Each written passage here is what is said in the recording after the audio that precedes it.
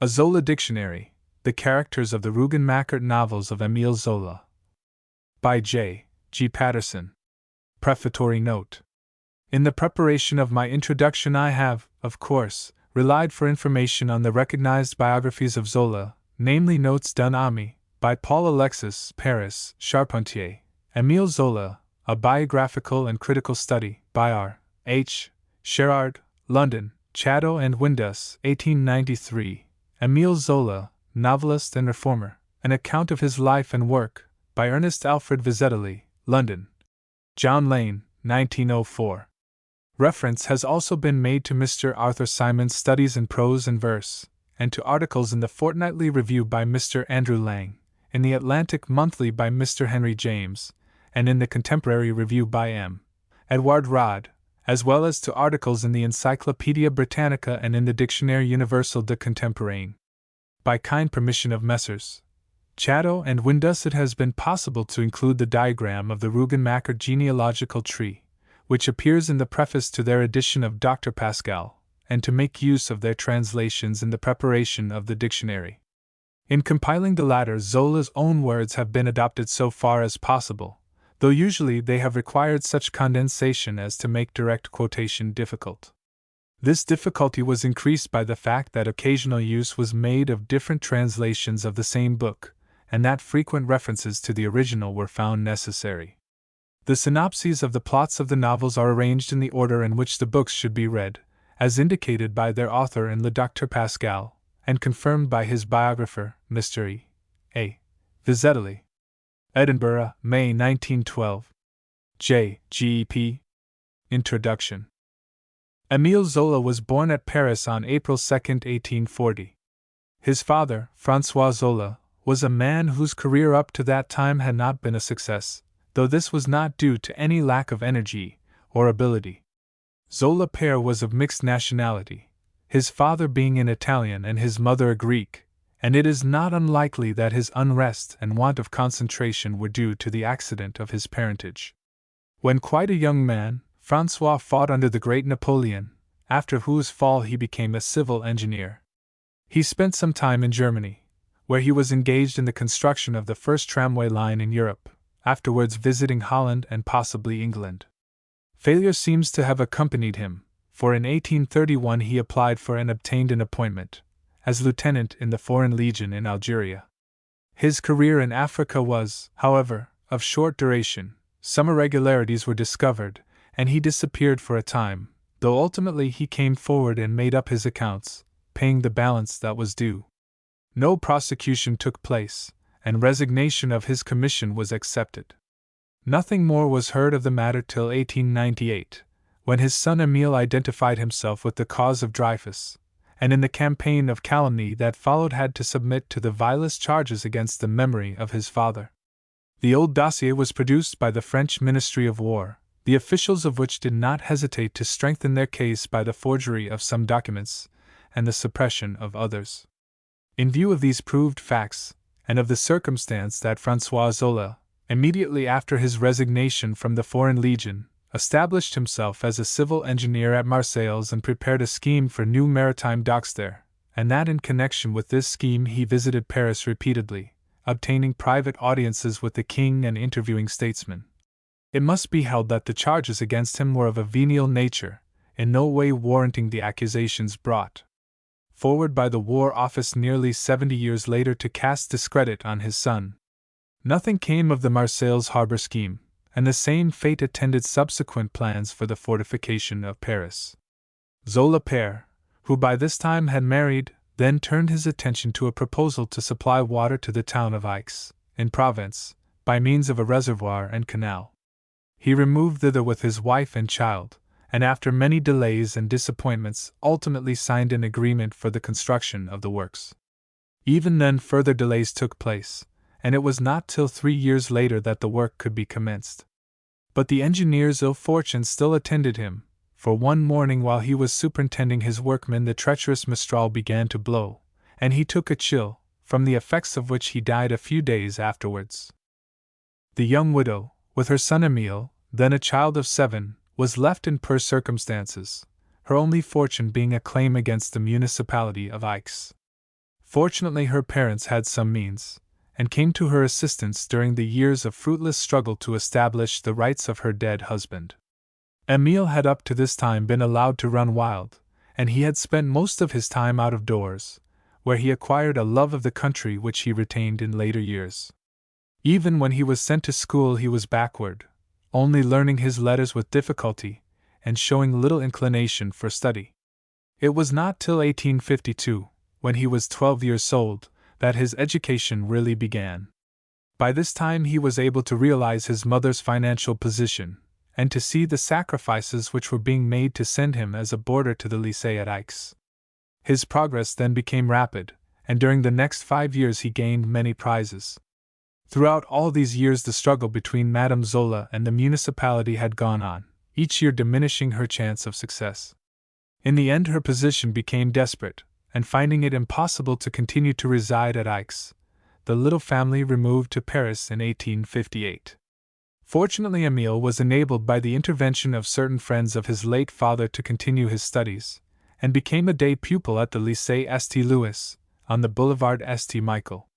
For some reason he made little progress there, and when he presented himself for his baccalaureate degree he failed to pass the examination. A later attempt at the University of Marseille had the same result.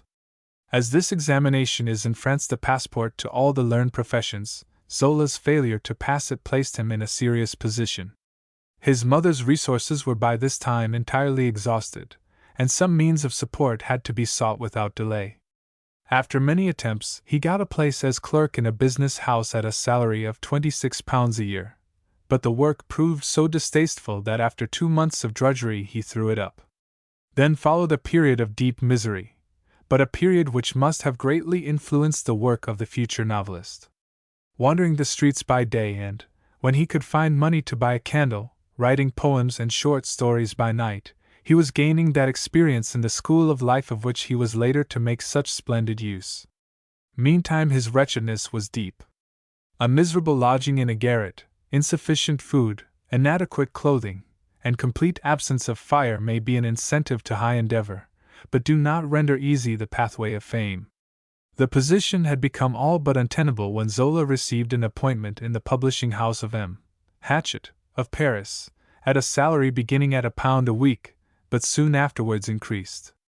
During the next 2 years he wrote a number of short stories which were published later under the title Conte Ninon.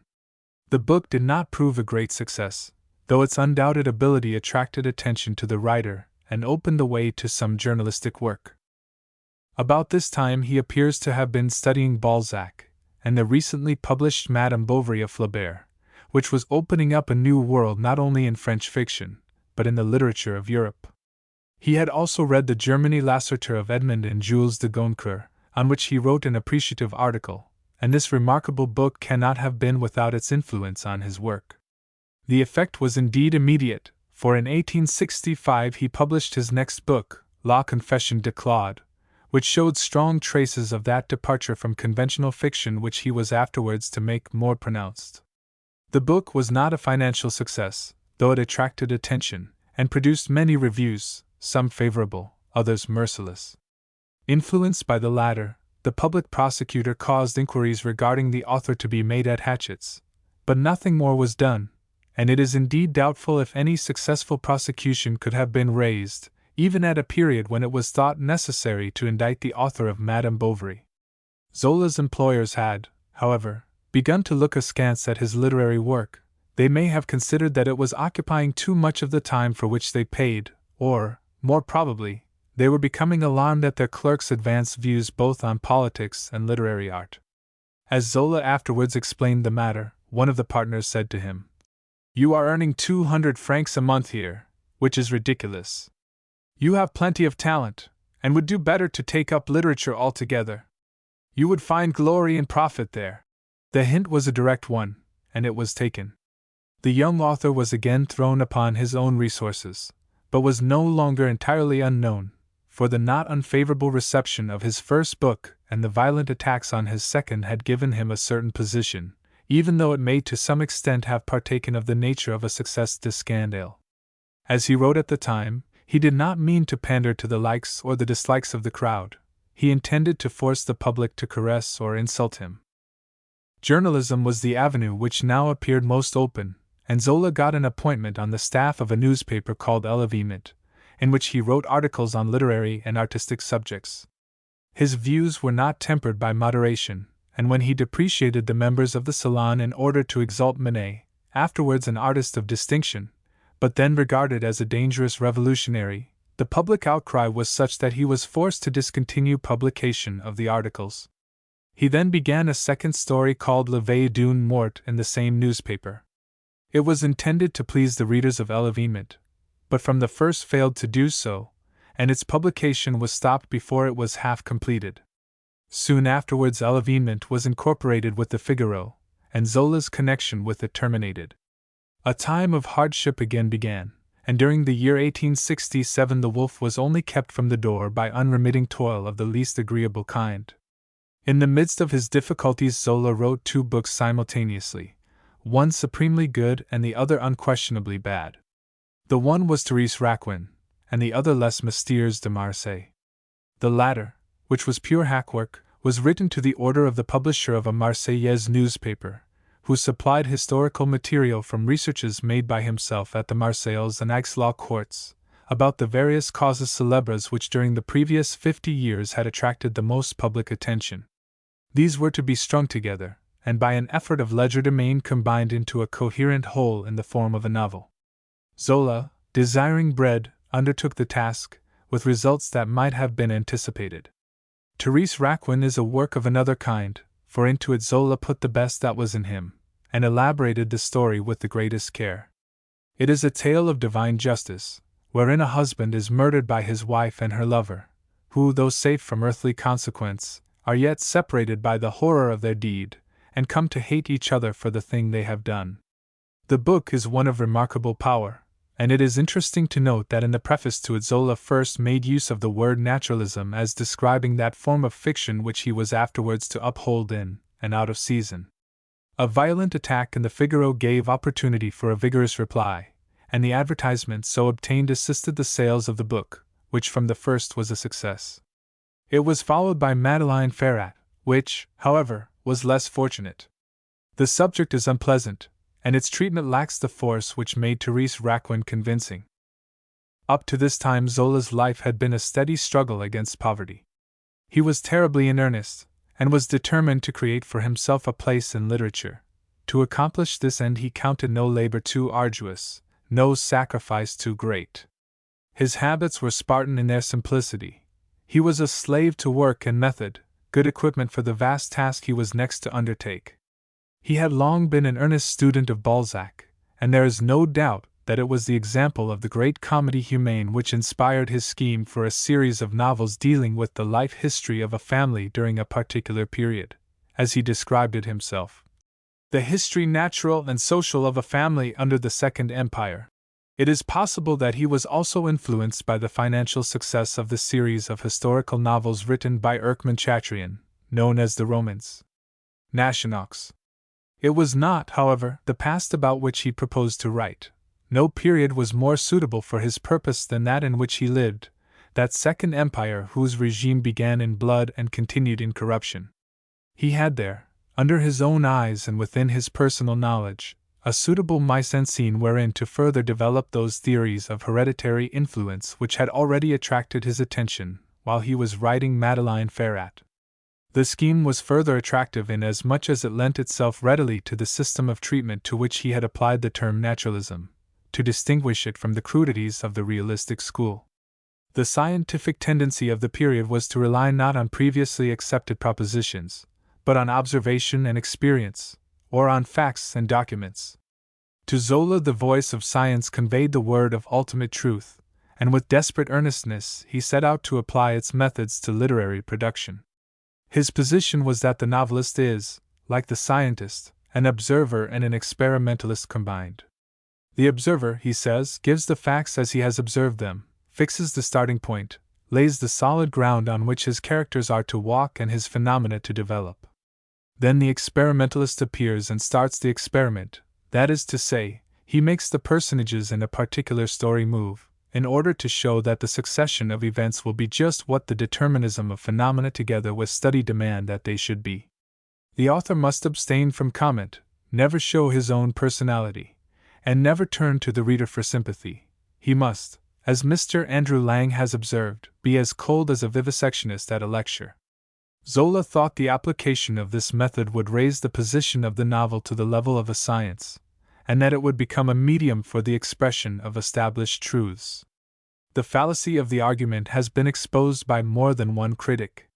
It is self-evident that the experiments by the novelist cannot be made on subjects apart from himself, but are made by him and in him, so that they prove more regarding his own temperament than about what he professes to regard as the inevitable actions of his characters. The conclusion drawn by a writer from such actions must always be open to the retort that he invented the whole himself and that fiction is only fiction. But to Zola in the late 60s the theory seemed unassailable, and it was upon it that he founded the whole edifice of Les Rougon-Macquart. The considerations then that influenced Zola in beginning a series of novels connected by subject into one gigantic whole were somewhat various. There was the example of Balzac's great Comédie Humaine. There was the desire of working out the theories of heredity in which he had become interested. There was the opportunity of putting into operation the system which he had termed naturalism. And there was also the consideration that if he could get a publisher to agree to his proposals he would secure a certain income for a number of years. His original scheme was a series of 12 novels to be written at the rate of 2 a year, and he entered into a contract with a publisher named Lacroix, who was to pay him 500 francs a month as an advance. Lacroix would, however, only bind himself to publish 4 out of the 12 novels. The arrangement could not be carried out, and at the end of 3 years only 2 volumes of the Rougon-Macquart series had been published, while Zola found that he had become indebted to the publisher for a very considerable sum. The first novel of the series was begun in 1869, but was not published till the winter of 1871, delay having occurred on account of the war with Germany. Zola was never a rapid writer, and seems to have regulated his literary production with machine-like uniformity. As his friend and biographer Paul Alexis writes, "Only 4 pages, but 4 pages every day without exception, the action of the drop of water always falling on the same place, and in the end wearing out the hardest stone. It seems nothing, but in course of time chapters follow chapters, volumes follow upon volumes, and a whole life's work sprouts, multiplies its branches, extends its foliage like a lofty oak, destined to rise high into the air and to remain standing in the forest of human productions." His literary creed at the time he began the Rougon-Macquart series may be conveniently summed up in a few words from an article which he had only a month before written in the Gaulois. "If I kept a school of morals," he says, "I would hasten to place in the hands of my pupils Madame Bovary or Germany Lasseter, persuaded that truth alone can instruct and fortify generous souls." In La Fortune de Rougon, then, Zola set out to plant the roots of the great family tree which was to occupy his attention during the next 20 years of his life. His object was to describe the origin of the family which he had selected for dissection in his series, and to outline the various principal characters, members of that family. Mr. Andrew Lang, writing on this subject in the Fortnightly Review, points out that certain Arab tribes trace their descent from a female dog, and suggests that the Rougon-Macquart family might have claimed the same ancestry. Adelaide Fouquet came of a race of peasants who had long lived at Plassans, a name invented by Zola to conceal the identity of Aix, the town in Provence where his youth had been spent. She was highly neurotic, with a tendency to epilepsy, but from the point of view of the naturalistic novelist she offered many advantages. When a mere girl she married a man named Rougon, who died soon afterwards, leaving her with a son named Pierre, from whom descended the legitimate branch of the family. Then followed a liaison with a drunken smuggler named Macquart, as a result of which 2 children were born, the Macquarts. Adelaide's original neurosis had by this time become more pronounced, and she ultimately became insane. Pierre married and had 5 children, but his financial affairs had not prospered, though by underhand methods he had contrived to get possession of his mother's property, to the exclusion of her other children. Then came the coup d'état of 1851, and Pierre, quick to seize his opportunity, rendered such services to the Bonapartist party as to lay the foundation of the family fortune, a foundation which was, however, cemented with treachery and blood. It was with these two families, then, both descended from a common ancestress, and sometimes subsequently united by intermarriage, that the whole series of novels was to deal.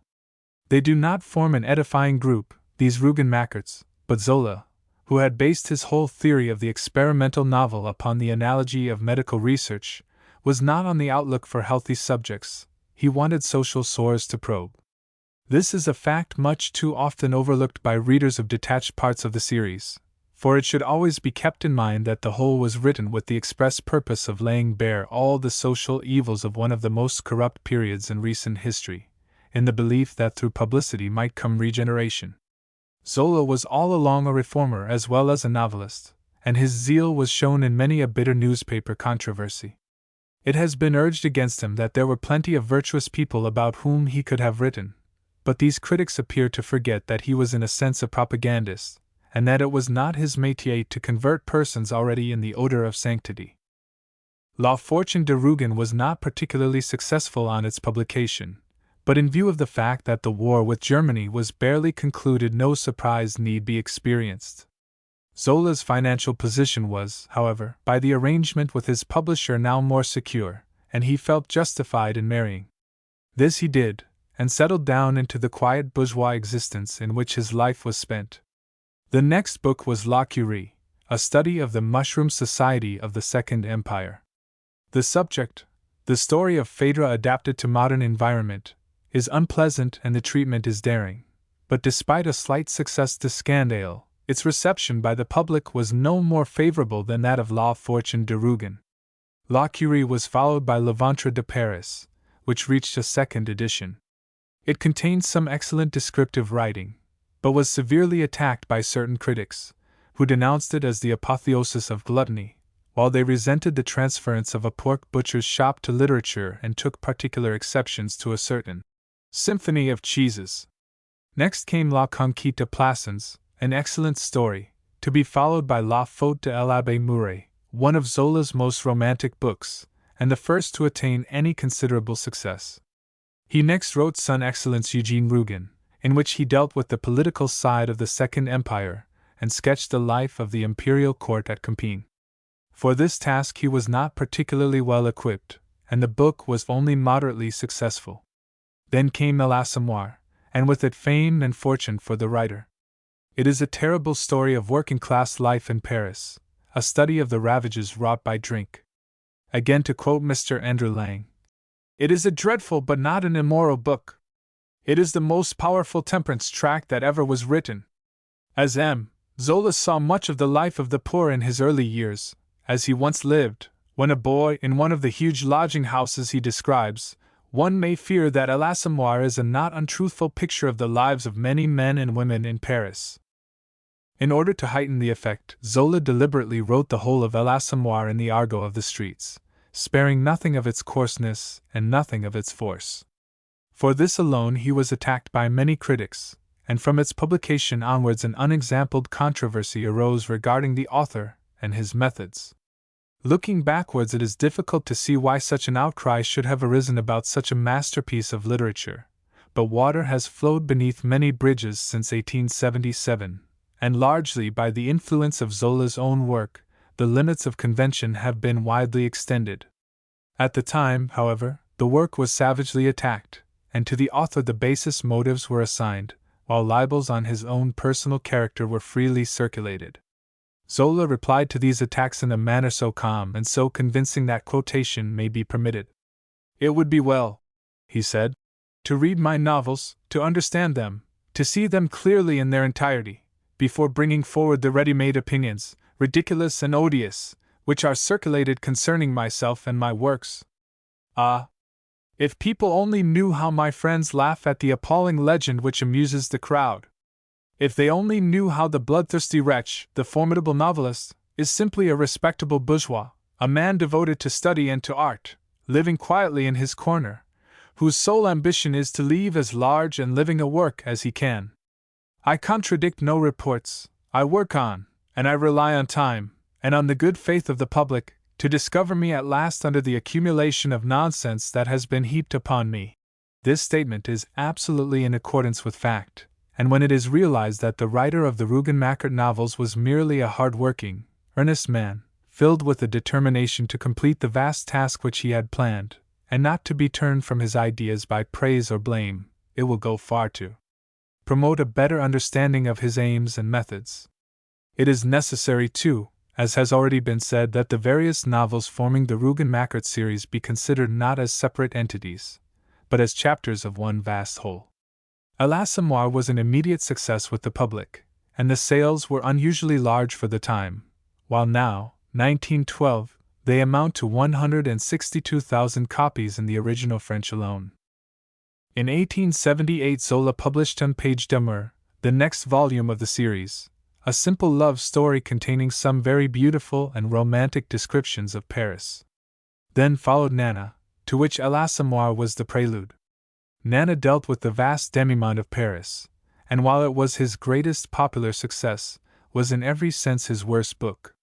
Of no subject on which he wrote was Zola more ignorant than of this, and the result is a labored collection of scandals acquired at second hand. Mr. Arthur Symons, in his Studies in Prose and Verse, recounts how an English paper once reported an interview in which the author of Nana, indiscreetly questioned as to the amount of personal observation he had put into the book, replied that he had once lunched with an actress of the varieties. The reply was generally taken for a joke, says Mr. Symons, but the lunch was a reality, and it was assuredly a rare experience in the life of a solitary diligence to which we owe so many impersonal studies in life. The sales of the book were, however, enormous, and Zola's financial position was now assured. Publication of the Rougon-Macquart series went steadily on. Potboul, a story of middle-class life, was followed by its sequel Au Bonheur des Dames, a study of life in one of the great emporiums which were beginning to crush out the small shopkeepers of Paris. La Joie de Vivre, that drab story of hypochondria and self-sacrifice, was succeeded by Germinal, the greatest, if not the only really great, novel of labor that has ever been written in any language. After Germinal came L'Oeuvre, which deals with art life in Paris, and is in part an autobiography of the author. We now come to La Terre, around which the greatest controversy has raged. In parts the book is Shakespearean in its strength and insight, but it has to be admitted at once that the artistic quality of the work has been destroyed in large measure by the gratuitous coarseness which the author has thought necessary to put into it. Even allowing for the fact that the subject is the brutishness and animality of French peasant life, and admitting that the picture drawn may be a true one, the effect had been lessened by the fact that nothing has been left to the imagination. On the other hand, there has, since Shakespeare, been nothing so fine as the treatment of Père Fouan, that peasant King Lear, by his ungrateful family. It has been urged that Zola overdid the horrors of the situation, and that no parent would have been so treated by his children. By a singular chance, a complete answer to this objection may be found in a paragraph which appeared in the Daily Mail of April 18, 1911. A few days before, a peasant woman in France had entered her father's bedroom and struck him 9 times on the head with an axe, afterwards going home to bed. The reason for the crime was that the old man 2 years previously had divided his property between his 2 daughters on condition that they paid him a monthly allowance. His elder daughter was always in arrear with her share of the pension, and, after constant altercations between father and daughter, the latter extinguished her liability in the manner indicated. Now this tragedy in real life is the actual plot of La Terre, which was written 24 years before it occurred.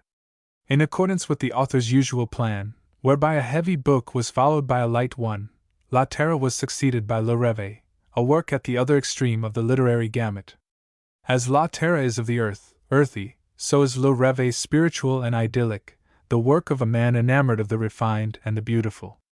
It has indeed been described as the most beautiful work written in France during the whole of the 19th century. La Bête Humaine, the next of the series, is a work of a different class, and is to the English reader the most fascinating of all Zola's novels. It deals with human passions in their elemental forms, with a background of constant interest in the railway life of Western France. The motives are always obvious and strong, a criticism which can by no means be invariably applied to French fiction. Next appeared L'Argent, which is the sequel to La Curie and deals with financial scandals. It was inspired by the failure of the Union Generale Bank a few years before, and is a powerful indictment of the law affecting joint stock companies. To L'Argent there succeeded La Debacle, that prose epic of modern war, more complete and coherent than even the best of Tolstoy. And to end all came Le Docteur Pascal, winding up the series on a note of pure romance. Regarded as a literary tour de force, the work is only comparable to the Comédie Humaine. It occupied nearly 25 years in writing, consists of 20 volumes containing over 1,200 characters, and a number of words estimated by Mr. E.A. Vizetelly at 2,500,000. There can be little doubt that Zola's best work was expended on the Rougon-Macquart series. With its conclusion, his zeal as a reformer began to outrun his judgment as an artist, and his later books partake more of the nature of active propaganda than of works of fiction. They comprise 2 series, Les Trois Villes, Lourdes, Paris, Rome, and Les Quatre Evangiles, of which only 3, Fécondité, Travail, and Vérité, were written before the author's death. Politics had begun to occupy his attention, and from 1896 onwards he increasingly interested himself in the Jewish question, which culminated in the Dreyfus case. His sense of justice, always keen, was outraged by the action of the authorities, and on January 13, 1898, he published his famous letter, beginning with the words J'accuse, a letter which altered the whole course of events in France. It is difficult now to realize the effect of Zola's action in this matter. He was attacked with a virulence almost unexampled, a virulence which followed him beyond the grave. 4 years later, on the day after his death, the Paris correspondent of the Times wrote, "It is evident the passions of 2 or 3 years ago are still alive. Many persons expressed their joy with such boisterous gestures as men indulge in on learning of a victory, and some exclaimed savagely, 'It is none too soon.' The unseemliness of this extraordinary spectacle evoked no retort from the passers-by. The feeling of resentment is still alive in France, and it is necessary to take it into account in the consideration of any estimates of his literary work by his own countrymen. It is a mistake to attribute Zola's campaign for the rehabilitation of Dreyfus to mere lust of fame, as has been freely done. He certainly was ambitious, but had he wished to gain the plaudits of the crowd, he would not have adopted a cause which was opposed by the majority of the nation. As a result of the agitation, he was obliged to leave France and take refuge in England, till such time as a change of circumstances enabled him to return. On September 29, 1902, the world was startled to learn that Emile Zola had been found dead in his bedroom, suffocated by the fumes of a stove, and that his wife had narrowly escaped dying with him. A life of incessant literary labor had been quenched. The reputation of Zola has suffered, it is to be feared, in no small degree from the indiscretions of his friends.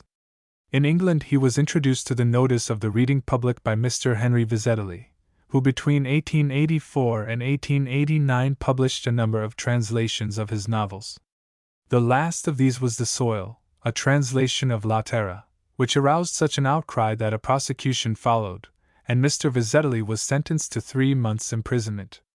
Without raising any question as to the propriety of this prosecution, it is difficult to avoid pointing out that Mr. Vizetelly was singularly ill-advised not to have taken into account the essential differences between English and French literature, and not have seen that the publication of this particular book in its entirety was an impossibility under existing conditions.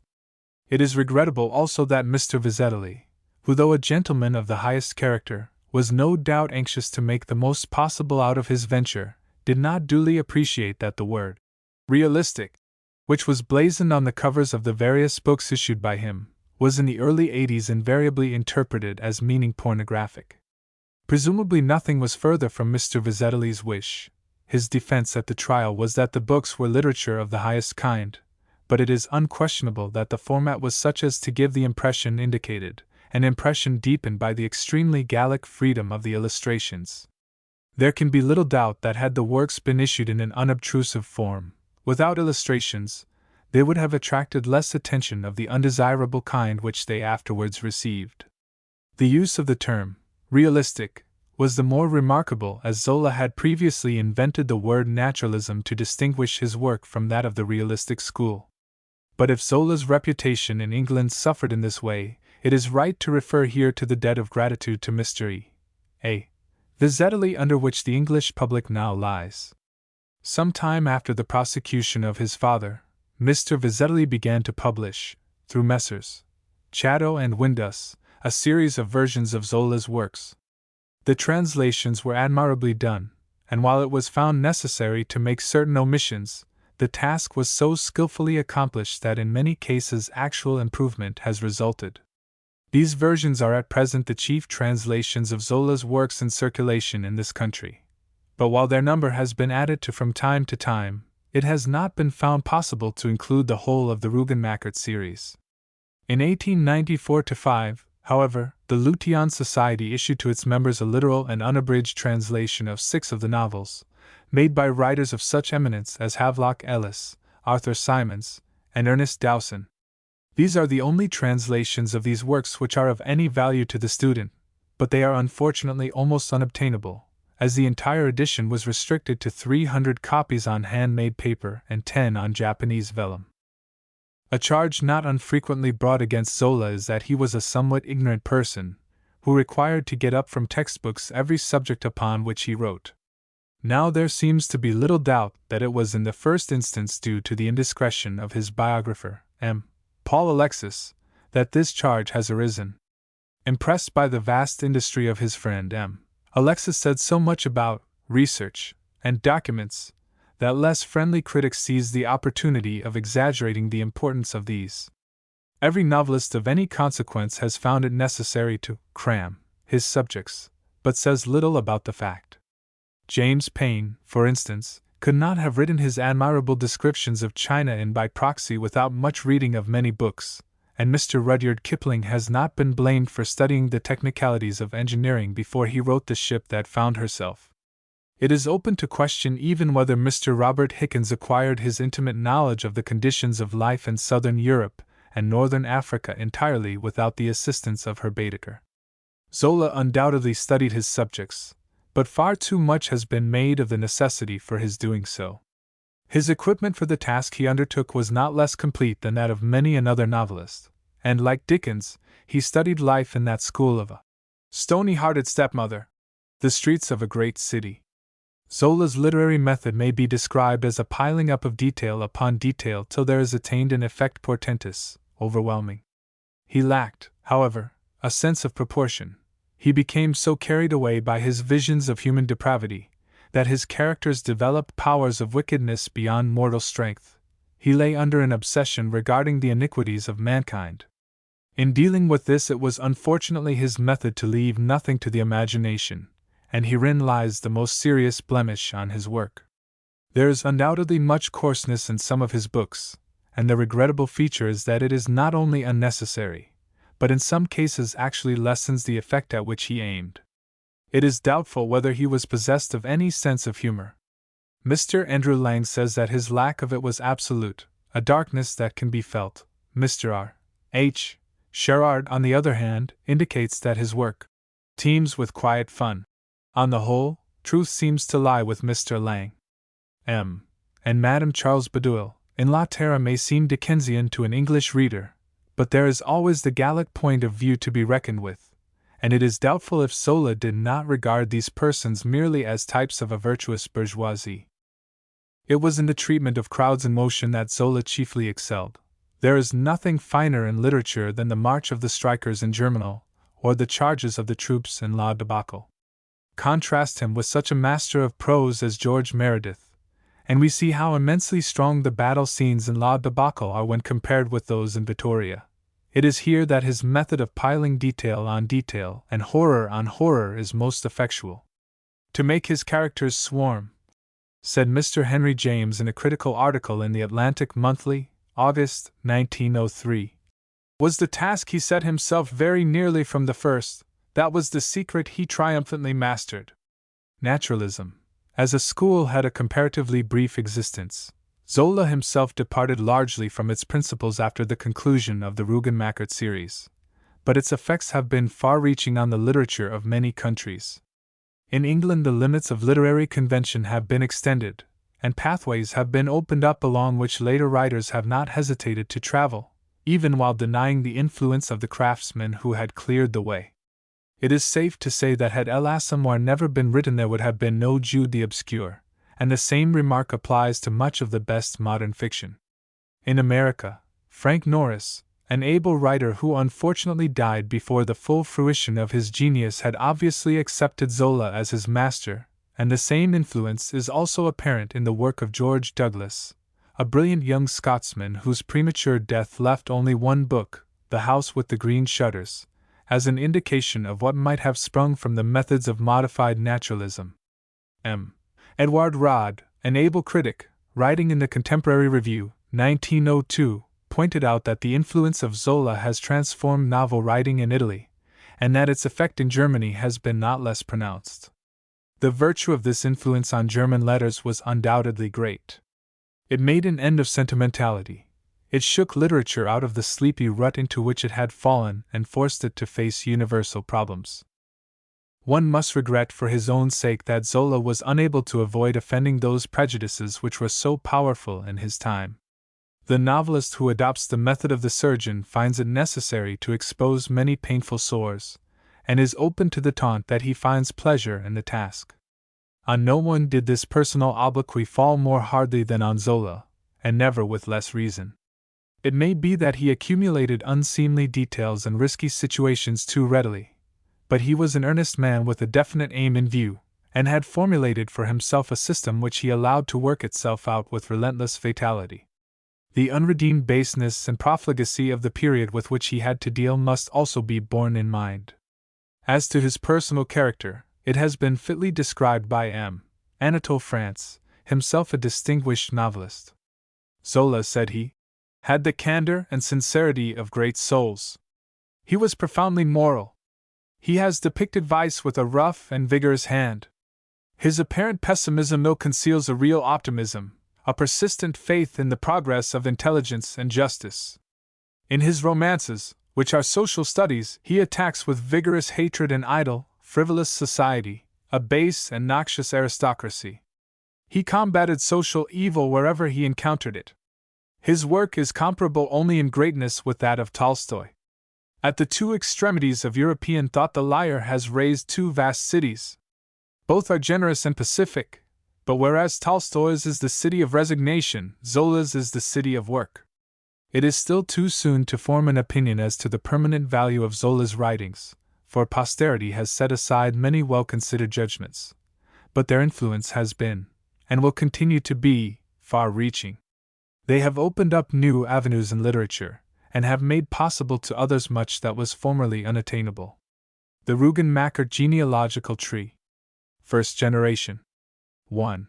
Adelaide Fouquet, called Aunt, died, born in 1768, married in 1786 to Rougon, a placid, lubberly gardener, bears him a son in 1787, loses her husband in 1788, takes in 1789 a lover, Macquart, a smuggler, addicted to drink and half-crazed, bears him a son in 1789, and a daughter in 1791, goes mad, and is sent to the asylum of Les Tillettes in 1851, dies there of cerebral congestion in 1873 at 105 years of age.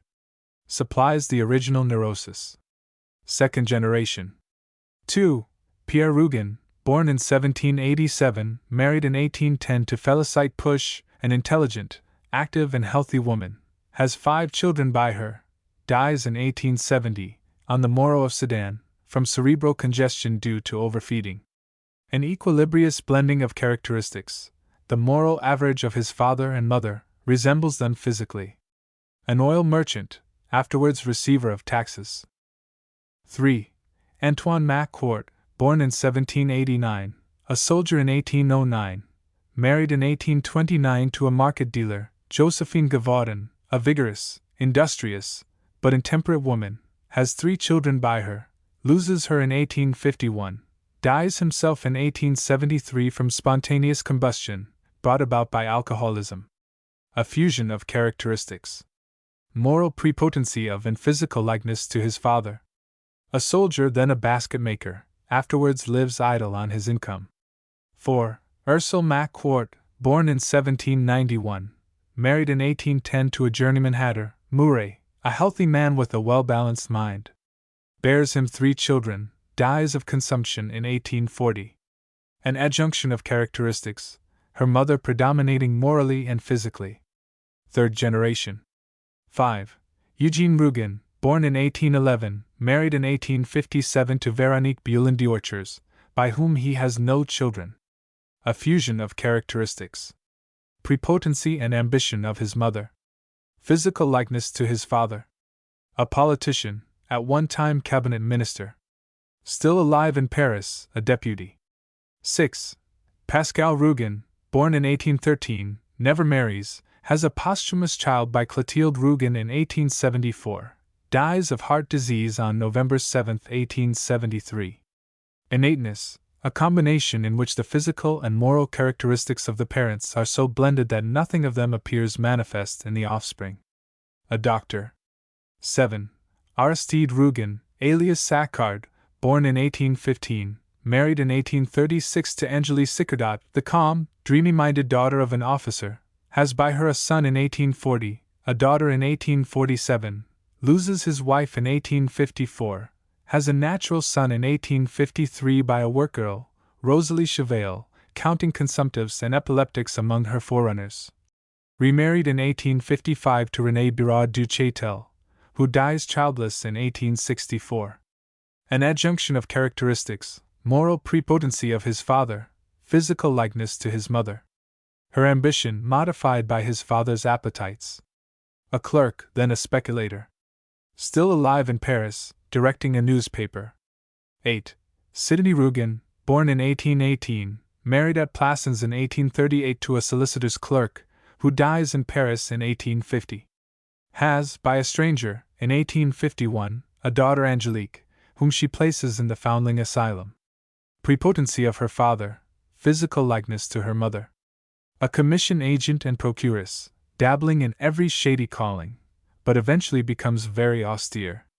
Still alive in Paris, treasurer to the Oeuvre du Sacrement. 9.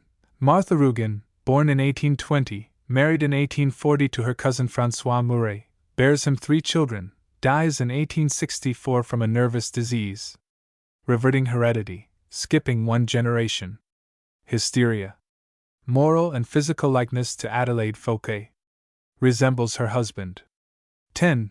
François Murray, born in 1817, married in 1840 to Martha Rougon, who bears him 3 children, dies mad in 1864 in a conflagration kindled by himself. Prepotency of his father. Physical likeness to his mother. Resembles his wife. At first a wine merchant, then lives on his income. 11. Hélène Murray, born in 1824, married in 1841 to Grandjean, a puny man, inclined to phthisis, who dies in 1853, has a daughter by him in 1842, remarried in 1857 to M. Rambaud, by whom she has no children. Innateness as in Pascal Rougon's case. Still living, at Marseilles, in retirement with her second husband. 12. Sylvia Murray, born in 1834, shot dead by a gendarme in 1851. Prepotency of his mother. Innateness with regard to physical resemblance. 13.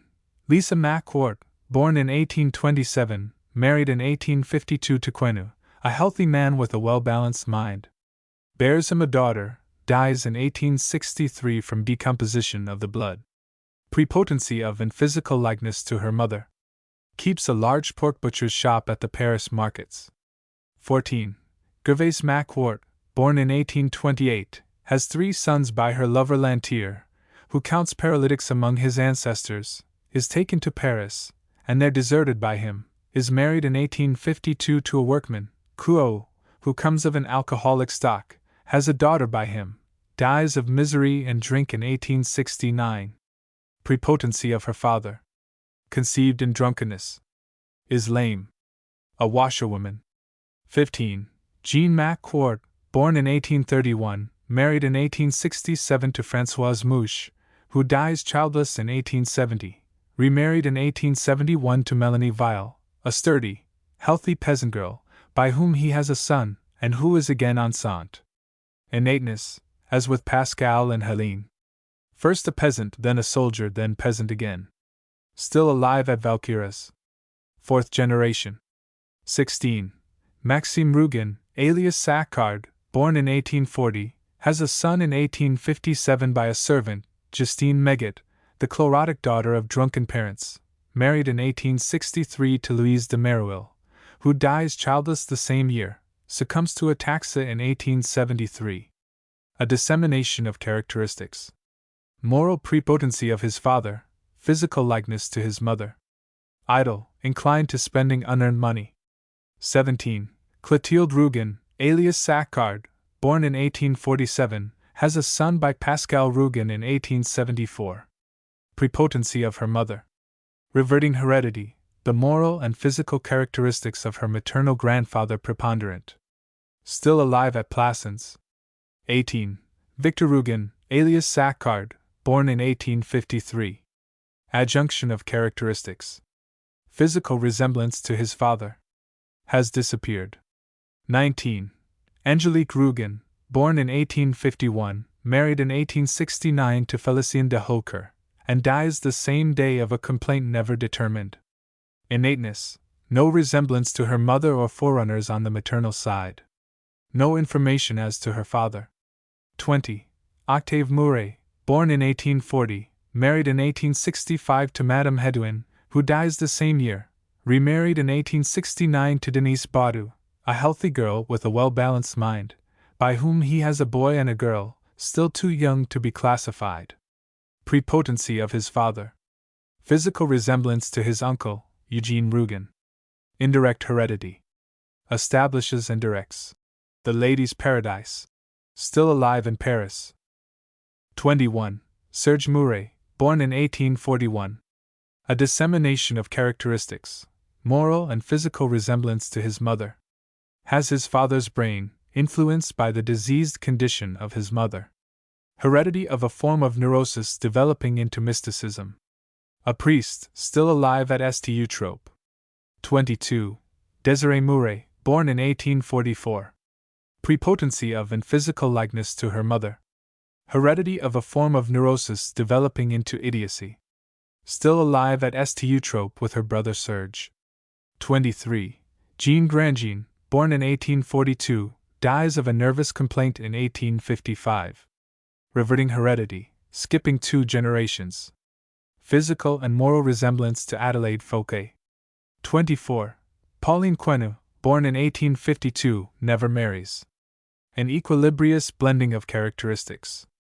Moral and physical resemblance to her father and mother. An example of honesty. Still alive at Bonneville. 25.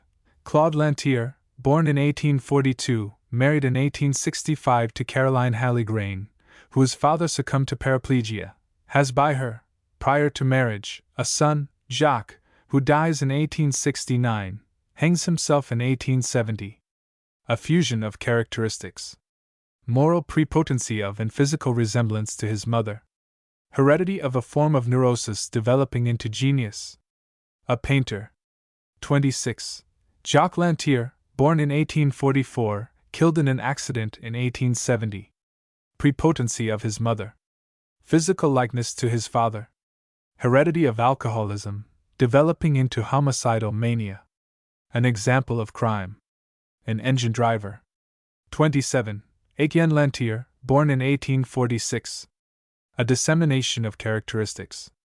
Physical resemblance, first to his mother, afterwards to his father. A minor. Still alive, transported to Nemea, there married, with children, it is said, who cannot, however, be classified. 28.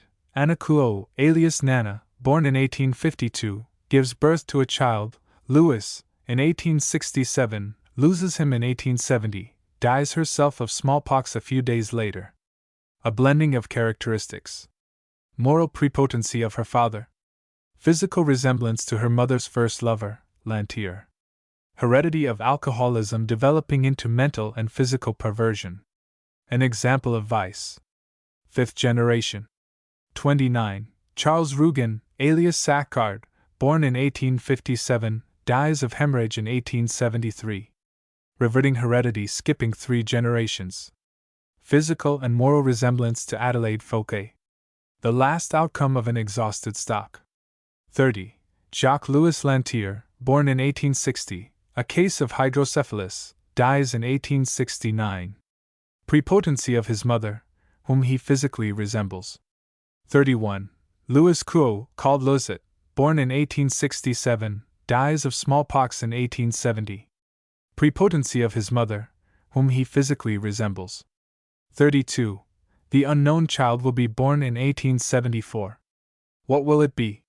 Synopses of the plots of the Rougon-Macquart novels. La Fortune de Rougon.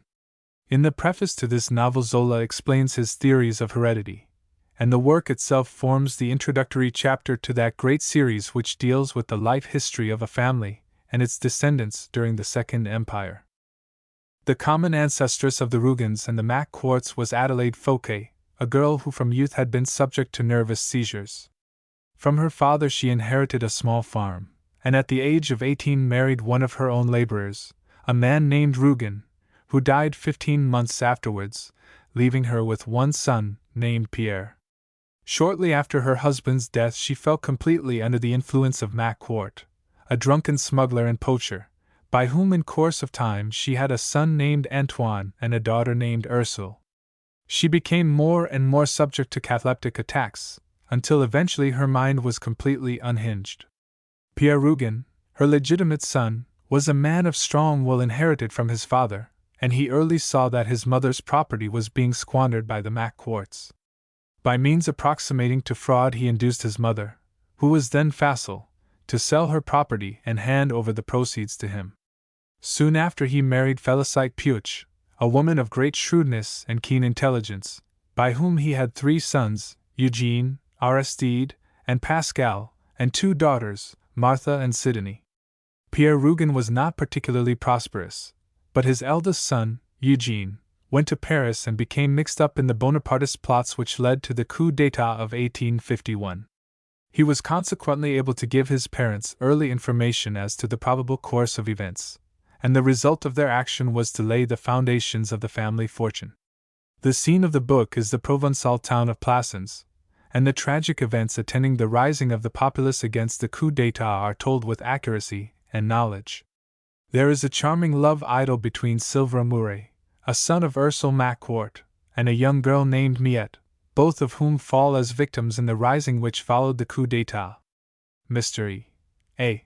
Vizetelly, in his introduction to the English translation of The Conquest of Plassans, London, Chatto and Windus, points out that almost every incident in the fortune of the Rougons is based upon historical fact. For instance, he says, Miette had a counterpart in Madame Ferrier, that being the real name of the young woman who, carrying the insurgents' blood-red banner, was hailed by them as the goddess of liberty on their dramatic march.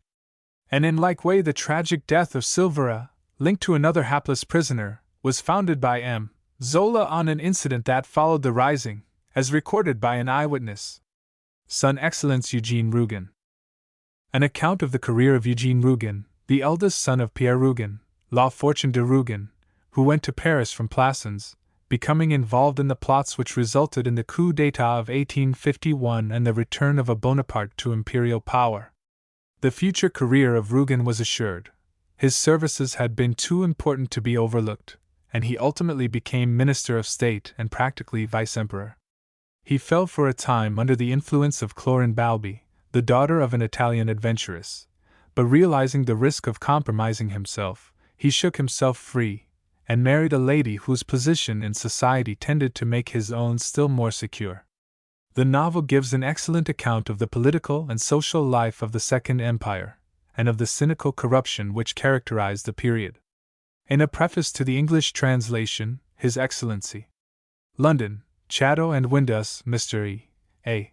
Vizetelly states that in his opinion, with all due allowance for its somewhat limited range of subject, Son Excellence Eugene Rougon is the one existing French novel which gives the reader a fair general idea of what occurred in political spheres at an important period of the Empire.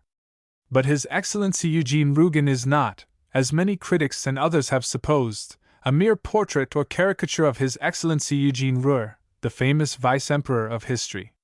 Symbolism is to be found in every one of Zola's novels, and Rougon, in his main lines, is but the symbol of a principle, or, to be accurate, the symbol of a certain form of the principle of authority. His face is Ruhr's, like his build and his favorite gesture, but with Ruhr's words, actions, opinions, and experiences are blended those of half a dozen other personages. He is the incarnation of that craving, that lust for power which impelled so many men of ability to throw all principle to the winds and become the instruments of an abominable system of government. And his transformation at the close of the story is in strict accordance with historical facts. La Curie. In this novel, Aristide Sacquard, who followed his brother Eugene to Paris in the hope of sharing the spoils of the Second Empire, La Fortune de Rougon, was successful in amassing a vast fortune by speculation in building sites. His first wife having died, he married Renée Biraud du Châtel, a lady of good family, whose dowry first enabled him to throw himself into the struggle of financial life. In a magnificent mansion which he built in the Parc Monceau, a life of inconceivable extravagance began. The mushroom society of Paris was at this period the most corrupt in Europe, and the Sacquards soon came to be regarded as leaders in every form of pleasure. Vast though their fortune was, their expenses were greater, and a catastrophe was frequently imminent. Renée, satisfied with prodigality of every kind, entered on an infamous liaison with her husband's son, a liaison which Aristide condoned in order to extract money from his wife. Renée ultimately died, leaving her husband immersed in his feverish speculations. The novel gives a powerful though unpleasant picture of Parisian society in the period which followed the restoration of the empire in 1851.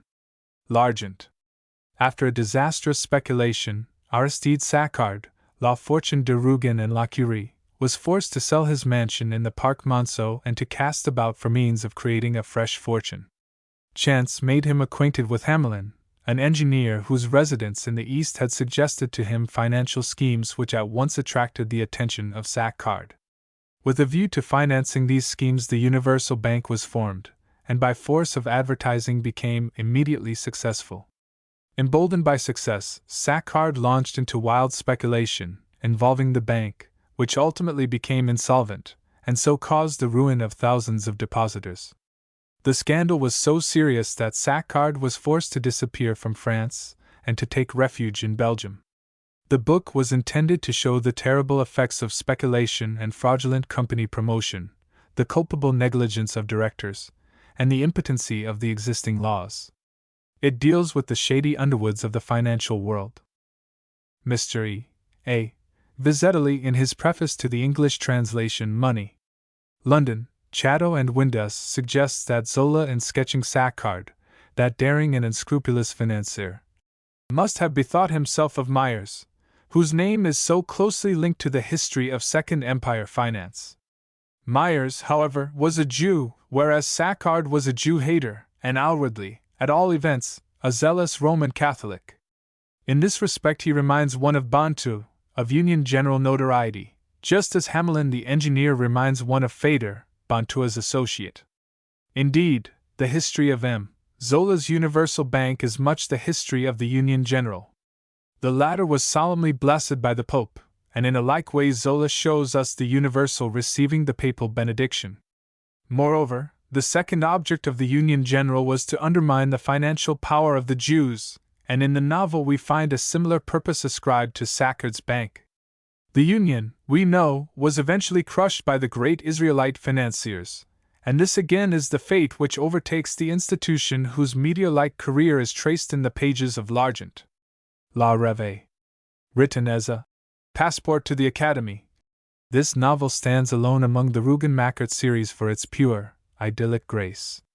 Angelique, a daughter of Sidonie Rougon, La Curie, had been deserted by her mother, and was adopted by a maker of ecclesiastical embroideries, who with his wife lived and worked under the shadow of an ancient cathedral.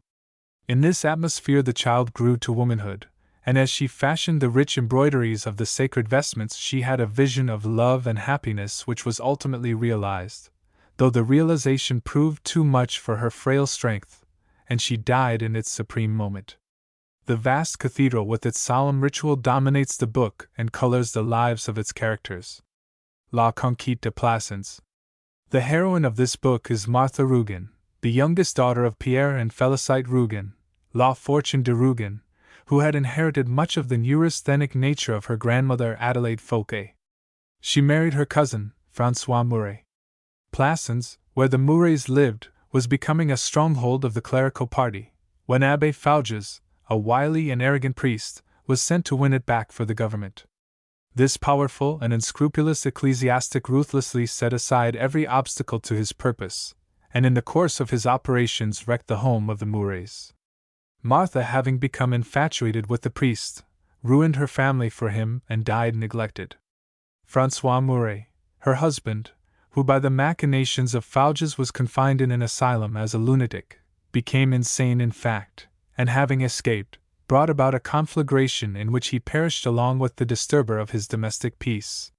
The book contains a vivid picture of the petty jealousies and intrigues of a country town, and of the political movements which followed the coup d'état of 1851. Potbul. A study of middle-class life in Paris. Octave, the elder son of François Mouret, has come to the city, where he has got a situation in the Ladies' Paradise, a draper's shop carried on by Madame Hédouin, a lady whom he ultimately marries. The interest of the book centers in a house in Rue de Choiseul which is let in flats to various tenants, the Webers, Duvriers, and Josserans among others. The inner lives of these people, their struggles, their jealousies and their sins, are shown with an unsparing hand. Under the thin skin of an intense respectability there is a seething mass of depravity, and with ruthless art Zola has laid his subjects upon the dissecting table. Of plot there is little, but as a terrible study in realism the book is a masterpiece. And Bernard de Dames. Octave Mouret, after his marriage with Madame Hédouin, greatly increased the business of the Ladies' Paradise, which he hoped would ultimately rival the Bon Marché and other great drapery establishments in Paris. While an addition to the shop was in progress, Madame Mouret met with an accident which resulted in her death, and her husband remained a widower for a number of years. During this time his business grew to such an extent that his employees numbered many hundreds, among whom was Denise Baudu, a young girl who had come from the provinces. Mouret fell in love with her, and she, after resisting his advances for some time, ultimately married him. The book deals chiefly with life among the assistants in a great drapery establishment, their petty rivalries and their struggles. It contains some pathetic studies of the small shopkeepers of the district, crushed out of existence under the wheels of Mouret's money-making machine. La Faute de l'Abbé Mouret. Serge Mouret, the younger son of François Mouret, see La Conquête de Plassans, was ordained to the priesthood and appointed cure of Les Artauds, a squalid village in Provence, to whose degenerate inhabitants he ministered with small encouragement. He had inherited the family taint of the Rougon-Macquarts, which in him took the same form as in the case of his mother, a morbid religious enthusiasm bordering on hysteria. Brain fever followed, and bodily recovery left the priest without a mental past. Dr. Pascal Rougon, his uncle, hoping to save his reason, removed him from his accustomed surroundings and left him at the Paradou, the neglected domain of a ruined mansion house near Les Artauds, where he was nursed by Albine, niece of the caretaker. The abbé fell in love with Albine, and oblivious of his vows broke them. A meeting with Archangias, a Christian brother with whom he had been associated, and a chance glimpse of the world beyond the Paradou, served to restore his memory, and filled with horror at himself, he fled from that enchanted garden. A long mental struggle followed, but in the end the church was victorious, and the abbé returned to her service with even more feverish devotion than before. Albine, broken-hearted, died among her loved flowers in the Paradou. The tale is to some extent an indictment of the celibacy of the priesthood, though it has to be admitted that the issue is not put quite fairly, inasmuch as the abbé was, at the time of his lapse, in entire forgetfulness of his sacred office. As a whole, the book contains some of Zola's best work, and is both poetical and convincing. On page d'Amour. A tale of Parisian life, in which the principal character is Hélène Mouret, daughter of Mouret the Hatter, and sister of Sylvre Mouret, La Fortune de Rougon, and François Mouret, La Conquête de Plassans. Hélène married M. Grandjean, son of a wealthy sugar refiner of Marseilles, whose family opposed the marriage on the ground of her poverty. The marriage was a secret one, and some years of hardship had followed, when an uncle of M. Grandjean died, leaving his nephew a substantial income. The couple then moved to Paris with their young daughter Jean, but the day after their arrival Grandjean was seized with illness from which he died. Helene remained in Paris, though she had at first no friends there except Abbé Juve and his half-brother M. Rambaud. Jean had inherited much of the family neurosis, along with a consumptive tendency derived from her father, and one of her sudden illnesses caused her mother to make the acquaintance of Dr. de Burle. An intimacy between the two families followed, which ripened into love between the doctor and Helene. Events were precipitated by an attempt on the part of Helene to save Madame de Burle from the consequences of an indiscretion in arranging an assignation with M. Malignan, with the result that she was herself seriously compromised in the eyes of Dr. de Burle and for the first and only time fell from virtue. Jean, whose jealous affection for her mother amounted to mania, was so affected by the belief that she was not longer the sole object of her mother's love that she became dangerously ill and died soon afterwards. This bitter punishment for her brief lapse killed Helene's love for Dr. de Burle, and 2 years later she married M. Rambaud. As Mr. Andrew Lang has observed, Helene was a good and pure woman, upon whom the fate of her family fell. In writing the book Zola announced that his intention was to make all Paris weep, and there is no doubt that, though a study in realism, it contains much that is truly pathetic. The descriptions of Paris under varying atmospheric aspects, with which each section of the book closes, are wholly admirable. Le Ventre de Paris. A study of the teeming life which surrounds the great central markets of Paris. The heroine is Lisa Quenu, a daughter of Antoine-Macquart, La Fortune de Rougon. She has become prosperous, and with prosperity her selfishness has increased.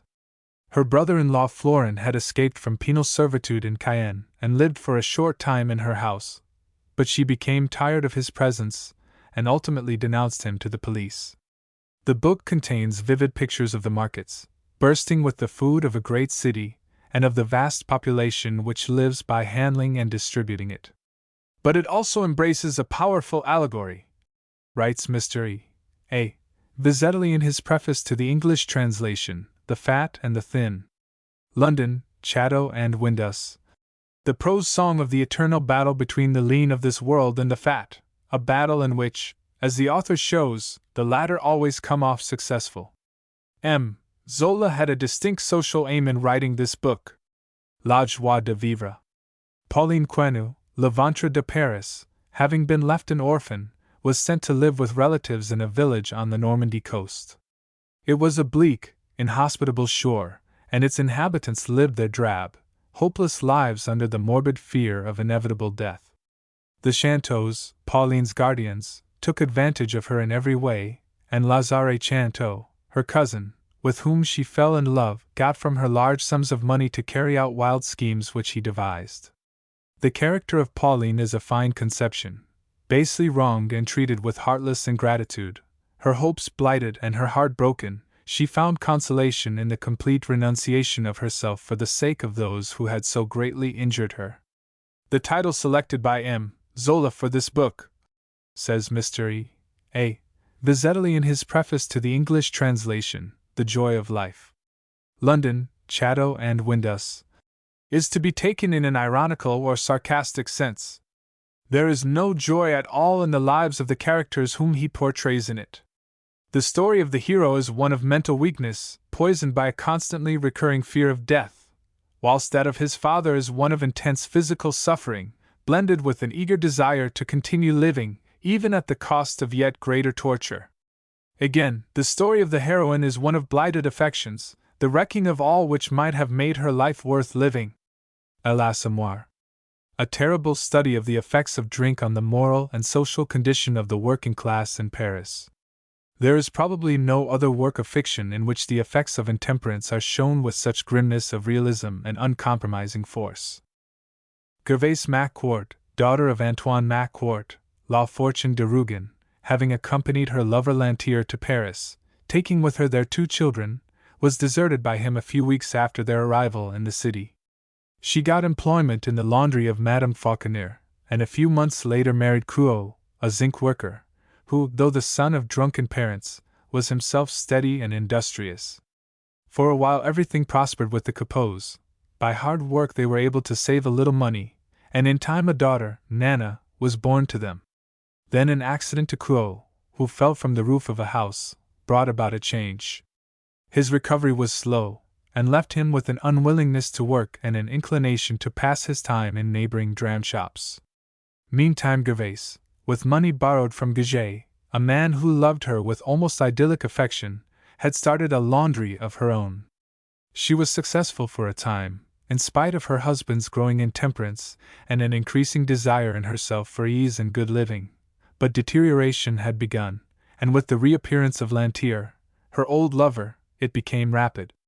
Claude was by this time a confirmed loafer and drunkard, while Gervais was growing careless and ease-loving. Lantier, having become a lodger with the Capots, ceased doing any work, and as he never paid anything for his board, his presence not unnaturally hastened the downfall of his hosts. Circumstances conspired to renew the old relations between Gervais and Lantier, and by easy stages she descended that somewhat slippery stair which leads to ruin. The shop was given up, and she again got employment in the laundry of Madame Fauconnier, though she was no longer the capable workwoman of former times. Nana, her daughter, vicious from childhood, had taken to evil courses. Her husband had at least one attack of delirium tremens, and she herself was fast giving way to intemperance. The end was rapid. Claude died in the asylum of Saint-Anne after an illness the description of which is for pure horror unparalleled in fiction, while Gervais, after sinking to the lowest depths of degradation and poverty, died miserably in a garret. The tragedy of it all is that Gervais, despite her early lapse with Lantier, was a good and naturally virtuous woman, whose ruin was wrought by circumstances and by the operation of the relentless laws of heredity. It may be useful to note here that though Zola states in l'Assommoir that Gervais and Lantier had two sons, Claude, born 1842, and Etienne, born 1846, he makes a third son, Jacques, born 1844, not elsewhere mentioned, the hero of La Bête Humaine, a subsequent work in the Rougon-Macquart series. A Louvre. A novel dealing with artistic life in Paris towards the close of the Second Empire. Claude Lantier, the eldest son of Auguste Lantier and Gervais-Macquart, La Fortune de Rougon and l'Assommoir, had been educated at Plassans by an old gentleman who was interested in his childish skill in drawing. His benefactor died, leaving him a sum which yielded an annual income of 1,000 francs, and he came to Paris to follow an artistic career. There he met Debouche, Pierre Sandoz, and others of his former schoolboy friends, and the little band formed a coterie of revolutionary spirits, whose aim was to introduce new ideas and drastic changes into the accepted canons of art. Claude attempted to embody his theories in a picture which he called plein air, open air, in which he went direct to nature for inspiration, and threw aside all recognized conventions. The picture was refused by the committee of the Salon, and when subsequently shown at a minor exhibition was greeted with derision by the public. The artist was in despair, and left Paris with Christine Halle-Grain, a young girl between whom and himself a chance acquaintanceship had ripened into love. They lived happily in a little cottage in the country for several years, a son being born to them, but Claude became restless, and they returned to Paris. Here he gradually became obsessed by an idea for a great picture, which would show the truth of his theories and cover his detractors with confusion. By this time there is no doubt that his mind was becoming affected by repeated disappointments, and that the family virus was beginning to manifest itself in him. Everything was now sacrificed to this picture. His little fortune was gradually encroached on, and his wife and child, he had married Christine some time after their return to Paris, were frequently without the necessaries of life. Christine was, however, devoted to her husband, and did all she could to induce him to leave the picture, which she saw was increasing his mental disturbance. This was becoming more serious, and in the death of his child he saw only the subject of a picture, L'Enfant Mort, which was exhibited at the Salon and was received with even more contempt than plein air. Despite all the efforts of Christine, Claude returned to his intended masterpiece, and one morning, in despair of achieving his aims, hanged himself in front of the fatal picture. As a study of artistic life, the novel is full of interest. There is little doubt that the character of Claude Lantier was suggested by that of Edouard Manet, the founder of the French Impressionist school, with whom Zola was on terms of friendship. It is also certain that Pierre Sandoz, the journalist with an idea for a vast series of novels dealing with the life history of a family, was the prototype of Zola himself. La Bête Humaine, a novel dealing with railway life in France towards the close of the Second Empire. The hero is Jacques Lantier, the second son of Rougon-Macquart and Auguste Lantier, La Fortune de Rougon and l'Assommoir. When his parents went to Paris with his two brothers, he remained at Plassans with his godmother, Aunt Faisie, who afterwards married Missard, a railway signalman, by whom she was slowly poisoned to secure a small legacy which she had concealed. After Jacques had passed through the School of Arts and Crafts at Plassans, he became a railway engine driver, and entered the service of the Western Railway Company, regularly driving the express train between Paris and Havre. He was a steady man and a competent engineer, but from his early youth he had been affected by a curious form of insanity, the desire to murder any woman of whom he became fond. It seemed like a sudden outburst of blind rage, an ever-occurring thirst to avenge some very ancient offenses, the exact recollection of which escaped him. There was also in the employment of the railway company, as assistant station master at Havre, a compatriot of Lantier named Ribaud, who had married Séverine Aubry, the godchild of President Grandmorin, a director of the company. A chance word of Séverine's roused the suspicions of Ribaud regarding her former relations with the president, and driven to frenzy by jealousy, he compelled her to become his accomplice in the murder of Grandmorin in an express train between Paris and Havre. Though slight suspicion fell upon the Ribauds, they were able to prove an alibi, and as, for political reasons, it was not desired that Grandmorin's character should be publicly discussed, the inquiry into the murder was dropped.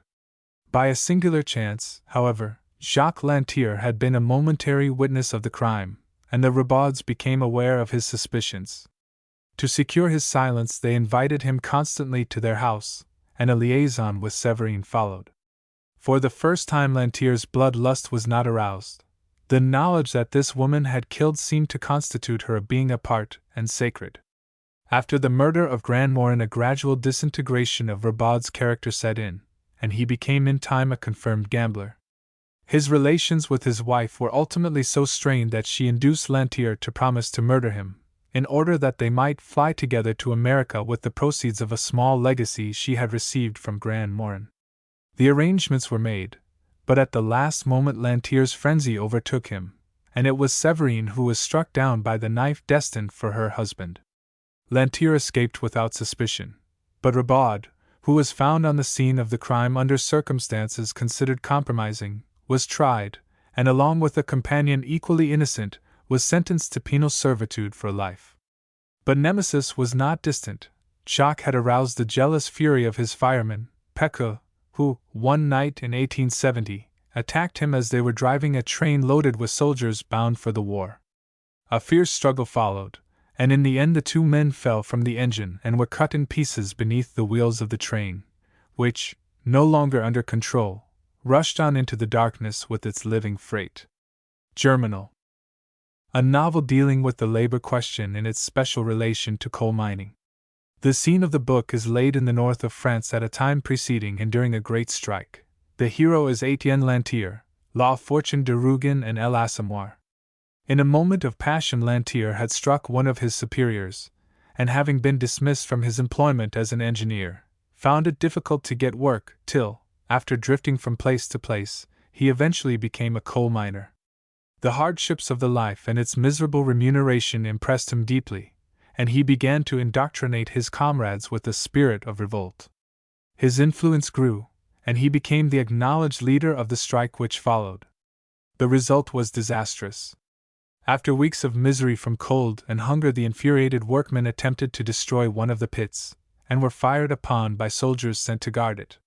Many were killed, and the survivors, with their spirits crushed, returned to work. But worse was yet to come. Séverine, an anarchist, disgusted with the ineffectual struggle, brought about an inundation of the pit, whereby many of his comrades were entombed. Among them was Lantier, who was, however, eventually rescued. As a study of the everlasting struggle between capital and labor, the work has no rival in fiction. The miseries and degradation of the mining class, their tardy revolt against their employers, and their sufferings from hunger during its futile course, these are the theme, and the result is a picture of gloom, horrible and without relief. Nana. A novel dealing largely with theatrical life in Paris. Nana, the daughter of Rougon-Macquart, his wife, Alas Amour, has been given a part in a play produced at the Théâtre de Variétés, and though she can neither sing nor act, achieves by the sheer force of her beauty an overwhelming success. All Paris is at her feet, and she selects her lovers from among the wealthiest and best born. But her extravagance knows no bounds, and ruin invariably overtakes those who yield to her fascination. After squandering vast sums, she goes to the east, and stories spread that she had captivated a viceroy and gained a great fortune in Russia. Her return to Paris is speedily followed by her death from smallpox. In this novel, the life of the courtesan class is dealt with by Zola with unhesitating frankness. There are many vivid studies of theatrical manners, and the racecourse also comes within its scope. The work was intended to lay bare the canker which was eating into the social life of the Second Empire, and ultimately led to the debacle of 1870. La Terre. This is a novel which treats of the conditions of agricultural life in France before the war with Prussia, and the subsequent downfall of the Second Empire. It is, in some respects, the most powerful of all Zola's novels, but in dealing with the subject he unfortunately thought it necessary to introduce incidents and expressions which, from their nature, must always render it impossible to submit the book in its entirety to the general English reader. Its connection with the Rougon-Macquart series is somewhat slight.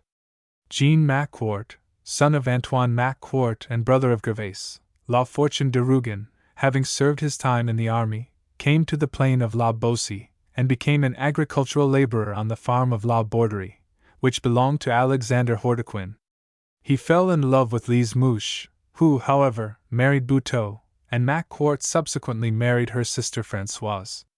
Constant quarrels now arose between the two sisters as to the division of their father's property, and in the end Françoise was murdered by her sister.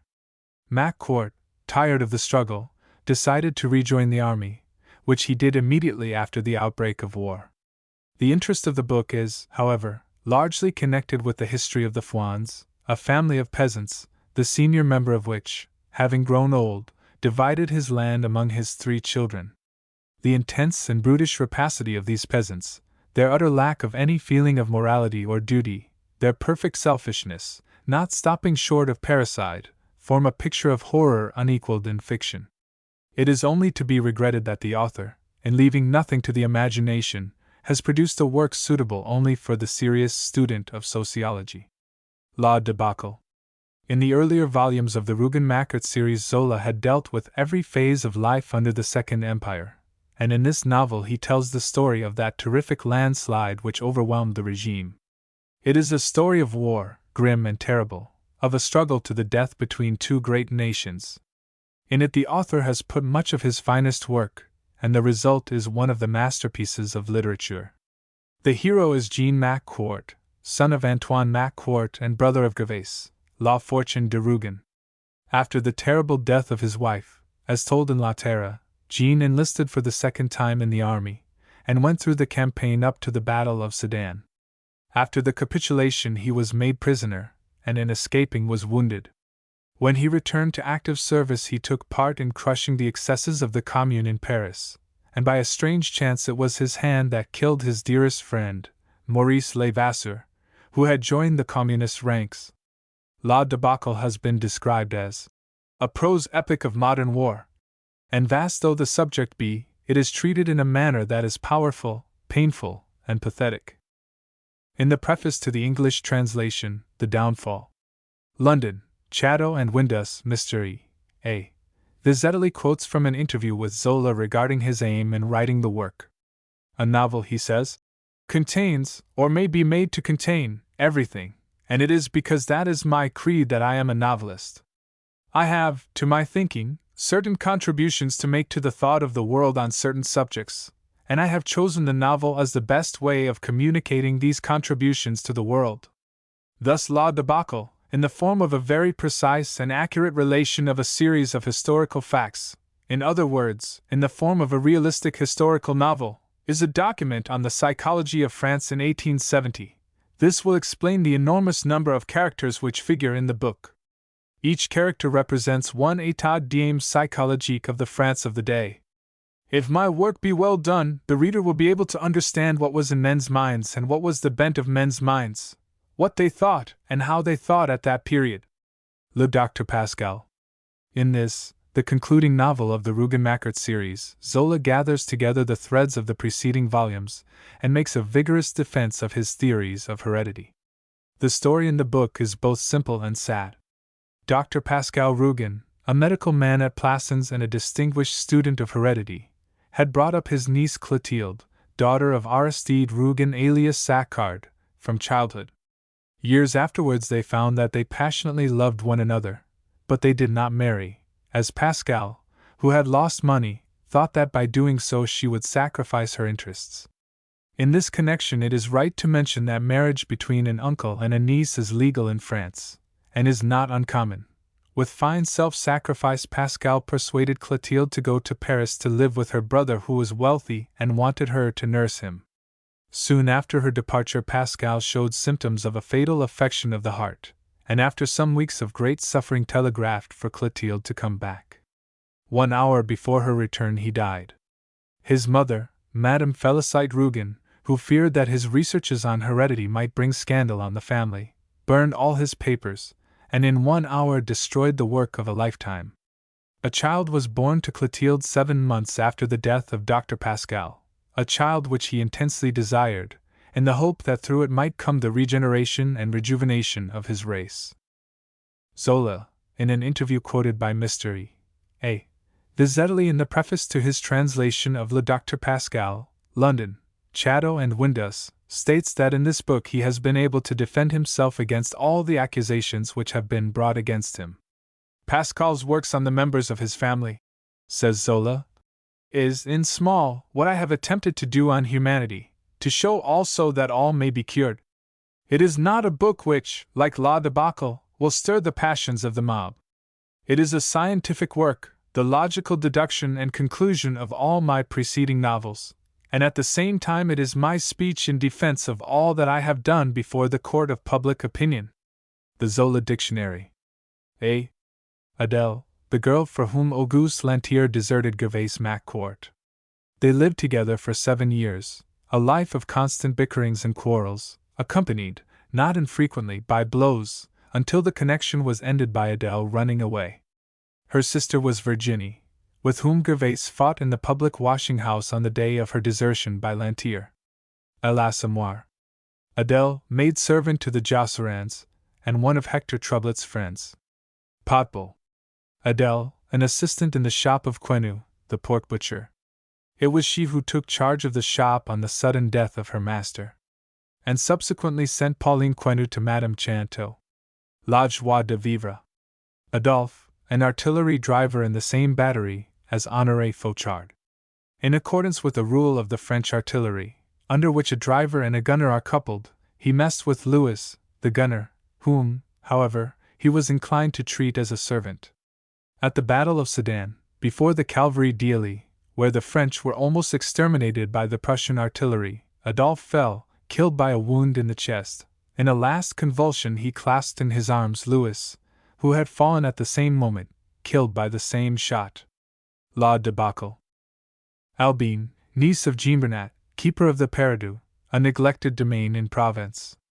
Her father had ruined himself and committed suicide when she was 9 years old, and she then came to live with her uncle. She grew up in that vast garden of flowers, herself its fairest, almost in ignorance of the world outside, and when Abbé Mouret came to the Paradou forgetful of his past, she loved him unconsciously from the first. As she nursed him towards health, and his mind began again to grow from that fresh starting point to which it had been thrown back, there developed an idyll as beautiful and as innocent as that which had its place in another, and an earlier garden. The awakening of Abbé Mouret to the recollections of his priesthood ended the romance, for the call of his training was too strong for his love. One effort Albine made to bring him back, and it was successful in so much that one day he returned to the Paradou. Again there followed the struggle between the flesh and the church, and again the church prevailed. Broken-hearted, Albine passed for the last time through her loved garden, gathering as she went vast heaps of flowers. More and more she gathered, till her room was nearly full. Then, closing the door and windows, she lay down amongst the flowers, and allowed herself to be suffocated by their overpowering perfume. La Faute de l'Abbé Mouret. Alexander, a porter at the Halles Centrales, where he became a friend of Claude Lantier. He was involved along with Florent and Gavard in the revolutionary meetings at Lebiguer's wine shop, and was sentenced to 2 years' imprisonment.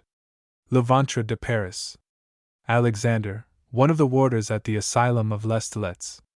He was a friend of Rougon-Macquart, and at his request allowed François Mouret to escape from the asylum, with disastrous results to Abbé Fouges and his relations. La Conquête de Plassans. Alexander, a boy employed in the shop known as Au Bonheur de Dames. Potbul. Amadou, a speculator on the Paris bourse who made a fortune by a rash purchase of mining stock. He went into the affair without calculation or knowledge, but his success made him revered by the entire bourse. He placed no more orders, however, but seemed to be satisfied with his single victory. L'Argent.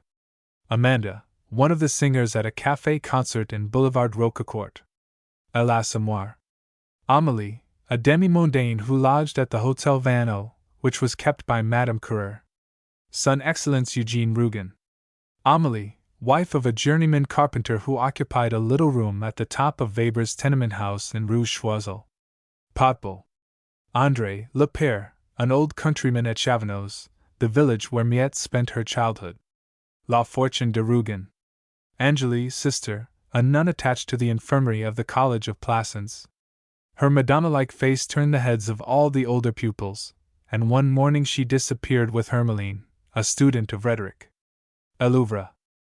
Angélique Marie, born 1851, was the daughter of Sidonie Rougon, by an unknown father. Soon after her birth she was taken to the Foundling Hospital by a nurse, Madame Foucart, and no further inquiries were ever made about her. She was at first boarded with Françoise Hamelin, by whom she was not unkindly treated, and subsequently went to Paris with Louis Francham and his wife, who wished to teach her the trade of artificial flower making. Francham having died 3 months later, his widow went to reside at Beaumont with her brother, Robier, taking Angélique with her. Unfortunately, Madame Francham died a few months afterwards, leaving Angélique to the care of the Robiers, who used her badly, not even giving her enough to eat. In consequence of their treatment, she ran away on Christmas Day, 1860, and the following morning was found in a fainting condition by Hubert, the chasuble maker, who noticed her lying in the snow within the porch of the Cathedral of Beaumont. Hubert and his wife took the child into their home, and, becoming attached to her, ultimately adopted her as their daughter, teaching her the art of embroidering vestments, in which she became very skillful. Angélique, though an amiable girl, was at first liable to violent attacks of temper, and it was only by the exercise of much patience and tact on the part of Madame Hubert that this tendency was overcome. The girl was always a dreamer, and her cloistered life with the Huberts, along with constant reading of the lives of the saints, brought out all that was mystic in her nature. A chance meeting between Angélique and a young man named Félicien led to their falling in love, she being in entire ignorance of the fact that he was the son of Monseigneur de Hautecourt, and a member of one of the oldest and proudest families in France. Félicien's father having refused his consent to a marriage, and a personal appeal to him by Angélique having failed, the lovers were separated for a time. The girl gradually fell into ill health, and seemed at the point of death when Monseigneur himself came to administer the last rites of the Church. Having been miraculously restored to a measure of health, Angélique was married to Félicien de Hautecourt in the great Cathedral of Beaumont. She was very feeble, and as she was leaving the church on the arm of her husband she sank to the ground. In the midst of her happiness she died, quietly and gently as she had lived. Le Réveil. On Lars Hermedy, a demi-mondaine of former times who had been celebrated under the First Empire. In her later years she retired to a house which she owned at Chaumont, where she lived a simple yet stately life, treated with the greatest respect by all the neighborhood. Nana. Anuchka, mistress of Sovereign, and implicated with him in a political plot. Disguised as a countryman, she assisted in the undermining of a railway over which an imperial train was to pass, and it was she who eventually lit the fuse. She was captured along with others, and Sovereign, who had escaped, was present at her trial during 6 long days. When she came to be executed, she looked in vain among the crowd for her lover, till Sovereign mounted on a stone, and their eyes having met, remained fixed in one long gaze till the end. Germinal. Antonia, waiting maid to Clorin Balby, with whom she was on familiar terms. Son Excellence Eugene Rougon. Arcangela's brother, a Christian brother, who lived at Les Artaud, and taught children there. He was a coarse-minded man of violent temper, whose hatred of women led him to make the gravest charges against them. He constituted himself a spy on the actions of Abbé Mouret, and was partly the means of calling back the priest's memory of his sacred calling. He insulted Jean Bernat and Albine so grossly, that after the girl's death the old man attacked him and cut off his right ear with a pocket knife. La faute de l'Abbé Mouret. Albertot, Madame Elizabeth, sister of M. Birard du Châtel, and aunt of René and Christine. She gave a large sum of money to Saccard on his marriage to René. La Curie. Aubry Séverine, youngest daughter of a gardener in the employment of Grand Morin. Her mother died when she was in infancy, and she was only 13 when she lost her father also. President Grand Morin, who was her godfather, took charge of her, and brought her up with his daughter Berthe. The 2 girls were sent to the same school at Rouen, and spent their holidays together at Douinville. Ignorant and facile, Séverine yielded to the designs of the old president, who subsequently arranged a marriage for her with Ribaud, an employee of the Western Railway Company. For 3 years the couple lived happily, but a moment of forgetfulness, a trifling lie which she neglected to sustain, revealed everything to Ribaud. In an accession of jealous fury he forced his wife to become his accomplice in the murder of Grand Morin, and it was she who threw herself across the limbs of the president, while her husband struck the fatal blow. Suspicions fell upon the Ribauds, and indeed the truth was known to M. Camille Lamotte, but political considerations made it desirable that the character of President Grand Morin should not be publicly discussed, and the inquiry into the murder was dropped. The domestic relations between the Ribauds were becoming more and more strained, and Séverine became entirely enamored of Jacques Lantier. In order to free herself from her husband, she persuaded Lantier to murder Ribaud and fly with her to America. The arrangements were completed when Lantier was seized with one of the homicidal frenzies to which he was subject, and it was Séverine herself who fell under his knife instead of their intended victim. La Bête Humaine. Auguste, keeper of an eating house known as Le Moulin d'Argent on Boulevard de la Chapelle. The wedding party of Couot and Gervais was given there. L'Assommoir. Auguste, a waiter at the Café de Varietés. Nana. Auguste, a young swineherd at La Borderie. He assisted Solas, the old shepherd, to look after the sheep. La Terra. Augustine, a young girl who assisted Gervais Couot in her laundry. She was squint-eyed and mischievous, and was always making trouble with the other employees. As she was the least qualified and therefore the worst paid assistant in the laundry, she was kept on after decreasing business caused the others to leave. L'Assommoir. Augustine, an artificial flower maker who was employed by Madame Titreville. L'Assommoir. Aurélie, Mademoiselle, an elderly friend of Madame de Burle, at whose house she was a frequent visitor. She was in straitened circumstances. Un page d'amour. Aurélie, Madame. See Madame Aurélie Lhomme. Au bonheur de dames. Origny, Lord D., a celebrated demi-mondaine of the Second Empire. At a sale of her effects, Aristide Saccard bought a diamond necklace and aigrette for his second wife. La Curie. B. Babet, one of the peasant girls of Les Artaud, who came to decorate the church for the festival of the Virgin. She was a hunchback. La faute de l'Abbé Mouret. Bachelard Père, brother of Narcisse Bachelard and uncle of Madame Josserand. He conducted for 40 years a boarding school known as the Institution Bachelard. Potbul. Bachelard Eleanor. See Madame Josserand. Potbul. Bachelard Narcisse, a commission agent, whose keen business instincts were not blunted by his intemperate habits. He was a brother of Madame Josserand, and had at one time promised to give a dowry to her daughter Berthe. This promise he was unwilling to implement, and when spoken to on the subject usually feigned intoxication. Eventually he suggested the somewhat dishonest plan by which Berthe's intended husband was hoodwinked into the belief that the dowry would be duly forthcoming. His protégée, Fifi, having compromised herself with Guillain, his nephew, he insisted on their marriage, and presented the girl with a dowry. Potbul. Badouil, Charles, married Lorfoin, and went to live at Chartres. He tried commerce without much success, and, haunted by a desire for rapid fortune, acquired a maison publique which had fallen into bad repute through mismanagement. Thanks to the firm control of Badouil, and the extraordinary activity of his wife, the establishment prospered, and in less than 25 years the couple had saved 300,000 francs. They were then able to realize the dream of their life, and to retire to the country, where they purchased a property named Rose Blanche, near Madame Badouil's native place. M. Badouil was a handsome man, 65 years of age, with a solemn face, and the air of a retired magistrate. He was respected by his neighbors, and held the strictest views on morality. The old couple lived in complete happiness, their only worry being that Vaucon, who had married their daughter Estelle and taken over the property in Chartres, was not managing it properly. La Terre.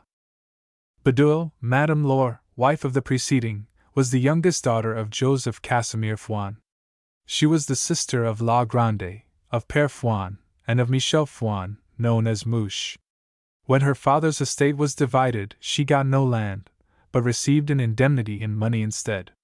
After she and her husband acquired the establishment in Chartres, she assisted ably in its management.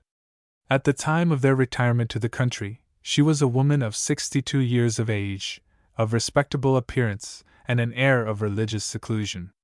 She set a good example by going regularly to Mass, and paid great attention to the education of her granddaughter, Elodie, whom she endeavored to bring up in entire ignorance of life. She had, however, still a passion for active life, and in busy seasons frequently returned to Chartres to assist her daughter, who had taken over the establishment there. Madame Badouil received the greatest surprise of her life when she found that her granddaughter, whom she had brought up in the innocence of ignorance, was quite aware of the source of the family fortune, and was ready to take up the work begun by her grandparents. La Terre. Badouil, Estelle, daughter of the preceding, was educated by the Sisters of the Visitation at Châteaudun, and at 18 was married to Hector Vaucon, by whom she had one daughter, Elodie.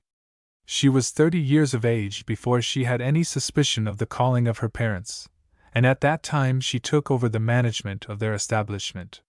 She proved a capable manager, and in spite of the laziness of her husband, was able to keep up the reputation of the house, though in a few years she killed herself with hard work.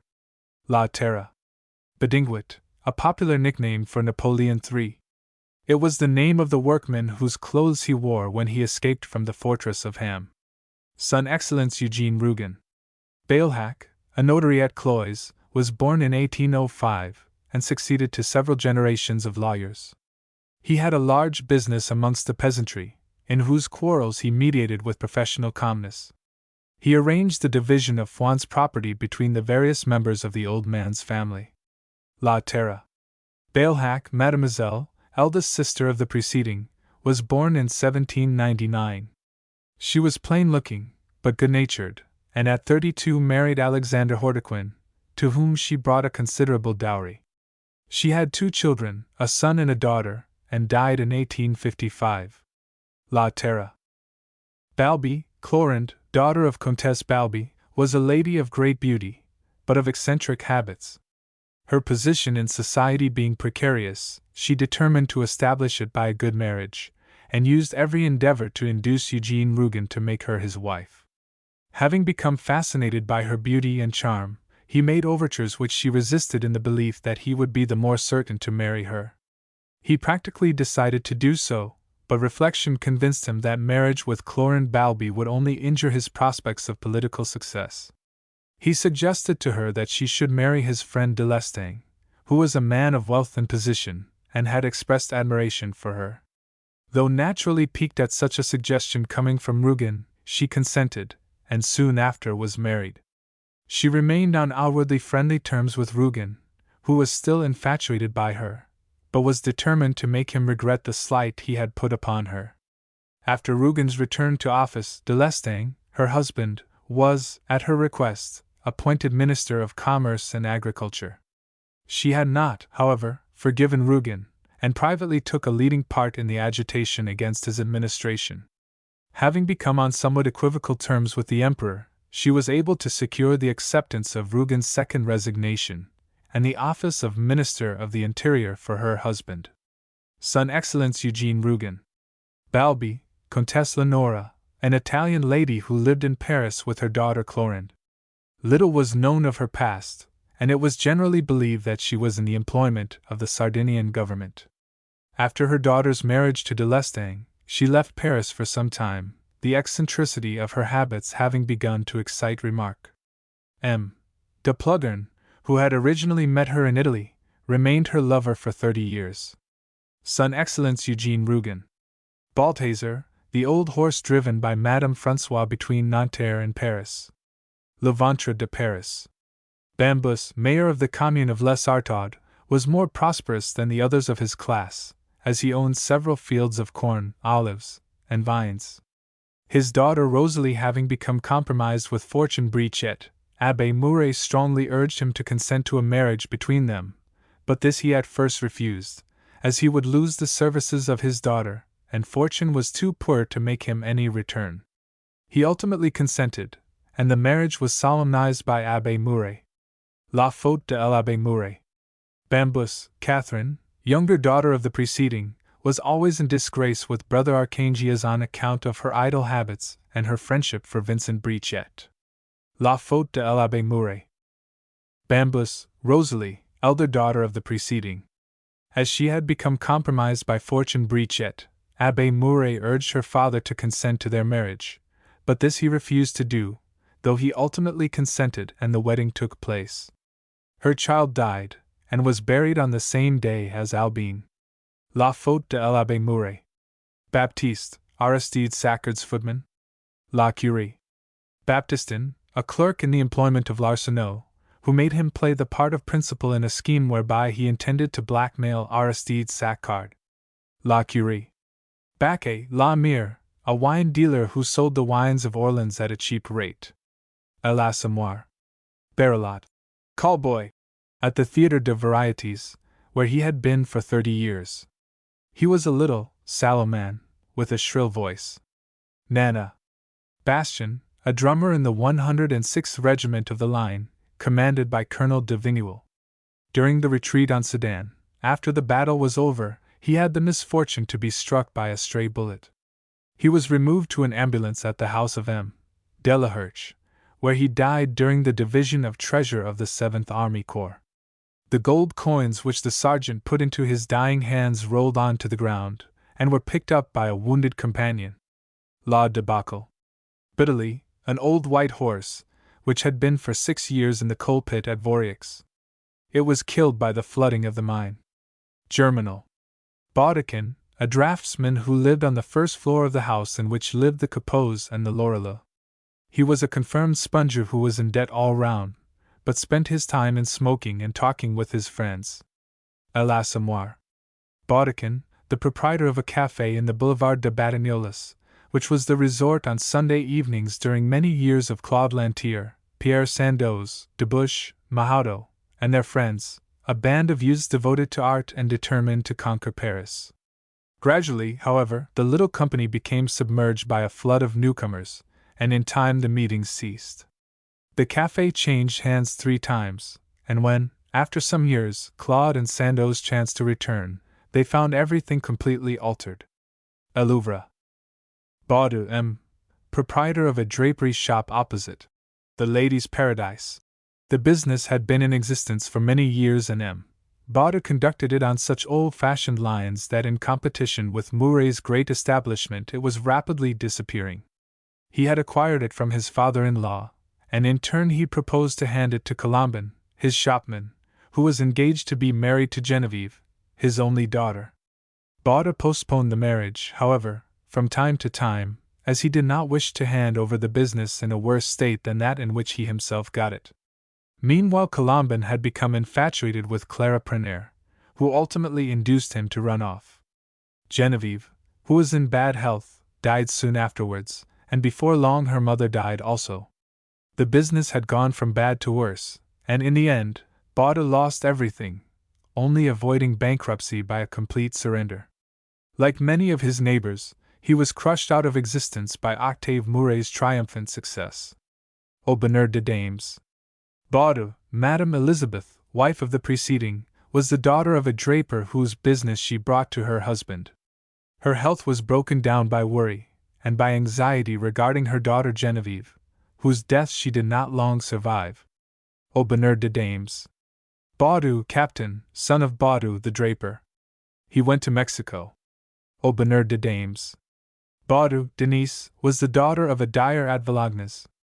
The death of her father left her with 2 young brothers dependent on her, and the elder having got a situation in Paris, she determined to accompany him. Baudu, her uncle, had formerly promised assistance, but when Denise arrived she found that his business was rapidly being ruined by the steady extension of the Ladies' Paradise, an enormous drapery establishment belonging to Octave Mouret. In these circumstances she could not be dependent on her uncle, and to his annoyance, she applied for and got a situation in this rival business. On account of petty jealousies, her life there was not happy, and having incurred the enmity of Juve, one of the inspectors, she was dismissed on a false accusation. A time of great hardship followed, only lightened by the kindness of old Bourrez, in whose house she had rented a room for herself and her young brother Pepe. She next got a situation with Robineau, who had bought a silk merchant's business, and she remained there for some time. While Denise was at the Ladies' Paradise, she had attracted the attention of Octave Mouret, and chancing to meet her one day, he asked her to return. As she found that Robineau's business was not prospering, she consented, and from that time her position in the Ladies' Paradise was assured. Mouret had fallen in love with her, and she with him, but she had sufficient strength of mind to refuse his proposals. Ultimately he asked her to marry him, and to this she agreed. Au bonheur des dames. Madame Denise Mouret had 2 children, the elder being a girl and the younger a boy. These resembled their mother, and grew magnificently. Le Docteur Pascal. Baudu, Genevieve, daughter of Baudu, the draper. She was engaged for a number of years to Colomban, her father's shopman, but in consequence of the state of trade the marriage was put off from time to time. Genevieve ultimately learned that her fiancé had become infatuated with Clara Preneur, one of the shopgirls in the Ladies' Paradise. Her health, never good, suffered greatly, and soon after Colomban's disappearance she died. Au bonheur des dames. Baudu, Jacqueline. See Blanche de Sivry. Baudu, Jean, the elder brother of Denise. He worked for a time with a cabinet maker in Villagnes, but earned nothing, though he learned to carve so well that a gentleman promised to find a place for him with an ivory carver in Paris. He accepted the offer, and came to the city with his sister and young brother. At first he earned only his board and lodging, and, as he was good-looking and a favorite with women, he made heavy inroads on his sister's small purse.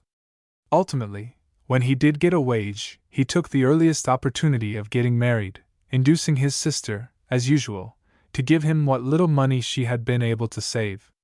Au bonheur des dames. Baudu, Pepe, the youngest brother of Denise. He was a mere child when the family came to Paris, and it was only by the greatest self-sacrifice that Denise was able to support him.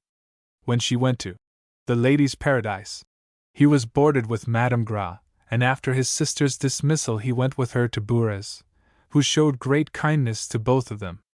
After Denise returned to the Ladies' Paradise, Pepe again went to live with Madame Gras for a time. Au bonheur des dames. Baudu, Therese, wife of Jean Baudu. Au bonheur des dames. Bauge, who was the younger son of a grocer at Dunkirk, came to Paris and got a situation in the linen department of the Bon Marché, where he was able to make a fairly good income. He became the lover of Pauline Cugnot, whom he afterwards married, and in order to be near her, left the Bon Marché, and took an appointment in the Ladies' Paradise. Au bonheur de dames. Bosh, madame, wife of the preceding. Si Pauline Cugnot. Au bonheur de dames. Bavou, a salesman in Octave Mouret's shop. Au bonheur de dames. Bazouge, an undertaker's assistant who lived in an attic of the same tenement house as the Capots and the Lorilleux. He was generally drunk and made ribald jests about his dismal calling. It was he who buried Gervais Couot after she was found dead in an attic adjoining his own. A l'Assommoir. Beecham, Flore, an artist's model, who lived in Rue de Laval. She was fresh in coloring, but too thin. A Louvre. Baudouin, a friend of the Hamelins whom they had known at Bayreuth, where he lived. He promised to marry Caroline Hamelin after the death of her husband, but instead of waiting for that event he obtained the hand of a young and rich girl, the daughter of an English consul. L'Argent. Baudouin, captain of the 106th Regiment of the Line, commanded by Colonel de Vigneul. He was educated at Saint Cyr, and having a fine tenor voice and good manners, along with Bonapartist principles, he was early marked for advancement. With his men he was unpopular, and, not caring for his profession, he did not readily adapt himself to the necessities of war. In the march to the Meuse he lost his baggage, and arrived at Sedan in a pitiable condition, his uniform soiled, his face and hands dirty. In former days at Charleville he had been on intimate terms with Gilbert Maginot, whom he now found at Sedan, married to Jules Delaherche. Their former relations were renewed for the moment, and next day Baudouin rejoined his company, astonishing every one by the neatness of his attire. At the attack on the Calvary d'Illy he was severely wounded, and having been removed to the ambulance at Delaherche's house, his arm was amputated, but the hemorrhage had been too great, and he did not survive. La debacle. Beaufrancois, le chief of a band of brigands, whose terrible exploits were still recounted at La Beaucie. La Terre. Beaurivage, Duc de, a character in La Petite Duchesse, a piece staged by Fauché at the Théâtre des Variétés. The part was taken by Bosc. Nana. Beauvilliers, Comte Charles de, a man of dissipated habits, who succeeded to the immense fortune of the Beauvilliers, which he completely squandered in a few years. He was killed in an accident of the chase, some said by the vengeance of a keeper. They found later a document signed by him in 1854 undertaking to pay 10,000 francs to a girl named Léonie Cron. L'Argent. Beauvilliers, Comtesse de, an old lady who lived with her daughter Alice in a house in the Rue Saint-Lazare, adjoining the Orvieto mansion. The family had at one time possessed large estates, but these had all gone, and the Comtesse and her daughter had barely sufficient to live upon, though they endeavored to keep up before their neighbors as much as possible of their ancient state. Having made the acquaintance of Saccard, the Comtesse invested a small sum in the Universal Bank, increasing it from time to time until her whole means were involved. By the failure of the bank she was entirely ruined, and, to complete the catastrophe, Bush, who had become possessor of some papers compromising the honor of her dead husband, took the opportunity of blackmailing her. When she had handed over her jewels to him, she was left penniless. L'Argent. Beauvilliers, Alice, daughter of Comtesse de Beauvilliers. The extravagance of her father had dissipated the family estates, and she and her mother were left with barely sufficient to keep up appearances. She was plain-looking, and had reached the age of 25 years without any offers of marriage. It was, however, in the hope of providing a suitable dowry for her, that the Comtesse invested her money in the Universal Bank, with disastrous results. Alice, who had few amusements, interested herself in charities, and frequently visited the institutions founded by Princess d'Orvieto.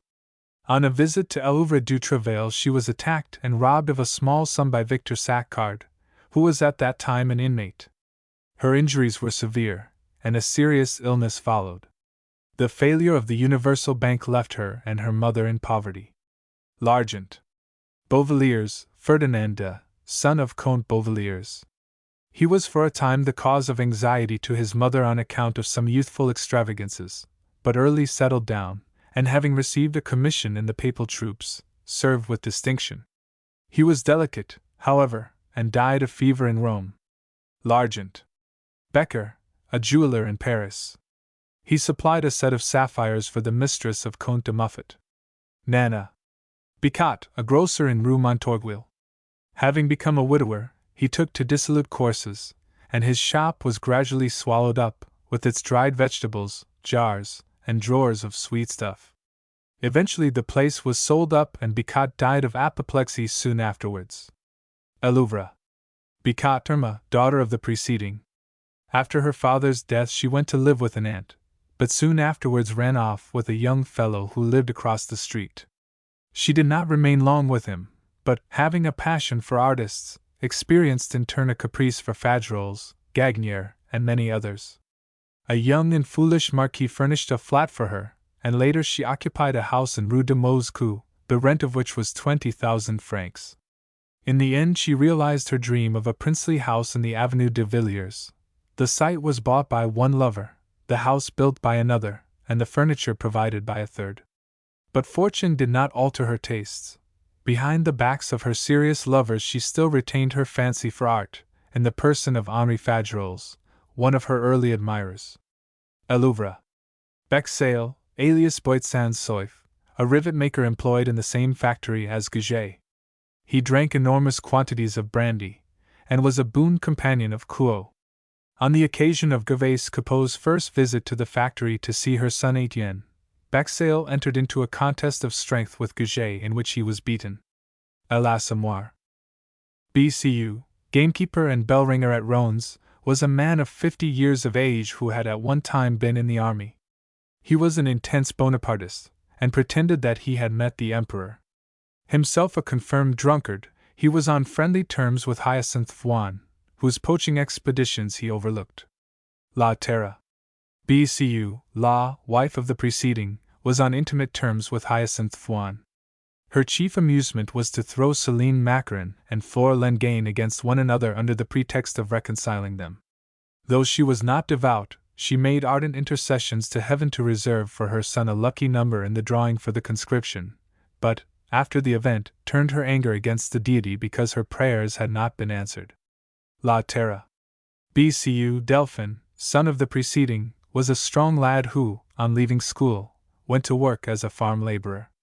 He was much averse to leaving home, and, having drawn an unlucky number for the conscription, he chopped off with a cleaver the first finger of his right hand, in order that he might be unfit for service. La Terra BCU, Michel, uncle of Delphin. He died at Orleans. La Terra Bedor, a hosier in Rue Gaillon, whose business was ruined by the extension of the Ladies' Paradise, au bonheur de dames. Bidjouin, Leon, a member of the Corps Legislatif, and a supporter of Eugene Rougon. He was proprietor of the St. Florent cut-glass works. A very worthy fellow, votes straight, never speaks, is very patient and waits contentedly till you think of him, but he is always on the spot to take care that you don't forget him. He received the Cross of the Legion of Honor after Rougon's return to office, and an appointment as inspector. Son Excellence Eugene Rougon. Bidjouin, Madame, wife of the preceding. Son Excellence Eugene Rougon. Bellember, a neighbor of Dr. Pascal at La Soleilade. He was a retired professor, 66 years of age, who lived in his little house with no other company than his gardener, a man as old and crabbed as himself. His interests were solely centered in himself, and his egotism was a constant subject of irritation with Dr. Pascal. Le Dr. Pascal. Belloquet, Le Père, the first art master of Claude Lantier. A retired infantry captain, with one arm, he had for a quarter of a century taught drawing to the youths of Plassans, in one of the galleries of the museum. Elouvre. Bernard, one of the tenants of the house in which Madame Couot carried on her laundry business. Bernard and his wife were of intemperate habits, and few days passed without their fighting with one another. L'Assommoir. Biraud du Châtel, M., was the last representative of an old middle-class family. A staunch Republican, he had grown old in the magistracy, which he resigned at the time of the coup d'état. Since then he lived in retirement in his house on the Ile St. Louis with his sister Madame Aubertot and his young daughter Christine. His elder daughter Renée, who was educated at a convent, was married to Aristide Saccard, and the circumstances which led to her marriage came as a severe blow to the stern old man. Though on nominally friendly terms with his daughter after her marriage, he never visited her, but when she died he paid her debts. La Curie. Biraud du Châtel, Christine, the second daughter of M. Biraud du Châtel, and sister of Madame Renée Saccard. La Curie. Biraud du Châtel, Renée. See Madame Renée Rougon, alias Saccard. Bergasse, a second-hand dealer in Plassans. He supplied the old furniture bought by Madame Fauges. La Conquête de Plassans. Bergeret, Madame, concierge of the house at Plassy occupied by Hélène Grandjean. Un page d'amour. Berlingot, a horse which belonged to M. McCain and gained the Prix d'Ispahan. Nana. Berloque, alias Schickett, a miner who was killed by a landslip in the pit at Vorieux. Germinal. Bernheim, Les Frères, proprietors of the glass works of St. Joseph where Josserand was employed as cashier. Potbull.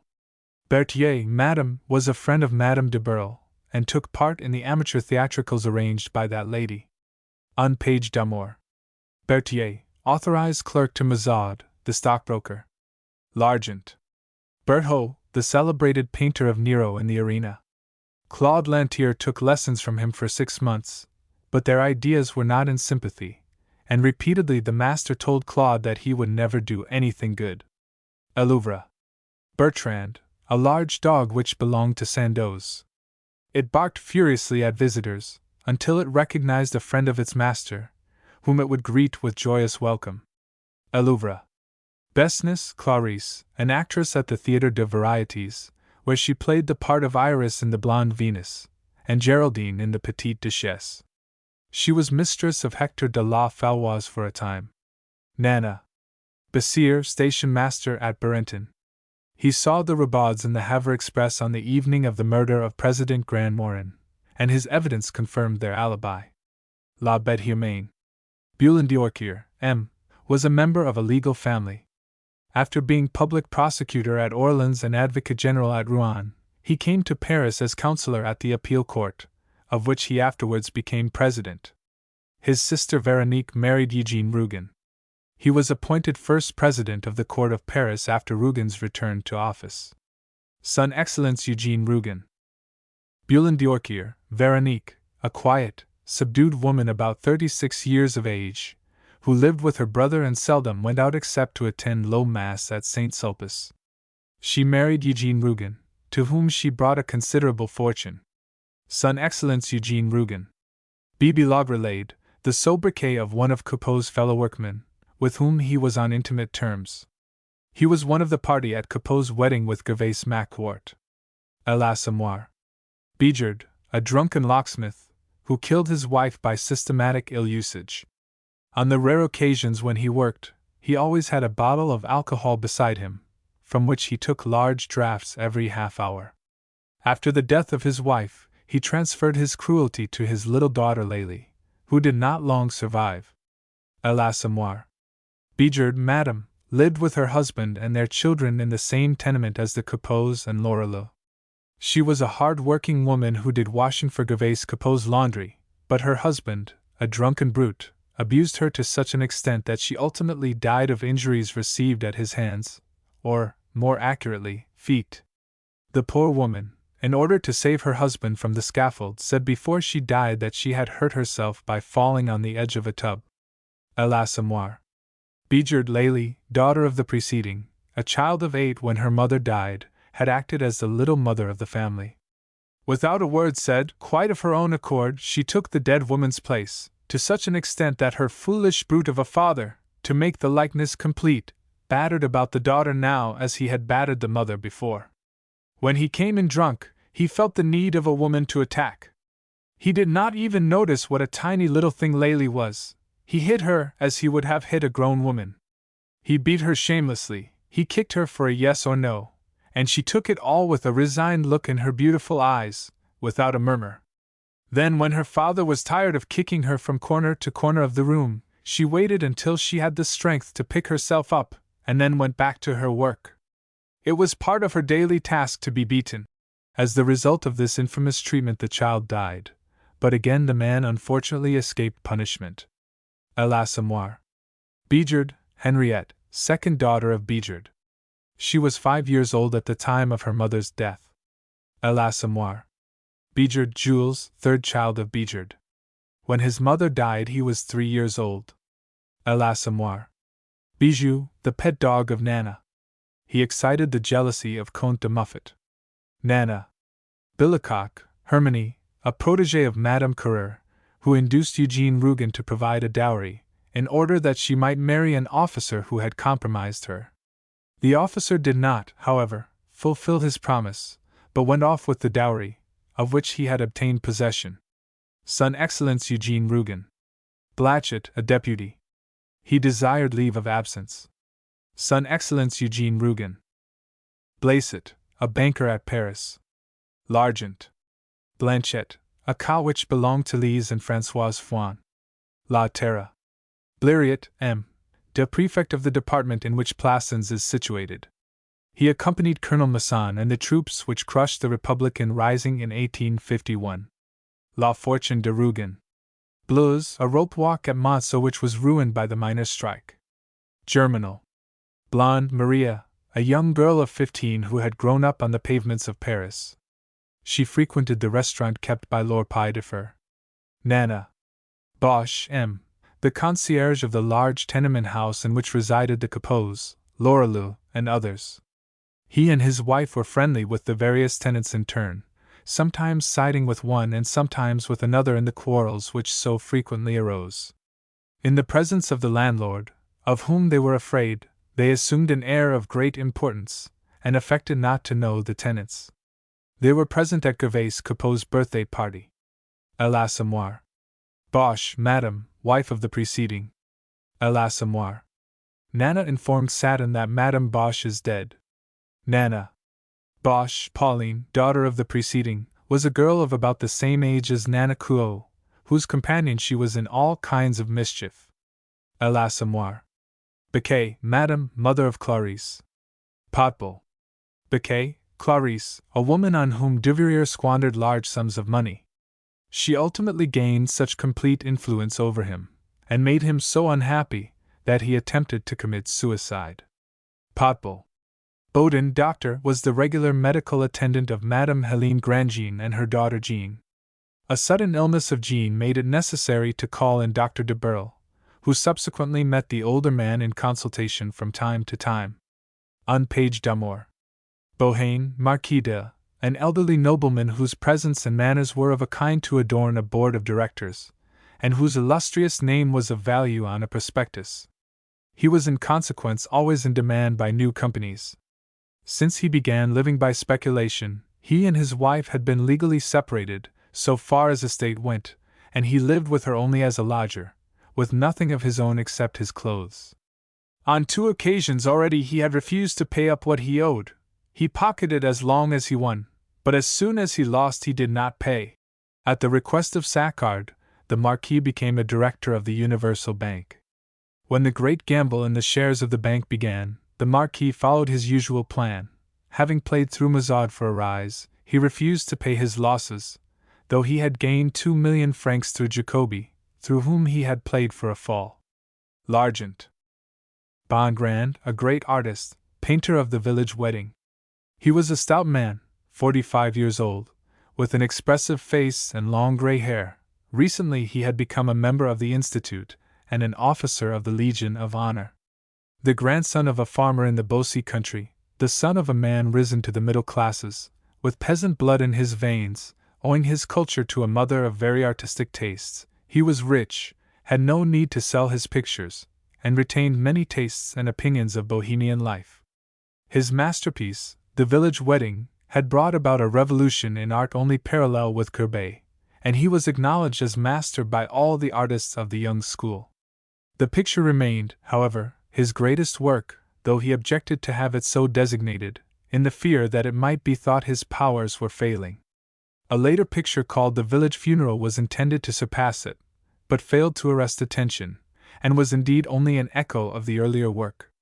He was one of the few mourners at the funeral of Claude Lantier. Elouvre. Bonhomme, the horse which for a quarter of a century had carried Dr. Pascal on his visits to his patients. Latterly the old Bonhomme became blind, and was no longer being driven, but being much loved by his master, was tenderly cared for until his death. Le Dr. Pascal Bonnard, formerly head of the counting house of a railway company. Potbul Bonahan, Madame, sister of President Grand Morin. She was married to a wealthy manufacturer, who left her a widow at the age of 30. In the mansion house of Douinville, which belonged to her, she led a pleasant life, not without occasional affairs of the heart, but so correct in every way that she remained a leader of society in Rouen. She was a handsome woman, and in spite of her 50 years still retained much of her former charm. Among her friends she included Chaumet and Despeziels, both officials of the court at Rouen. Madame Bonahan had a good opinion of the Ribauds, and did not approve of the position taken up by her niece Berthe regarding the legacy left to them by President Grand Morin. For the honor of her family she desired that the inquiry as to the murder of the president should not be continued. La Bête Humaine Bonamort, the sobriquet of Vincent Mahieu. His family had been miners for generations, and he himself had worked in the pit since he was 8 years old.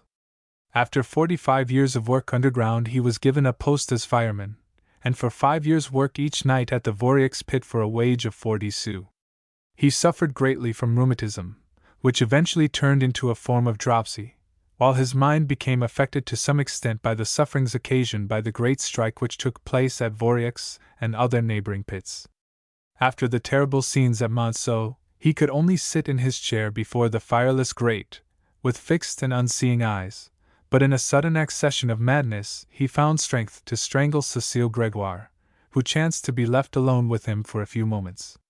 Germinal Bonnet C. de Meruel Bordenavi, manager of the Théâtre des Variétés. He was a coarse man, with cynical views as to the stage, and cared nothing as to the means by which a popular success might be secured. Though he was well aware that Nana could neither sing nor act, he saw that her beauty was of a type likely to attract the Parisian public, and accordingly gave her the chief part in the Blonde Venus. It was he who showed HRH the Prince of Scots the honors of behind the scenes. Nana Borndejoy, one of the band of brigands which was led by Beaufrancois. He betrayed his companions. La Terra Bosque, an old actor at the Théâtre des Variétés, where he played the part of Jupiter in the Blonde Venus, and the Duc de Beaurivage in the Petite Duchesse. He had a good-natured but somewhat drunken appearance. He treated women with disdain, and the idea that any man should trouble himself about them raised in him the only indignation of which he was capable. Nana Bouchard M., head clerk in the office of the Minister of Interior. His house was the first thrown open to Eugene Rougon on his arrival in Paris. Later on, Bouchard inherited his father's property, and at 54 years of age married Adèle Desvines. He was appointed head of a department after Rougon's return to office. Son Excellence Eugene Rougon. Bouchard, Madame, wife of the preceding, was the daughter of a respectable family at Rambouillet. M. Bouchard had been anxious to marry a young lady from the provinces, because he made a point of having a steady wife. However, the fair and adorable little Adèle, with her innocent blue eyes, had in less than 4 years proved to be a great deal more than a mere flirt. Son Excellence Eugene Rougon. Boulin, Madame, the nurse who attended Madame Lazare Chanteau. La Joie de Vivre. Boum, a horse which belonged to M. Gasque and ran in the Grand Prix de Paris. Nana Bordelais, an upper clerk in the office of the Minister of Finance. Au Bonheur de Dames. Bordelais, Madame, was a short, fair woman of 30, with a delicate nose and sparkling eyes, who had married a chief clerk in the Treasury. She was an old schoolfellow of Madame de Forges. Belonging to a good middle-class family, she managed her household and 3 children with an excellent knowledge of practical life. Au Bonheur de Dames. Bourdieu M., formerly prefect of the Drôme, but turned out of office by the Revolution of 1848. Politically he was a legitimist, and he was a friend of M. Rastoil, at whose house his party was in the habit of meeting. At one time he was suggested as a likely candidate for the representation of Plassans, but he retired after de Langle had been brought forward through the machinations of Abbé Fouges. Madame de Condorman promised him, however, that through her influence he would be rewarded with a prefecture. La Conquête de Plassans. Bourdoncle, the son of a poor farmer near Limoges, started at the Ladies' Paradise at the same time as Octave Mouret. He was very active and intelligent, but he lacked that touch of genius possessed by his companion, before whom he had bowed from the first. Acting on Mouret's advice, he put all his savings into the business, and after passing through the various grades, he became in time one of the 6 persons who assisted Mouret to govern the Ladies' Paradise, exercising a general control of the whole staff. Au bonheur de dames. Bourgondis Wheels General. During the War of 1870 he was at the head of a brigade of infantry, of which the 106th Regiment of the Line, commanded by Colonel de Vigneul, formed part. Like so many other officers he proved himself incompetent, and after the capitulation he, alone among the generals, took advantage of the pretext of illness to sign an undertaking to the Germans not to take any further part in the war. La debacle. Bourguignon, a master's ink worker from whom Clos got employment. L'Assommoir. Bourroche, surgeon major, of the 106th Regiment of the Line, commanded by Colonel Vigneul. During the Battle of Sedan he installed an ambulance in a factory belonging to Jules Delaherche, where he was soon overwhelmed with work. With untiring energy he performed one operation after another until the place became like a slaughterhouse. Behind a clump of trees were thrown the bodies of the dead, and the limbs amputated from the living. Depressed for a moment by the vastness of his task, Bourroche nearly lost heart, exclaiming, "What is the use?" But his instincts of discipline recalled him to work, and he continued to operate even after the supply of chloroform was exhausted. During the insurrection at Paris he served with the army of Versailles, but consented to treat one of his old soldiers, Maurice Levasseur, who had been mortally wounded in the ranks of the Commune. La debacle. Bourras, an old man who sold umbrellas and walking sticks in a tumble-down house which adjoined the Ladies' Paradise. His business was ruined by the growth of that concern, and he expressed bitter hatred towards Octave Mouret, its proprietor. Denise bought or rented a room from him after her dismissal from the Ladies' Paradise, and he showed much kindness to her and Pépé, her young brother. He refused several offers by Mouret, who wished to purchase his lease in order to extend his own shop, and ultimately, having become bankrupt, was forced to leave without a penny. Au bonheur de dames. Barret, Abbé, one of the clergy of the Church of Saint Saturnin at Plassans. He did duty as vicar during the illness of Abbé Campan, and had been led to expect the reversion of the appointment. Pressure brought to bear on Bishop Rousselaut led to the selection of Abbé Fouges, and Barret was put off with vague promises for the future. He was a simple-minded, amiable man, who accepted his disappointment without murmuring, and continued on friendly terms with Fouges. La Conquête de Plassans. Boterel, a doctor who attended Nana. He was a handsome man, still young, who had a large practice in the demi-monde. Always gay and laughing, he was popular with his patients, but took care not to compromise himself with any of them. Nana. Boterel, madam, a lady who lived in the country and economized for months at a time, only coming to Paris occasionally. When she came, she made straight for the Ladies' Paradise, and spent all her savings in an afternoon. Au bonheur de dames. Bouteloup Louis, a workman at the Vorieux pit. He lodged with Madame Levaque, whose lover he became. Germinal. Bouteroux, Hilarion, second child of Vincent Bouteroux, and grandson of Marie-Anne Fouan, La Grande. The latter had never forgiven the marriage of her daughter, and would do nothing to assist the 2 children after the death of their parents. Hilarion, who was of weak intellect, was looked after from childhood by his sister Palmyre, who wore herself out in his service. After Palmyre's death his grandmother gave him shelter, but took advantage of his great strength by employing him at work of the hardest kind. Ultimately Hilarion committed a serious assault on the old woman, and in defending herself she struck him on the head with a billhook, inflicting a wound from which he died. La Terra. Bouteroux Palmyre, sister of the preceding, worked like a slave to support her brother, and died completely worn out by toil and hardship at the age of 35. La Terra. Bouteroux Vincent, a poor peasant, whom the daughter of the Pichards insisted on marrying despite the opposition of her mother. They both died of want, leaving 2 children, Palmyre and Hilarion. La Terra. Bouteroue, Madame Vincent, see Mademoiselle Paccard. Baldwin Père, a shopkeeper at Montpellier, who sent his son to Paris to learn business. He was disgusted to find that the simple salesman in Paris could earn 3 times as much as he himself could make, and he was stupefied on seeing the vast emporium in which his sons served. Aubernard de Dames. Baldemont, manager of the silk department at the Ladies' Paradise. Noisy and too fond of company, he was not much good for sales, but for buying he had not his equal.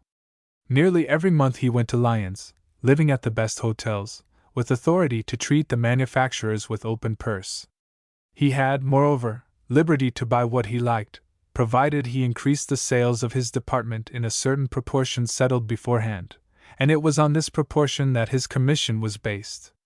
Eventually, however, his position was undermined, and Madame de Forges, having become jealous of Mouret, and wishing to injure him, introduced Baldemont to Baron Hartmann, who lent him money to start an opposition establishment called the Four Seasons.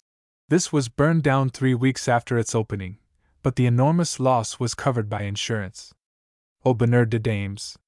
Boutigny, Lazare Chanteau's partner in the chemical business, into which he put 30,000 francs. After the failure of the venture, he took over the whole concern, and began to manufacture potash from seaweed by the old methods. He was very successful in this, and by degrees began to employ on a small scale the scientific systems which had before proved disastrous. In a few years he amassed a considerable fortune. La joie de vivre. Boutin, a retired artist's model who kept a studio in Rue de la Huchette, which was frequented by Claude Lantier, who went there for purposes of study. A subscription of 20 francs enabled young artists to have the free use of models. Elouvre. Boutin, an old epileptic attended by Dr. Pascal at Plassans. He died in one of his fits. Le Dr. Pascal. Boves, Comte, Inspector General of the Imperial Stud, a tall, handsome man who had married his wife for her great beauty. Notwithstanding this, he carried on a liaison with Madame Guebal, whose demands upon his purse were so heavy that he was obliged to economize in his own establishment. Aubernard de Dames. Boves, Comtesse, wife of the preceding, was a beautiful woman of about 40 years of age. She was a constant customer at the Ladies' Paradise, but as her husband kept her very short of money, was seldom able to buy anything. Eventually temptation proved too strong for her, and she was caught in the act of stealing some valuable lace. The matter was, however, kept quiet, and a scandal avoided. Aubernard de Dames. Boves, Blanche daughter of the preceding. She usually accompanied her mother on her shopping expeditions to the Ladies' Paradise, and, it is to be feared, was not unaware of the theft of lace by her. She married Paul de Valignasque. Aubernard de Dames. Brahma, an English horse which won the Grand Prix de Paris. It belonged to Lord Reading. Nana. Brambilla, Senior, a Venetian political refugee, and a friend of Comtesse Balbi. Son Excellence Eugene Rougon. Bretigny, Comtesse de. Auguste Lantier, reading the news from a journal to his friends Couot and Emile Spots, announced that the eldest daughter of the Comtesse de Bretigny was to be married to Baron de Valenquet, aide-de-camp to His Majesty the Emperor. A l'Assommoir. Breton Le Colessici, one of the band of brigands led by Beaufrancois. La Terra. Brichet, the father of Fortune, Rosalie Bambus' lover. He was a little man, withered by age, and with a cringing manner. He tilled a small piece of stony land near Les Artauds, and was very poor. La Faute de l'Abbé Mouret. Brichet, madame, wife of the preceding, a tall, lachrymose woman, was the one solitary devotee of the village of Les Artauds. Whenever she had been to communion, she hung about the parsonage, knowing that the priest's servant always kept a couple of loaves for her from the last baking. La Faute de l'Abbé Mouret. Brichet, Fortune, son of the preceding, was a largely built, bold-looking young fellow of about 25 years of age, who had been the lover of Rosalie Bambus for some time before Abbé Mouret was able to induce the girl's parents to consent to her marriage. La Faute de l'Abbé Mouret. Brichet, Vincent, brother of Fortune, was the boy who assisted Abbé Mouret in serving Mass. He was an idle young scamp, and constantly incurred the chastisement of Brother Archangius, who predicted a bad end for him on account of his friendship for Catherine Bambus. La faute de l'Abbé Mouret. Briquet, a peasant of Rhônes. His son drew the number 13 for the conscription. La Terra. Braun, Madame, concierge at the Theatre des Varietés. She sold liquor to the employees at the theatre. Nana. Bru, an old house painter who lived in a garret in the same tenement house as the Capots, where he starved with cold and hunger. He had lost 3 sons in the Crimea, and he lived on what he could pick up, now that for 2 years past he could hold a brush no longer. Gervais Crowe showed him some kindness, and asked him to her famous birthday party. Things having gone from bad to worse with him, he was found one morning lying dead in his garret. Hélas à moi. Brule, la mother of La Pierron. She was the widow of a miner who had been killed in the pit, and lived with her daughter at the settlement known as the Deux Cent Quarante. A terrible old woman, frantic to revenge on the masters the death of her husband, she was the leader in the outrages perpetrated by the strikers in the Monceau district. It was she who gave the signal for the attack on the troops, but at the first volley fired by the soldiers she fell back stiff and crackling like a bundle of dry faggots, stammering one last oath in the gurgling of blood. Germinal. Brunette Les, a bourgeois family in the new quarter of Plassans, of whom Madame Félicite Rougon was jealous. La Fortune de Rougon. Boudin, Les, peasants of Rhônes, whose daughter was said to have been cured of a fever by Sourdeau, who cut a live pigeon in 2, and applied the halves to her head. La Terra. Buchan Lecomte, a deputy at the Corps Legislative. He desired leave of absence. Son Excellence Eugene Rougon. Burgot, a blacksmith, one of the band of insurgents which entered Plassans in December, 1851. La Fortune de Rougon. Byrne, an English jockey who rode a horse called Spirit in the Grand Prix de Paris. Nana. Bush, a man of German origin who came to Paris, and engaged in business of a shady character on the fringe of the Bourse.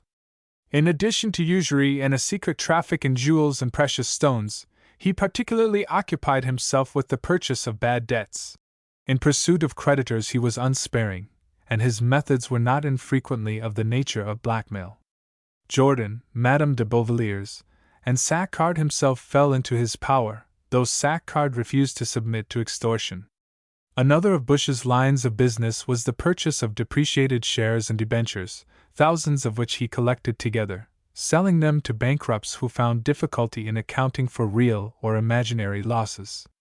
His one redeeming feature was his extraordinary love for his brother Sigismund, whom he nursed with the greatest care until his death. L'Argent. Bush, Sigismund, brother of Bush, the moneylender, was an able man, educated at a German university, and speaking several languages. He had met Karl Marx at Cologne in 1849, and became a contributor to the New Rhenish Gazette. From that time he professed socialism with an ardent faith, giving his entire being to the idea of an approaching social renovation, which would assure the happiness of the poor and humble. After his master was banished from Germany, Sigismund, engrossed in his dreams, was so careless of his material affairs that he would have perished of hunger had his brother not taken him to live with him. From this time the elder Bush, ferocious as a wolf towards a debtor, looked after his brother with almost maternal care, and was heartbroken when Sigismund died of consumption a few years later. L'Argent. Bateau, second son of Père Fouan, brother of Hyacinth and of Fanny Delham, cousin and husband of Lise Mouche, father of Jules and Laure. From early youth he was of violent temper, and having drawn a lucky number in the conscription, he went away from home, and got work, first at the farm of La Borderie and later at La Chamade. He was a true son of the soil, knowing nothing of the world beyond the narrow district in which he was born, and possessing that fierce passion for the land which is the characteristic of so many peasants. When Père Fouan made a division of his property among his family, Buteau was dissatisfied with the lot which he drew, and refused to take possession of it. In this attitude he persisted for 2 years, until the formation of a new road gave a greatly increased value to his share. In the same way he refused to marry his cousin Lise Mouche, by whom he already had a son, until, after her father's death, she had inherited a share of his property. Buteau's chief anxiety then became to prevent a division of this land between his wife and her sister Françoise, and when, after the girl's marriage to Rougon-Macquart, this became imminent, he and his wife eventually murdered her. His father had been a witness of the crime, and as his silence was essential, he too was cruelly done to death. After these terrible events, Buteau was able to sleep calmly, for the land, his overwhelming passion in life, was his beyond possibility of dispute. La Terre. Buteau, Madame, wife of the preceding. Célise Mouche. La Terre. Buteau, Jules, the eldest child of the preceding, who were not married till 3 years after his birth. At 9 years old he was the sole friend of old Fouan, but he soon came to neglect the old man. La Terre. Buteau, Laure, the second child of the Buteaus. At 4 years old she had already the hard eyes of her family, and was hostile to her grandfather, old Fouan. By jealousy she detached from him her brother Jules. La Terre. C. Cabas, a franc-tireur of the woods of Deulet. He was the favorite companion of Ducat, and along with Guillaume Sambuc formed part of the band which so greatly embarrassed the Prussians in the neighborhood of Sedan. He took part in the execution of Goliath Steinberg, the German spy. La Debacle. Cabin, Madame, the woman who looked after the bedrooms occupied by the saleswomen in the Ladies' Paradise. In consideration of small bribes, she allowed numerous breaches of the strict rules of the establishment. Aubonneur de Dames. Cabaroche, Simone, an actress at the Théâtre des Variétés. She was the daughter of a furniture dealer in the Faubourg Saint-Antoine, and had been educated at a boarding school in order that she might become a governess. She played the part of Isabelle in The Petite Duchesse. Nana. Caboche, a quarryman at Bicourt, who lived alone in a hut in the middle of the forest. He was condemned to 5 years' imprisonment for having killed a man in a tavern brawl, but on account of his good conduct was liberated at the end of 4 years. From that time he was avoided by everyone, and lived like a savage in the woods. Louisette, the younger daughter of Madame Massard, who was then 14 years old, met him one day in the forest, and a strange friendship was formed between them, the rough man almost adoring this child, who alone was not afraid to speak to him. The girl afterwards went as a servant to Madame Bonahan, but one evening Caboche found her at his door, half mad with fright and on the verge of brain fever. He nursed her tenderly, but she died a few days later. The conduct of President Grandmorin was believed to be the cause of Louisette's flight from Douinville, and Caboche was overheard to say in ungovernable rage that he would bleed the pig. This remark led Denizet, the examining magistrate, to attribute to him the murder of the president, which was committed soon afterwards by the Ribauds, and still later he had the misfortune to be found beside the body of Séverine Ribaud, who had been murdered by Jacques Lantier. He was found guilty of the 2 crimes, either of which he committed, and was sentenced to imprisonment for life. It was Caboche's wagon, loaded with huge blocks of stone, that Flore stopped in front of an express train in order to cause an accident. La Bête Humaine. Cadet Cassis, the sobriquet of Quo.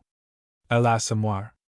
Cadine, a young girl who when only 2 years old was found by Madame Chantmes, and adopted by her. She was brought up along with Marjolaine, and the two became inseparable companions and lovers. When she was 11 years old she set up as a dealer in birds' food, but in a year or 2 became a flower seller. After the accident to Marjolaine by which his intellect was affected, Cadine looked after him, and the two were seldom found apart. Le Ventre de Paris. Caffin Abbé, the predecessor of Abbé Mouret as cure at Les Artauds. He was originally from Normandy, and had a large face which always seemed laughing. His history was bad, and he had been sent in disgrace to this hot and dusty corner of Provence. La Faute de l'Abbé Mouret. Campardin Achille, an architect, in whose house Octave Mouret boarded when he first came to Paris. His views on religion were somewhat free, but having been appointed diocesan architect he gradually became orthodox, though this did not prevent him from carrying on an intrigue with Gasperine, his wife's cousin, who ultimately came to live with the family. Potbull. Campardin, Madame, wife of the preceding, née Rose Domergue. Born at Plassans, she was an old friend of Madame Mouret, and when Octave Mouret came to Paris he boarded with the Campardins. After the birth of her child, Madame Camparton was an invalid, and was obliged to spend much of her time in bed, amusing herself by reading the works of Dickens. She tacitly accepted the liaison between her husband and Gasparine, her cousin, whom she ultimately asked to live with the family and manage the household affairs. Potbul. Camparton Angeli, daughter of the preceding. She was brought up at home by her parents, in order that she might remain ignorant of the realities of life, but intercourse with the servants in a large tenement house early developed her unnatural precocity. Potbul. Campinon, an incapable person to whom M. de Massy gave a post as prefect, which Eugene Rougon had promised to do poisit. Son Excellence Eugene Rougon. Camille Lamotte, secretary to the Minister of Justice, an office of great influence. It was his duty to prepare the list of promotions, and he was in constant communication with the Tuileries. He was a handsome man, who started his career as a substitute, but through his connections and his wife he had been elected deputy and made Grand Officer of the Legion of Honor. In examining the papers of President Grandmorin, he discovered the identity of the murderers, but knowing the probability of serious scandal arising in the event of public inquiry, he said nothing, and later, struck by the courage and charm of Séverine Ribaud, who threw herself on his protection, he gave instructions that all proceedings were to be stopped. He rewarded Denizet, the examining magistrate, with the decoration and the promise of early promotion. La Bête Humaine. Canavet, an old peasant, of whom Zéphyrin Lecour announced the death to Rosalie Pichon. Un Page d'Amour. Carnavant Marquis de, a nobleman of Plassans, said to have been intimate with the mother of Félicite Push during the early period of her married life. He visited Pierre Rougon and his wife occasionally, and after their retirement from business he interested them in politics. La Fortune de Rougon. Caroline, an artificial flower maker employed by Madame Titreville. She was very unhappy at home. Hélas à moi. Caroline Madame. See Caroline Hamelin. Carubel, a baker at Monceau. His business was threatened by the competition of Maigrat. Germinal. Casimir, a liquor dealer on the road to Monceau. Germinal. Cassut, an inhabitant of Plassans, who formed one of the group of insurgents which accompanied Antoine-Macquart to the Rougon's house. He was left there to signal the return of Pierre Rougon, but not being very intelligent, allowed himself to be sent by Rougon to the town hall, where he was arrested. La Fortune de Rougon. Catherine, servant to Granix. She talked for a long time before letting in Pierre Rougon and Rudier, who came to seek her master to save Plassans. La Fortune de Rougon. Coche, the commissary of police attached to the railway station at Havre. He was a former officer who considered his present occupation as practically a sinecure, spending much of his time at the café. He was a confirmed gambler, who could lose or win without change of expression. A room on the first floor of the Café du Commerce was his usual haunt, and there Ribaud frequently spent half the night playing cards with him. Later, it fell to him to arrest Ribaud on the charge of murdering President Grandmorin. La Bête Humaine. Cazenove, doctor, a man of 54 years of age, of a vigorous and lean habit, who after 30 years' service in the Navy settled down at Arromanches, where an uncle of his had left him a house. He affected skepticism of the power of medicine, but was unremitting in the care of his patients. Among the earliest of these was Madame Chanteau, and he became on intimate terms with the family, for some time acting as trustee to Pauline Quenu. La Joie de Vivre. Cécile, mademoiselle, daughter of a butcher in the neighborhood of the Halles Centrales. Le Ventre de Paris. Celeste, lady's maid and confidante of Madame Renée Saccard. La Curie. Celestine, a friend of Clemence. She was neurotic, and had a horror of the hair of cats, seeing it everywhere, and even turning her tongue in the belief that some of it had got into her mouth. Hélas à moi. César, a bull at the farm of La Borderie. La Terre. Chidori Madame, a milliner in the Rue Sainte-Anne. Octave Mouret's shop, the Lady's Paradise, ruined her within 2 years. Au bonheur de dames. Chen, the companion of Mahaudo, the sculptor. He was born at Saint-Firmin, a village about 6 miles from Plassans, where he served as a cowba until he was drawn in the conscription. Unfortunately for him, a gentleman of the district who admired the walking stick handles which he carved out of roots with his knife, persuaded Shen that he was a rustic genius, and with extreme foolishness persuaded him to go in for painting. Having £40, he went to Paris, where his small fortune lasted him for a year. Then, as he had only 20 francs left, he took up his quarters with his friend Mahoudeau. He had no talent, but had a certain skill in copying pictures with extreme exactness. The relations of Shen and Mahoudeau with Mathilde Chabriel led to a coldness between the two friends, and ultimately they ceased to be on speaking terms, though they continued to live together, and even to sleep in the same bed. Some time afterwards Shen gave up art, and started a booth at country fairs, in which he ran a wheel of fortune for trifling prizes. The booth was decorated with some of his alleged masterpieces. A Louvre. Chambouvard, a celebrated sculptor. He was said to be the son of a veterinary surgeon of Amiens, and at 45 had already produced 20 masterpieces. He had, however, a complete lack of critical acumen, and was unable to distinguish between the most glorious offspring of his hands and the detestably grotesque figures which he happened to put together now and then. At one salon he exhibited a sower, admirable in every way, while at another he showed an execrable reaping woman, so bad that it seemed like a hoax. But he was no less pleased with the later work, feeling sure that he had turned out yet another masterpiece. A Louvre. Champion, a master hatter at Montrouge. Auguste Lantier pretended to have left his employment because they had not the same political views. A l'Assommoir. Champion, a retired sergeant, who was afterwards delivery manager at the Ladies' Paradise, Au Bonheur des Dames. Chantopère came originally from the south of France, beginning his life as a journeyman carpenter. He created a considerable timber business at Caen, but being somewhat daring in his speculation, he left it rather embarrassed at the time of his death. La Joie de Vivre. Chanteau, M., a cousin of M. Quenu, by whom he was nominated guardian of his daughter Pauline Quenu. On the death of his father, he succeeded to the timber business at Caen.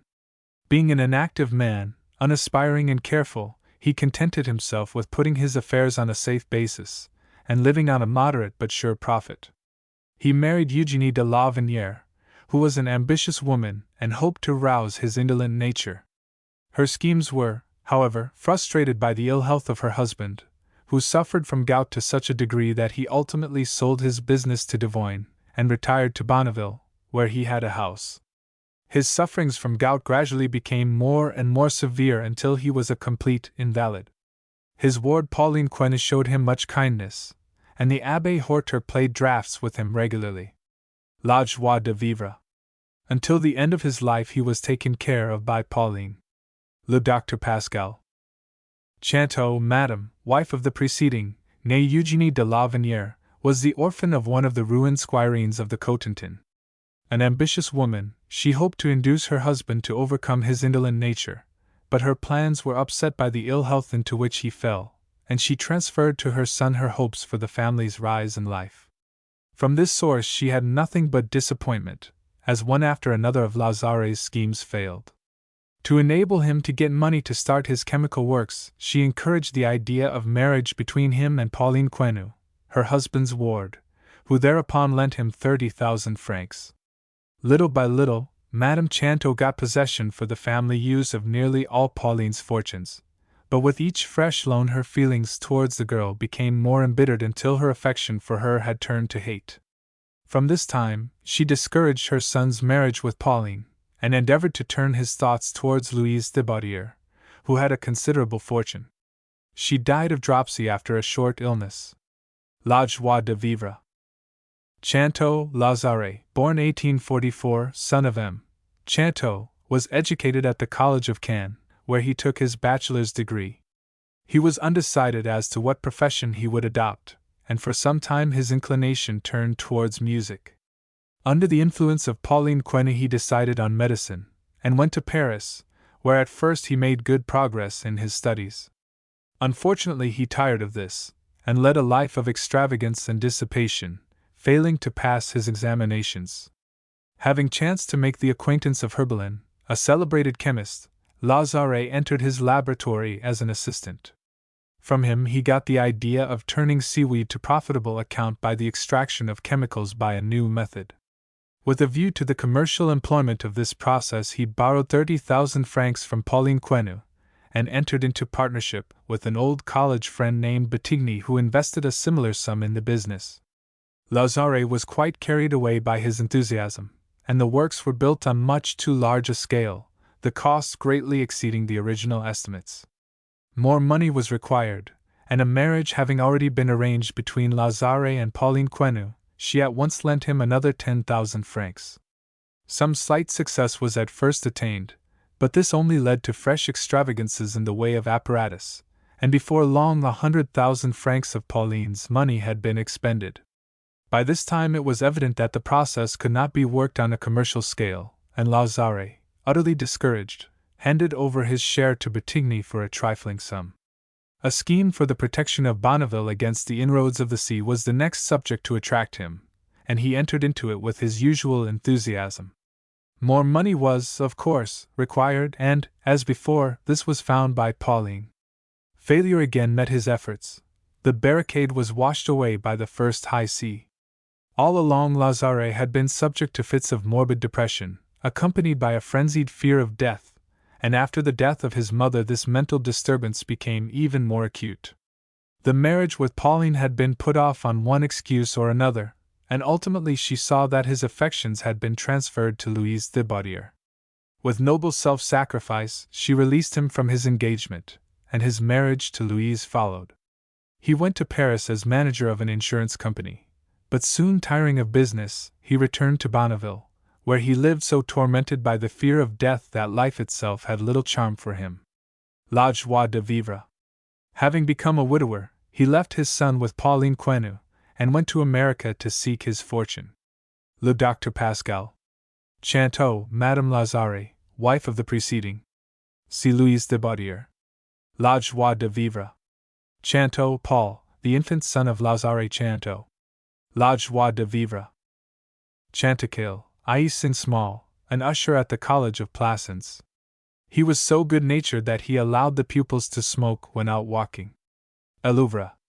Chantegreil, a poacher, who was sent to the galleys for shooting a gendarme. He was the father of Miette. La Fortune de Rougon. Chantegreil, Marie, known as Miette, born 1838, daughter of Chantegreil, the poacher, who was sentenced to the galleys for murder. She went to live with her aunt, the wife of Rebuffat, farmer at Plassans. Here she met Silvera Mouret, and an idyllic love affair followed. When Silvera joined the Republican insurrection in 1861, Miette, fired by his enthusiasm, accompanied him, and carried the banner of revolt. In the attack by the regular troops, which soon followed, she fell mortally wounded. La Fortune de Rougon. Chantegreil, Eulalie. See Madame Eulalie Rebuffat. Chantmes, Madame, a customer of Madame Francois, the market gardener. It was she who brought up the two foundling children, Marjolaine and Cadine. Le Ventre de Paris. Chantereau, Madame, wife of an ironmaster. She was a cousin of the Fougerets, and a friend of the Muffets. With Madame du Joncoy and Madame Hugon she gave an air of severe respectability to the drawing-room of Comtesse Sabine de Muffet. Her husband owned a foundry in Alsace, where war with Germany was feared, and she caused much amusement to her friends by expressing the opinion that Bismarck would make war with France and would conquer. Nana. Charbonnel, M., a retired oil merchant of Plassans. His cousin Chavassou, a lawyer, died leaving his fortune of 500,000 francs to the Sisters of the Holy Family. Charbonnel, being next heir, contested the will on the ground of undue influence, and the sisterhood having petitioned the Council of State to authorize the payment of the bequest to them, he went to Paris, accompanied by his wife, in order to secure the influence of Eugene Rougon. The matter dragged on for some months, and was then indefinitely delayed by Rougon's resignation of the presidency of the Council of State. After Rougon's appointment as Minister of the Interior, he induced the Council of State to refuse the petition of the sisterhood, and M. Charbonnel accordingly succeeded to the estate. Subsequently the Charbonnels accused the sisters of having removed some of Chavass's silver plate, and Rougon ordered the police to make a search in the convent. This caused a scandal in the town, and brought the Charbonnels, as well as Rougon, into popular disfavor. Son Excellence Eugene Rougon. Charbonnel, Madame, wife of the preceding. She accompanied her husband to Paris to assist him in looking after their interests in the estate of his cousin Chavassou. Son Excellence Eugene Rougon. Chardon, Abbé, the candidate favored by Abbé Fenel for the vacancy in the church of Saint Saturnin at Plassans. La Conquête de Plassans. Chardon, Madame, a protégé of Madame Melanie Carreur. The state having refused to accept some furnishings supplied by her, Eugene Rougon, the minister, arranged the matter. Son Excellence Eugene Rougon. Charles, a waiter at the Café Riche. It was he who served supper to Maxime Saccard and René in the White Salon. La Curie. Charles, the attendant at the public washing house where Rougon-Macquart had her great fight with Virginie. L'Assommoir. Charles, a butcher whose shop was in Rue Polonceau. The Capots dealt with him. L'Assommoir. Charles, coachman in the service of Nana. He left her after a violent scene, in the course of which he called her a slut. Nana. Charles, a cousin of the little soldier Jules from Plogoff. Germinal. Charles, coachman to Aristide Saccard. He was discovered stealing oats, and was dismissed. In revenge, he disclosed to Madame Caroline the relations between his master and the Baroness Sandorf. L'Argent. Charles, Monsieur and Madame C. Bedouil. Charpier, a grain merchant at Vendôme. He became bankrupt, and his papers having been purchased by Fayre on behalf of Bush, the latter found among them a document signed by Comte de Beauvilliers, undertaking payment of a large sum to Leonie Cron. L'Argent. Charrier, a bricklayer who amassed a fortune by speculations in building sites during the early days of the Second Empire. Along with Mignon, his partner, he had many business dealings with Aristide Saccard. La Curie. Charvet, one of the party which met at Lebigger's wine shop to discuss revolutionary subjects. He was the best educated of the coterie, and his flood of bitter words generally crushed his adversaries. Le Ventre de Paris. Chassagne, doctor, director of the asylum at Molyneux, where Saturnin Josserand was confined for a time. Potbull. Chalmette, councillor at the court of Rouen. At the trial of Rabaud he acted as assessor to the assizes. La Bête Humaine. Chalmette Fils, son of the preceding, was a substitute at Rouen. He was the latest fancy of Madame Bonahan, who did all she could to secure his advancement. La Bête Humaine. Chevale, Rosalie, cousin of La McCain, and mother of Victor Saccard. She fell into a life of vice and poverty, and died at the age of 26. L'Argent. Chavel, a miner employed at the Vorieux pit. From the first he had an instinctive hatred towards Etienne Lantier, caused partly by jealousy regarding Catherine Mahieu, whose lover he became. He treated the girl very badly, and she ultimately left him. During the strike he took up a position antagonistic to Lantier, who was one of the leaders, and even undertook the direction of a party of Belgians brought in by the mine owners to work the pits. By a strange chance, Chavel met Lantier and Catherine in a gallery of the pit after a terrible accident, which resulted in its being flooded. A struggle followed, and Chavel was killed, his body being thrown into the water. But the rise of the flood brought him back time after time to the feet of the others, as if his jealousy continued even after death. Germinal.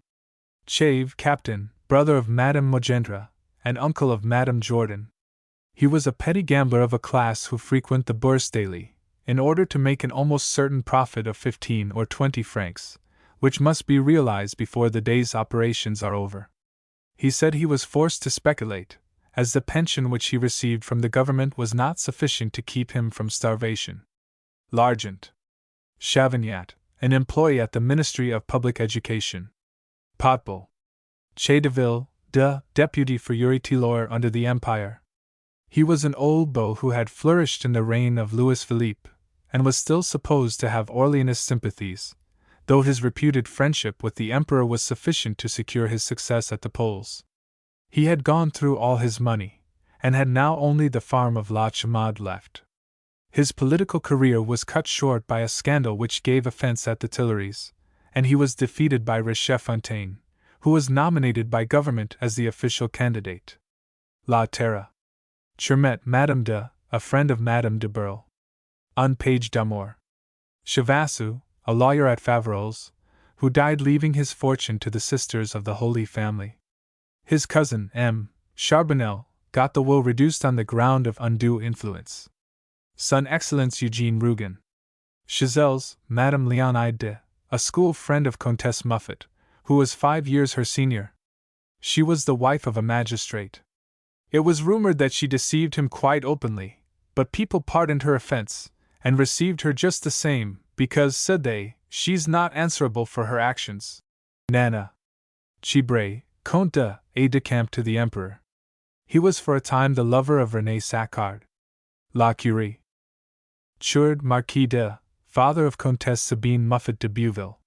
He was a councillor of state and chamberlain to the Empress, but, notwithstanding this, had kept up his relations with the Legitimist party.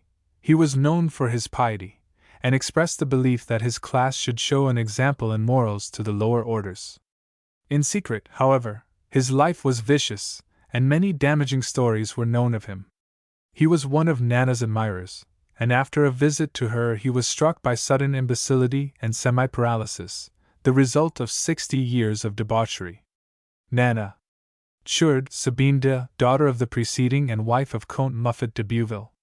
She was married at 17, and ever since had led a cloistered existence with a pious husband and a dictatorial stepmother. The death of her stepmother made little difference, and the family continued to live in an atmosphere of frigid respectability. At 34, Sabine looked little older than her own daughter, and would not have been taken for more than 28. About this time Comte Muffet fell entirely under the influence of Nana, and a change came over the household. Sabine accepted the attentions of Fauchet, whose mistress she became, and soon after launched into a course of extravagance which in the end went far to complete the ruin to which her husband was himself contributing. Other lovers followed Fauchet, and in the end she ran off with the manager of a large drapery store. Ultimately she returned, and was pardoned by her husband, who had lost his own self-respect as a result of his intrigue with Nana. Nana. Choteau, an old man of over 90 years of age, who with his wife lived in a little hut in Beaumont, furnished for them by Angelique with articles taken from the attic of her adopted parents. She, as well as Félicien de Hautecoeur, showed them much kindness. Le Rêve. Choteau, a soldier in the 106th Regiment of the Line, commanded by Colonel de Vigneul. He belonged to the squad of Corporal Rougon-Macquart. Originally a house painter of Montmartre, his time was almost expired when the outbreak of war prevented his leaving the army. A revolutionary in his ideas, he was the leader in every breach of discipline among his companions, suggesting to them that they should throw away their knapsacks and guns. On the plateau of Floing, in front of the enemy, he declared that as he had not eaten he would not fight. Sergeant Sapin having been severely wounded, Choteau offered, along with Loubet, to remove him to the ambulance, and the two men disappeared from the battlefield. After the defeat of the French army he was made prisoner at Igues, where he continued to advise his companions in committing all kinds of excesses, going the length of handing a knife to Lepole in order that he might kill Patch, who had hidden some provisions from him. Along with Loubet he made an attempt to escape from the Germans, and in this he attained success by treacherously sacrificing his comrade. During the Commune he took an active part in the excesses which were then committed, but during the sanguinary repression which followed he was seen in the blouse of an honest workman applauding the massacre which ensued. La Debacle. Christine. See Christine Halle-Grain. Chou-Chou, Mademoiselle, an actress at the Varieties. A liaison between her and Fleury led to the ruin of the latter on the Stock Exchange. L'Argent. Clarice, waiting maid in the service of Baroness Sandorf. She betrayed to Delcamp the confidences of her mistress. L'Argent. Clemence, a clerk at the fish auction. She attended the meetings in Lebeger's wine shop along with Charvet, with whom she lived. Le Ventre de Paris. Clemence, Mademoiselle, occupied a room in the same tenement house as the Capots and Lorelou, where she took in ironing, as well as added to her income by less reputable means. When Gervais Capot's laundry was at the height of its success, Clemence got regular employment there, but when business began to go she had to leave. Hélas à moi. Clemence, lady's maid to Madame de Verrier. Potbull. Chlorinde. See Chlorinde Balby. Clew, municipal councillor at Rones. He played the trombone at choral services in church. La Terra. Cur, Germain, a demi-mondaine who was on intimate terms with many members of the Paris Bourse. L'Argent. Cognet, a roadman at Rones. He was an old drunkard, who beat his daughter unmercifully. La Terra. Cognet, Jacqueline, alias La Cognet, daughter of the preceding. She went to La Borderie at the age of 12 years, and before long had several lovers. She made her fortune, however, by resisting her master, Alexander Hordequin, for 6 months, and when she ultimately became his mistress she had made her position so secure that he was afterwards unable to part with her. Notwithstanding her relations with Hordequin, she had other lovers, and the old shepherd Zolas, from motives of revenge, informed Hordequin of her intimacy with one of them, a man named Tron. The latter, having been dismissed, killed Hordequin and burned down the farm, so that Jacqueline was compelled to leave La Borderie no richer than she had come. La Terra. Coliche, La, a fine cow which belonged to the Mouche family and was a great favorite with them. La Terra. Colin, a notary at Havre. It was in his presence that the Rabauds made a mutual will, leaving everything to the last survivor. La Bête Humaine. Colomban Père, a veterinary surgeon known to all in the district of Seine-et-Thioise. He was of dissolute habits. Au Bonheur de Dames. Colomban, a shopman who had been for many years in the employment of M. Baudu. He was engaged to his master's daughter Genevieve, but the marriage was put off from time to time as Baudu's business was not prosperous. Meantime, Colomban had become infatuated by Clara Preneur, a girl employed in the Ladies' Paradise, and his affection for Genevieve rapidly cooled. Ultimately he went off with Clara, thereby hastening the death of Genevieve, who had been in bad health for some time. Au Bonheur de Dames. Colombi. See Père Colombi. Combelat M.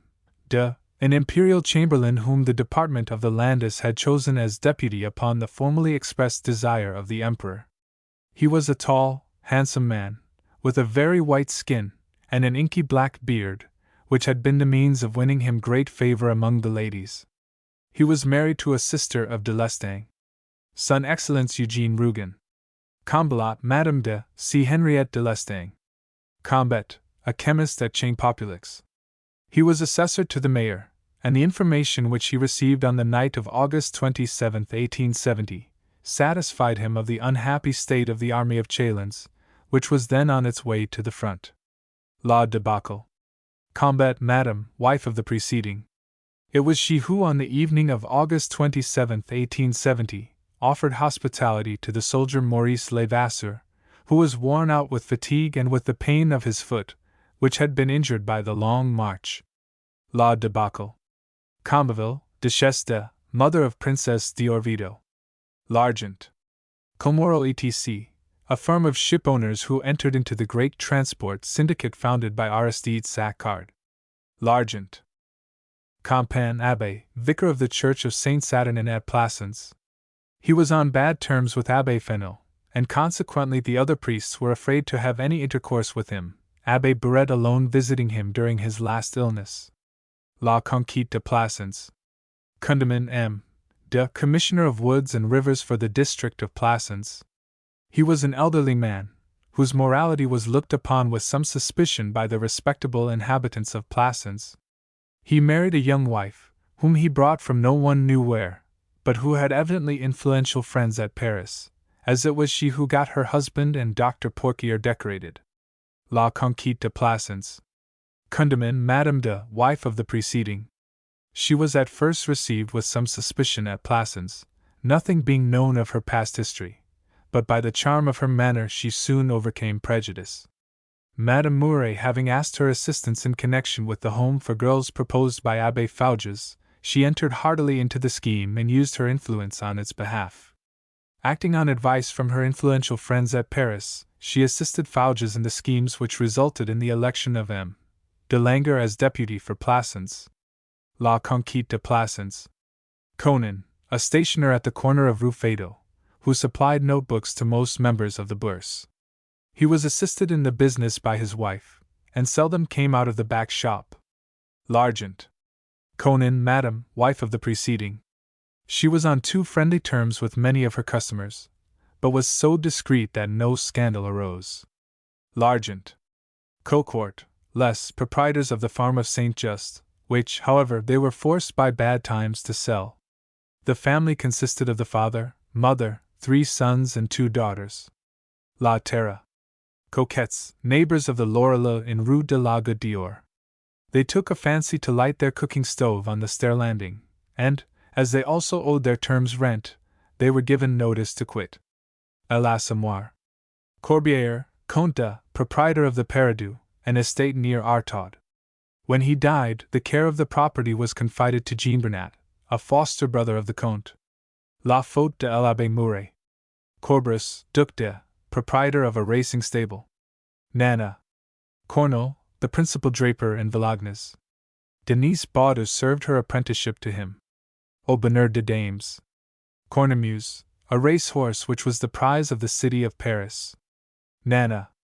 Corneille, a member of the firm of Corneille and Gened, who held in the 18th century the mineral concession of Joiselle, which was joined in 1760 to 2 neighboring concessions, those of Comte de County and of Baron d'Esremeaux, in order to form the Company of the Mines of Monceau. Germinal. Corneille, Abbé, one of the clergy of the Cathedral of Beaumont.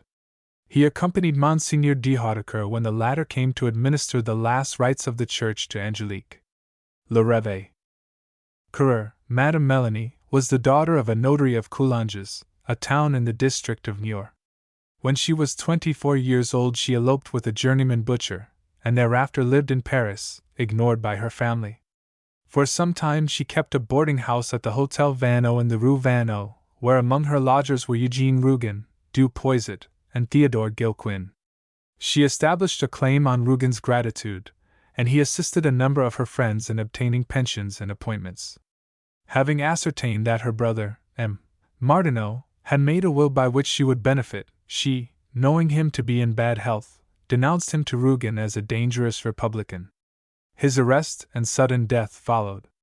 Son Excellence Eugene Rougon. Cassinus, a racehorse which ran in the Grand Prix de Paris. Nana. Cossard Le Père, prompter at the Théâtre de Variétés. He was a little hunchback. Caudeloup, Madame, a baker in Rue de Poissonniers. She supplied the Coupeaus until Lantier decided that they must have finer bread from a Viennese bakery. À l'Assommoir. County, Comte de, owner in the 18th century of the mining concession of County, which in 1760 was joined to 2 neighboring concessions to form the Company of the Mines of Monceau. Germinal. Couillat les peasants at Rhones. Their son got the number 206 in the drawing for the conscription. La Terre. Couot, a zinc worker, who married Rougon-Macquart after her desertion by Lantier. He was the son of a drunken father, but was himself steady and industrious until a serious accident caused by a fall from a roof brought about a change. After that he became unwilling to work and began to spend his time in public houses. His days of work became fewer and fewer, until, a confirmed drunkard, he lived entirely on his wife's earnings.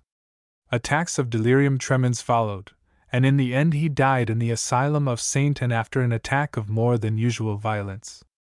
À l'Assommoir. Couot, Madame Gervais, wife of the preceding. See Rougon-Macquart. À l'Assommoir.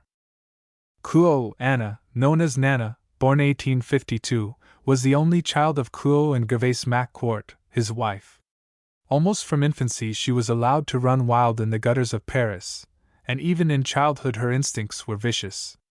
At 13 years of age she was sent to learn artificial flower making in the establishment of Madame Titreville, whose forewoman was Madame Lerat, Nana's aunt. She had been there some time when she began to receive attentions from an elderly gentleman who had noticed her going to work. Meantime her father and mother had taken to drink so seriously that home life had become intolerable, and, after one of innumerable quarrels, Nana ran away to her venerable admirer. After a few months she tired of him and left, to spend her time amongst the low-class dancing halls, in one of which she was found by her father, who brought her home, where she remained for a fortnight, and then ran off again. From time to time she returned, but her visits gradually became less frequent till they ceased. Alas, Emile. At 16 years of age she had a child by an unknown father, and 2 years later was installed in a flat in Boulevard Haussmann by a rich merchant of Moscow, who had come to pass the winter in Paris. Bordenave, the director of the Theatre des Varietés, gave her a part in a play called La Blonde Venus, and though her voice was poor and she was ignorant of acting, she was by the sheer force of her beauty an immediate and overwhelming success. All Paris was at her feet. Count Muffet Steiner, the Prince of Scots himself, came in turn to offer homage. It seemed as if this girl, born of 4 or 5 generations of drunkards and brought up on the pavements of Paris, was to revenge her race upon the idle rich by the wild extravagances into which she dragged them. Muffet and Steiner were her lovers, and ruined themselves by the vast sums which she squandered. Georges Hugon killed himself from jealousy of his brother Philippe, who embezzled for her sake, and brought himself to imprisonment and disgrace. Vandevers, too, after courting dishonor, met death at his own hand, and Falquemont, stripped bare and cast off, went to perish in the China seas. The procession was unending, more money was always required. After a successful appearance in a play called Melusine, Nana suddenly left Paris and went to the East. Strange stories were told of her, the conquest of a viceroy, a colossal fortune acquired in Russia, but nothing definite was known. When she returned to Paris in 1870 she found that her son Luzet had been attacked by smallpox, and she herself contracted the disease from him. A few days later she died in a room in the Grand Hotel, nursed only by Rose Mignon, who had come to her in her trouble. The war with Germany had just broken out, and as she lay dying the passing crowds were shouting ceaselessly, "A Berlin! A Berlin! Nana! Quo Louis! See Luzet! Quo, madam, mother of Quo the zinc worker!" She was an old woman, and, her sight having given way, was unable to support herself. Her daughter, Madame Lorelou, refused anything but the most trifling assistance, and ultimately Gervais Quo took the old woman into her own home and supported her till her death, which occurred some years later. Alas, Emile. Courajod, a great landscape painter, whose masterpiece, The Pool at Gagny, is in the Luxembourg. Long before his death he disappeared from the world of art, and lived in a little house at Montmartre surrounded by his hens, ducks, rabbits, and dogs. He refused to speak of his former fame, and when Claude Lantier called on him the old man seemed to be entering into a second childhood, forgetful of his past. Elouvre. Coutard, a soldier of infantry who belonged to the 2nd Division of the 1st Army Corps, which was defeated at Wissembourg on August 4, 1870. He and his companion Pico were slightly wounded, and were left behind, not being able to rejoin their regiments for 3 weeks, most of which they spent tramping the country through wet and mud, endeavoring to overtake the vanquished army of France. La debacle. Crass Lai. The dirty sobriquet of a professor at the College of Plassans, so called by the pupils as he marked by the constant rubbing of his head the back of every chair he occupied. Elouvre. Crèvecoeur, a lace merchant in Rue Mail. Henri Deloche left his employment, and entered Octave Mouret's shop on the same day as Denise Baudu. Aubonneur de Dames. Cron, a carter at Vendôme. He was the father of Léonie Cron. L'Argent. Cron, Léonie, the girl to whom the Comte de Beauvilliers gave the document which afterwards came into the hands of Bush, and was used by him as a means of blackmailing the widow of the Comte. L'Argent. Cuche, a family of fisher people who resided at Bonneville. They were ruined by their house being washed away by the sea. The father and mother lived extremely dissolute lives, and their son grew up little better than a savage. Pauline Quenner made great efforts to reform him, but he refused all attempts to make him settle down. La joie de vivre. Coudorge, madame, a seller of umbrellas in the Rue Neuve de la Goutte d'Or, where she was a neighbor of Gervais Lantier. Alas, Emile. Cugnot, Pauline, daughter of a miller at Chartres who was ruined by a lawsuit. She came to Paris, and eventually got a situation at the Ladies' Paradise, where she showed much kindness to Denise Baudu, who was at first badly treated by the other employees there. Later on she married Bosch, her lover, but was allowed to retain her situation. Au bonheur de dames. D. Dabity, chief station master at Havre. He was a handsome man, with the bearing of a commercial magnate engrossed in business. Indeed, he willingly left the passenger department of the station to his assistants, in order that he might give particular attention to the enormous transit of merchandise at the docks. It is said that he was on friendly terms with Mademoiselle Guichon, the office-keeper at the station. La bête humaine. Daignet Paul, the favored lover of Nana. His father, who was highly esteemed by Louis Philippe, occupied a prefecture up to the time of his death.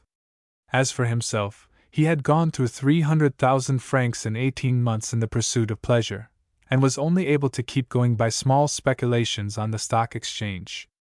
Attracted by the fortune of Estelle Muffet, he decided to marry her, and with the assistance of Nana obtained the consent of Count Muffet. Become serious after marriage, Daignet came under the influence of Théophile Venet, and was ruled with a rod of iron by his wife, who now exhibited a character entirely unsuspected before. He now went to Mass, and was furious with his father-in-law, who was ruining the family on account of Nana. Nana. Daignet, madame. C. Estelle Muffet de Beuville.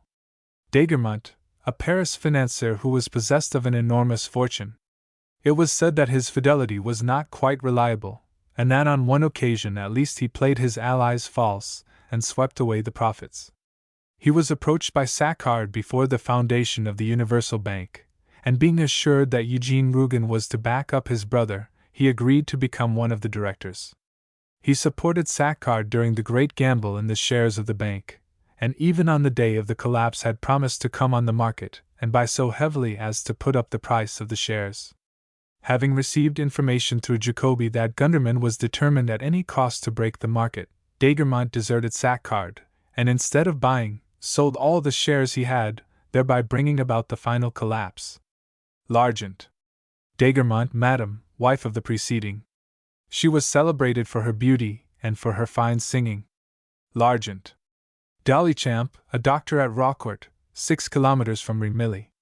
He was a man of brusque manner, but of excellent heart, who showed much kindness to his patients.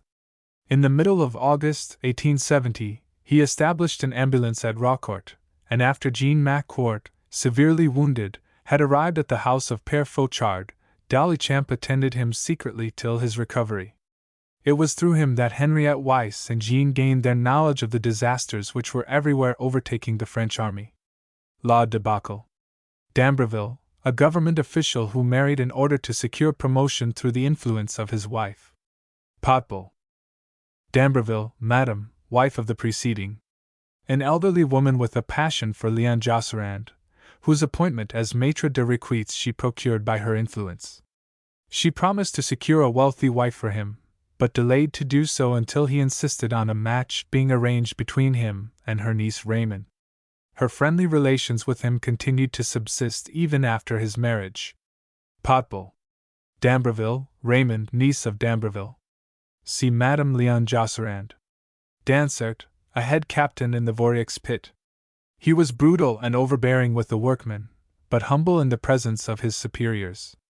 Though it was well known that he was the lover of La Pierronne, he was friendly with her husband, and got information from him regarding the progress of the strike. On the day of the accident in the pit he became mad with fear, and leaped into one of the cages, leaving his men at the bottom.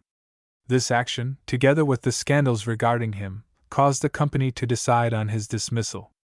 Germinal. Dace, madame, a friend of the Saccards and of Madame de Lorens. La Curie. d'Auvergne, deputy station master for the main lines at the Gare Saint-Lazare. He occupied with his family, Claire, Henri, and Sophie, a house belonging to the railway company in the Impasse d'Amsterdam. La bête humaine. d'Auvergne, Claire, daughter of the preceding and sister of Sophie. The two sisters were both charming blondes, one 18 and the other 20, who, amidst a constant stream of gaiety, looked after the housekeeping with the 6,000 francs earned by the two men. The elder one would be heard laughing, while the younger sang, and a cage full of exotic birds rivaled one another in roulades. La bête humaine. d'Auvergne, Henri, a chief guard in the service of the Western Railway Company. He was in love with Séverine Rabaud, but was aware of her liaison with Jacques Lantier.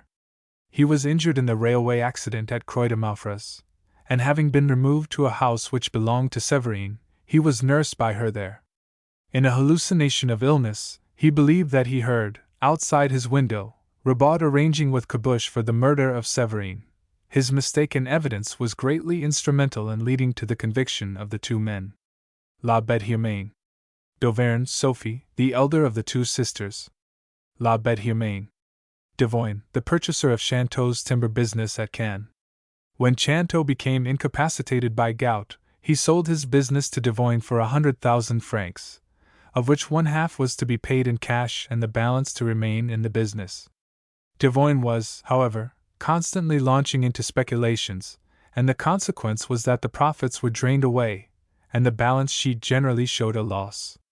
He ultimately became bankrupt, and Chanteau lost all the money he had left in the business. La joie de vivre. De Burle, Dr. Henri, a medical man of Passy who inherited from his father a large fortune and an excellent practice. A chance call to attend Jean Grandjean led to an intimacy with her mother, which resulted in the fleeting love episode which forms the subject of the novel. De Burle, deceived by the circumstances under which Hélène Grandjean prevented an assignation between his wife and M. Malignan, believed that Hélène had arranged an assignation with himself, and she found it impossible to enlighten him without compromising his wife. The brief liaison was terminated by the illness and death of Jean. Un page d'amour. De Burle, Madame Juliette, wife of the preceding, was the elder daughter of M. Letellier, a wealthy silk merchant of Paris. Empty-headed and fond of gaiety, she was carried away by the attentions of M. Malignan, an idle young man who went everywhere in Paris society, and to whom she was foolish enough on one occasion to grant an assignation. Madame Hélène Grandjean, who was on intimate terms with the family, warned Madame de Burle that her husband's suspicions had been aroused, and that lady, seeing in time the folly of her action, broke off the intrigue. Un page d'amour. De Burle, Lucien, the young son of Dr. de Burle. He was a playmate of Jean Grandjean. Un page d'amour.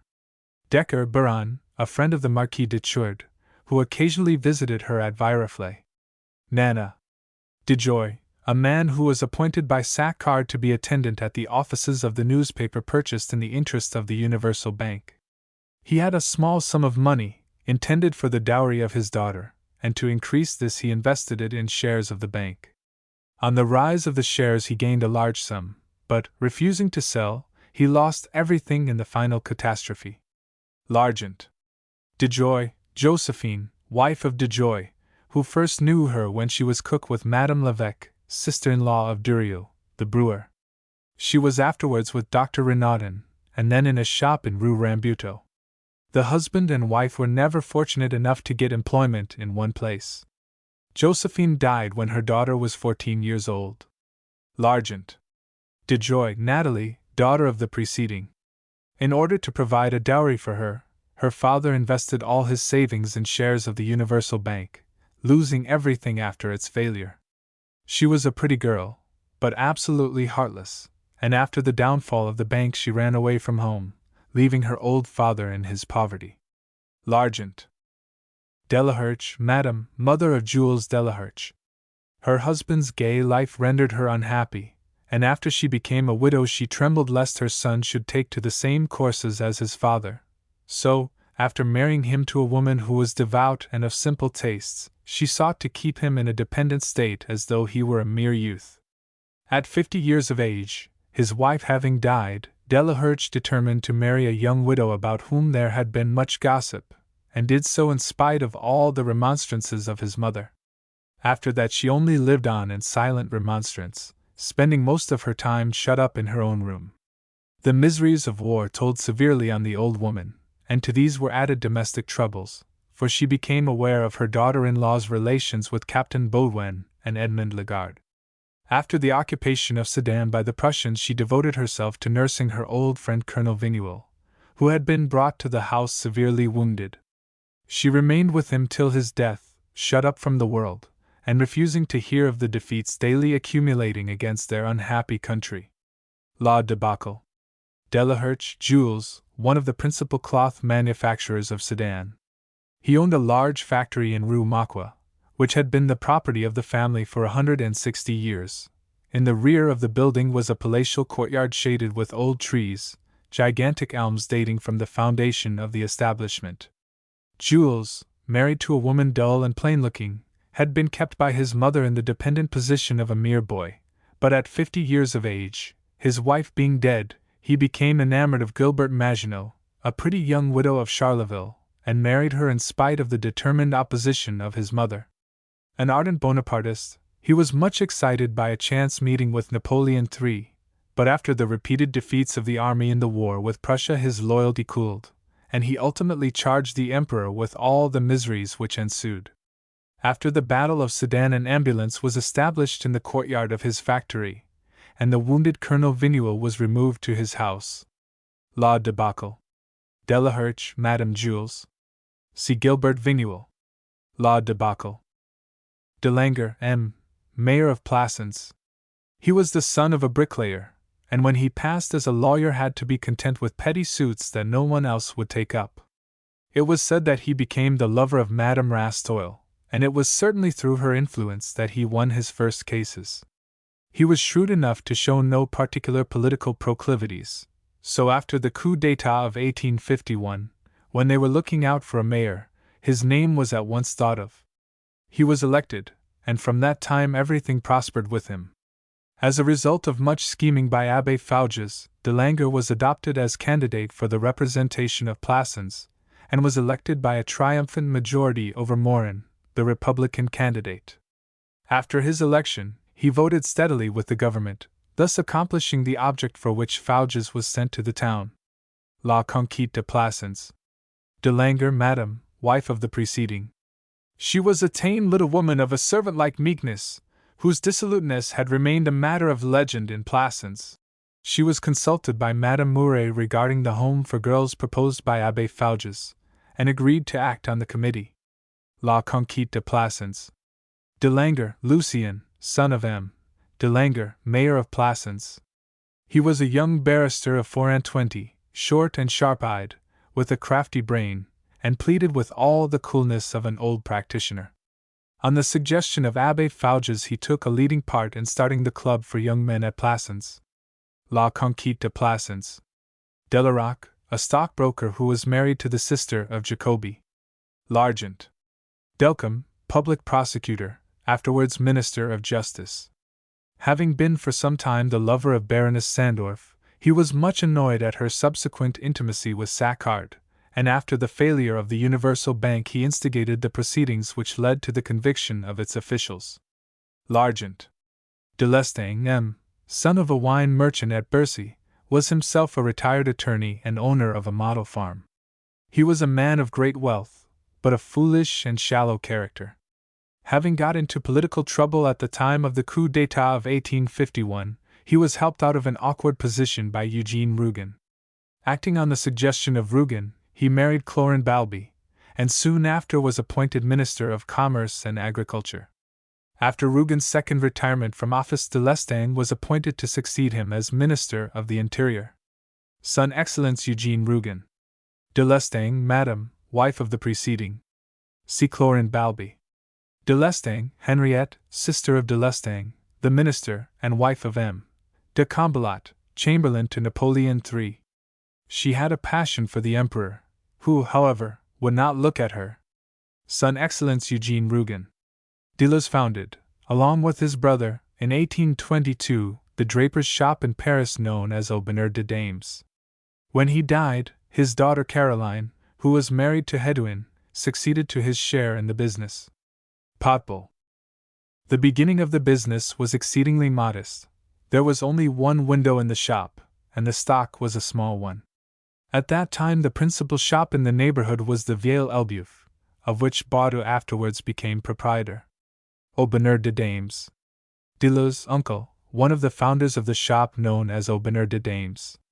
After the death of his elder brother he continued the business along with his niece Madame Hedouin. He became much affected by rheumatism, and left the management in the hands of Hedouin. Potbowl. Deleuze, Caroline. See Caroline Hedouin. Delhomme was the son-in-law of Père Fouan, whose daughter Fanny he married. He was the owner of a small farm, which he managed so well that he became one of the richest of the peasant proprietors at Rhônes. He was a man of calm, upright nature, and was frequently selected as arbiter in petty disputes. In his own affairs, however, he allowed himself to be much influenced by his wife. He was a municipal councillor, and ultimately became mayor. La Terre. Delhomme, Madame née Fanny Fouan, wife of the preceding. At first a not unamiable woman, she became hardened, and eventually the cleanliness of her house became a mania with her. She was unkind to her father, with whose little weaknesses she had no patience, and her persecution of him was carried to such an extent that he ceased to live with her and her husband. She was so annoyed at this that she refused to speak to him again, and her ill will was not even terminated by his death. When her husband became mayor, her conceit knew no bounds. La Terre. Delhomme, Ernest, known as Nanès, son of the preceding.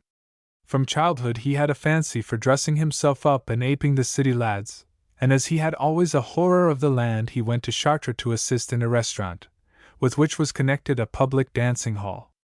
His parents effected an insurance against him being drawn in the conscription, but he drew a lucky number, and the loss of the money caused his mother considerable annoyance. He proposed to take over the Maison de Tolerance at Chartres, which belonged to his grand-aunt Madame Bedouil and her husband, and he eventually did so by marrying their granddaughter Elodie Vaucon. La Terre. Deloche, a bailiff in needy circumstances who resided at Brie-Quebec. He treated his son Henri very badly. Au bonheur de dames. Deloche, Henri, a young man who got employment at the Ladies' Paradise, at the same time as Denise Baudu.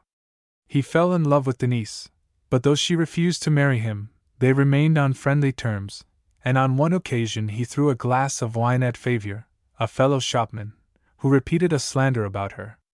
Au bonheur de dames. Delorme, a relation of the Queeness. On the suggestion of Madame Chanteau, he was nominated a member of the family council of Pauline Quenu. He consented to her emancipation. La joie de vivre. Denolin, a cousin of the Gregoires.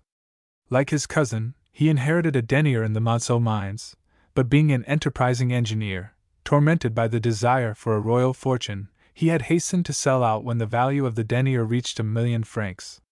His wife possessed through an uncle the little concession of Vendôme, on which were 2 abandoned pits, Jean Bart and Gaston Marie, and he invested all his money in the reopening of these pits.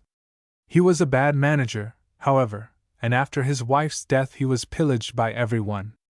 The great strike at Monceau completed his ruin, and he was ultimately compelled to sell his pits to the great company which had already acquired all the neighboring mines, himself receiving a situation as divisional engineer.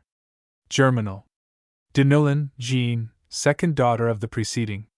Having lost their mother when very young, she and her sister were brought up alone, somewhat badly, being spoiled by their father. Jean was fond of painting, and had already had 3 landscapes refused by the Salon. Her sister and she remained cheerful in the midst of their father's loss of fortune, and proved themselves excellent managers. Germinal. Denolin, Lucy, elder daughter of Denolin. She was fond of music, and at one time talked of going on the stage. Like her sister, she showed an admirable spirit at the time of her father's downfall. Germinal. Denizet, examining magistrate, juge d'instruction, at Rouen. The son of a cattle breeder, he studied law at Caen, but had entered the judicial department of the government late in life, and his peasant origin, aggravated by his father's bankruptcy, made his promotion slow. After being substitute in various places, he was sent to Rouen, where he acted as examining magistrate. He was fond of his profession, and at the beginning of the inquiry into the murder of President Grandmorin allowed himself to be carried away by his desire to elicit the facts of the case.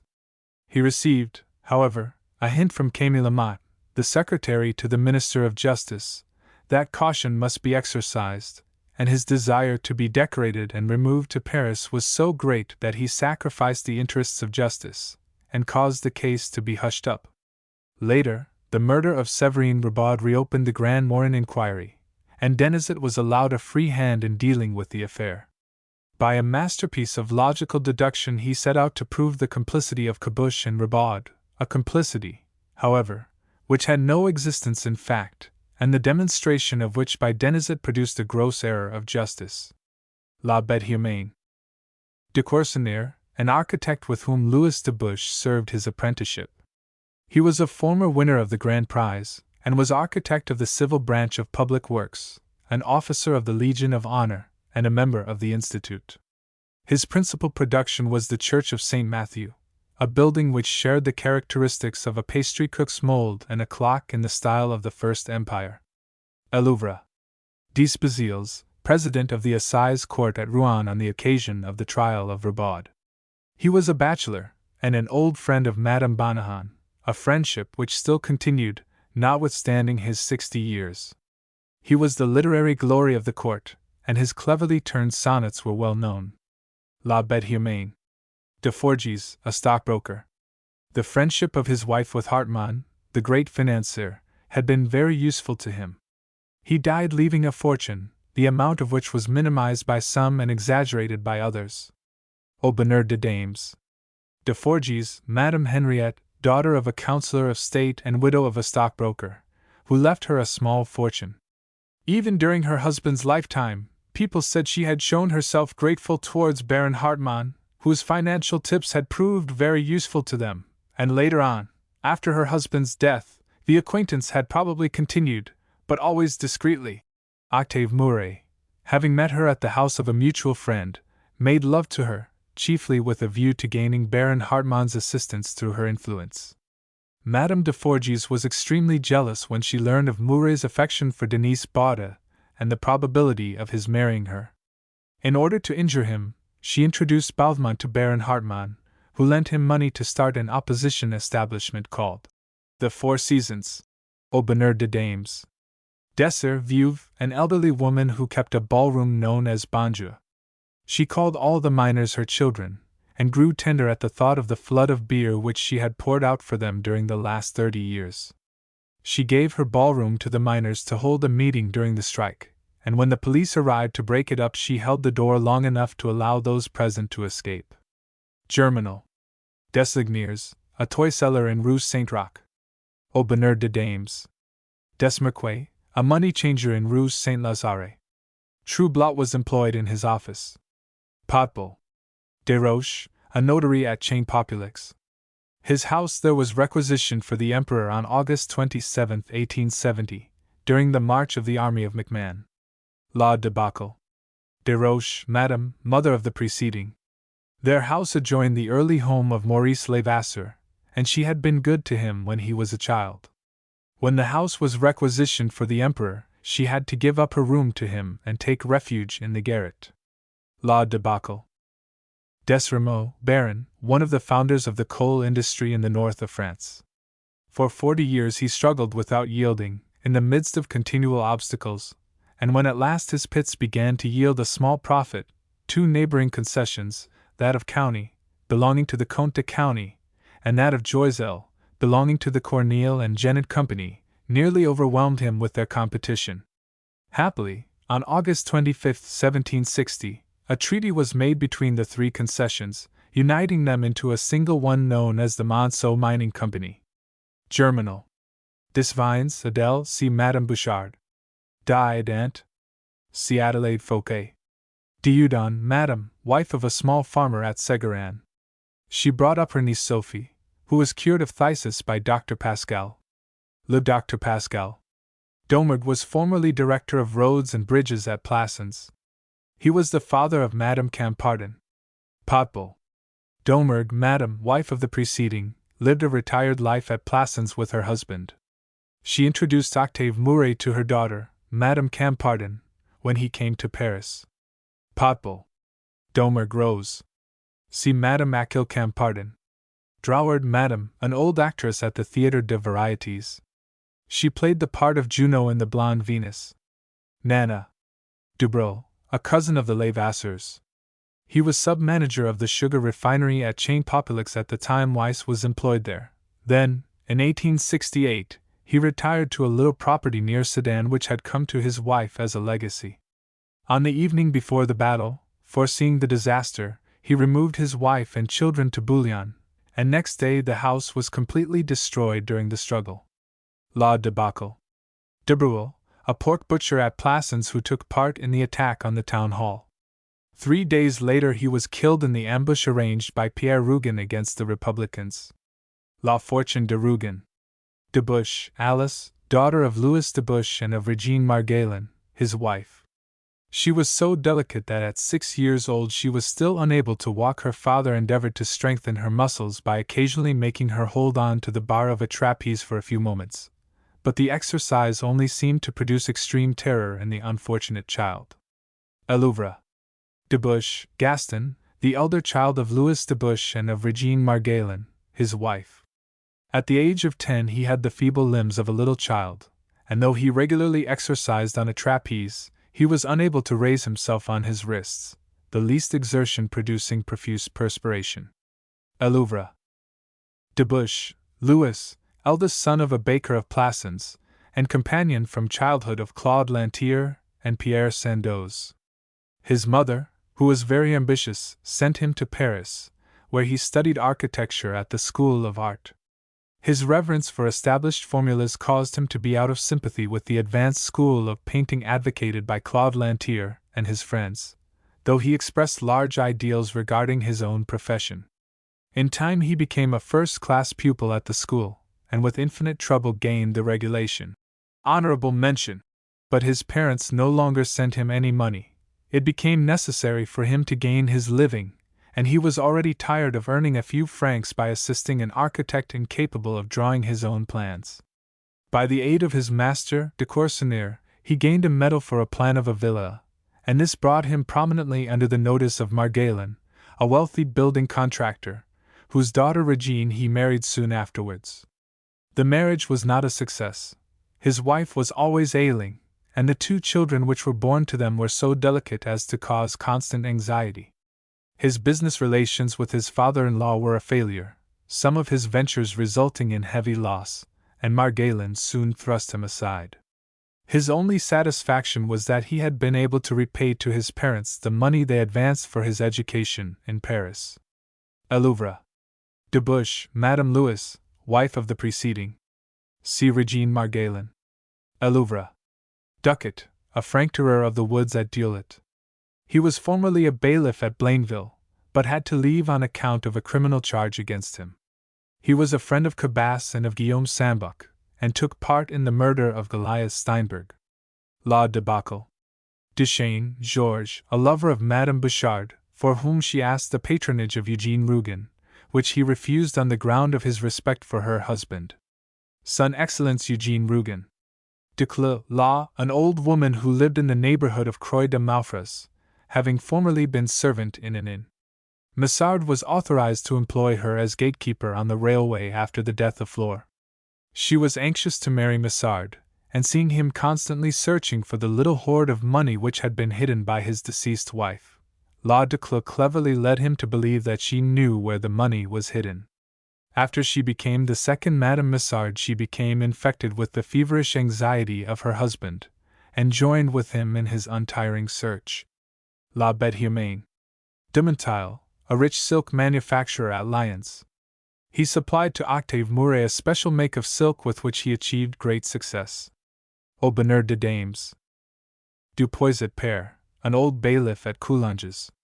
He was an old miser who refused any money to his son Leopold, and even threatened him with a pistol when he tried to borrow from him. He lived alone in an old ruinous house with a loaded gun behind the door. His son, having become a prefect, and wishing to dazzle the old man with his fine position, attempted to force the door. Then followed a drama mysterious and without witness, at the end of which the old man was found lying at the foot of his staircase, with his head split open. Son Excellence Eugene Rougon. Du Poiset, Leopold, son of a process server at Coulanges, a little town in the district of Niort. His father, who had amassed a considerable fortune by usury, sent him to study law in Paris, giving him an allowance of only 100 francs a month. Some months before the Revolution of February, 1848, he became acquainted with Eugene Rougon, who, like himself, was boarding at that time with Madame Carreur at the Hotel Vanneau. During the Bonapartist intrigues he assisted Rougon in some risky undertakings, and later on worked energetically to secure his election to the Legislative Assembly as member for Deux-Sèvres. After the coup d'état, Rougon used his influence on behalf of Dupuiset, and got him appointed sub-prefect at Brescia. He resigned this appointment on the advice of Rougon after the resignation of the latter as president of the State Council. After Rougon's return to office, he was appointed prefect at Niort. His extreme harshness and overbearing conduct produced a public scandal, and the sudden death of his father, under peculiar circumstances, still further increased his unpopularity. He was at his own request transferred to another prefecture by Delesting, who succeeded Rougon as Minister of the Interior. Son Excellence Eugene Rougon. Durieux, a wealthy brewer who, carried away by the charm of Caroline Hamelin, married her. He became an alcoholic maniac, and on one occasion pursued his wife with a knife. A separation was arranged, and Durieux ultimately died in an asylum. L'Argent. Durieux, Madame. See Caroline Hamelin. Durieux, Le Père, a messenger at Plassans. He was a taciturn old Provençal. Le Docteur Pascal. de Tilleuil, a flour miller at Monceau whose mills were stopped by the strike. Germinal. De Verrier Alphonse, a councillor at the Court of Appeal, married Clotilde, daughter of M. Weber.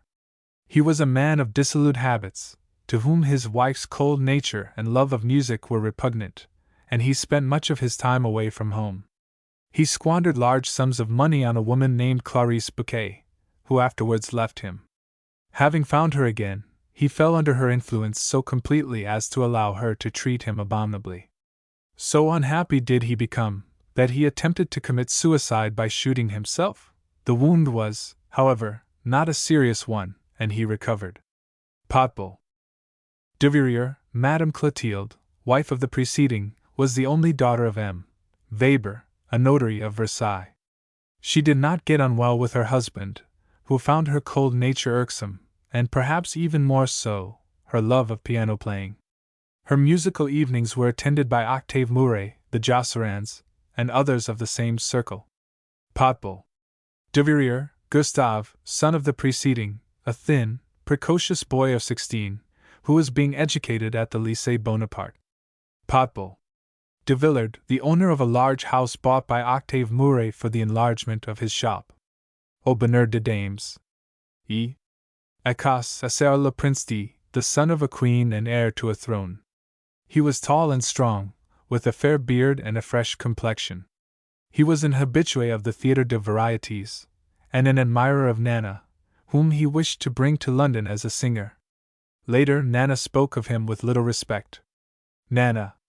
Écrivisse L., a celebrated demi-mondaine of the Second Empire.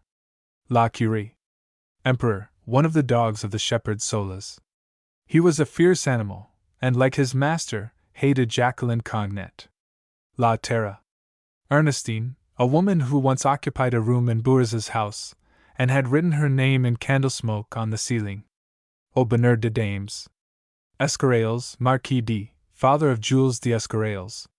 The Escarales family was one of the oldest in Plassans, where it was treated with the utmost respect, and Rougon, who in former days had often dragged his worn-down boots past the old Marquis's house, took a pride in protecting and assisting the young man.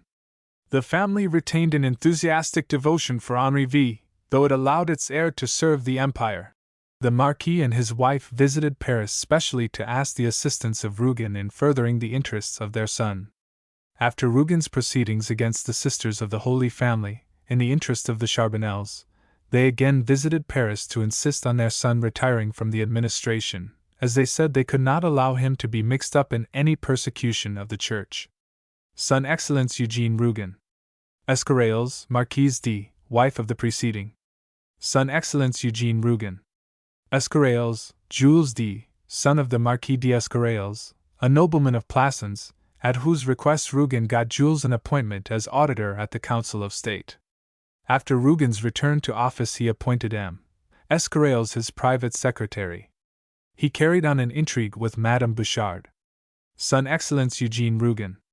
Espinet, Marquis D., husband of the Marquise Adeline. He was made aide-de-camp to the Emperor, but by his riotous conduct scandalized the older nobility. He never appeared in society with his wife. La Curie. Espinette, Marquise d, one of the most prominent leaders of society of the Second Empire, was the inseparable companion of Madame Hafner, whose name was always associated with hers by the public. They were both schoolfellows and friends of Madame Renée Saccard. La Curie. Eugenie, cook for a short time to Madame Théophile Weber. Potbul. Eugenie, a child buried in the cemetery of Cayenne at Saint-Ouen, where Balmert and Sandoz read the inscription on a per cross, without railing, set up slantingly across a path. Eugenie 3 days. Elouvre. Eugenie, Empress, referred to in Son Excellence Eugene Rougon, and La Debacle. Eulalie, a laundress who lived in Rue Montmartre. Gilquin, when visiting her, chanced to overhear in an adjoining room a conversation between some Italians who had come to Paris to assassinate the Emperor. Son Excellence Eugene Rougon. Eulalie, a fish seller, mistress of Bexsale, alias Boitsan's Soif. L'Assommoir. Eulalie, La Mire, a vegetable seller at Montmartre. She lodged with Madame McCain. L'Argent. Euzebe, a choir boy in the church of Saint Saturnin at Plassans. He accompanied Abbé Burette to the deathbed of Abbé Campan. La Conquête de Plassans. F. Fadrol's Père, a manufacturer of zinc objects of art who lived in a gloomy old house in Rue Vieille du Temple. His workshop was on the ground floor, above it was a warehouse, and still higher, facing a courtyard, were the rooms in which he lived with his son Henri. He intended to bring up Henri as a designer of ornaments for his own trade, and when the boy showed higher ambitions, taking to painting proper and talking about the school of art, there were quarrels, blows, a series of falling outs and reconciliations. Even when the young man had achieved some success, the manufacturer of artistic zinc work, while resigned to letting him have his will, treated him harshly, like a lad who was spoiling his career. Later, in the desire of a decoration for himself, the merchant forgot his former opposition. He held out his son, who had now arrived at notoriety, as an additional claim for his own distinction. Elouvre. Fadrol's Henri, son of the preceding. In the gloomy house of his father he grew up like a true child of the Paris pavements. Though his father desired him to become a designer of ornaments for use in his trade, the lad had higher ambitions, and desiring to study painting, became a student at the School of Art. Notwithstanding this orthodox training, he was a disciple of Claude Lantier and his somewhat revolutionary band, whom he delighted by sly attacks upon his professors and praise of themselves. He paid particular court to Claude, under whose artistic influence he had come, and though he continued to paint with tricky skill, he no longer talked in anything but the jargon of the new open-air school. This did not prevent him, however, from elsewhere making fun of the adepts of that school, whom he accused of doing their work with a kitchen ladle. He made a success with a picture of an actress before her glass, which caught the popular taste, and afterwards appeared as an engraving. Taken up by Naudet, the picture dealer, he began to receive large prices for his work, and by doing everything in his power to make his way in society his position soon became secure. He was elected a member of the hanging committee of the Salon, and secured the admission of Claude Lantier's picture L'Enfant Mort. He made large sums of money, in the spending of which he was assisted by Irma Bicot. Elouvre.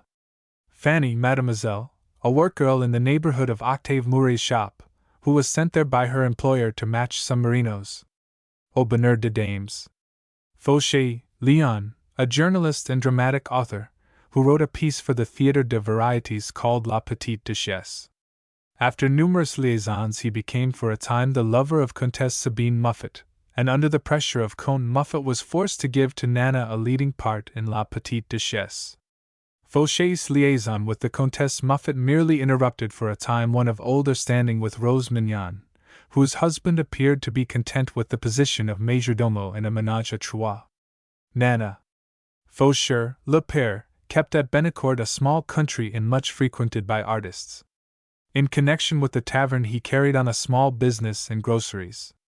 After the death of the Faucheurs the inn was carried on by their niece Mélie. Elouvre. Faucheur, La Mire, wife of the preceding. She was a daughter of old Poiret. A Louvre. Falconer, Madame, carried on a laundry business in Paris, and gave employment to Rougon-Macquart after her desertion by Lantier. She continued on friendly terms with Gervais after the latter's marriage to Clos, at which she was present. When drink had brought about the Capot's ruin, Madame Falconer again took Gervais into her employment, giving her work until her increasing carelessness and intemperance made her dismissal necessary. A l'Assommoir. Falconer, Victor, the young son of Madame Falconer. He was an idle scamp about 4 years older than Nana Clos, and was her constant playfellow and companion in all kinds of mischief. A l'Assommoir. Nana, in talking over with Satin the events of her childhood, referred to Victor as a youth who had always shown vicious tendencies. Nana. Fauges, Abbé, a priest of Besançon who, having got into some trouble there, was sent to Plassans by the government with the view of undermining the political influence of the clergy, who were strongly legitimist in their views. At Plassans he took up his residence, along with his mother, in the house of François Mouret. At first he kept entirely in the background, but assisted by Madame Mouret, who had fallen in love with him, and by Madame Félicite Rougon, acting under instructions from her son Eugene, the Minister of State. Fauges soon began to make himself felt in Plassans. He appeared to take no interest in politics, but little by little he gained power, until the conquest of Plassans was accomplished and a supporter of the government was elected as deputy. Meantime his influence over Madame Mouret had become complete, and he had practically taken possession of the Mouret's house, his sister and her husband, as well as his mother, living there with him. Thrust aside and neglected, François Mouret was wrongfully removed to the asylum at Les Toulettes, where confinement soon unhinged his not over-strong intellect. The Abbé now became even more arrogant, and Madame Mouret was barely tolerated in her own house. Ultimately François Mouret escaped from the asylum, and returning by night to his home, set fire to it. Along with him, the Abbé Fauges and all his relations perished in the flames. La Conquête de Plassans. Fauges, Madame, mother of the preceding. She accompanied the Abbé to Plassans and took up house with him there. Absolutely devoted to her son, she made herself his slave, and sacrificed everything and every one to his interests. It was largely through her that the gradual ousting of the Mourets from their own home became possible, and to accomplish her ends she stopped short at nothing, seldom speaking, but always watching. She was ready to grasp each opportunity as it arose. Retribution came with the escape of François Mouret from the asylum, and Madame Fauges perished along with the other members of her family in the conflagration raised by him. La Conquête de Plassans. Fauges Olympe. See Madame Olympe Truche. Falconoix, an associate of Baron d'Esremeaux in the department of the mines of Monceau. Germinal. Fauvel, a sugar refinery at Monceau, which suffered on account of the strike of miners. Germinal. Favier, a salesman in the silk department of the Ladies' Paradise. He had for some reason an ill will towards Denise Baudu and spread scandalous stories about her. Henri Deloche, her friend, hearing him do so on one occasion, threw a glass of wine in his face. Au bonheur de dames. Fayer, a collector of rents at Vendôme.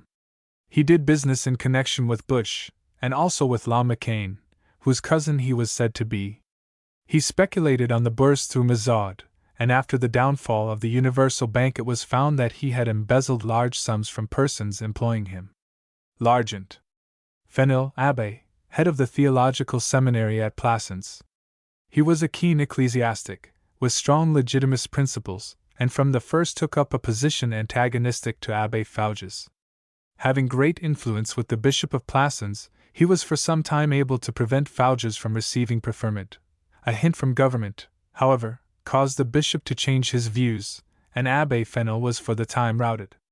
It was suspected that he ultimately induced Rougon-Macquart to plan the escape of François Mouret from the asylum at Les Toulettes, an escape which led to the death of Abbé Fauges. La Conquête de Plassans. Ferrageru Frères, a firm of shipowners who joined the great transport syndicate formed by Aristide Saccard. L'Argent. Fernand, a student of chemistry with Combet at Chain Populix. He was a cowardly lad, whom fear of the Prussians drove into a fever. La debacle. Fernande, a chorus girl at the Theatre de Varietés. Nana. Fetu Mir, an old woman whom Helene Grandjean visited at the request of Abbé Juve. At her house Helen frequently met Dr. de Burle, who was attending her professionally at the same time. Below this house was the flat taken by M. Malignan, who had appointed Mir Fetu caretaker, and it was through her that Helene came to know of the assignation between Malignan and Madame de Burle. Un page d'amour. Fifi, the sobriquet of Fanny Menu, QV Popple. Fine, the sobriquet of Josephine Gavaudin. La Fortune de Rougon. Finot Aristide, the founder of the drapery business known as the Vieille Elbeuf, in Paris. He was the father-in-law and predecessor of Hochkorn. Au bonheur de dames. Finot Désirée, daughter of the preceding. She married Hochkorn, her father's principal salesman, who carried on the business. Au bonheur de dames. Finot, a doctor of medicine who resided at Cloyes. He was disgusted by the brutality of his patients, whom he accused of always sending for him when it was too late. His indifference became such that he did not make any inquiries about the death of Rose Fouan, whose end was hastened by her son Buteau, or that of Père Fouan, who was burned alive. La Terre. Firmin, chief huntsman to Napoleon III at Compiègne. Son Excellence Eugene Rougon. Flaminio, the Comtesse Balby's manservant. With a face like a brigand's, and a long black beard. Son Excellence Eugene Rougon. Fleur d'Épine, a celebrated chief of brigands who preceded Beaufrancois. La Terre. Fleurance, a putter in the Voreux pit who worked along with the Mahus. She was found dead in her bed, and the vacancy created in the pit was filled by Etienne Lantier. Germinal. Flore, the elder daughter of Madame Massard, Aunt Faisie. After illness rendered her mother unfit for work, Flore replaced her as gatekeeper at the railway crossing at Croix de Malfras. She was a tall and strong girl of 18, with a magnificent head of fair hair. Disdainful of the male, she had thrashed at least one would-be lover. When she was quite little she had loved Jacques Lantier, and now it was to him alone she would have given herself. Jacques did not care for her, however, and she came to know that he had a mistress, Séverine Ribaud.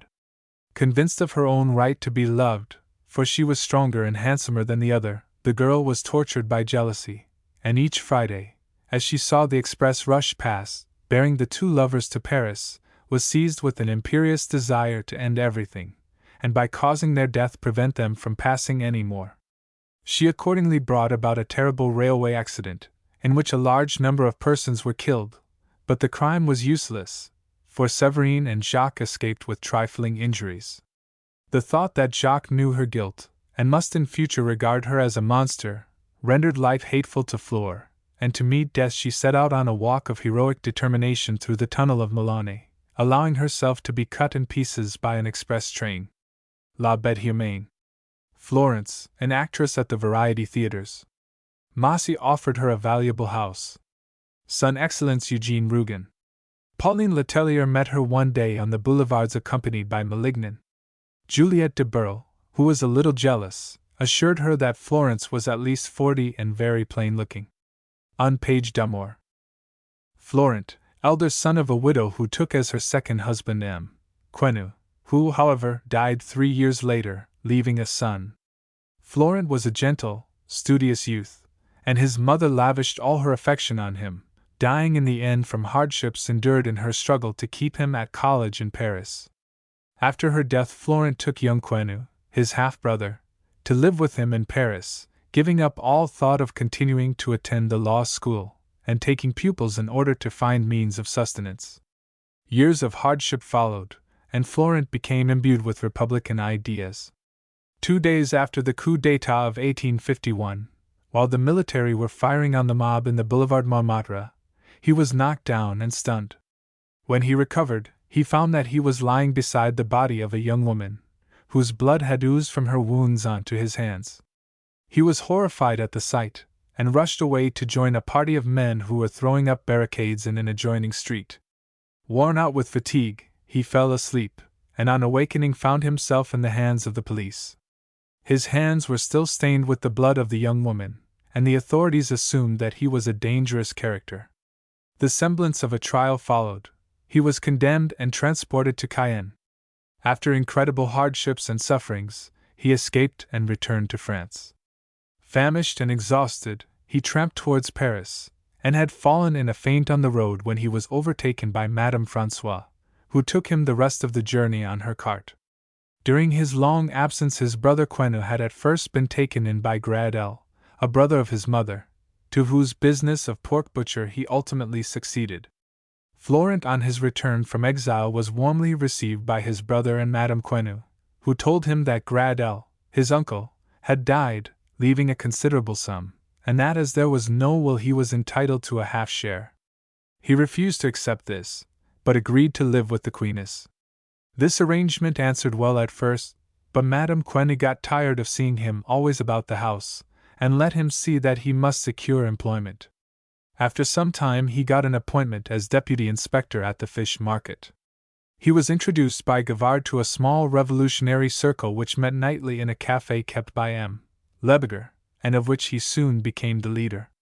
Meantime Lee Saget, who from a chance word of Pauline, the little daughter of Quenu, had learned Florent's past history, spread the story in the markets, and a strong feeling was awakened against him. His sister-in-law, Lisa, alarmed lest her husband should be compromised by the revolutionary conspiracy, thought it her duty to inform the police. She learned, however, that Florent's history had all along been known, Lebeger being a police spy, and that only a favorable opportunity was being awaited to arrest the whole gang of conspirators. The blow fell soon afterwards, and Florent was again sentenced to transportation to Cayenne. Le Ventre de Paris. Flory was born at Saintes, his father being employed in the local registry office. He came to Paris and entered the office of Mazaud, the stockbroker. At first he did his duties well, but was soon led astray and got into debt. Having started speculation on his own account, he became deeply involved in the Universal Bank, and on the failure of that concern was left with a liability of 100,000 francs, to meet which he had not a single sou. Subsequently he was arrested and imprisoned for embezzling a large sum from Mazaud, his employer. L'Argent.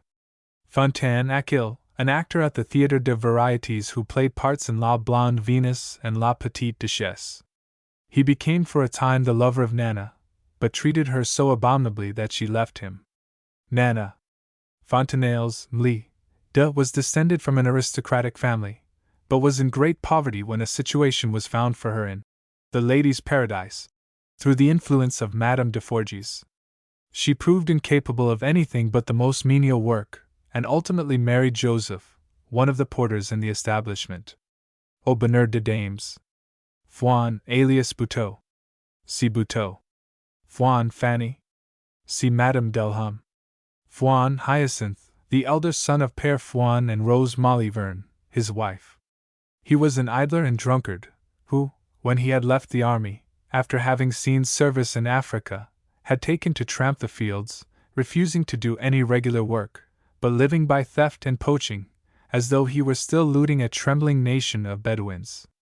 Withal there looked out of his fine, sunken eyes a merriment that was not altogether evil, the open heart of good-humored drunkenness. He lived with his daughter in a ruined hut amongst some rocks near Rhones. After the division of land by his father, Hyacinth soon mortgaged his share and drank the proceeds, never paying to his parents any part of the rent which had been agreed upon. For a time he sheltered his father, but frightened the old man by searching for some bonds which he had concealed. He had, however, neither the cold rapacity of his sister Fanny nor the murderous instincts of his brother Buteau. La Terra. Fouan, Joseph Casimir, the father of Marianne, Louis, Michel, and Laure. Born in 1766, he belonged to a family of peasant proprietors which for centuries had owned land, in varying quantities, in the neighborhood of Rhones. They were originally serfs of the Roquesboucaval family. Bit by bit they acquired their land, until, when the revolution of 1789 arrived, the Fouan of that day, Joseph Casimir, was the owner of 21 acres, the conquest of 4 centuries from the seigneurial territory. When, in 1793, the rest of the estate was declared national property and sold in lots by auction, he was too timid to purchase any, and had the mortification to see La Borderie sold to Isidore Hordequin, a citizen of Châteaudun, for a fifth of its value. When he became old, he divided his 21 acres between 3 of his family, Marianne, Louis, and Michel, and gave a corresponding sum of money to his younger daughter Laure, who had been brought up as a sempstress and was in service at Châteaudun. La Terre. Fouan, Laure, younger daughter of the preceding. See Madame Charles Bedouil. Fouan, Louis, known as Père Fouan. He was the son of Joseph Casimir Fouan, and married Rose Maliverne, by whom he had 3 children, Hyacinth, Buteau, and Fanny. He received 7 acres of land from his father, and his wife brought him 12 acres more. This land he cultivated well, and with a passion for the soil, as such, which amounted to frenzy. It alone had his love, and his wife and children trembled before him under a rude despotism. At 70 years of age he was still healthy, but his limbs were failing, and he reluctantly decided to divide his land between his children. He retained his house and garden, which had come to him with his wife, and his family undertook to pay him a rent for the land handed over to them. Upon this, along with a nest egg of 300 francs per annum, known to no one, the old people would be able to live comfortably. The division made, the family soon became rapacious. Hyacinth never paid anything, Buteau only a part, and Delham, Fanny's husband, alone fulfilled his obligation. Near Fouan died, and the old man lived alone for a year. After that he went to his daughter Fanny Delham, but her unkindness made his life miserable, and he accepted in turn the hospitality of his 2 sons, Buteau and Hyacinth, both of whom had come to suspect the existence of his nest egg and were anxious to secure it. In this sordid aim Buteau was eventually successful, and his subsequent treatment of the old man was even more infamous than it had been before. From this time Père Fouan lived in isolation. He spoke to none and looked at none. As far as appearances went, he might have been blind and dumb. But even worse was to follow. He had seen the assault on Françoise Mouche which resulted in her death, and to ensure his silence he was murdered by Buteau and Lise, his son and daughter-in-law, who attempted to suffocate him, and subsequently burned him alive in his bed. La Terre. Fouan, Madame Rose, wife of the preceding, née Maliverne. She worked on the farm like a man, rising first and going to bed last, her only reward being that she had lived. Stupid, and reduced by labor to the level of an animal, she had always trembled before the despotic authority of her husband. She brought up her family without love, and as if she resented their requiring even the simple necessaries of life. She did not long survive the division of land by her husband. Her favoritism for Hyacinth, her elder son, excited the jealousy of Buteau, who in the course of a quarrel threw her to the ground, when she received such injuries that she died a few hours afterwards. La Terre. Fouan Marianne. See La Grande. Fouan Michel. See Père Mouche.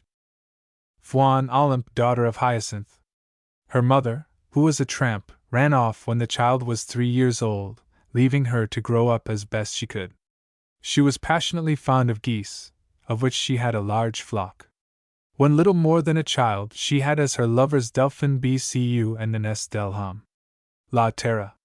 Falquermont, a naval officer who in 10 years saved some money which he proposed to invest in the United States. He fell into the hands of Nana, however, and was soon completely ruined. When she turned him out of doors penniless, she merely advised him to go back to his ship. He was drowned later in the China Seas.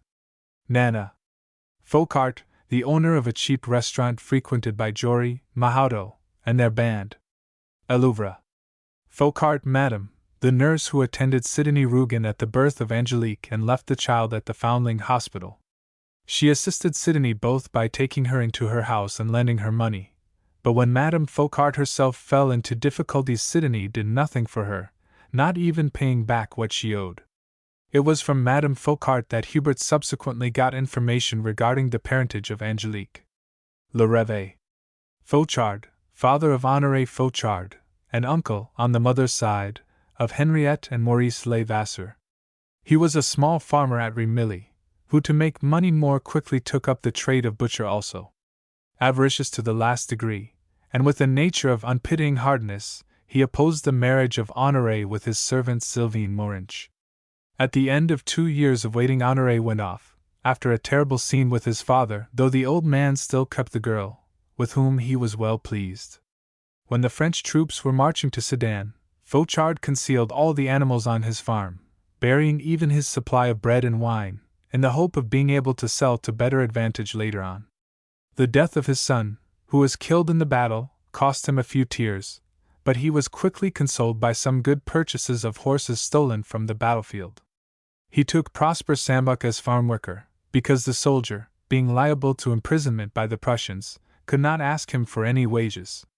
He began to do a considerable trade in butcher meat with the conquering army, selling them all the diseased animals that he could secure.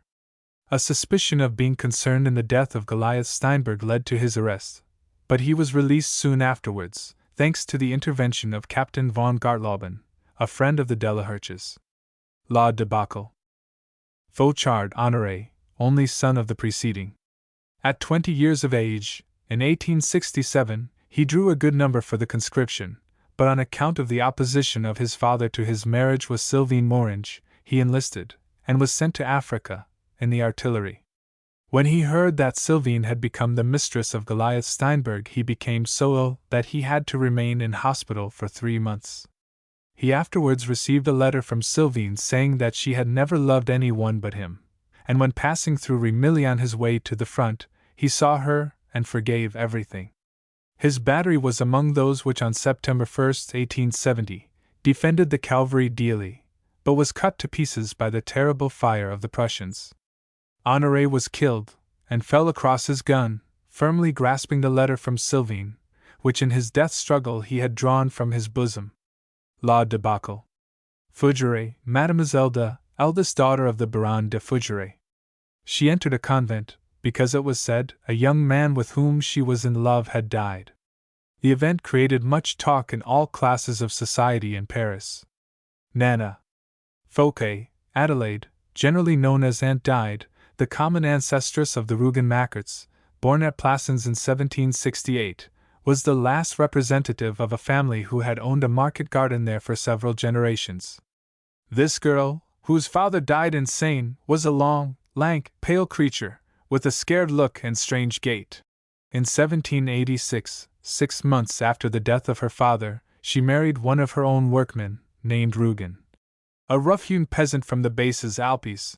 Rougon died 15 months after his marriage, leaving a son named Pierre. Scarcely a year had elapsed before the widow took as her lover a man named Macquart, who lived in a hovel adjoining her own property, and 2 children were born. The legitimate son, Pierre Rougon, was brought up along with his half-brother and sister, Antoine and Ursule, with whom, however, he was not on good terms. From her 18th year Adelaide was subject to nervous fits, which brought on convulsions, and though she was not yet insane, these repeated shocks produced cerebral disorders. She lived from day to day like a child, like a fawning animal yielding to its instincts. These conditions continued for about 20 years, till the death of Macquart, and the children grew up as best they could. By this time Pierre realized the situation, and playing upon his mother's mental weakness, he brought her completely under his sway. On the death of Macquart, Adelaide went to live in the hovel bequeathed to her by him, and Pierre sold the family property, appropriating the price. Living at first entirely alone, her intellect became more and more affected by the recurring convulsive fits. Subsequently her grandson Sylvain Mouret lived with her, but after his execution, of which she was a witness, she became quite insane. La Fortune de Rougon. She was always under restraint, and remained a living sore to the family. The little property which belonged to her son Antoine Macquart was close to the asylum where she was confined, and Pierre Rougon seemed to have placed him there to look after her. Adelaide seldom spoke, and for 12 years had never moved from her chair. La Conquête de Plassans. At 104 years old she was still living in the asylum at Les Tillettes. She was little better than a skeleton, and in her long, thin face it was only in the eyes that there was any sign of life. Immovable in her chair, she remained from year to year like a spectre, calling up the horrors of her family history. A sudden accident, the death of little Charles Saccard from nasal hemorrhage, wakened in her sleeping brain recollections of years before. She saw again the murder of Silvera, killed by a pistol shot, and she saw also her lover Macquart, the smuggler, killed like a dog by the gendarmes. The shock proved too much for her feeble strength, and she died the following day, in 1873, aged 105 years, 3 months, and 7 days. Le Dr. Pascal Fissé, Le Père, tenant of the farm of Millouard, in the canton of Orgeries. He was a victim of the band of brigands commanded by Beaufrancois. La Terre. Franchum, Louis, a cousin of Françoise Hamelin and her brother, with whom he went to reside for a time when recovering from a fever. His wife having become fond of Angelique Marie, who lived at that time with Françoise Hamelin, he obtained permission to take her to Paris, where she could be taught the trade of making flowers. Unfortunately, however, he died 3 months later. Le Réveil. Franchum, Therese, wife of the preceding. After the death of her husband, she, being in delicate health, was obliged to leave the city and go to live with her brother Robier, a tanner, who was settled at Beaumont. She died a few months afterwards, leaving to the care of the Robiers the child Angelique, whom she had brought with her from Paris. Le Réveil. Francis, the hairdresser of Nana. He was in the habit of lending money to his customers, and on one occasion he found, with the assistance of Labordette, 100,000 francs for Comte Muffet, who required the money for Nana. Nana. Francis, coachman to the Gregoires. He also did the heavy work of the household. Germinal. François, a wine merchant whose shop was situated at the corner of Rue de Poissonniers and of Rue de la Goutte d'Or. Quo frequently spent whole days there.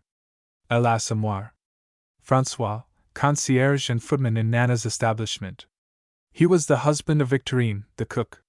He received visitors in the hall, wearing a gorgeous livery. Nana. François, madame, a market gardener of Nanterre. She drove regularly to Paris in the early morning with her vegetables, and on one occasion found Florent lying on the road from want and exhaustion. She took him to town in her cart, and subsequently showed kindness to him and Claude Lantier. Le Ventre de Paris. Françoise, housemaid to Madame Théophile Weber. Potbul. Françoise, the servant of M. and Madame Sandoz in their little house in Rue Nollet. Elouvre. Frangipane, a horse which belonged to Baron Verdier and ran in the Grand Prix de Paris. Nana. Frederick, madame, a widow who held the position of second hand in the dress department of the Ladies' Paradise. Au Bonheur de Dames. Fermat, an old peasant of Rones who was a neighbor of Mouche. He became paralyzed. La Terre. Fermat, la wife of the preceding. She was well known in the village for her knowledge of animals, and was frequently consulted when it would otherwise have been necessary to call in a veterinary surgeon. She worked hard to support her invalid husband, to whom she was devoted, and wept at the thought that he was soon to die. La Terre. G. Gabbett Mere, an old woman who assisted the Huberts with their washing. She became ill, and being in great poverty, was assisted by Angelique, and later by Félicien. Le Réveil. Gaga, an elderly demi-mondaine who had flourished in the reign of Louis Philippe, and was still notorious in the Second Empire. She had a daughter named Lily, who became the mistress of the Marquis Chourde. Nana. Gagebois, glassworks at Monceau.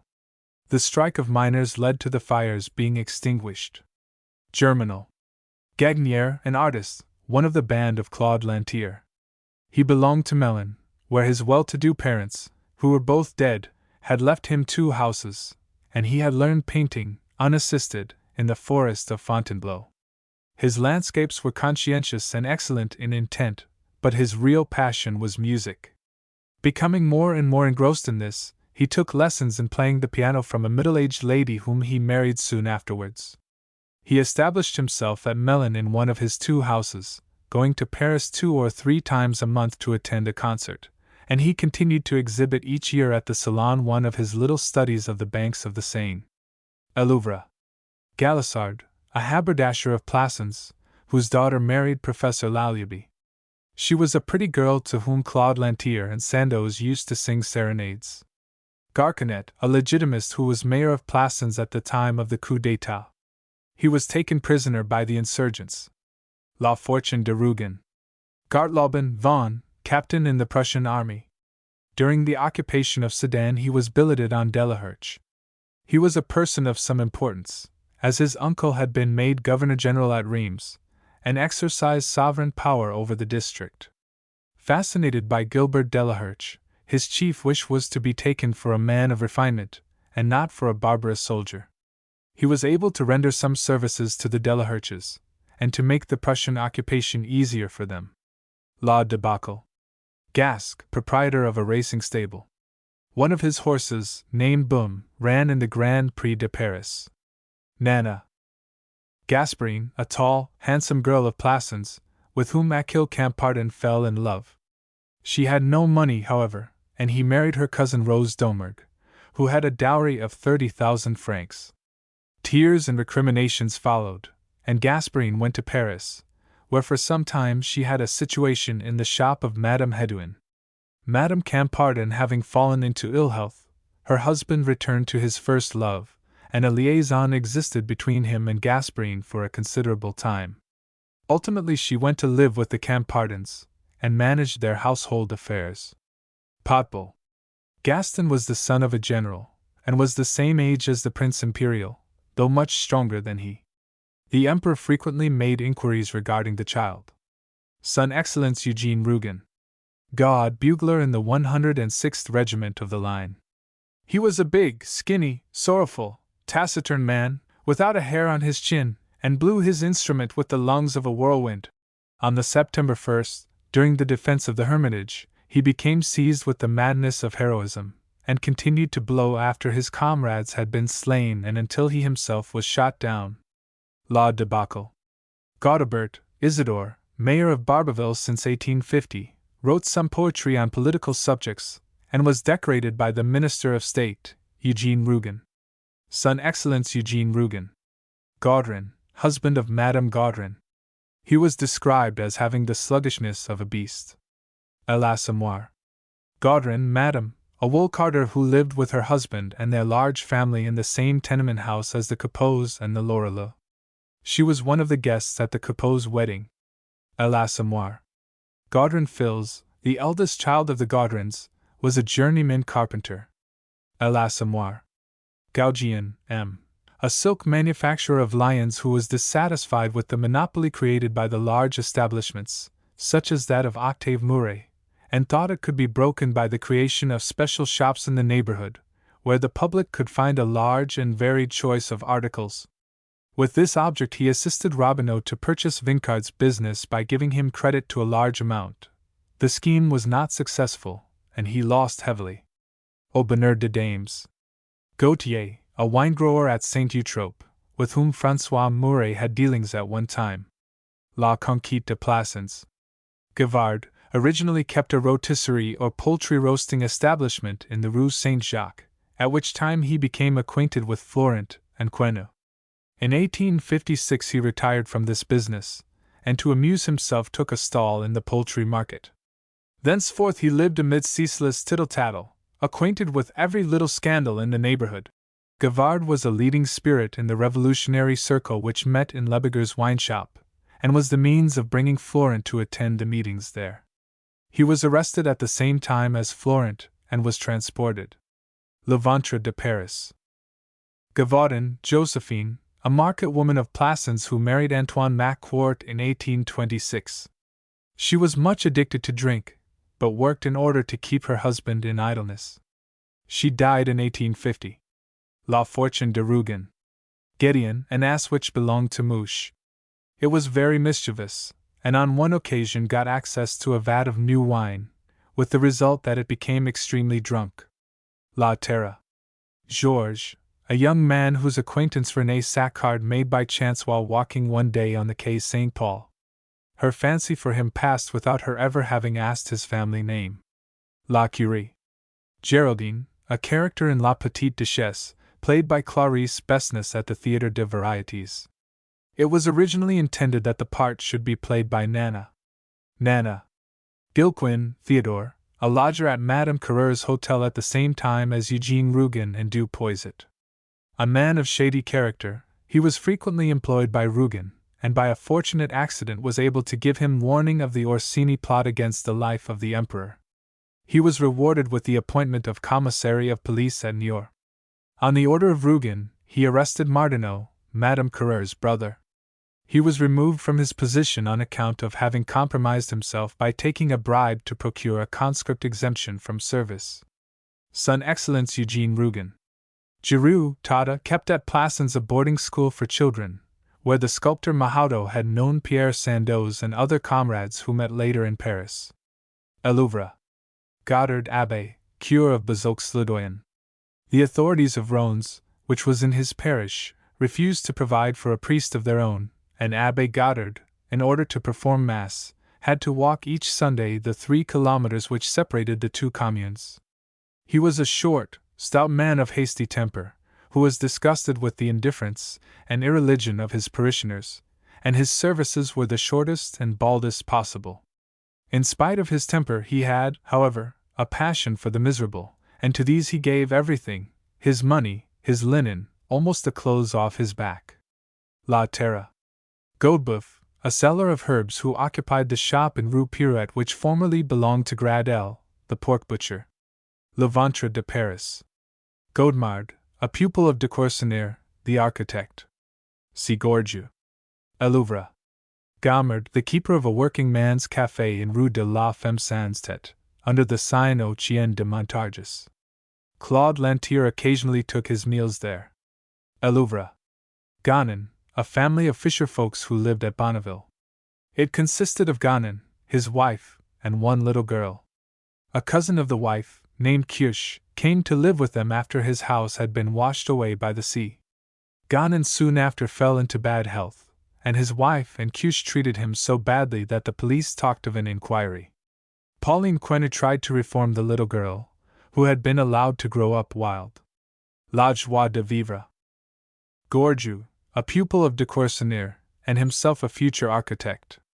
On one of the walls of the studio one could read this brief statement. The June 7th, Gorgiou has said that he cared nothing for Rome. Signed, Godemard. Elouvre. Gouget, a blacksmith from the Departement du Nord, who came to Paris and got employment in a manufactory of bolts. Behind the silent quietude of his life lay buried a great sorrow. His father, in a moment of drunken madness, had killed a fellow workman with a crowbar, and after arrest had hanged himself in his cell with a pocket handkerchief. Gouget and his mother, who lived with him, always seemed to feel this horror weighing upon them, and did their best to redeem it by strict uprightness. He was a giant of 23, with rosy cheeks and blue eyes, and the strength of a Hercules. In the workshop he was known as Gueule d'Or, on account of his yellow beard. With his square head, his heavy frame, torpid after the hard work at the anvil, he was like a great animal, dull of intellect and good of heart. For a time the Coupeaus were his neighbors, and he came to love Gervaise with a perfectly innocent affection, which survived all disillusionments, and subsisted up to the time of her death. It was he who lent her money to start a laundry, and afterwards repeatedly assisted her when in difficulties. A l'Assommoir. Gouget, Madame, mother of the preceding, was a lace mender, and lived with her son in part of the house first occupied by the Coupeaus. She showed much kindness to them, though she was distressed by her son's infatuation for Gervaise, and did not altogether approve of his lending her money to start a laundry. Notwithstanding this, she continued to assist Gervaise until neglect of work entrusted made it impossible to do so longer. She died in October, 1868, of acute rheumatism. A l'Assommoir. Gouraud, Baron, was made a baron by Napoleon I, and was a senator under Napoleon III.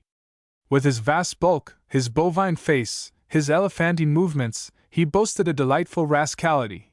He sold himself majestically, and committed the greatest infamies in the name of duty and conscience. La Curie. Gord M.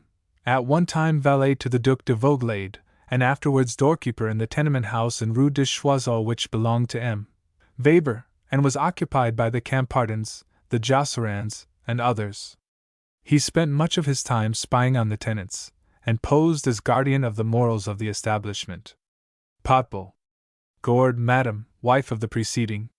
She was the widow of a bailiff at Morte-la-Ville, and she and her present husband owned a house there.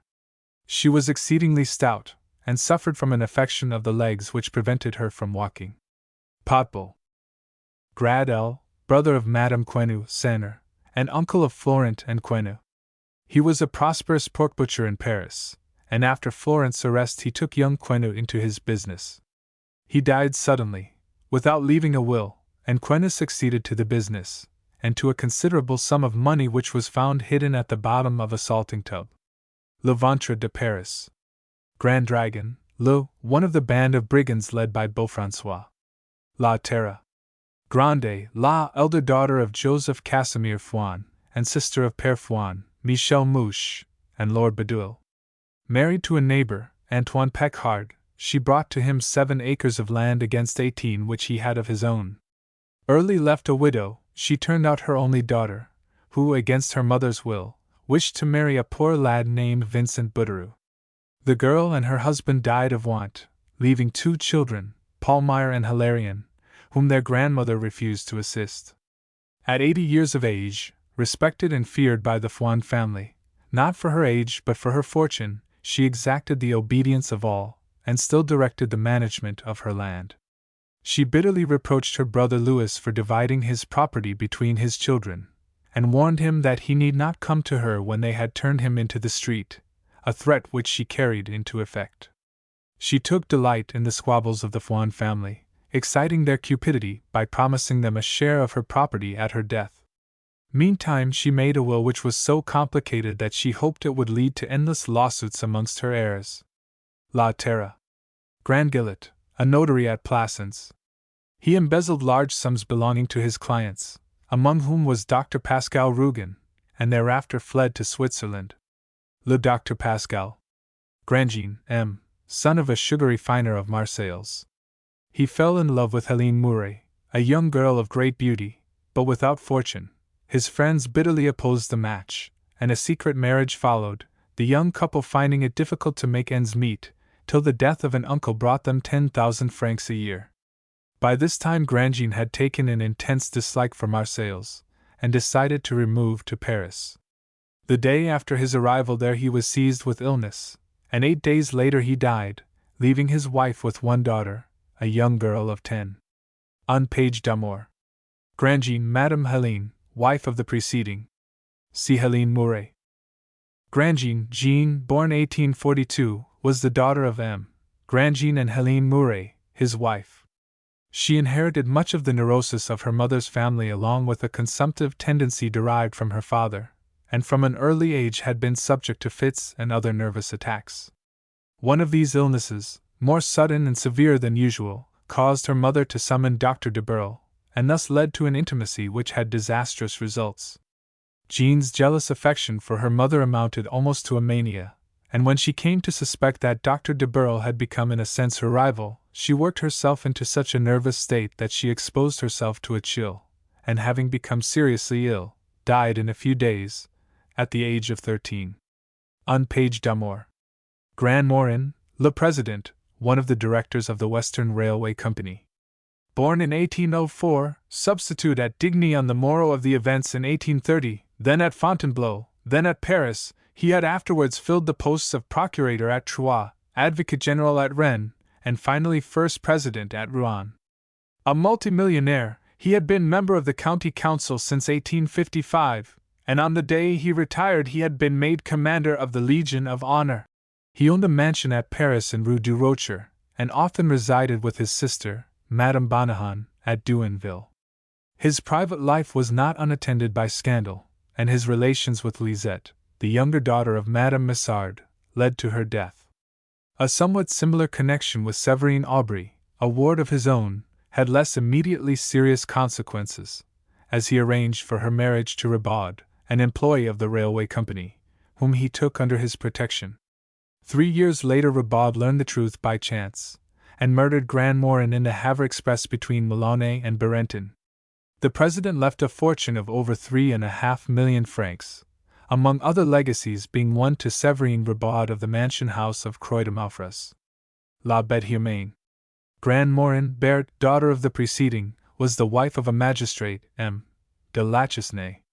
She was a narrow-minded and avaricious woman, who affected ignorance of her father's real character, and the influence of her husband tended to increase her meanness. After the murder of President Grandmorin, when vague suspicions fell on Ribaud, Berthe took up a position antagonistic to her old playfellow Séverine Ribaud, in the hope that a legacy left by Grandmorin to her would be cut down. La Bête Humaine. Grandsire M., the Justice of Peace who assisted the Huberts in making the necessary arrangements for their adoption of Angelique. Le Réveil. Granoux Isidore, one of the group of conservatives who met in Pierre Rougon's yellow room to declaim against the Republic. La Fortune de Rougon. Gra Madame, an old lady living in the Rue de Ortiz, who boarded and lodged young children for a small sum. When Denise Baude got a situation in the Ladies' Paradise, she put her young brother Pepe under the charge of Madame Gras for a time. Au bonheur de dames. Grégoire, Cécile, daughter of Léon Grégoire. Her parents were devoted to her, and brought her up in happy ignorance, allowing her to do much as she liked. They taught her to be charitable, and made her dispense their little gifts to the poor. These were always in kind, as they held that money was likely to be misused. When the great strike broke out at Monceau, Cécile could comprehend nothing of the revolt of the poor, or the fury with which they regarded those better off than themselves, and when she fell into the hands of a fierce crowd was almost paralyzed under the attack of La Brule and of Père Bonnemort, from which she escaped with difficulty. A little later she chanced to call on a charitable errand at Mahieu's house, and unfortunately was left alone for a few moments with Bonnemort, who was now supposed to be helpless. The sight of her seemed, however, to waken memories in the old man, for in an accession of madness he found strength to throw himself upon the poor girl and strangle her. Germinal. Grégoire Eugene, grandfather of Léon Grégoire. He inherited the share in the Monceau mine bought by his father, but the dividends at that time were small, and as he had foolishly invested the remainder of the paternal fortune in a company that came to grief, he lived meanly enough. The share passed to his son Félicien. Germinal.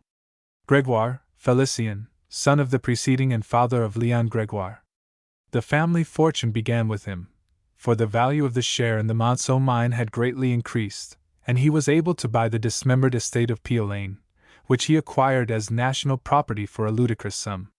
However, bad years followed. It was necessary to await the conclusion of the revolutionary catastrophes, and afterwards Napoleon's bloody fall. The little fortune of Félicien Grégoire passed to his son Léon. Germinal. Grégoire, Honoré, great-grandfather of Léon Grégoire. He was in 1760 steward on the estate of Piolaine, a property which belonged to Baron d'Esremeaux. When the Monceau Treaty was made, Honoré, who had laid up savings to the amount of some 50,000 francs, yielded tremblingly to his master's unshakable faith. He gave up 10,000 francs, and took a share in the Monceau Company, though with the fear of robbing his children of that sum. When he died his share passed to his son Eugene. Germinal. Grégoire Léon, great-grandson of Honoré Grégoire. It was he who profited at a stupefying rate of progress by the timid investment of his ancestor. Those poor 10,000 francs grew and multiplied with the company's prosperity. Since 1820 they had brought in cent for cent 10,000 francs. In 1844 they had produced 20,000, in 1850 40. During 2 years the dividend had reached the prodigious figure of 50,000 francs. The value of the share, quoted at the Lille Bourse at 1,000,000, had centupled in a century. 6 months later an industrial crisis broke out. The share fell to 600,000 francs. But Léon refused to be alarmed, for he maintained an obstinate faith in the mine. When the great strike broke out he would not be persuaded of its seriousness, and refused to admit any danger, until he saw his daughter struck by a stone and savagely assaulted by the crowd. Afterwards he desired to show the largeness of his views, and spoke of forgetting and forgiving everything. With his wife and daughter Cécile he went to carry assistance to the Mahus, a family who had suffered sadly in the strike. Cécile was unfortunately left alone with old Bonnemort, Mahieu's father, who in a sudden frenzy attacked the girl and strangled her. This terrible blow entirely shadowed the lives of Grégoire and his wife. Germinal. Grégoire, Madame Léon, wife of the preceding, was the daughter of a druggist at Marchiennes. She was a plain, penniless girl, whom he adored, and who repaid him with happiness. She shut herself up in her household, having no other will but her husband's. No difference of taste separated them, their desires were mingled in one idea of comfort, and they had thus lived for 40 years, in affection and little mutual services. Germinal. Gresham, a jockey who, it was said, had always bad luck. He rode Lusignan in the Grand Prix de Paris. Nana. Grognet, a perfumer in Rue de Grammont, whose business was ruined by the growth of Octave Mouret's great establishment. Aubonneur de Dames.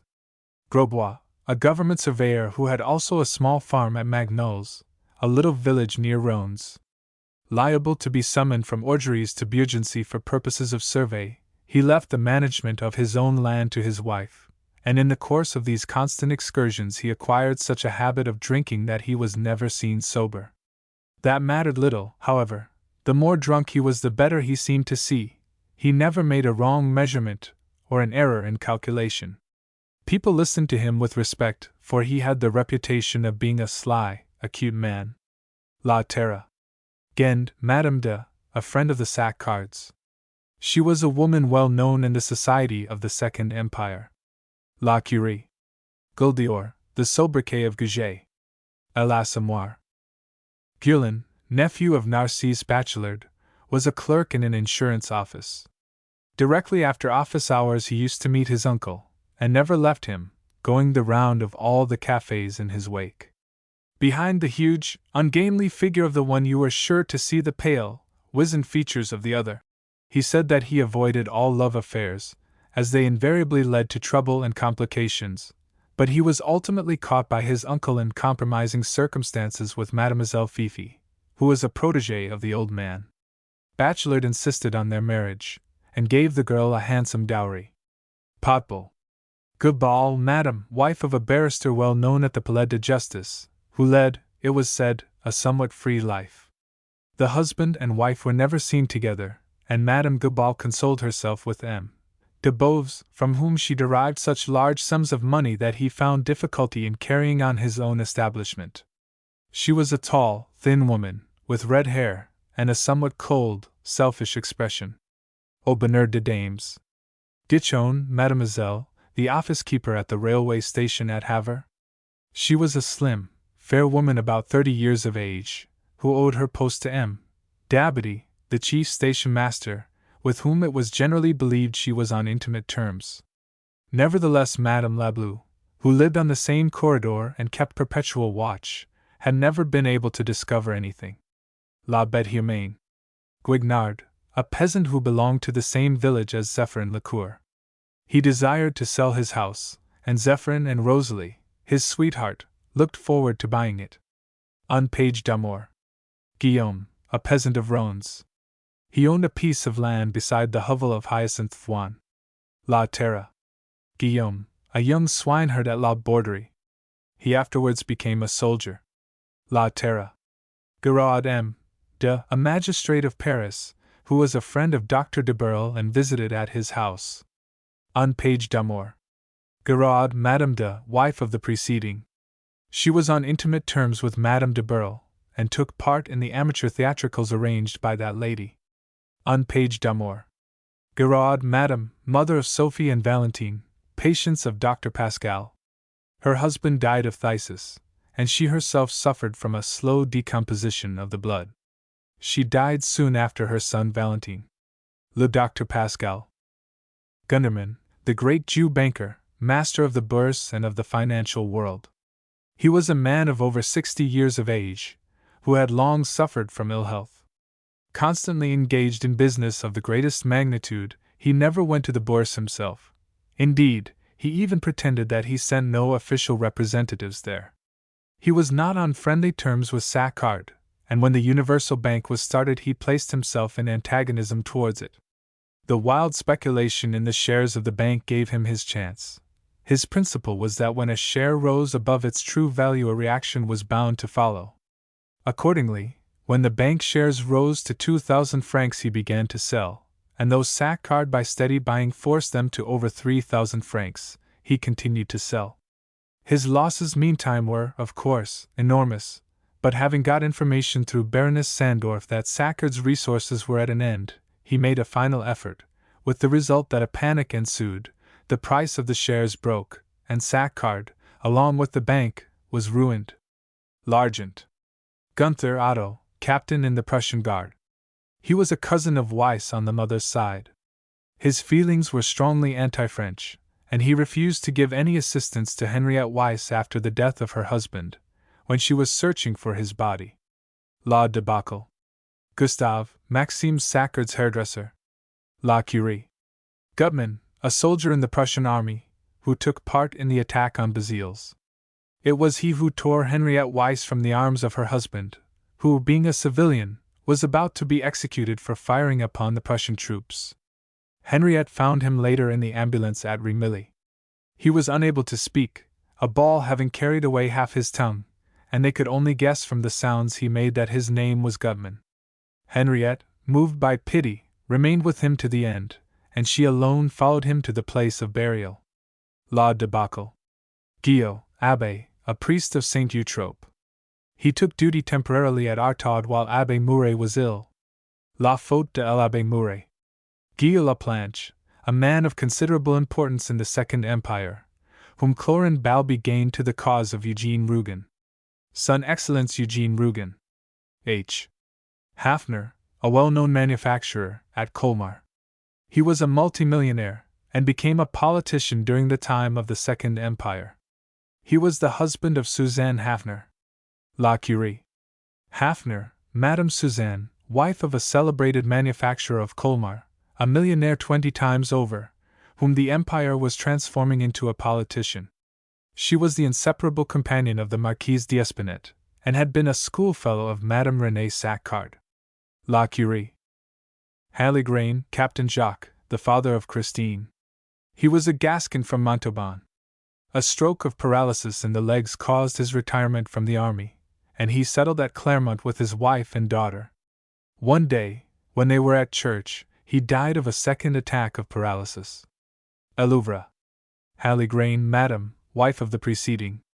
She survived him for 5 years, remaining at Clermont, managing as well as she could on her scanty pension, which she eked out by painting fans, in order to bring up her daughter as a lady. During these 5 years Madame Haligrain became each day paler and thinner, until she was only a shadow.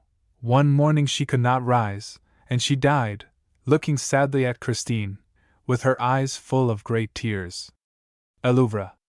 Haligrain, Christine, daughter of the preceding, was born at Strasbourg. Her father died when she was 12 years old, and her mother, who had a severe struggle to make a living for herself and her child, only survived him 5 years.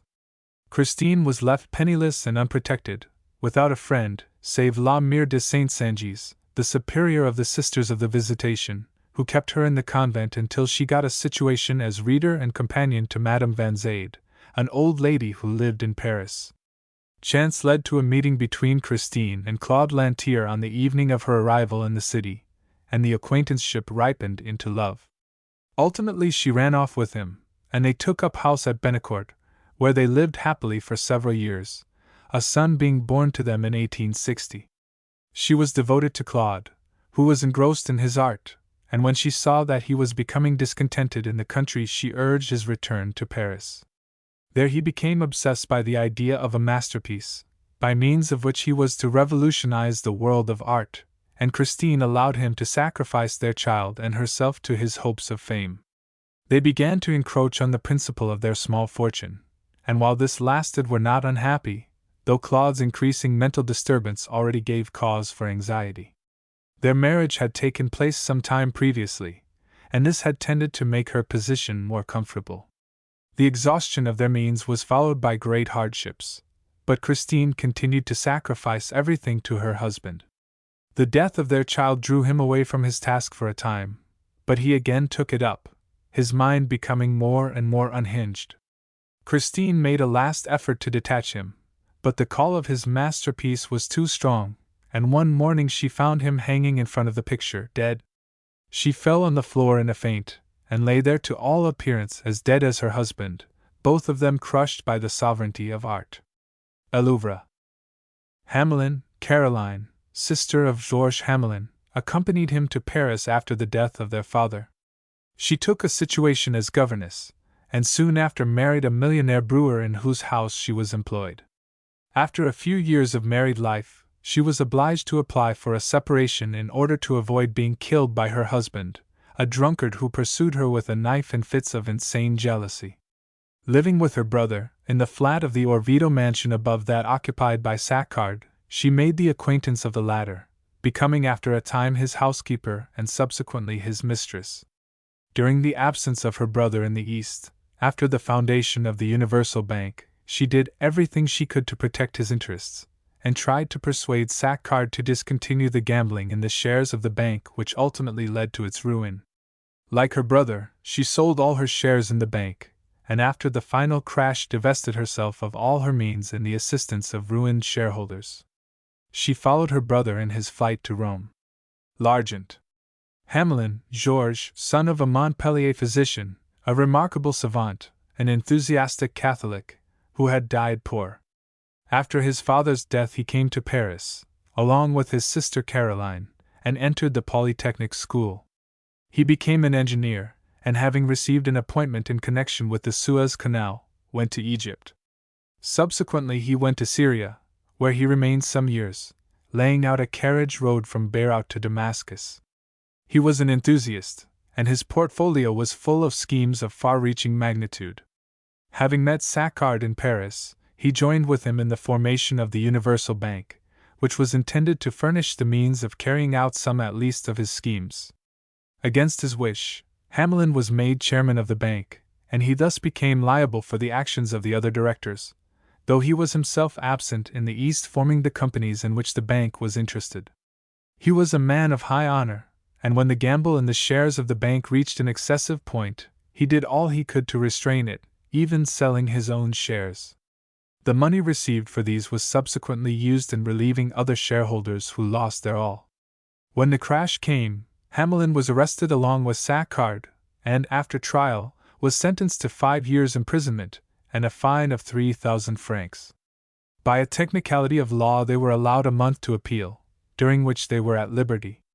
With the connivance of Eugene Rougon, they fled the country, Hamelin going to Rome, where he secured a situation as an engineer. L'Argent. Hamelin, Françoise, sister of M. Hamelin, a farmer, who lived at Soulanges. She brought up Angelique Marie, who was handed over to her by the Foundling Hospital when only a few days old. Angelique remained with her until she went to Paris with Madame Franchum, some years later. Le Rêve. Hardy, tax collector at Cloyes. La Terre. Hartmann, Baron, director of the Credit Immobilier, a concern which had large interests in property immediately adjoining. The Ladies' Paradise. The Baron had been a lover of Madame de Forges, and through her influence he agreed to give financial support to Octave Mouret, thereby enabling him to carry out the large schemes of extension to which he had long looked forward. Au Bonheur de Dames. Hotchcorn, principal assistant in the draper's shop known as Viel Elbeuf. He married Desiree, the daughter of his employer, and succeeded to the business, which he ultimately handed over to Baudu, his own son-in-law. Au Bonheur de Dames. Hotchcorn, Madame, wife of the preceding. See Desiree Finot. Hotchcorn, Elizabeth, daughter of the preceding. See Madame Baudu. Haucourt, Monseigneur Jean D., was a member of one of the oldest and proudest families in France. He was for some time in the army, and until he was 40 years of age he led an adventurous life, traveling everywhere and having many strange experiences. At last he chanced to meet Mademoiselle Pauline, daughter of the Comte de Valenquet, very wealthy, marvelously beautiful, and scarcely 19 years of age. They were married, but at the end of a year Pauline had a son and died. A fortnight later M. de Hautecourt entered into holy orders, and soon became a priest. 20 years afterwards he was made a bishop. During all that time he refused to see Félicien, his son, who had been brought up by an old abbot, a relation of his wife. He intended to have his son brought up as a priest, but the lad having no vocation, he gave up the idea and brought him to live at Beaumont. There Félicien met and fell in love with Angelique, but the bishop sternly forbade any thought of marriage between them, and even went the length of arranging a marriage between his son and Claire de Voincourt. A touching personal appeal by Angelique had no effect in gaining the bishop's consent, but he was secretly much moved, and when she fell into ill health he himself came to administer the last rites of the church. Her semi-miraculous recovery led to the bishop consenting to his son's marriage, which was celebrated a few months later in the Cathedral of Beaumont. Le Rêve. Haucoeur, Marquise Jean 12 de. C. Paul de Valenquet. Haucoeur, Angelique de. C. Angelique Marie. Haucoeur, Félicien D., only child of Jean de Hautecoeur, who was afterwards Bishop of Beaumont. Felicien's mother having died at his birth, his father took holy orders, and refused to see him for over 20 years. Having ultimately come to live with his father at Beaumont, Félicien met and fell in love with Angelique, the adopted daughter of Hubert, the chasuble maker. The bishop having absolutely refused to consent to the marriage, the Huberts endeavored to separate the lovers by persuading Angelique that Félicien no longer cared for her. They were aided in this by a rumor that Félicien was to marry Claire de Voincourt. A meeting between Angelique and Félicien cleared away the mists, but by this time the girl had fallen into ill health and appeared to be dying. The bishop, who had formerly been secretly moved by an appeal made to him by Angelique, came to administer to her the last rites of the church. A semi-miraculous recovery followed, and the bishop having consented, Félicien was married to Angelique in the Cathedral of Beaumont. The recovery had, however, been a mere spark of an expiring fire, for as Félicien led his new-made wife to the cathedral porch, she slipped from his arm, and in a few moments was dead. Le Rêve. Hazard, a horse in the McCain stable. It ran in the Grand Prix de Paris. Nana. Hédouin, Charles, originally a salesman in the draper's shop known as Au Bonheur de Dames, he became a partner by marrying Caroline Deleuze, a daughter of one of the proprietors. He fell into ill health, but when he died the business was left in a flourishing condition. Potbull. Hédouin, Madame Caroline, wife of M. Hédouin, the proprietor of a draper's shop in Paris known as the Lady's Paradise. She was a handsome woman with strong commercial capabilities, and during the frequent absences of her husband she undertook the management of the business. When Octave Mouret came to Paris, he first got employment at the Lady's Paradise, and with a view to establishing his position he conceived the idea of becoming Madame Hédouin's lover. She discouraged his advances, however, and he gave up his situation. M. Hédouin died soon afterwards, and his widow, finding the responsibilities of business too heavy, invited Octave Mouret to return. A few months afterwards they were married. Potbull. After her marriage with Octave Mouret the business extended rapidly, and an enlargement of the shop soon became necessary. While the work was in progress she met with an accident which resulted in her death 3 days later. Au Bonheur de Dames. Hélène Duchesse, the principal character in La Petite Duchesse, a piece by Fauché played at the Théâtre des Variétés. The part was originally given to Rose Mignon, but was played by Nana, who was a complete failure in it. Nana. Héloïse, an actress at the Folies. She was plain-looking, but very amusing. Au Bonheur de Dames. Hennebeau, general manager of the Monceau Mining Company, was born in the Ardennes. In his early life he had undergone the hardships of a poor boy thrown as an orphan on the Paris streets. After having followed the courses of the École des Mines, at the age of 24 he became engineer to the Saint Barbe mine, and 3 years later he became divisional engineer in the Pas-de-Calais, at the Morlaix mines.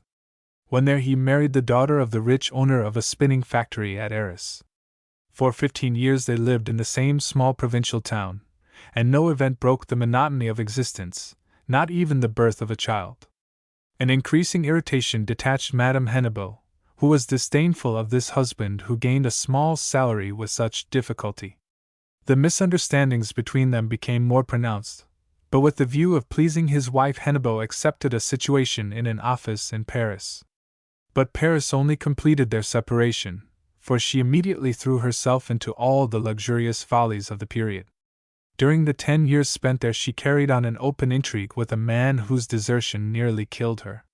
It was then that her husband accepted the management of the Monceau mines, still hoping that his wife might be changed down there in that desolate black country.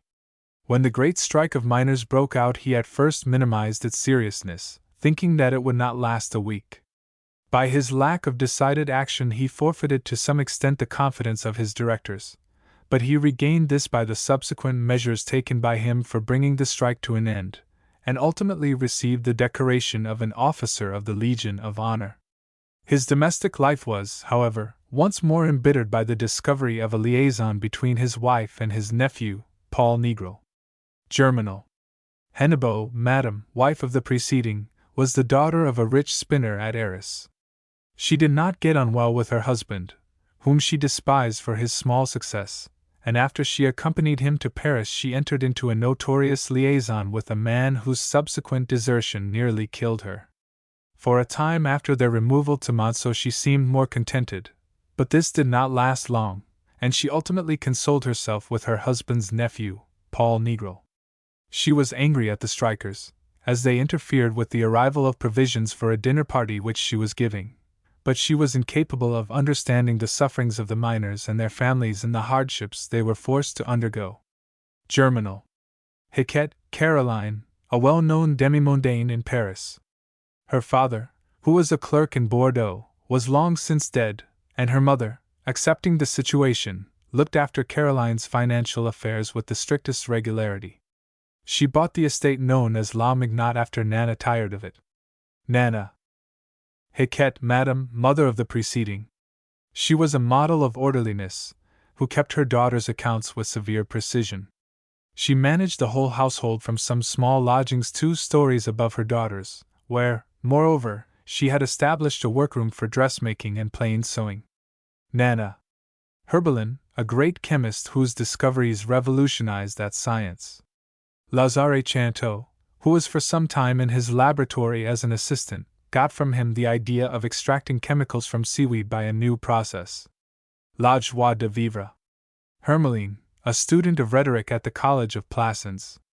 He was in love with Sister Angélie, and once went the length of cutting his hands with his penknife to get an opportunity of seeing and speaking to her while she dressed his self-inflicted hurts. In the end the student and the sister ran off together. Elouvre. Hippolyte, valet to Deverier.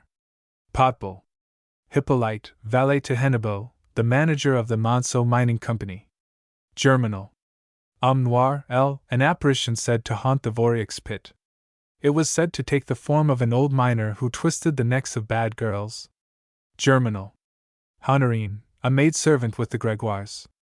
She was a girl of some 20 years, who had been taken in as a child and brought up in the house. Germinal. Honorine, a servant in the employment of the Bedouls. When dismissed for misconduct she became insolent. Horn, Liade, a Parisian demi-mondaine whose drawing-room was frequented by some of the old ministers of Louis Philippe. Nana. Horter, Abbé, parish priest of Bonneville, was a thick-set man of peasant-like build whose red hair was still unsilvered by his 50 years. Much of his time was spent in cultivating a small plot of ground in the churchyard, which he had enclosed as a vegetable garden. With regard to religion, he had come to be contented with the observance of outward ceremonies, and his tolerance had degenerated into a state of indifference as to the spiritual condition of his flock. He was on good terms with Chanteau, with whom it was his custom to play draughts every Saturday. La Joie de Vivre. Houghton, a sugar refinery at Monceau. Its prosperity was greatly affected by the strike of miners. Germinal. Hordequin, Alexander, born 1804, was the only son of Isidore Hordequin. He studied at the College of Châteaudun, but made little progress, as his only interest was in farming, for which he had an absolute passion. On the death of his father he became master of La Borderie, which he cultivated on the latest principles of agriculture, spending large sums upon it. He married a sister of Bailhac, the notary, who brought him a considerable sum, which also went into the land. His wife died in a few years, leaving him with 2 children, a son named Leon, who to his great disappointment became a soldier, and a daughter who died young. In spite of these misfortunes he retained all his passion for the land, and in it he gradually sunk all his fortune, getting little from it in return. A liaison with Jacqueline Cognet followed, and she gradually acquired complete influence over him. He died as the result of an accident brought about by Tron, one of his own servants, who was also a lover of Jacqueline. La Terra. Hordequin, Madame, wife of the preceding. See Mademoiselle Bailhac. La Terra. Hordequin, Isidore, born 1767, was the descendant of an old peasant family of Cloyes, which had educated and elevated itself into a middle-class position in the 16th century.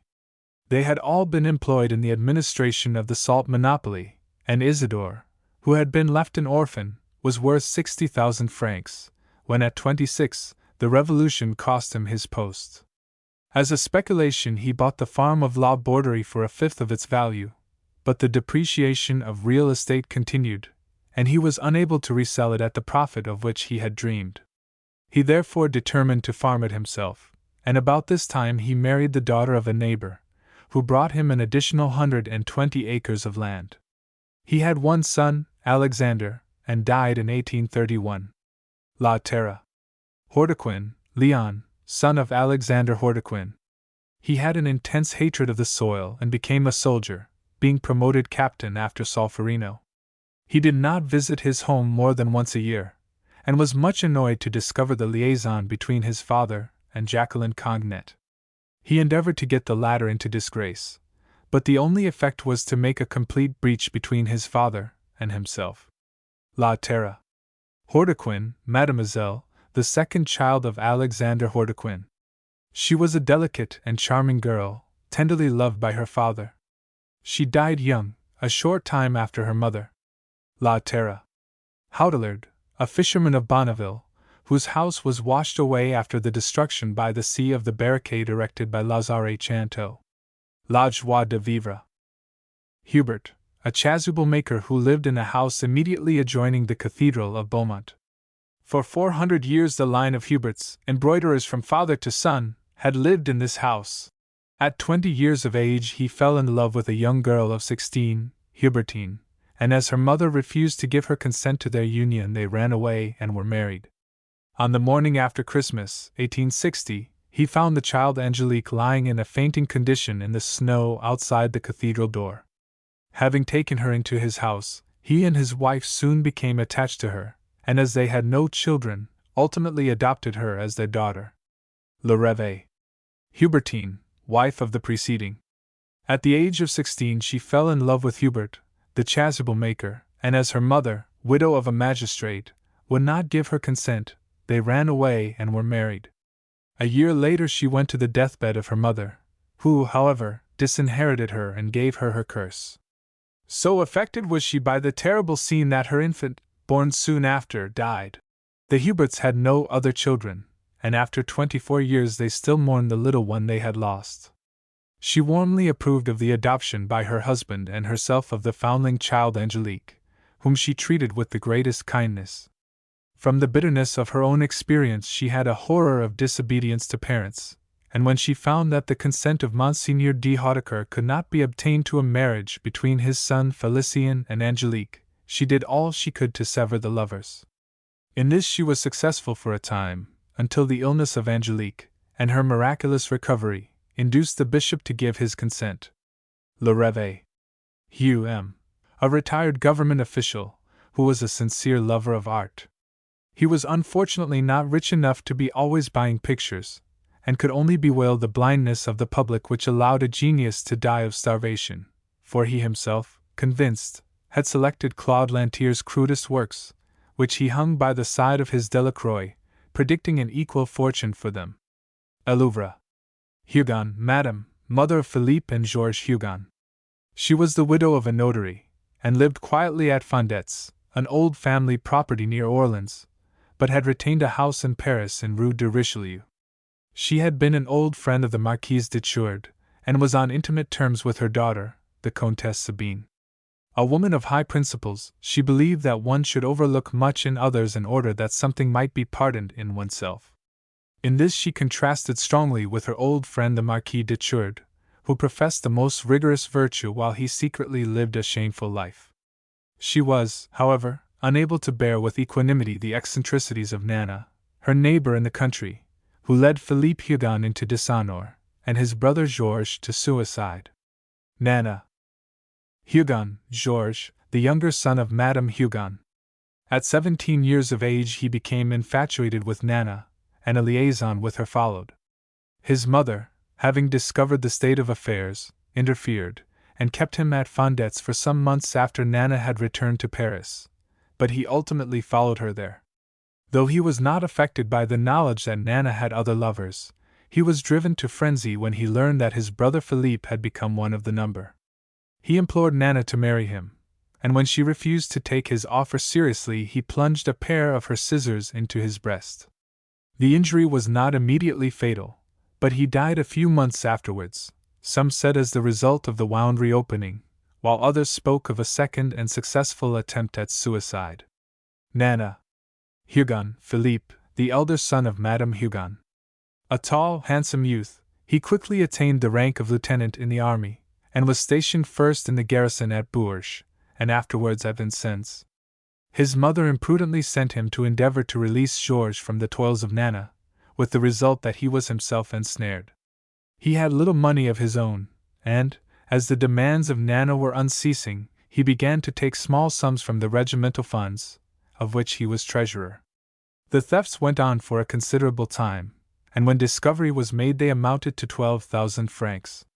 Philippe was arrested, and when he was released from prison some months afterwards, dishonored forever, he was only in time to join his mother at the deathbed of her other son, who was also a victim to Nana's unhappy influence. Nana Rougon held a sinecure worth 6,000 francs at the Ministry of the Interior. When he died, Eugene Rougon, the minister, gave the post to Leon Bidouin. Son Excellence Eugene Rougon. Pupil de la Nuit M. Prefect of the district for which M. Merrill was member. He arranged the tableaux vivants at the great party given by Aristide Saccard. La Curie. Huret, a member of the Chamber of Deputies who obtained his election through the influence of Eugene Rougon. His very existence depended on the favor of the Minister of State, towards whom he conducted himself as a sort of general servant. By following this calling for a couple of years he had, thanks to bribes and pickings, prudently realized, been able to increase his estates. Having ascertained that Rougon would not oppose the foundation of the Universal Bank, Huret became a director. Later on, when the shares had risen to their highest point, he sold out in the knowledge that Rougon had decided to abandon his brother and that a catastrophe would be inevitable. L'Argent. Houghton, a salesman in the silk department of the Ladies' Paradise. He had managed after 18 months' service to become one of the principal salesmen, thanks to a natural flexibility of character, a continual flow of caressing flattery under which was concealed a furious rage for business. Having conspired against Robineau, the second hand, in his department, he succeeded him, only to be conspired against in turn by his own subordinates. When Denise Baudet first came to the Ladies' Paradise, Houghton showed her some kindness, for which she was grateful, but ultimately he made statements about her which were entirely without foundation. Au bonheur de dames. Houghton, madame, a woman who lived in the vicinity of the Halles Centrales, and was spied on by Mademoiselle Saget, whose penetrating eyes allowed none of her neighbors to escape notice. Le Ventre de Paris. I. Isabelle, a character in La Petite Duchesse, a piece by Fauché, played at the Théâtre des Variétés. The part was taken by Simone Cabaroche. Nana. J.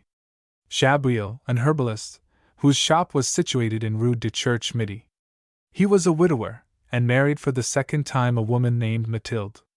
His shop was at one time prosperous, but business fell away until what was left was only that of an equivocal character. He died of syncope induced by phthisis. Elouvre. Chabuil, Madame Mathilde, wife of the preceding. She was a woman of about 30, plain-looking, and exceedingly thin. From the time of her marriage to Chabuil, his business began to decrease, and this, it would appear, was due to her reputation, which alarmed the more respectable customers. Her liaisons were numerous, and included Mahaudo, Shen, and Jory, but after the death of her husband she married the last named, settling down into respectability, and ruling him with a rod of iron. Elouvre. Jacobi, a Jew from Bordeaux, between whom and Mazard there was keen rivalry. Though of great experience and shrewdness, He was sorely handicapped by his passion for speculation, and in spite of considerable profits always seemed on the eve of a catastrophe. His money melted away on settling days. He acted as broker for Daggermont, and also for Gunderman. The great gamble in the shares of the Universal Bank resolved itself into a duel between Jacobi and Mazad, the one selling on behalf of Gunderman, and the other buying on behalf of Saccard, and the final catastrophe was hastened by Jacobi warning Daggermont of Gunderman's determination to crush out the bank. L'Argent. Jalagire, Madame, a protégé of Madame Carrère, who induced Eugene Rougon, the minister, to increase the old lady's pension considerably. Son Excellence Eugene Rougon. Jalagire Fils, son of the preceding. Madame Carrère took an interest in him, and asked Eugene Rougon to secure a scholarship for him. Son Excellence Eugene Rougon. Jantrou, an ex-professor of the University of Bordeaux, who in consequence of some misconduct was obliged to leave for Paris, without caste or position. At the age of 28, he landed at the Bourse, where for 10 years he dragged out existence as a remisier or broker's tout. At the time of the foundation of the Universal Bank he suggested to Saccard the purchase of a newspaper to be employed in the interest of the company. The purchase was carried out, and Jantrou was appointed editor. Subsequently other papers were acquired, which he manipulated so as to keep the bank continually before the public. He gave information to Baroness Sandorf which she repeated to Gunderman, who was induced thereby to continue his attack on the bank. L'Argent. Jean Bernat, the caretaker of the deserted estate of Paradis in Provence. He lived by himself with his niece Albine in an old house on the border of the domain. In an attic he had found a large number of books which had been saved from a fire in the old mansion, and these he studied for 20 years, imbibing from them the rationalistic theories of the 18th century. He had no respect for religion, and particularly disliked Brother Archangius, who insulted both him and his niece. After the death of Albine he attacked Archangius, and cut off his right ear with a pocket knife. La Faute de l'Abbé Mouret. Genid, a partner in the firm of Corneille and Genid, which developed in the 18th century the mineral concession of Joiselle. Germinal. Jesus Christ, the sobriquet of Hyacinth Thuan. La Terra. Jumont M. and Madame were well known in society during the Second Empire. The Emperor admired Madame Jumont, and her husband was decorated by him. L'Argent. Joblin, Auguste, son of Colonel Joblin. Contrary to regulations, Eugene Rougon took him into the office of the Minister of the Interior without the necessary bachelor's degree. Son Excellence Eugene Rougon. Joblin, Colonel, a friend of Eugene Rougon, through whose aid he hoped to secure a nomination as commander of the Legion of Honor, and an appointment for his son. He was a cousin of M. Bouchard. After Rougon's return to office he received the appointment as commander. Son Excellence Eugene Rougon. Jouard Abbé, cure of Monceau. He pretended not to interest himself in anything, so as not to vex either the workers or the masters. During the strike he took his walks at night, to prevent himself from being compromised by the miners. He obtained promotion, and was replaced by Abbé Ranvier. Germinal. Jonquière, a lover of Rose Mignon, who deserted her for a time in favor of Laure. Nana. Jonquoy, Madame Du, an old friend of the Muffets. Years ago she had met Bismarck, who struck her as stupid. She was unable to understand his later success. Nana. Jordan Paul, a journalist, whose father, a Marseilles banker, had committed suicide in consequence of some disastrous speculations. He married a daughter of M. Magendra, to whom he had been betrothed in more prosperous days. His wife brought him no dowry, as her parents were against the marriage on the ground of Jordan's occupation and want of means. Having made the acquaintance of Saccard, he received an appointment on the staff of the newspaper purchased to support the policy of the Universal Bank. He did not speculate, however, and remained in comparative poverty, until the success of a novel which he had written put him in more comfortable circumstances, and even enabled him to give assistance to his wife's parents after they were ruined by the failure of the bank. L'Argent. Jordan, Madame Marcel, wife of the preceding. She was the only child of M. Magendra, who was ruined by the failure of the Universal Bank. L'Argent. Jory, Edouard, was the son of a magistrate of Plassans, whom he drove crazy by his profligate conduct. In the end, he ran off with a music hall singer under the pretext of going to Paris to follow the literary profession. Notwithstanding the fact that his profligacy went to even greater lengths in the city, he was successful in journalism, and soon earned between 7,000 and 8,000 francs a year as a leader writer and art critic.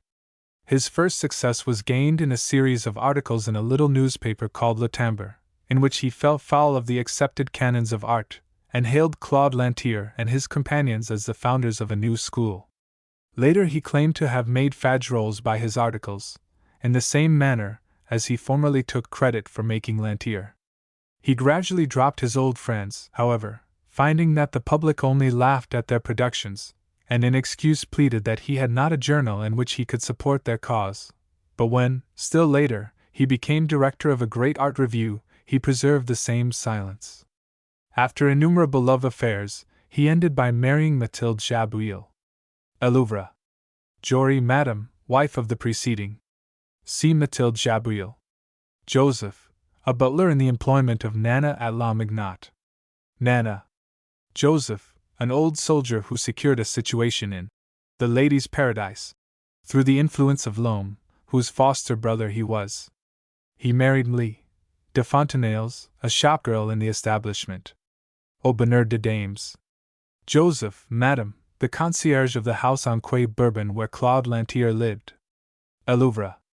Jossy, mademoiselle, kept a little school for young children in Rue Polonceau. Anna Cool was her pupil, and made herself such a nuisance that twice Mademoiselle Jossy sent her away, taking her back each time in order not to lose the small fees. L'Assommoir.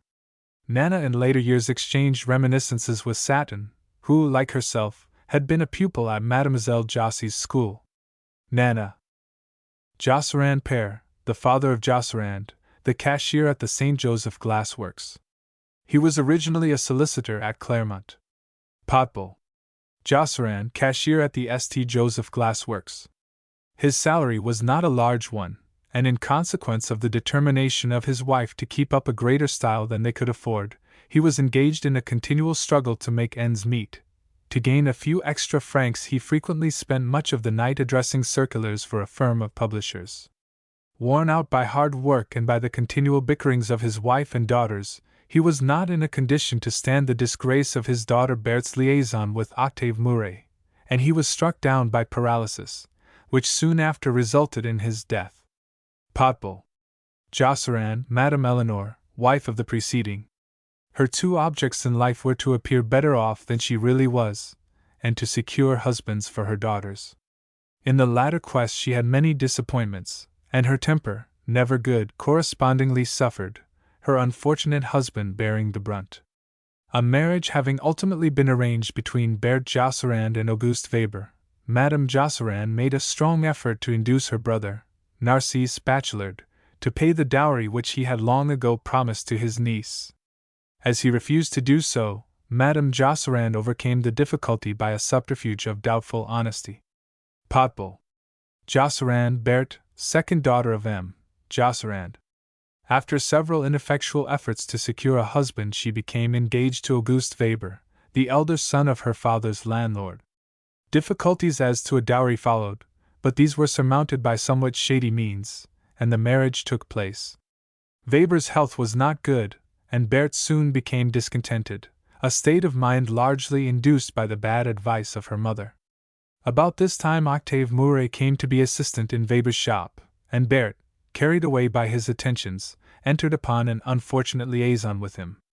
Discovery by Weber led to Berthe's return to her parents' home, and it was only after a considerable time that a reconciliation was brought about by the efforts of Abbé Maudet. Potbull. Josserand, Hortense, elder daughter of M. Josserand. Her mother endeavored to secure a husband for her, but she made her own choice, selecting one Verdier, a lawyer. The marriage was put off from time to time as Verdier had got entangled with a woman from whom he found separation difficult. Potbull. Josserand, Leon, elder son of M. Josserand. He was a young man of ambition, who hoped to rise through the influence of Madame d'Amberville, whose lover he became. Ultimately, she arranged a marriage between him and her niece Raymond, who brought him a large dowry. Soon afterwards, by the same means, he was appointed Maitre de Requetes. Potbul. Josserand, Madame Leon, wife of the preceding. C. Raymond. Potbul. Josserand, Saturnin, younger son of M. Josserand. He was a powerful young man of 25, whose mind had been seriously affected by an attack of brain fever. Though not actually insane, he was subject to fits of blind fury whenever anybody annoyed him. When his sister Berthe was a little girl, he nursed her through a long illness, and since he saved her life he adored her with a deep, passionate devotion. The preparations for her marriage to Auguste Weber affected him so seriously that his removal to an asylum became necessary, and he remained there for some time. On his release he went to live with his sister and her husband, but domestic trouble having arisen, his mind again became so unhinged that he made an attempt on the life of his brother-in-law and had again to be taken to an asylum. Potbul. Juve, Abbé, an officiating priest at Notre Dame de Grace, the parish church of Passy. He had known M. Grandjean at Marseilles, and showed much kindness to Helene after the death of her husband, assisting her in settling up her affairs. Along with M. Rambaud, his half-brother, he was a regular visitor at Helene's house, and later endeavored to arrange a marriage between her and his brother. He was devoted to Jean Grandjean, and helped to nurse her during her fatal illness. An amiable, kind-hearted man, he was greatly beloved by his parishioners. On Page d'Amour. Juve, a retired captain in the army, and afterwards one of the 4 inspectors at the Ladies' Paradise. In addition to acting as spy on the staff, he watched the customers, and it was he who detected Madame de Beauvais in the act of stealing some fine lace. He made certain advances to Denis Baude which she resented, and in consequence he afterwards showed considerable ill will towards her. Au Bonheur de Dames. Juillerat, doctor, an old physician who attended most of the inhabitants of the Rue de Choiseul. He was a man of only average abilities who had built up a large practice by hard work. His views were somewhat advanced, and he had many arguments with Abbé Maudet, with whom he frequently came in contact at the bedsides of his patients. Potbul. Jules, the lover of La Sarriette. He lived on her earnings as a fruit dealer. Le Ventre de Paris. Jules, one of the soldiers sent to Monceau during the strike. He was born at Plogoff, where his mother and sister still resided. One night, while he was on guard at the Vorieux mine, he was murdered by Jean-Lin Mahieu, who with the assistance of Etienne Lantier carried the body to a gallery of the mine, where they buried it under a fall of rock. Germinal. Jules, Madame, Nana's dresser at the Theatre de Varietés. Nana. Julie, cook in the employment of the de Villiers. Potbul. Julien, butler in the employment of Nana in the Avenue de Villiers. He left the house with a large sum, as Comte Muffet, being jealous, wished to be freed from his presence. Nana. Jocelyn, Pierre-François, a protégé of M. de Massy. Eugene Rougon refused to nominate him as an officer of the Legion of Honor, and gave the decoration which had been intended for him to Bidjuin. Son Excellence Eugene Rougon. Giselle, Madame, a neighbor of the Josserans in the Rue de Choiseul. Her husband had left her after 10 days of married life, and thenceforth she lived alone in quiet lodgings. Very little was known of her circumstances or mode of life. Potbul. K. Cohn M., son of a Jewish banker at Bordeaux, a deputy who was engaged in a scheme for the construction of a railway from Niort to Angers. He was chiefly anxious for this, as the proposed line would pass through Brescia, where he had some blast furnaces, the value of which it would considerably increase. Rougon supported him energetically, and had almost secured the grant when his retirement from office delayed the scheme for some years. Soon after Rougon's appointment as Minister of the Interior the grant was obtained, and he accompanied Cohn to Niort to attend the inauguration of the scheme. Son Excellence Eugene Rougon. Cohn, Madame, wife of the preceding. She lived a very retired life at Paris. Son Excellence Eugene Rougon.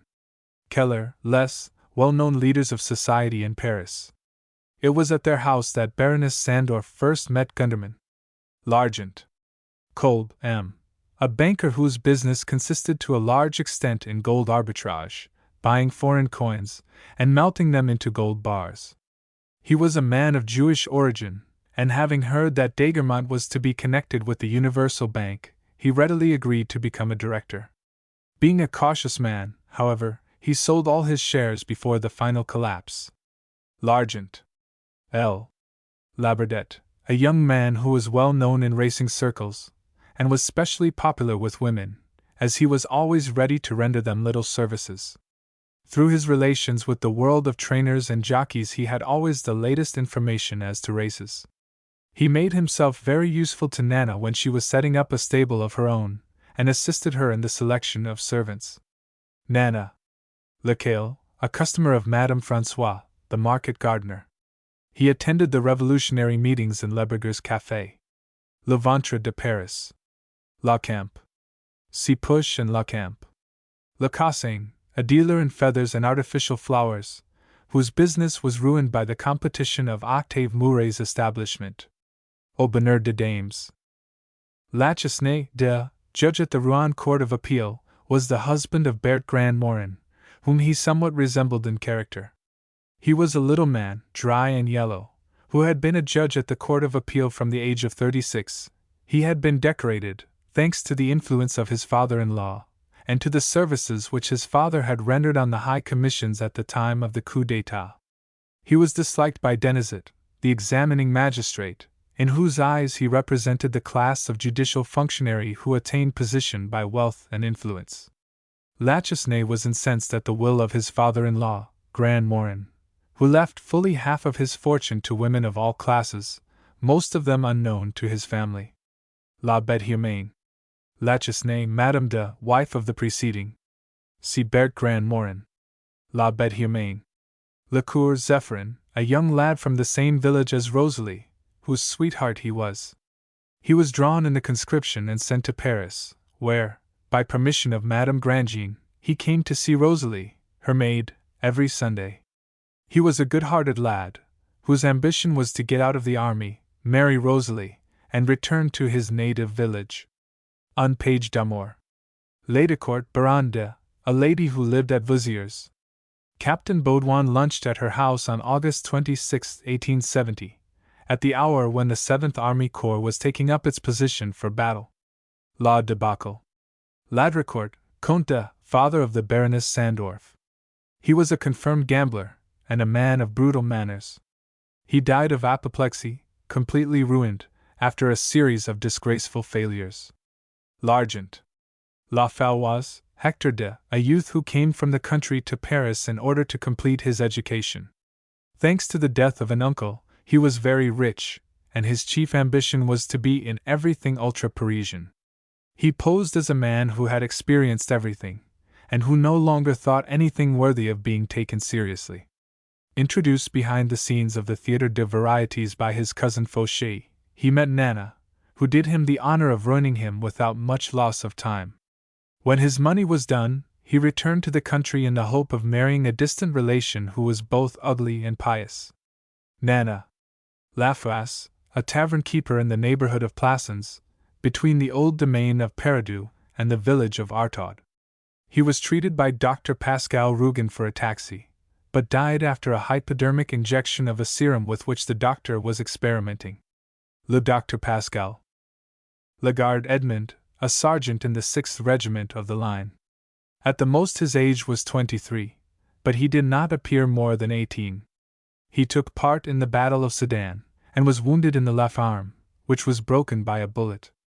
His father, who was a shopkeeper in Paris, was a customer of Delaherche, and he was removed to the house of the manufacturer, where he was treated as one of the family. A handsome lad, he aroused the pity of Gilbert Delaherche, whose lover he became. La Debacle. Lagreful, Marquis de, the legitimate deputy for Plassans. His election came as a severe blow to the government, and to M. Picard de Solais, the sub-prefect of Plassans, who was held responsible for it. In reality, the election had been largely influenced by the clergy, combined with the old nobility. It was to counteract this influence that the government sent Abbé Fouges to Plassans. The Marquis, being a man of poor abilities, whose public appearances were disappointing, his overthrow was rendered easier and more complete. La Conquête de Plassans. La Jolie Dame, a customer at Octave Mouret's shop, Au Bonheur de Dames.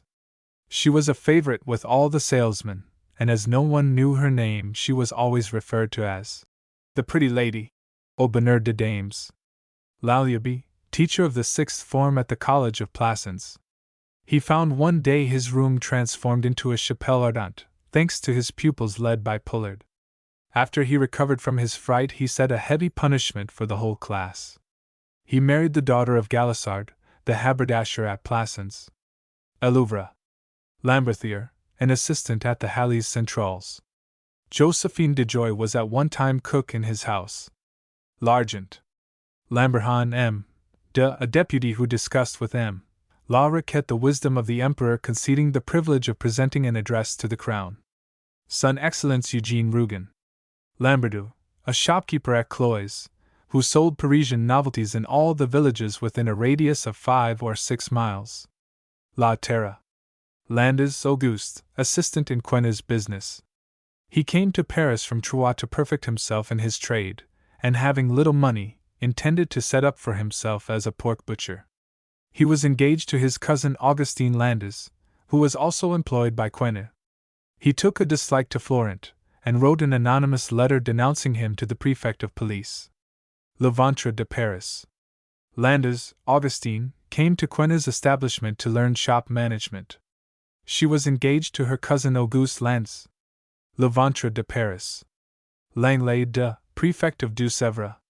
He was accused of dissolute conduct, and was superseded in his office by Du Poiset. Son Excellence Eugene Rougon. Lantier, Auguste, the lover of Rougon-Macquart. He accompanied her to Paris, when she left home with their 2 children. La Fortune de Rougon.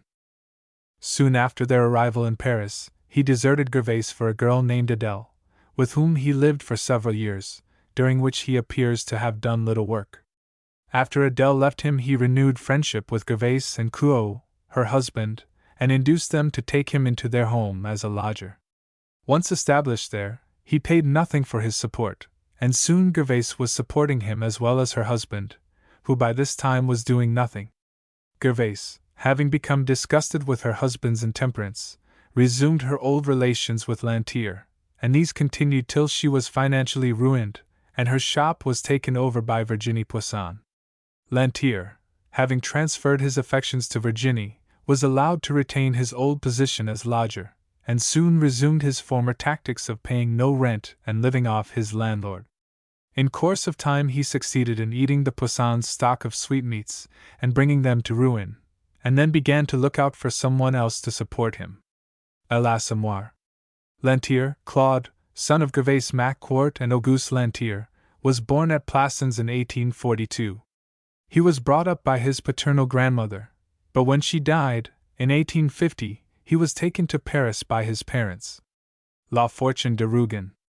After Lantier's desertion of Gervais, and her subsequent marriage to Couot, Claude continued to reside with his mother, but a few years later an old gentleman of Plassans, a lover of pictures, who had been greatly struck by some daubs done by the child, offered to pay for his education. The offer was accepted, and Claude returned to Plassans. L'Assommoir. Some years later his benefactor died, leaving him an income of 1,000 francs a year, enough to prevent him dying of hunger in the artistic career which he had decided to follow. Having come to Paris with an intense hatred of Romanticism, he was struck by the artistic possibilities of the Halles Centrales, the great provision markets of Paris, which he haunted in search of subjects for his brush. He was induced by Florent to attend one of the Republican meetings in Lebigre's Café, but was not in sympathy with the movement, and declined to take part in it. He occasionally visited his aunt, Madame Lisa Quenu, but revolted against her complete indifference to art, and her middle-class selfishness. Le Ventre de Paris. He was appointed a member of the family council which nominally had charge of Pauline Quenne's fortune. La Joie de Vivre. He established himself in a studio near the roof of an old house close to the river, and there lived the life of a bohemian, with an absolute disdain for everything not related to art. He revolted against the canons of the schools, and tried to achieve truth in painting by adopting an exaggerated realism. His hopes became centered in a large painting, which he called plein air, intended for exhibition in the salon.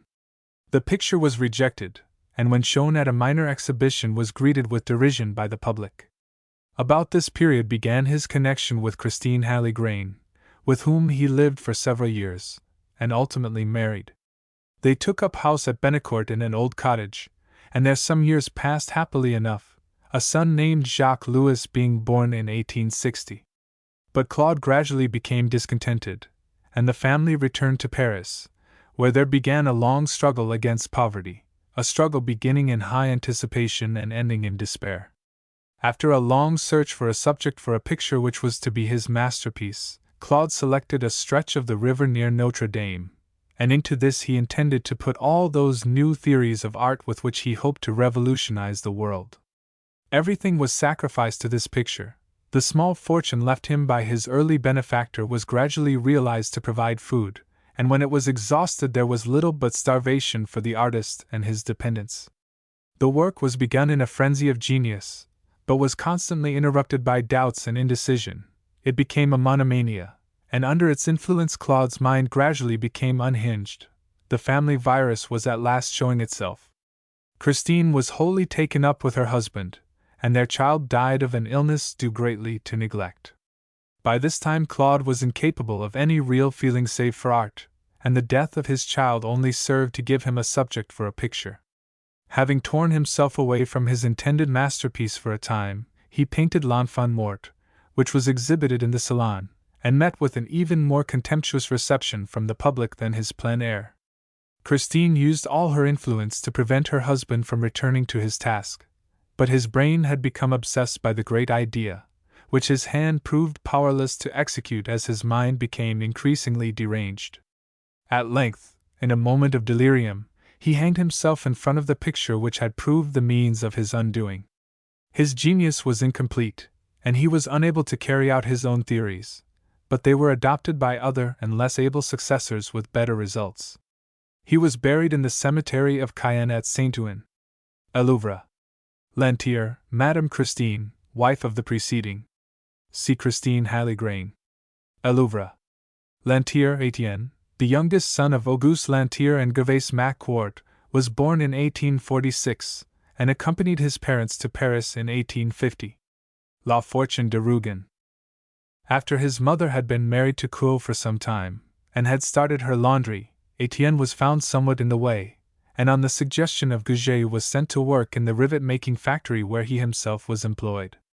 Later the boy was sent to Lille, where he was apprenticed to an old master of Goujet, an engineer in that town.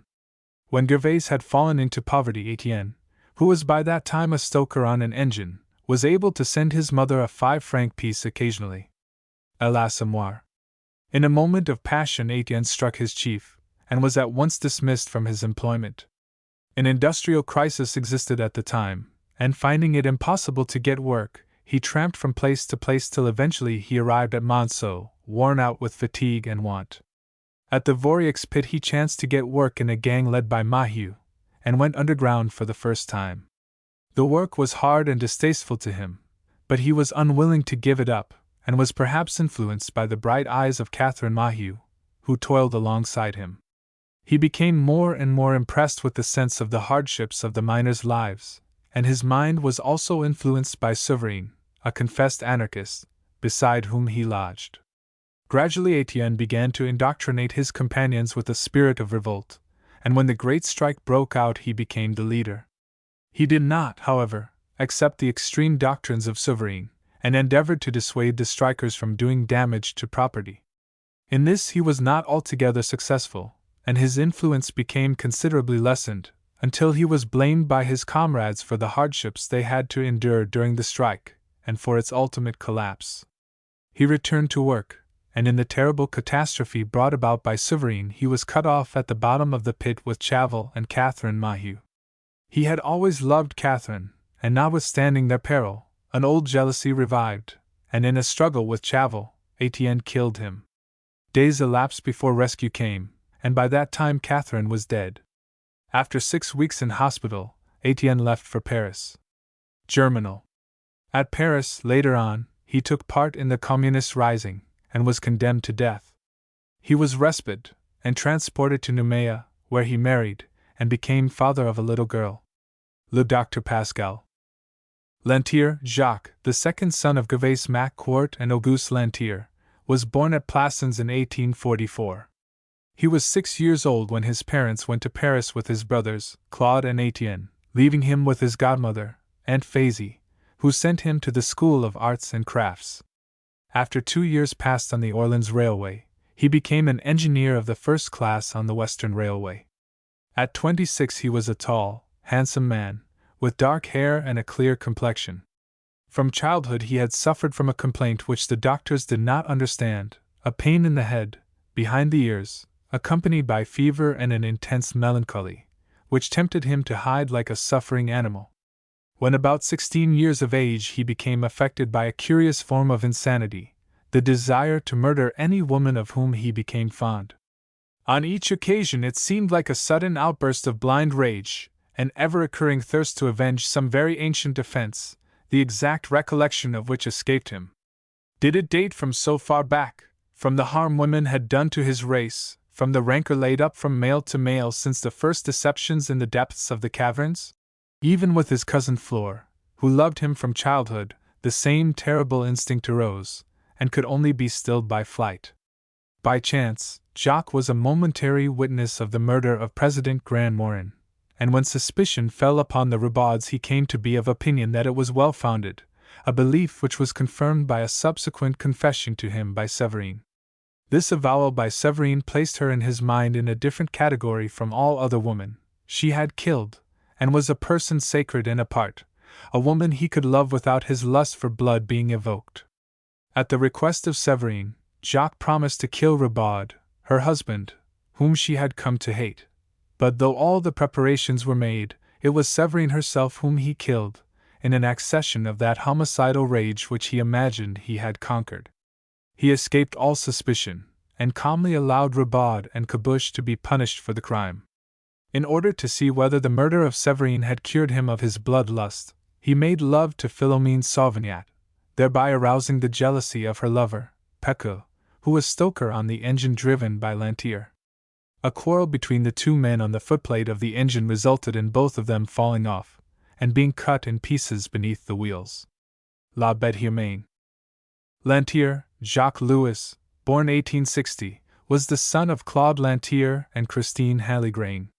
He was allowed to grow up wild at Bennecourt until he was 2.5 years old, when his parents removed to Paris, taking him with them. Life in the city did not agree with the child, who, to make matters worse, was much neglected, his mother being wholly taken up with her lover, and his father with art. He grew up puny, serious like a little man. At 5 years his head had grown quite out of proportion to his height, but as his skull increased in size his intelligence diminished. His head alone continued to grow, verging on cretinism, until, in 1869, the unfortunate child died of some obscure form of malnutrition. Elouvre. Lepole, a soldier in the 106th Regiment of the Line, in the squad of Corporal Rougon-Macquart. He came from the marshes of Sologny, and was so ignorant that when he joined the regiment he asked to be shown the king. He had great strength, and consequently all the heavy work of his company was assigned to him.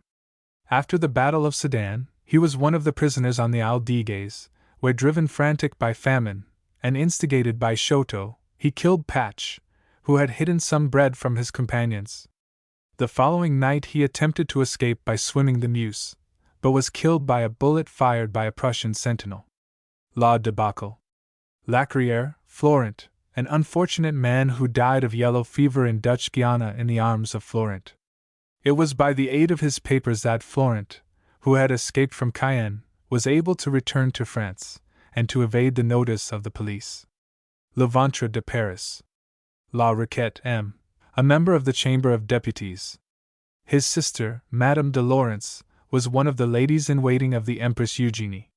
Son Excellence Eugene Rougon. La Riquette, Mademoiselle de. See Madame de Lawrence. L'Arsenault, formerly a clerk at the Hôtel de Ville along with Aristide Saccard. He was dismissed for prying into the prefect's private drawers. He acted for Saccard in many of the shady transactions in which he could not himself appear, and being entirely unscrupulous ultimately amassed such a sum of money that he was able to start a small banking establishment. La Curie. He became immensely rich.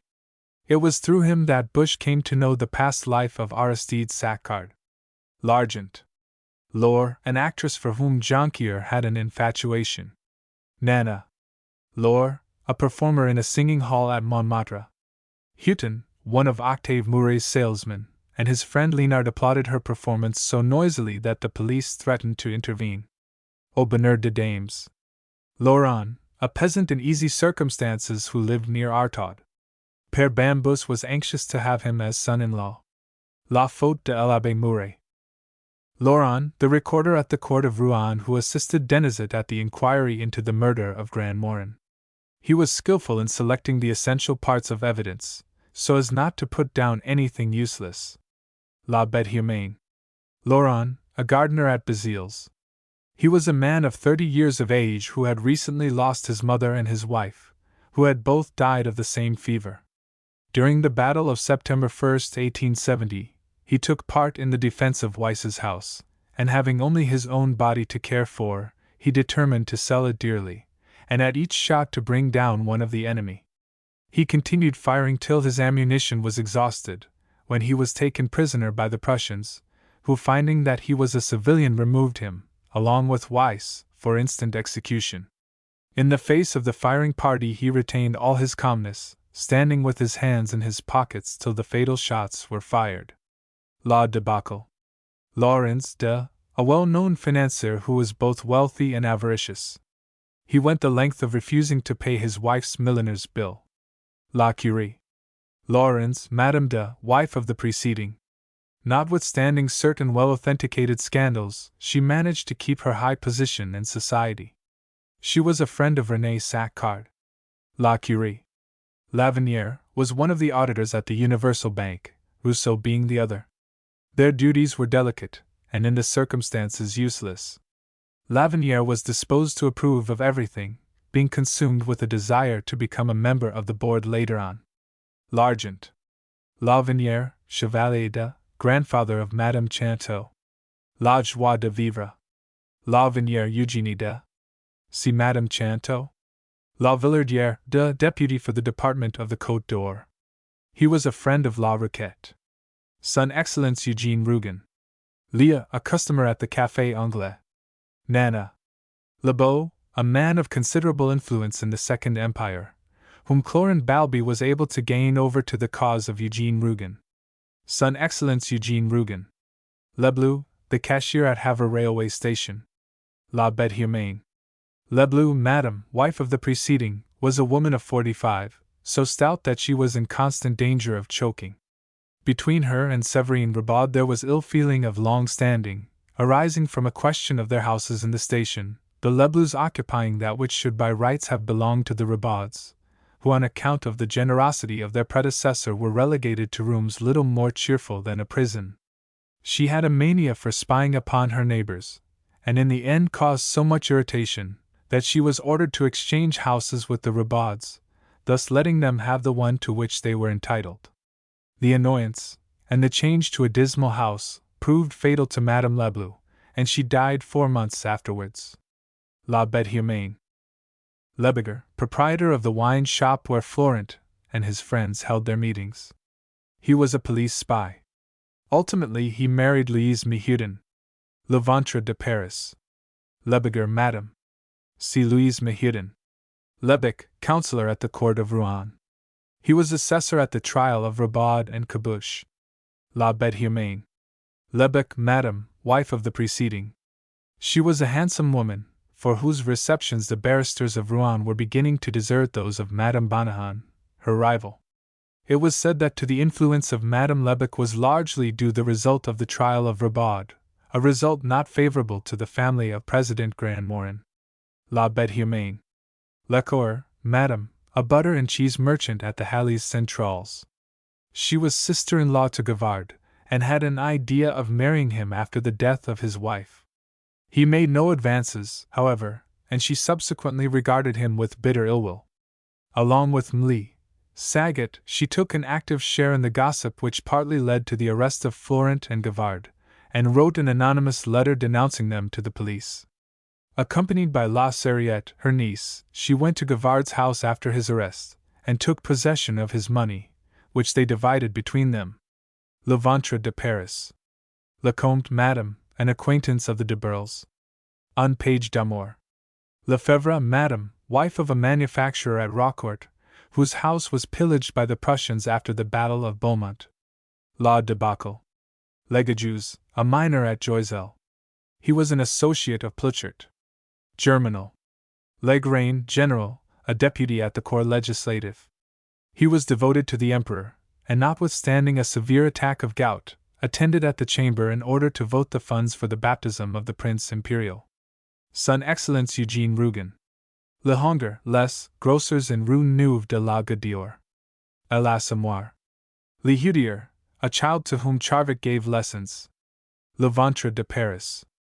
Le Lorraine, a notary in Rue Sainte-Anne.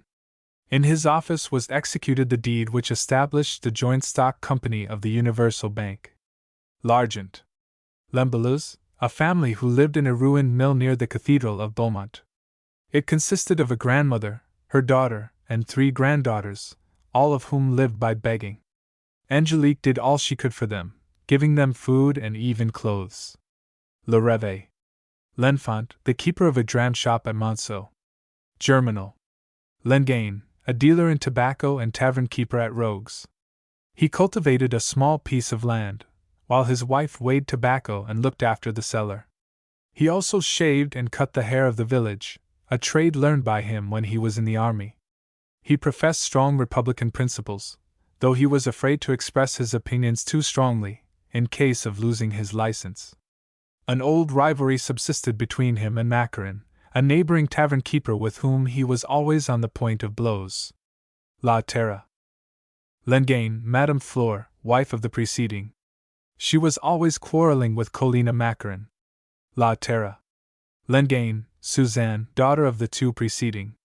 She was apprenticed to a dressmaker at Chateaudun, but after 6 months ran off to Paris, where she led a gay life.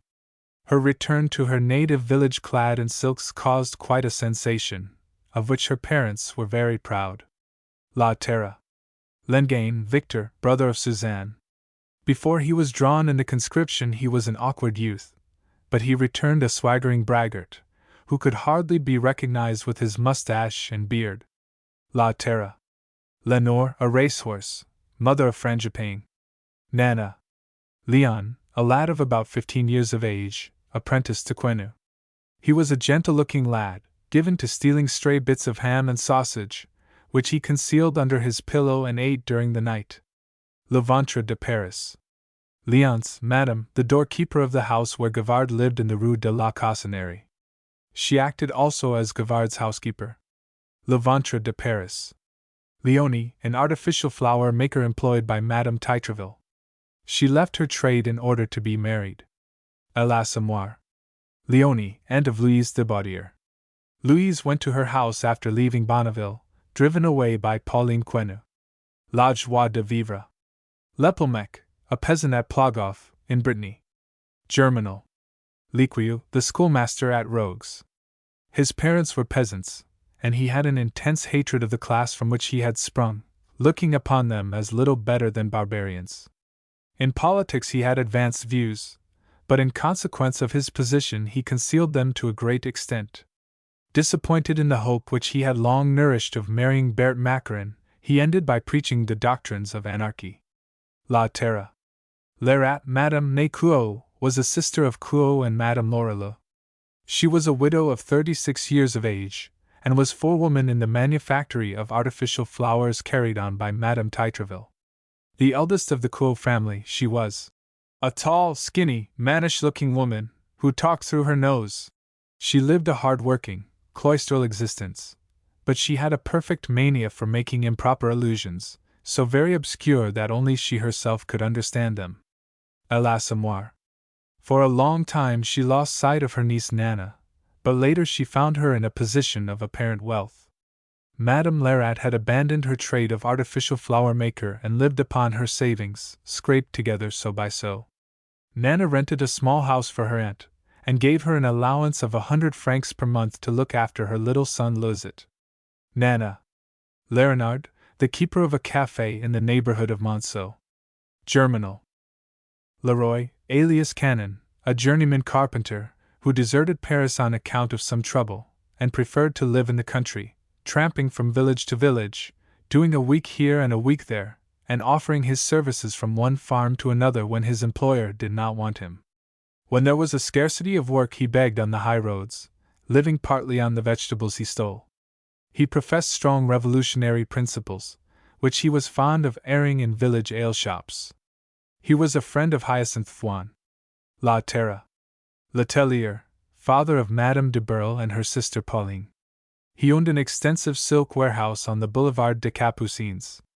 Since his wife's death he had been taking his younger daughter about everywhere, in search of a rich husband for her. Un page d'amour.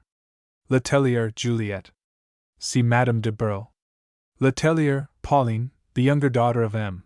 Letellier, a wealthy silk merchant, and sister of Madame de Burle. She was a giddy young girl who went about everywhere with her father in the hope of securing a rich husband, and was a constant visitor at the house of her sister. Un page d'amour. Leterque, Madame, widow of a captain, was a protégée of Madame Carrère, who obtained a tobacco license for her son Excellence Eugène Rougon. Levaque, a neighbor of the Mahus. He was of intemperate habits, and beat his wife on little provocation. During the strike he was among the most reckless, and at the assault on the Vaurix pit he was taken prisoner by the troops. His arrest made him a sort of hero, and by the Paris newspapers he was credited with a reply of antique sublimity to the examining magistrate. Germinal. Levaque, Achille, the eldest child of Zachary Mahieu and of Philomene Levaque. He was 3 years old when his parents were married. Germinal. Levaque, Bibert, son of the Levaques, was a little boy of 12, who already worked in the pit. Along with Lydie Perron, he was a companion of Jean-Lin Mahieu in many escapades. As Jean-Lin became more daring and unscrupulous, Bibert and Lydie were drawn together in an affection born of their common fear of him. The 3 children were present at the attack on the Vaurix pit, and Bibert and Lydie, killed by the volley fired by the troops, fell dead in one another's arms. Germinal. Levaque, Désirée, the youngest child of Philomene, aged 9 months. Germinal. Levaque, Philomene, daughter of the Levaques, had 2 children to Zachary Mahieu before her marriage to him. She had a delicacy of the chest and was unable to work underground. After the death of her husband she left Monceau with her 2 children, in the company of a miner from the Pas-de-Calais. Germinal. Levaque, La, wife of Levaque the miner, and mother of Philomene and Bibert. She was a bad housekeeper, and was roughly treated by her husband, who, however, did not take exception to her relations with Bouteloup, their lodger. Germinal. Levasseur, Madame, an acquaintance of Madame de Burle. Un page d'amour. Levasseur, chief clerk at the Ladies' Paradise, au Bonheur des Dames. Levasseur, a tax collector at Chain Populix. His father was one of the heroes of the army of the first Napoleon. He married a peasant woman named Fauchard, who died in bringing Maurice and his twin sister Henriette into the world. He sacrificed everything to make his son a gentleman, and the bad conduct of the lad hastened his end. La debacle. Levasseur, Henriette, daughter of the preceding, and twin sister of Maurice. After the death of her father she gave up the whole of her share of his property in order to retrieve to some extent the foolish conduct of her brother. Fortunately she had the chance soon after to marry Weiss, with whom she lived happily. On the morning of the Battle of Sedan, Henriette, fearing that her husband was in danger at Bazilles, where he had gone to look after a house he had recently bought, decided to follow him there. By this time the fighting was going on fiercely, and when, after the greatest difficulties and dangers, she arrived at Bazilles, she was only in time to see her husband shot before her eyes. She took refuge at Remilly, at the house of her uncle Fauchard, and devoted herself to the care of the wounded in the battle. Among these was Rougon-Macquart, who along with Maurice had escaped from captivity. After the war with Prussia was over, Maurice unfortunately threw in his lot with the Communists, and when Henriette followed him to Paris it was to find that he had been fatally wounded in the fighting there. By an extraordinary chance, the wound was inflicted by his former comrade, Rougon-Macquart, who had remained in the regular army when Maurice joined the communist ranks. The death of Maurice in this way put an end to the possibility of a dawning love idyll between Henriette and Rougon-Macquart. La debacle. Levasseur Maurice, twin brother of the preceding.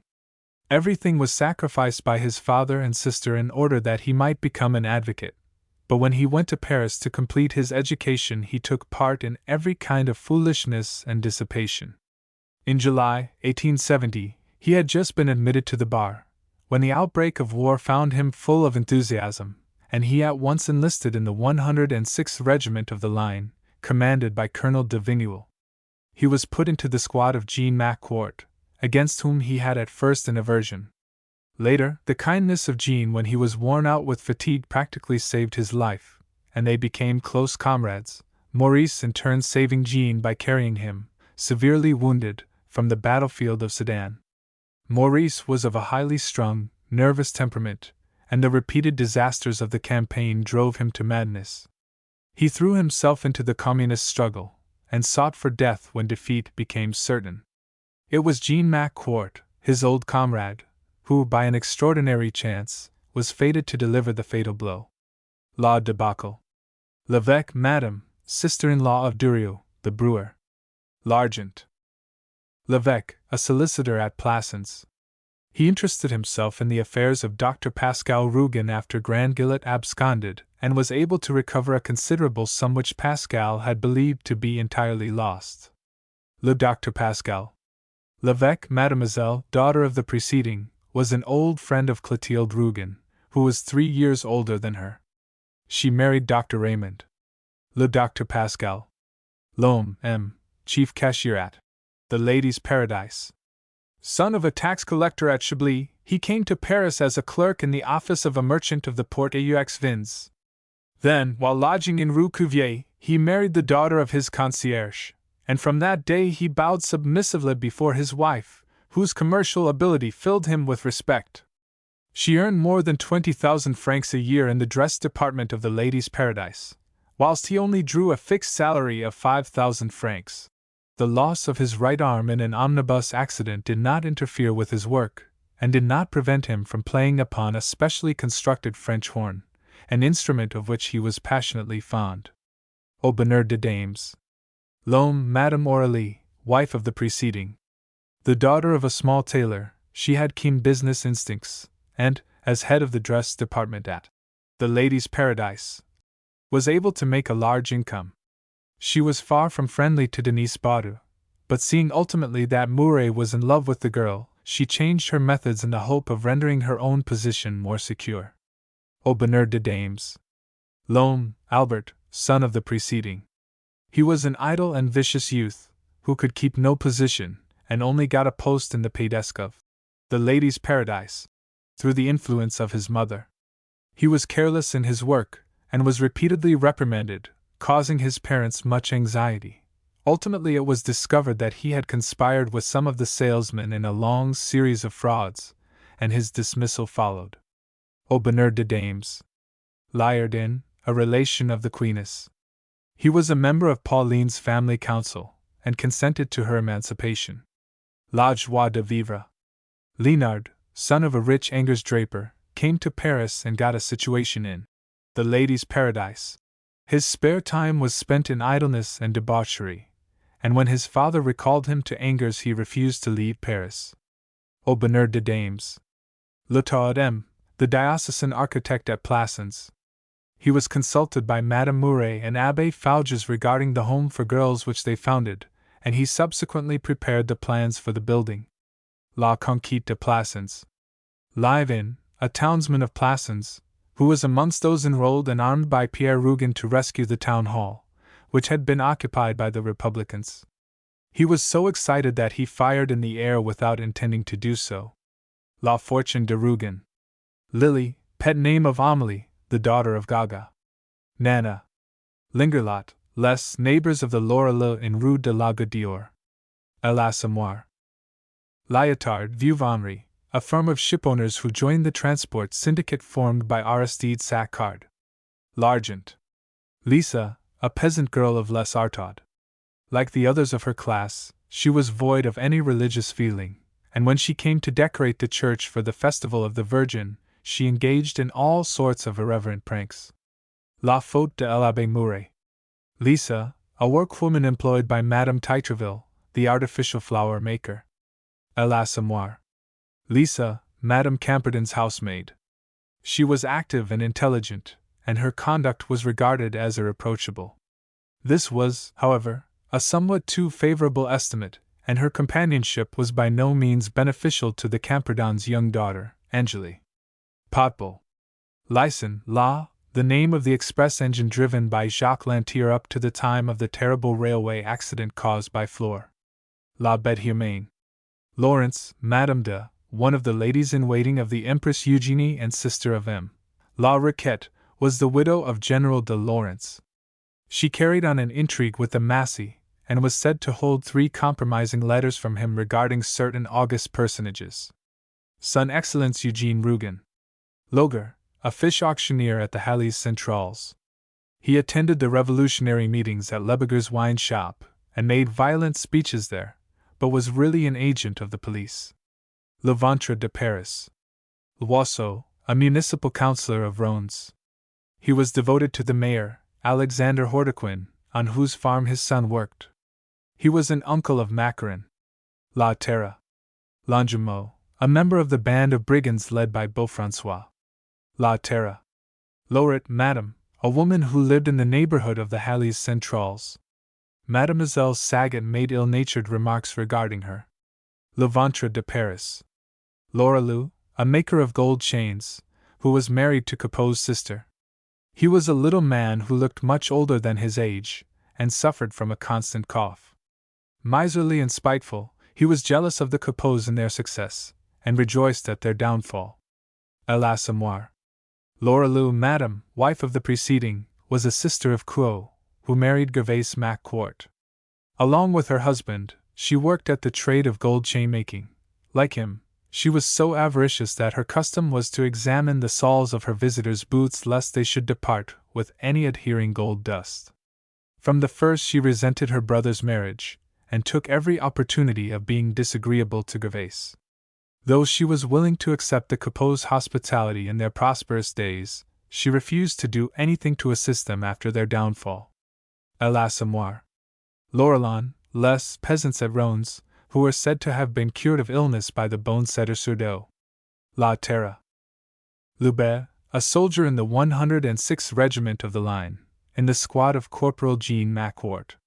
He was unwilling to fight, and during the Battle of September 1, 1870, he assisted his comrade Choteau to carry Sapin to the ambulance, spending the rest of the day in a tavern. After the capitulation of the French army, Loubet was made a prisoner. Along with Choteau he made a determined effort to escape, and would have done so had not his companion treacherously tripped him up in order to increase his own chance. La Debacle. Lehet, an elderly draper in Rue Neuve Saint-Augustin. He was the father of Madame Théophile Weber. Potbull. Lehet, Madame, wife of the preceding, and mother of Madame Théophile Weber. Potbull. Lehet, Valerie. See Théophile Weber. Louis, Irma Bicot's butler at her house in the Avenue de Villiers. Elouvre. Louis, cousin of Caboche, and, like him, a quarryman. He drove Caboche's wagon on the evening of the murder of President Grandmorin. La Bête Humaine. Louis, an artillery gunner, in the same battery as Honoré Fauchard and Adolphe. He was mated with Adolphe, who was inclined to treat him as an inferior. In the attack by the Prussians on the Calvary d'Illy, Louis fell, killed by the same shot as his comrade, and the two died entwined in one another's arms. La Debacle. Louis La Mire, a wine seller, who was famous for her hen feet. L'Assommoir. Louise, an actress at the Palais Royal. Nana. Louise, a young girl who was brought up in an orphanage. At 15 she went as maidservant to Madame Juzer, but not proving satisfactory, was sent back to the orphanage. Potbull. Luzet, the pet name of Louis Quot, son of Nana, born 1867, Left at first with a nurse in the country, he was afterwards taken charge of by his aunt, Madame Lerat, who removed him to Batignolles. He was a delicate child, pale and scrofulous, bearing a legacy of ill health derived from an unknown father. He died in July, 1870, of smallpox, which he communicated to his mother, who had just returned from Russia. Nana. Louisette, the younger daughter of Madame Massard, and Faisie. She was a fair and sweet child who had a strong affection for Caboche, a man who was regarded by nearly everyone as an outcast. As a maid-servant in the house of Madame Bonnehan, she attracted the notice of President Grandmorin, and fleeing from him, half mad with fear, she came to the hut of Caboche, who tenderly nursed her till she died of brain fever a few days later. La Bête Humaine. Lulu, a dog which belonged to Nana. Nana. Lulu, a dog which belonged to Nana. Nana. Lusignan, a racehorse in the stable of Van Duvers. Mounted by Gresham, it was the favorite in the race for the Grand Prix de Paris. Nana. Macquart, a poacher and smuggler who lived at Plassans in a hovel adjoining the Fouquet property. His reputation was of the worst, and, although no crimes had actually been brought home to him, the first suspicions always fell upon him whenever a theft or murder had been perpetrated in the country. He frequently disappeared for long periods, but during his short sojourns in the town he drank to great excess. He became the lover of Adelaide Fouquet in 1789, less than a year after the death of her husband, and had 2 children by her, Antoine and Ursule Macquart. A man of violent and unrestrained passions, and of incorrigibly lazy habits, he retained complete influence over Adelaide, and they lived in the same relationship for over 20 years. About 1810, Macquart was killed on the frontier by a custom house officer while he was endeavoring to smuggle a cargo of Geneva watches into France. Adelaide was sole legatee, the estate consisting of the hovel at Plassans and the carbine of the deceased, which a smuggler loyally brought back to her. La Fortune de Rougon. Macquart, Antoine, born 1789, son of Macquart the smuggler and Adelaide Fouquet, was drawn in the conscription in 1809. On his return to Plassans, he found that his half-brother Pierre had sold the family property and had appropriated the proceeds. Being a confirmed drunkard, he was averse from work of any kind, but in order to support himself he learned the trade of basket-making.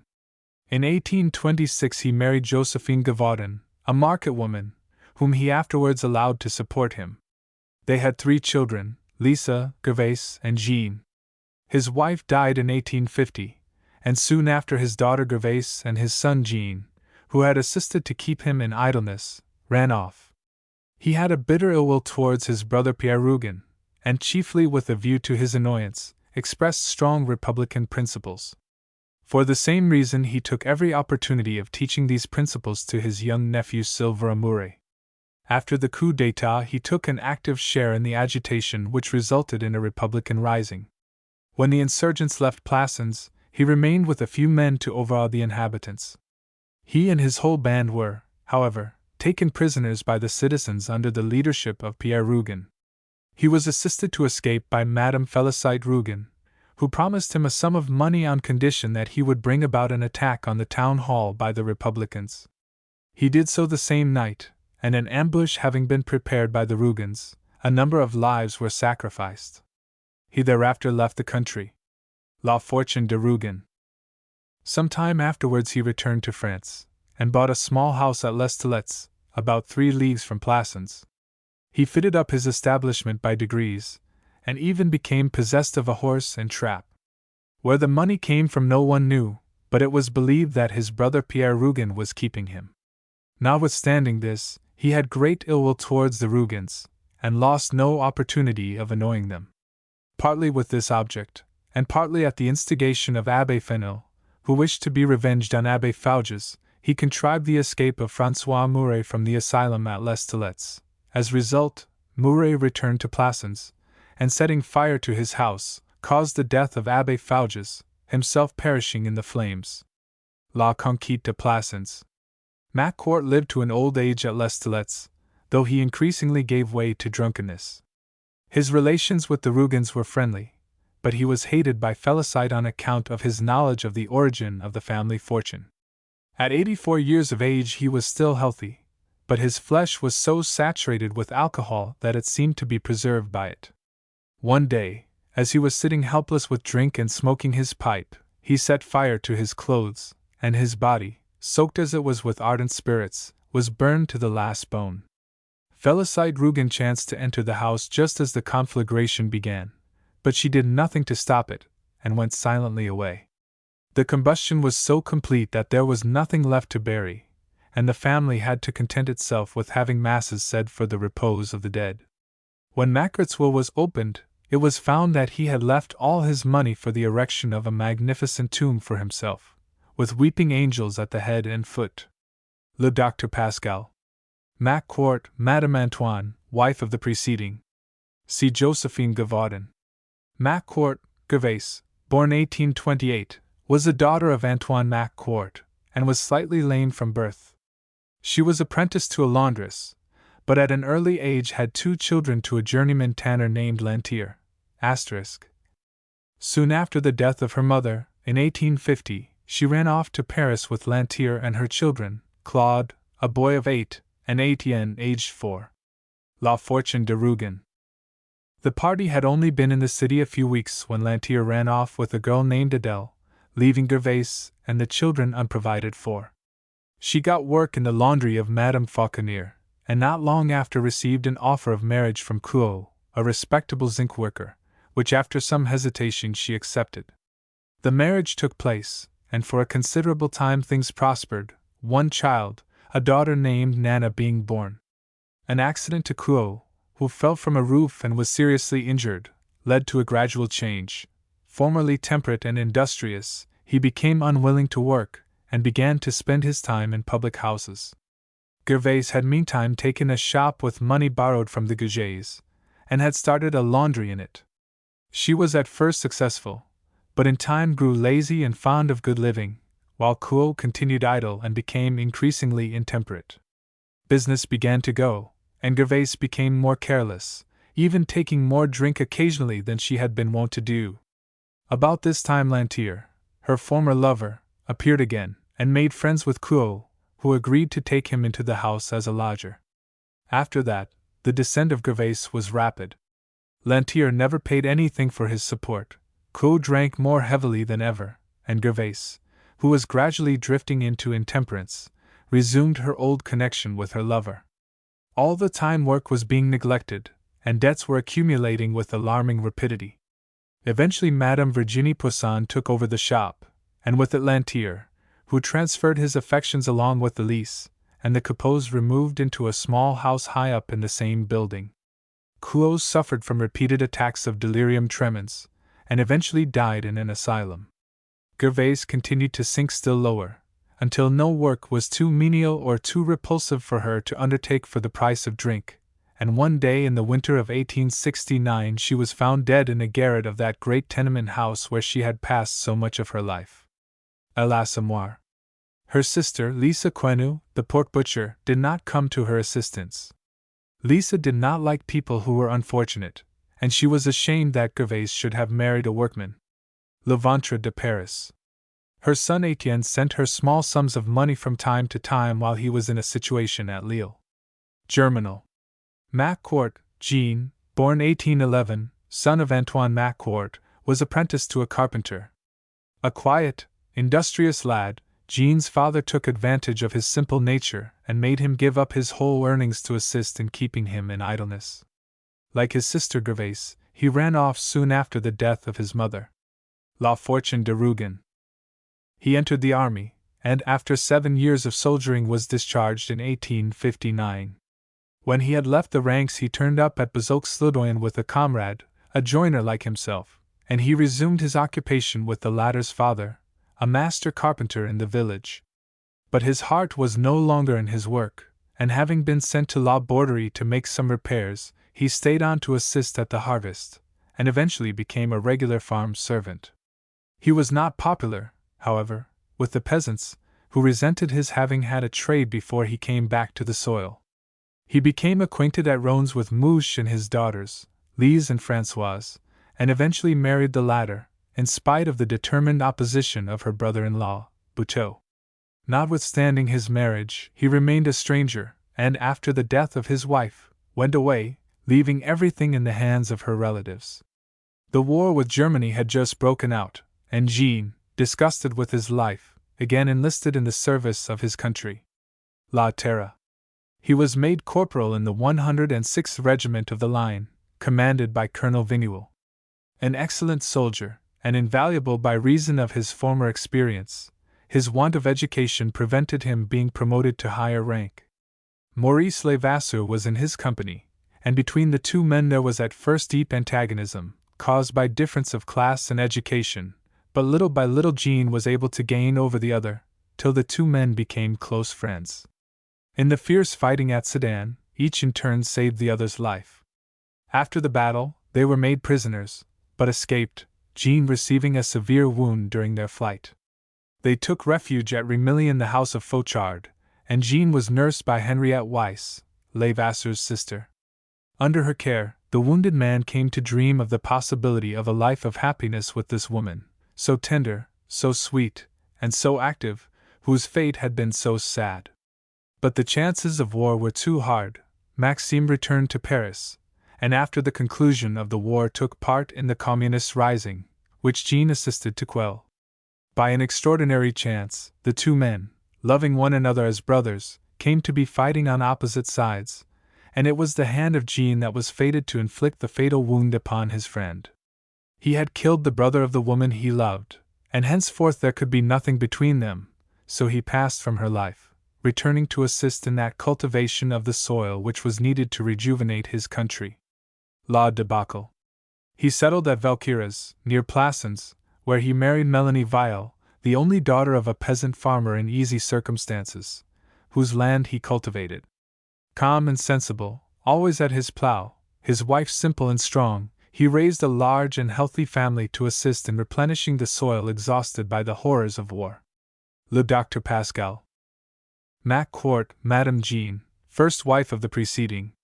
See Françoise Mouche. La Terre. Macquart, Madame Jean, second wife of Jean Macquart. See Melanie Weil. Le Docteur Pascal. Macquart, Lisa, born 1827, daughter of Antoine Macquart. When a child of 7 she was taken as maidservant by the wife of the postmaster at Plassans, whom she accompanied to Paris on her removal there in 1839. La Fortune de Rougon. The old lady became very much attached to the girl, and when she died left her all her savings, amounting to 10,000 francs. Gradel, a pork butcher, who had become acquainted with Lisa by seeing her in the shop with her mistress, offered her a situation. She accepted, and soon the whole place seemed to belong to her. She enslaved Gradel, his nephew Quenu, and even the smallest kitchen boy. She became a beautiful woman, with a love of ease and the determination to secure it by steady application to duty. After the sudden death of Gradel, she married Quenu, who had succeeded to the business, and they had one daughter, Pauline. Soon their affairs became so prosperous that Lisa induced her husband to remove to a larger shop. On Florence return from exile, she received him kindly, and at once proposed to hand over to him his share of the money and property left by Gradel, his uncle, which, however, he refused to accept. After a time she became tired of always seeing her brother-in-law about the house doing nothing, and was the means of making him accept the situation as inspector at the fish market. When she heard of the revolutionary meetings in Lebeger's wine shop and of the leading part taken by Florent, she became greatly alarmed, more especially as Quenu had begun to accompany his brother occasionally. She succeeded in frightening her husband into giving up the meetings, and made it clear to Florent that he was no longer welcome in her house. Alarmed by the gossip of Emile, Saget, and others as to the progress of the conspiracy, she determined, after consultation with Abbé Roustan, to secure the safety of her husband and herself by informing the police of the plot. On going to the prefect, however, she learned that he had all along known of Florent's presence in Paris, and of the meetings, and was only waiting a favorable opportunity of arresting the plotters. She concealed the impending arrest from her husband and from Florent. Notwithstanding her action in this matter, Lisa was not an ill-natured or callous woman. She was only determined that nothing should come between her and a life of ease. In her there was much of her father's nature, though she did not know it. She was merely a steady, sensible Macquart with a logical desire for comfort, and to procuring this she gave all her time and thought. Le Ventre de Paris. She died in 1863 from decomposition of the blood. La joie de vivre. Macquart, Ursule, born 1791, daughter of Macquart and Adelaide Fouquet, married in 1810 a hatter named Mouret and went to live at Marseilles. She died of consumption in 1840, leaving 3 children. La Fortune de Rougon. Macarin, a grocer and tavern keeper at Rones. He was a municipal councillor and deputy mayor. He made some money by speculating in wines, and had since become incorrigibly lazy, spending his time in fishing and shooting. Had his wife listened to him, they would have shut up the shop, but she was so fiercely set on money-making that she would not do so. There was a rivalry of long standing between the Macarons and the Lenganes, which frequently broke out in open quarrels. Having succeeded in undermining Hortequin's position as mayor, Macarin succeeded him, but his triumph was of short duration, for some official scandal having arisen, he was obliged to resign. La Terra. Macarin, Madame Colina, wife of the preceding, had a true passion for money-making. She was continually quarreling with her neighbor, Madame Lengaine. La Terra. Macarin, Berthe, daughter of the preceding, was educated at a boarding school at Cloyes, and had learned to play the piano. She tolerated the attentions of Lequieu, the schoolmaster, whom she heartily disliked, as she felt flattered by the notice of the only man of education whom she knew. She had a fancy for the son of a neighboring wheelwright, whom her parents would not allow her to see, and she ultimately compromised herself so seriously with him that they had to consent to her marriage. La Terra. Madeleine, a little girl of 10 years of age who was an inmate of the institute founded by Princess d'Orvieto. Her mother was unable to look after her properly, and placed her there in the hope that she would be well cared for. L'Argent. Madeleine, Abbé, was sent to Rones, when that commune decided to have a cure to itself. He came from a mountainous district, and disheartened by the flatness of the vast plain of La Beauce, and especially by the religious indifference of his parishioners, he soon fell into ill health, on one occasion fainting while he was saying Mass. At the end of 2 years and a half he left Rones in a dying state, and returned to his native mountains. La Terra. Madinier, M. carried on business as a cardboard manufacturer in part of the tenement occupied by the Capots and the Loreleux. The business was not prosperous, as he spent all his earnings on drink. He was one of Capot's witnesses on the occasion of his marriage to Gervais Macquart, and was present at the wedding dinner. L'Assommoir. Maffer M., a magistrate of Plassans and honorary canon of St. Saturnin's Church. Politically he was a legitimist, and he was a friend of M. Rastoil, at whose house the party was in the habit of meeting. La Conquête de Plassans. Maffer Alphonse, second son of the magistrate at Plassans, aged 18 years. Restrained too much by their father, the 2 brothers Maffer were especially intimate with Guillaume Pourquier, who frequently led them into mischief. La Conquête de Plassans. Maffer Ambrose, elder son of the magistrate at Plassans, aged 20. La Conquête de Plassans. Maginot, inspector of woods at Mézières. He married Gilbert de Vigneul, but died a few years afterwards. La Debacle. Maginot, Madame, see Gilbert de Vigneul. Mahieu Alzire, the 4th child of Toussaint Mahieu, aged 9 years. She was deformed and delicate, but of precocious intelligence, and was able to assist her mother in many ways, sacrificing herself always for others. She died of cold and hunger during the strike at Monceau. Germinal. Mahieu, Catherine, 2nd child of Toussaint Mahieu, worked as a putter in the Vorieux pit along with the other members of her family. She liked Etienne Lantier, but became the mistress of Chavel, who treated her so abominably that she eventually returned home. As a result of the terrible catastrophe brought about by Souverain, she was imprisoned at the bottom of the pit along with Chavel and Etienne. A struggle between the 2 men ensued, and Chavel was killed.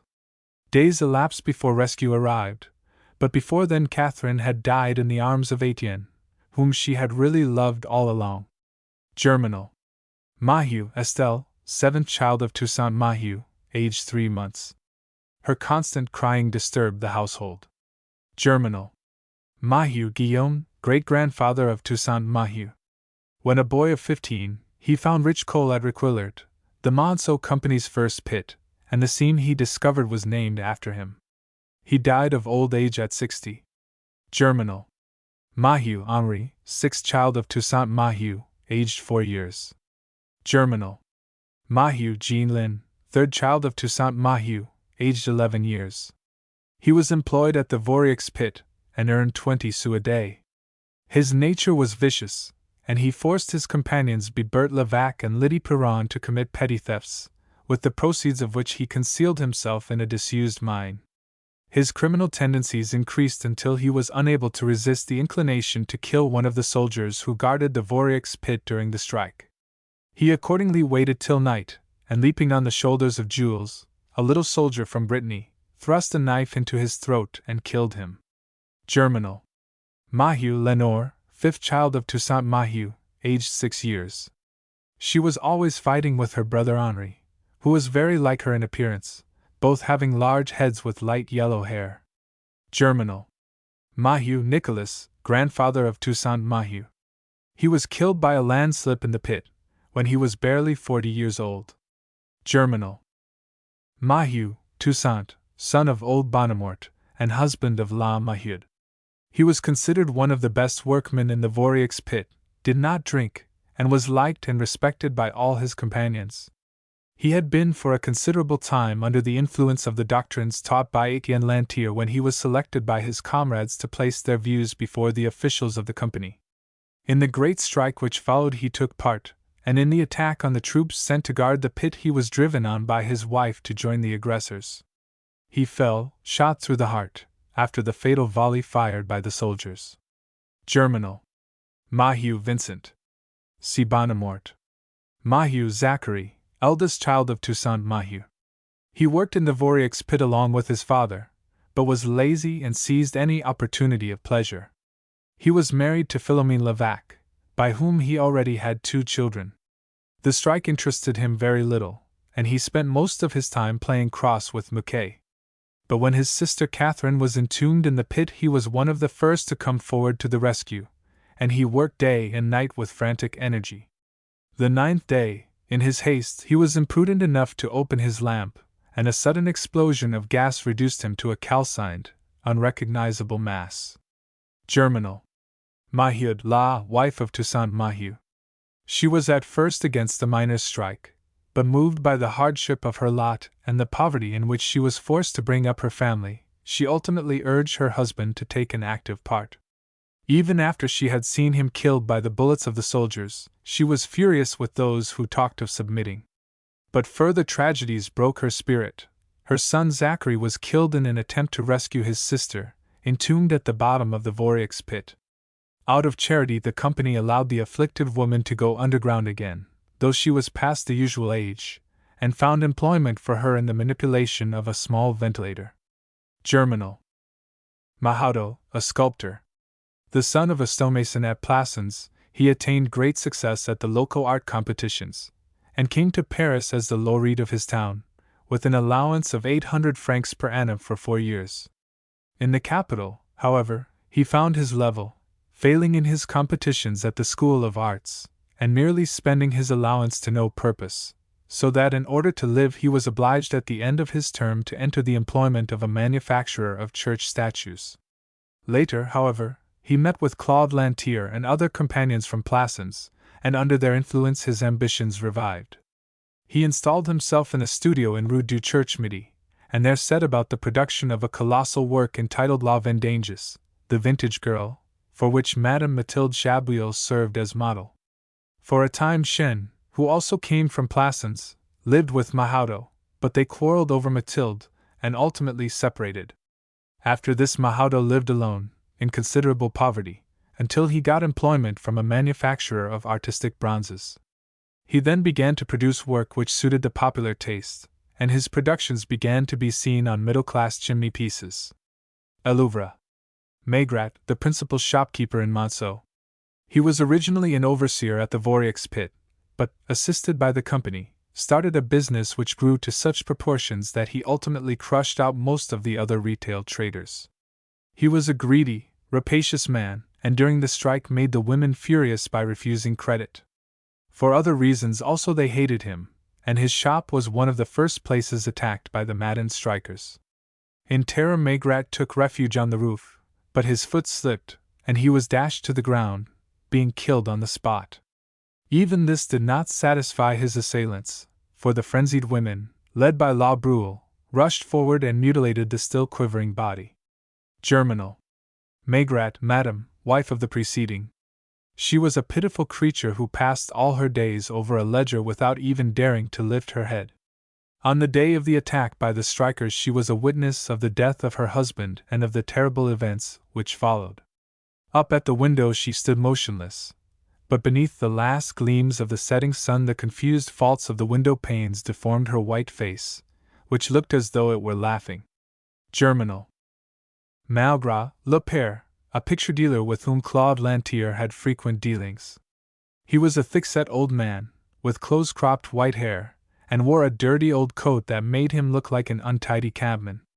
Beneath this disguise was concealed a keen knowledge of art, combined with a ferocious skill in bargaining. As a superb liar, moreover, he was without an equal. He was satisfied with a small profit, but never purchased in the morning without knowing where to dispose of his purchase at night. He viewed with disdain the modern methods of picture dealing introduced by Naudet, and like a cautious man he retired with a modest fortune to a little house at Bois Colombes. Elouvre. Malignant M., a young stockbroker who was supposed to have a large fortune and accordingly was received everywhere in society. He posed as a critic of art, literature, and the drama, and pretended to be bored with everything. Madame de Burle, being carried away by his attentions, was foolish enough to promise to meet him at a flat which he had taken, but Madame Helene Grandjean having warned her that Dr. de Burle had got wind of the affair, the intended liaison came to nothing. On page d'Amour. Maliverne Rose.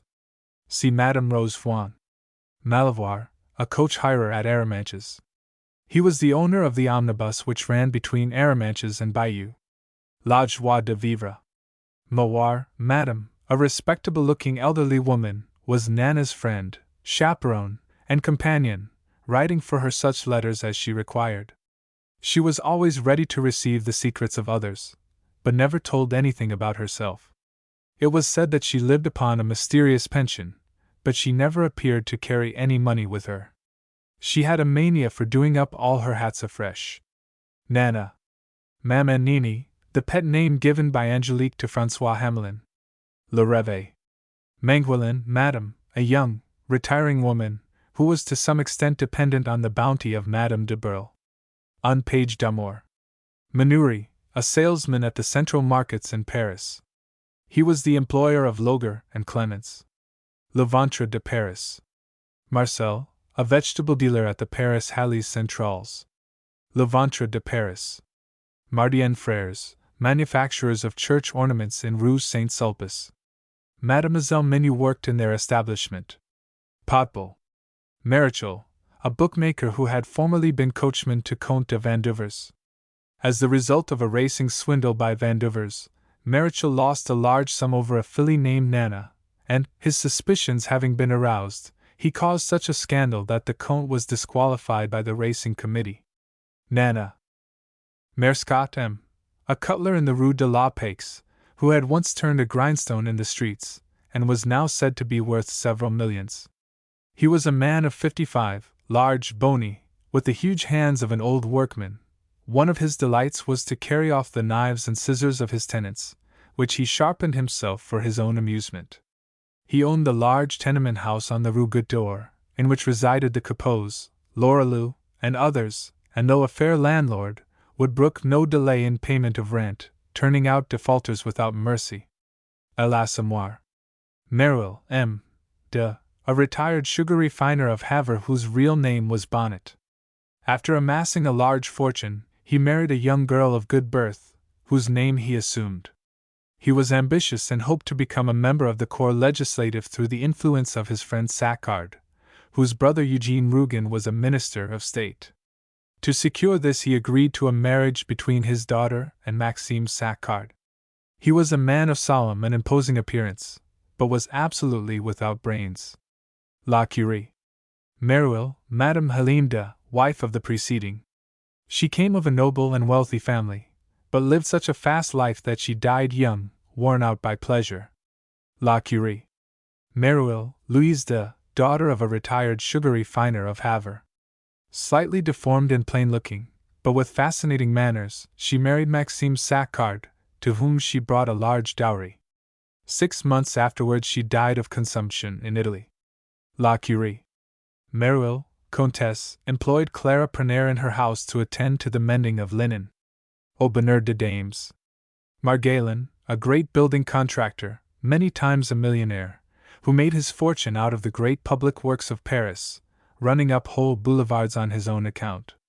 He was a man of remarkable activity, with a great gift of administration and an instinctive knowledge of the streets to construct and the buildings to buy. Moved by the success of Debuche at the School of Art, and by the recommendations of his masters there, Margallon took the young architect into partnership, and agreed to his marriage with his daughter Regine. Unfortunately, Debuche showed deplorable incapacity in carrying into practice the theories which he had learned at the School of Art, and Margallon, after losing considerable sums, returned to his original methods of construction, thrusting his son-in-law to one side. He possessed a magnificent estate named La Richaudière, near Bennecourt. Elouvre. Margallon, Madame, wife of the preceding. She was a girl of the middle classes, whose family history was a bad one, and after suffering for years from anemia, she ultimately died of phthisis. Elouvre. Margallon, Regine, daughter of the preceding, and wife of Louis Debuche. She was very delicate, and suffered from a phthisical tendency derived from her mother, which in turn she handed to her 2 children, Gaston and Alice. It was frequently necessary for her to leave home for the benefit of her health, and during her absences the children were left at La Richaudière in charge of their father. Elouvre. Maria, an actress at the Théâtre des Variétés. Nana. Marjolin, a boy who was found in a heap of cabbages at the Paris market. It was never known who his parents were, and he became the adopted child of the place, always finding a lodging with one or other of the market women. Later on he lived with Madame Chantmes, who had adopted Cadine, another foundling, and the 2 children grew up together, becoming inseparable. Marjolin was always of slow intellect, and as the result of an injury to his head he became practically an idiot. Gavard gave him employment in the poultry market. Le Ventre de Paris. Marcelier, proprietor of the Hotel Banquer, where Rougon-Macquart and Lantier put up when they came to Paris. L'Assommoir. Martin, coachman to Dr. Cazenove. He was an old man who formerly served in the navy, and had his leg amputated by Cazenove. La Joie de Vivre. Martine, the old servant of Dr. Pascal, with whom she had been for 30 years. She brought up Clotilde Rougon, whose affection for the doctor excited her jealousy later on. Martine, who was devoted to her master, desired to force him to be reconciled with the church, but Clotilde, at first her accomplice, escaped from religious influences and gave herself entirely to Pascal, leaving Martine with no other resource but prayer. She was extremely avaricious, but when the doctor was ruined, her devotion was such that she used some of her own money to purchase the necessaries of life for him. Distracted at the sudden death of her master, and in the hope of saving him from damnation, she assisted Madame Félicite Rougon to destroy his great work on heredity, which in her narrow-minded bigotry she believed was intended to subvert true religion. The work of destruction completed, she went away to live by herself at St. Martha, as she refused to serve any other master than the one she had been with so many years. Le Docteur Pascal.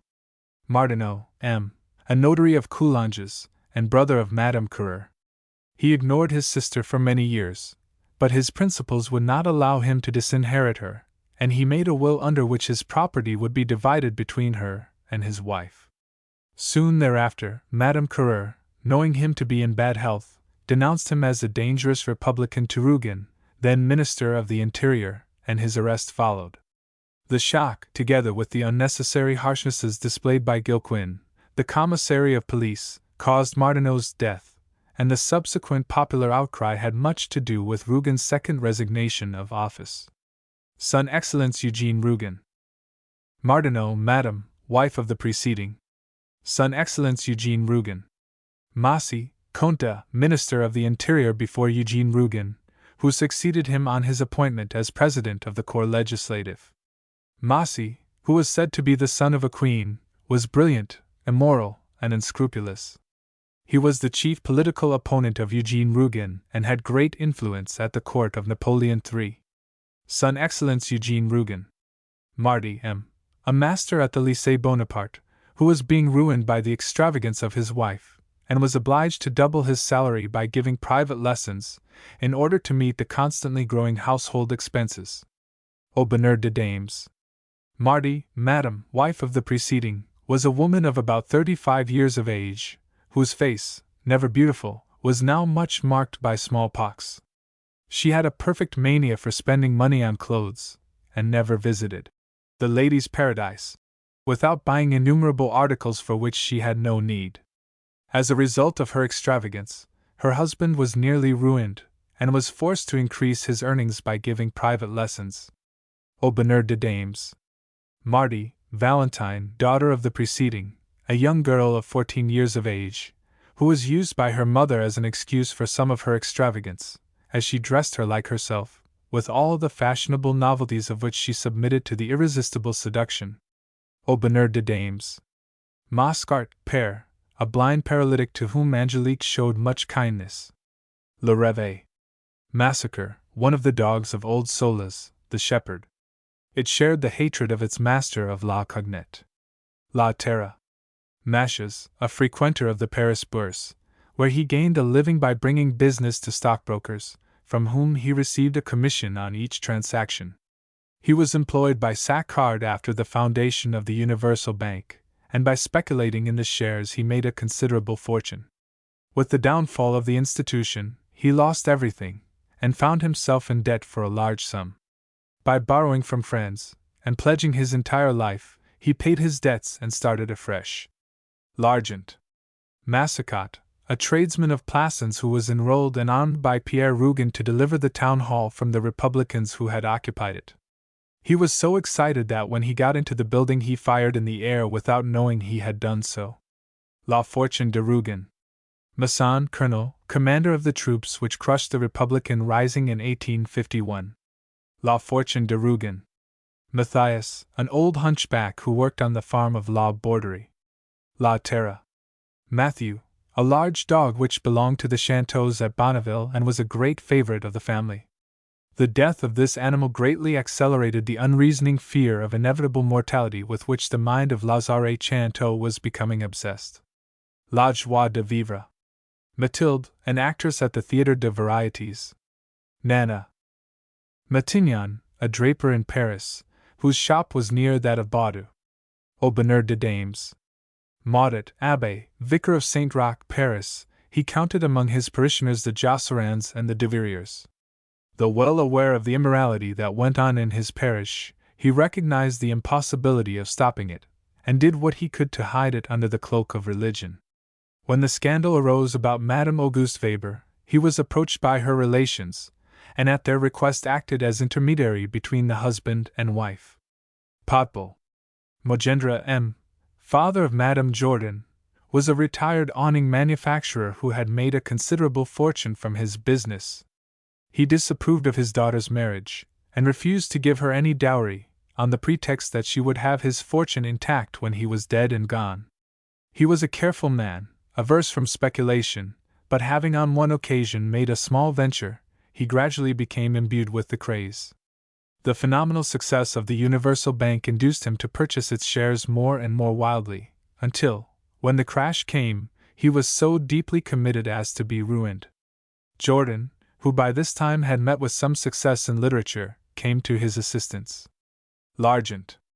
Mogendre, Madame, wife of the preceding, was at first bitterly opposed to the small speculations entered into by her husband. She soon got infected with the craze, and became even more reckless than he, urging him to involve himself more and more deeply in the fortunes of the Universal Bank. L'Argent. Magendra Marcel. See Madame Marcel Jordan. Mauriac Baron de, starter at the racecourse of Longchamp. Nana. Morin, a hatter of Plassans, who was selected by the Republicans of that town as their candidate. At the election he only received about 1,500 votes against the rival candidate. M. de Langer. La Conquête de Plassans. Morin, a notary at Toulouse, who was also mayor of the commune. It was he who drew up the certificate of death of Antoine-Macquart from spontaneous combustion. Mazaud, a broker on the Paris Bourse, who succeeded on the death of his uncle to one of the largest businesses in the city. He was young and pleasant-looking, with such remarkable activity and intuition that he soon came into the first rank. He was also assisted by the fact that he did business with all the great bankers, and was reputed to have a second cousin employed at the Havas News Agency. After the foundation of the Universal Bank, he became the official broker of that institution, and the great gamble in its shares resolved itself into a duel between him and Jacobi, the one buying for Saccard and the other selling for Gunderman. Mazaud did not speculate on his own account, but the failure of the bank led to so many of his clients being unable to meet their differences that he was ruined. After putting his affairs in order so far as possible, he committed suicide. L'Argent. Mazaud, Madame, wife of the preceding. She married for love, and brought to her husband a considerable fortune. She had 2 children, a girl and a boy. The suicide of her husband completely overwhelmed her with grief. L'Argent. Mazel, a famous master at the School of Arts, and the last rampart of elegant conventionality. The first year that the hanging committee of the Salon was elected by the artists themselves, Mazel was chosen president. In the selection of pictures he was susceptible to influence, and was guided more by the name of the artist than by the quality of the work. Elouvre. McCain, proprietor of a racing stable. Hazard, one of his horses, ran in the Grand Prix de Paris. Nana. McCain, Madame, a woman in the employment of Bush, the money-lender and debt-collector. She assisted him in tracing debtors, and in the purchase of securities of bankrupt companies. She was a cousin of Rosalie Chevale, mother of Victor Saccard, on whose death she was left with the boy to bring up. On discovering the paternity of Victor some years later, she and Bush attempted to blackmail Saccard, but without success, though they had previously got a considerable sum from Caroline Hamelin, who wished to save Saccard from annoyance. L'Argent. Megat, Justine, a young maidservant of René Saccard. She had a son to Maxime Rougon in 1857, and was sent to live in the country with the child on a small annuity. La Curie. 3 years later she married Anselm Thomas, a harness maker at Plassans. They had 2 children, and would have lived happily but for the husband's dislike to her eldest child, Charles Rougon. Her conduct after marriage was exemplary in every way. Le Docteur Pascal. Mihoudin, Madame, originally came from Rouen to Paris, where she ever afterwards remained in the fish trade. As her 2 daughters, Louise and Claire, got on badly together, she ultimately divided her business between them, Louise going to the general fish market, while Claire installed herself among the freshwater fish. From that time the old mother, although she pretended to have retired from business altogether, would flit from one stall to the other, still interfering in the selling of the fish, and causing her daughters continual annoyance by the foul insolence with which she at times spoke to customers. Le Ventre de Paris. Mihoudin Claire, the second daughter of Madame Mihoudin, was an idle, fair-complexioned girl, with a gentle manner. She had, however, a strong will, and was invariably at loggerheads with others. When Florent became inspector at the fish market, Claire took his part against her mother and sister, but afterwards went to the opposite extreme when his relations with Louise had become friendly. It appeared that she had a real affection for him, however, as after his arrest she assaulted her sister in the belief that she had given information to the police. Le Ventre de Paris. Mihoudin Louise, commonly called La Normande. She was a beautiful woman who had at one time been engaged to be married to a clerk in the corn market. He was, however, accidentally killed, leaving Louise with a son, who was known in the market by the nickname of Mush. When Florent was first appointed inspector in the fish market, Louise, who had quarreled with his sister-in-law, Lisa, did everything she could to annoy him. Afterwards, partly gratified by his kindness to her son, and partly to annoy Madame Lisa Quenu, she became reconciled to him. Le Ventre de Paris. Meinhold Madame de, a lady well known in the society of the Second Empire.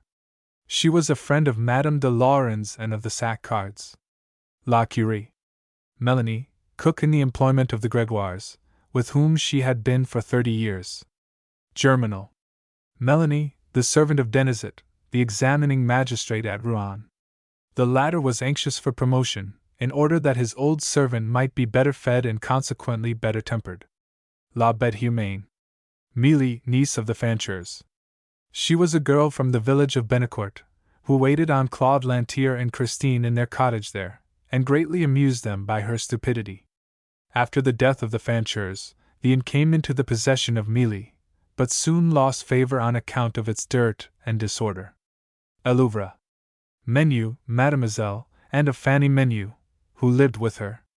She had been an embroideress for 30 years, but her sight failed and she was obliged to give up work. Fortunately, she received a small legacy from a relative, and on this, added to the earnings of her niece, she was able to live. Potbul. Menu Fanny, a young girl who was protected by Narcisse Bachelard. As he on one occasion found her with Guillain, his nephew, under compromising circumstances, he insisted on their marriage, and gave her a handsome dowry. Potbul. Merle, usher at the Council of State. He was appointed by Eugene Rougon, through the influence of Madame Coureur. Son Excellence Eugene Rougon. Emile Spots, the sobriquet of one of Coupeau's companions. He was a heavy drinker and an enormous eater, and on account of the latter gift he was occasionally asked by his friends to join such parties of pleasure as paid by contract for their entertainment, in order that they might watch the landlord's face lengthen at the rapid disappearance of food. Chiefly for this reason, he was asked to the Coupeau's wedding party. À l'Assommoir. Meyer, owner of a Viennese bakery in Faubourg Poissonnière. The Coupeaus bought their bread from him in order to please Lantier. À l'Assommoir. Michelin, M., a surveyor of the municipal council. His wife, a pretty woman, occasionally called to apologize to her husband's chiefs for his absence, when he stayed away through ill health. He was often ill, but he obtained promotion at each illness. In order to secure Saccard's influence, Michelin assisted him in getting exorbitant prices for land sold to the city. La Curie. Michelin, Madame, wife of the preceding. By means of her good looks and a determination to get on at any cost, she secured the influence of her husband's superiors, and got rapid promotion for him in the office of the municipal council. La Curie. Miette, the pet name of Marie Chantegreil. Q.V. Miette, one of the peasant girls of Les Artauds who assisted to decorate the church for the festival of the Virgin. La Faute de l'Abbé Mouret. Mignon, a man who, beginning life as a bricklayer, had amassed a fortune by speculations in building land during the early days of the Second Empire. Along with Charrier, his partner, he had many business dealings with Aristide Saccard. La Curie. Mignon, husband of an actress at the Théâtre des Variétés. When Rose married him, he was leader of the orchestra at a café concert where she sang. They were the best of friends, and lived together on the earnings of the wife, who exploited her beauty not less than her talents. Mignon was always on the best of terms with his wife's lovers, even assisting them occasionally to deceive her, with the view of bringing them back in penitence later on. Nana. Mignon Charles, younger son of the preceding. Nana. Mignon Henri, elder son of Mignon. Along with his brother Charles, he was educated at a boarding school. Nana. Mignon Rose, wife of Mignon, was a star actress at the Théâtre des Variétés, being a fine comedienne and an admirable singer. She was dark and thin with that charming ugliness which is peculiar to the gamins of Paris. It was she who, annoyed by the rivalry of Nana, one day made Comte de Muffet aware of the liaison between his wife and Fauchet. She was, however, a good-hearted woman, and when she learned that Nana had contracted smallpox, she arranged for her removal to the Grand Hotel, and nursed her there till she died. Nana.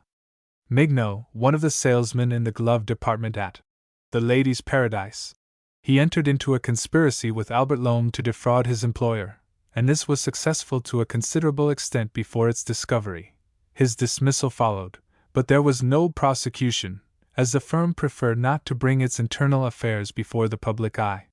He afterwards got a situation as a traveler, and had even the boldness to call at the Ladies' Paradise, au bonheur des dames. Mimi Lamort, a pupil at the College of Plassans, who was also nicknamed Le Squelette Externe, the skeleton day boarder, on account of his extreme thinness. Against the regulations of the college, he used to bring in snuff to the other scholars. Elouvre. Manouche, a white cat which belonged to the Chanteaus. La Joie de Vivre. Massard, signalman on the railway at Croix de Malfraz, between Milanay and Barenton. He was a little puny man, with thin, discolored hair and beard, and a lean, hollow-cheeked face. His work was mechanical, and he seemed to carry it through without thought or intelligence. His wife, a cousin of Jacques Lantier, looked after the level crossing which adjoined their house until failing health prevented her from leaving the house. For this little man, silently and without anger, was slowly poisoning his wife with a powder which he placed in the salt which she ate. This crime, patient and cunning, had for its cause a legacy of 1,000 francs left to Aunt Faisie by her father, a legacy which she had hidden, and refused to hand over to Massard. But the old woman triumphed in the end, for though Massard searched day and night for the treasure, he was never able to find it. She died taking her secret with her. An old woman of the neighborhood, La Duclos, whom he had employed to attend to the level crossing after the death of his wife, induced him to marry her by pretending that she had discovered the secret hoard. La Bête Humaine. Massard, Madame, wife of the preceding. C. Faisie, Aunt. Morange, Charlot, son of Sylvain Morange and of Goliath Steinberg. Physically he resembled his father's race, whom, however, he was brought up to hate. Hidden behind his mother, he was at 3 years old a witness of the murder of his father by the Francs-tireurs. La Debacle. Morange, Sylvain, servant with Fauchard at Remilly. Her mother, who was a worker in a factory at Raucourt, died when she was quite young, and her godfather, Dr. Dollychamp, got her a situation with Fauchard. Honoré Fauchard fell in love with her, and they became engaged, but the opposition of the old man was so great that Honoré went away from home and enlisted in the army. During his absence Sylvain fell a victim to the wiles of Goliath Steinberg, and a child, Charlot, was born, Steinberg having previously disappeared. She had all along loved Honoré, and when he passed through Remilly on his way to fight the Prussians he forgave her, and promised to marry her on his return. When she heard that he had been killed in the Battle of Sedan, she became nearly mad, and with Prosper Sambuc made a wild search of the battlefield for her lover's body. They found it eventually, and brought it back in a cart for burial. Goliath Steinberg, who was a German spy, again made advances to her, and, to save herself and her friends, she betrayed him to the Francs-tireurs, who killed him in her presence. La Debacle. Marizet, a friend of Malignan, who took him to the children's party at de Burle's house. Un page d'amour. Moser, a speculator on the Paris Bourse. He was a short, yellow-skinned man, who suffered from liver complaint and was continually lamenting, in constant dread of some imminent catastrophe. In consequence of his views, he was known on the Bourse as Bear Moser. Speculating heavily against the rise in the shares of the Universal Bank, he was at one time on the verge of ruin, but the collapse of that institution left him with an enormous fortune. L'Argent. Mouche, Le Père, the sobriquet of Michel Fouan, the third son of Joseph Casimir Fouan, and brother of La Grande, Père Fouan, and Lord Bedouil. When his father's estate was divided, he received the family dwelling house and some land, but was dissatisfied with his share and continued to accuse his brother and sister, though 40 years had elapsed, of having robbed him when the lots were drawn. He had been long a widower, and a soured unlucky man. He lived alone with his 2 daughters, Lise and Françoise. At 60 years of age he died of an attack of apoplexy. La Terre. Mouche, Françoise, younger daughter of Michel Fouan, alias Mouche. Her mother died early, and she was brought up by her sister Lise, to whom she was devotedly attached. She had a passion for justice, and when she had said, "That is mine and that is yours," she would have been prepared to go to the stake in support of her rights. This execration of injustice gradually led to a change of feeling between the two sisters, for after the marriage of Lise to Buteau a division of the land should have been made. Buteau and his wife on various pretexts put off this division, and it was only on the marriage of Françoise to Rougon-Macquart that it was carried out. An entire estrangement between the two families followed, and constant quarrels took place. After a shameful assault by Buteau upon Françoise, his wife threw her upon a scythe which lay upon the ground near by, and the unfortunate girl received injuries from which she died a few hours later. A sense of loyalty to her family induced her to conceal the cause of these injuries, which were attributed to accident. La Terre. Mouche, Lise, elder daughter of Père Mouche, and sister of the preceding. She had a son to her cousin Buteau, who, however, did not marry her for 3 years afterwards, when the death of her father made her heiress to some land.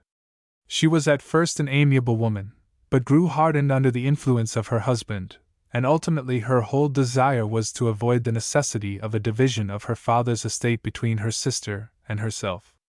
Moved by these feelings, her love for Françoise became transformed into a hatred so intense that she did not hesitate to assist her husband in attempting to bring about the girl's ruin. In the end, having assisted Buteau in a shameful assault on Françoise, she afterwards threw her upon a scythe which was lying on the ground near by, inflicting injuries which proved fatal. Père Fouan, having been a witness of the assault, was subsequently murdered by Lise and her husband, to ensure his silence and their own safety. La Terre. Moulin, an assistant station master at Havre along with Ribaud. La Bête Humaine. Moulin, madame, wife of the preceding. She was a little woman, timid and weak, who was seldom seen. She had a large family of young children. La Bête Humaine. Mounier, a tenor singer at the opera, who gave the cue to Madame d'Aiguermont at a performance in her house. L'Argent. Muc, father of Muquet and of Maquette. He had charge of the horses in the Vaurix pit, and also acted as caretaker at a ruined mine known as the Requillart, where the company had given him 2 rooms to live in. Almost every evening he received a visit from his old comrade Bonnemort. Germinal. Muquet, son of the preceding, was an inseparable companion of Zachary Mahieu, along with whom he worked at the Vaurix pit. During the strike he went out of curiosity to see the attack by the strikers on the soldiers who were guarding the mines, and was killed by a stray ball which struck him in the mouth. Maquette, daughter of Muc. She was a putter in the Vaurix pit, and lived with her father at the ruined mine of Requillart, where he was caretaker. She was present at the attack by the strikers on the soldiers guarding the Vaurix, and when the fatal volley was fired she was killed, in an instinctive attempt to save Catherine Mahieu, before whom she placed herself. Germinal. Mouret, a hatter of Plassans who married Rougon-Macquart in 1810 and went to live at Marseilles. He was devoted to his wife, and a year after her death in 1839, he hanged himself in a cupboard where her dresses were still suspended. He left 3 children, Helene, François, and Silvera. La Fortune de Rougon. Mouret, madame, wife of the preceding. See Rougon-Macquart. La Fortune de Rougon. Mouret, Désirée, born 1844, daughter of François Mouret, and sister of Octave and Serge. La Fortune de Rougon. She was of feeble intellect, and when a girl of 16 was still mentally like a child of 8. When her mother fell under the influence of Abbé Fouges, and began entirely to neglect her family, François Mouret removed Désirée to the home of her old nurse, in whose custody she remained. La Conquête de Plassans. When her brother Serge was appointed priest of Les Artaudes, she accompanied him there. By that time she had grown to be a tall, handsome girl, but her mind had never developed, and she was still like a young child. Her love of animals had become a passion, and at her brother's home she was able to indulge it to the fullest extent, and to her complete happiness. La Faute de l'Abbé Mouret. She accompanied her brother to Saint Eutrope, where he became cured, and she continued innocent and healthy, like a happy young animal. Le Docteur Pascal. Mouret François, born in 1817, son of Mouret and Rougon-Macquart, his wife. He got a situation in the business of his uncle, Pierre Rougon, whose daughter Martha he married in 1840. They had 3 children, Octave, Serge, and Desiree. On the retirement of his uncle, Mouret returned to Marseilles and established himself in business there. La Fortune de Rougon. During 15 years of close application on the part of Mouret and his wife, he made a fortune out of wines, oil, and almonds, and then retired to Plassans, where he lived on his means, making an occasional deal in wine or oil when a chance occurred. He was not on good terms with his wife's relations, and placed himself politically in opposition to them by supporting the legitimist candidate, the Marquis de Lagrefou.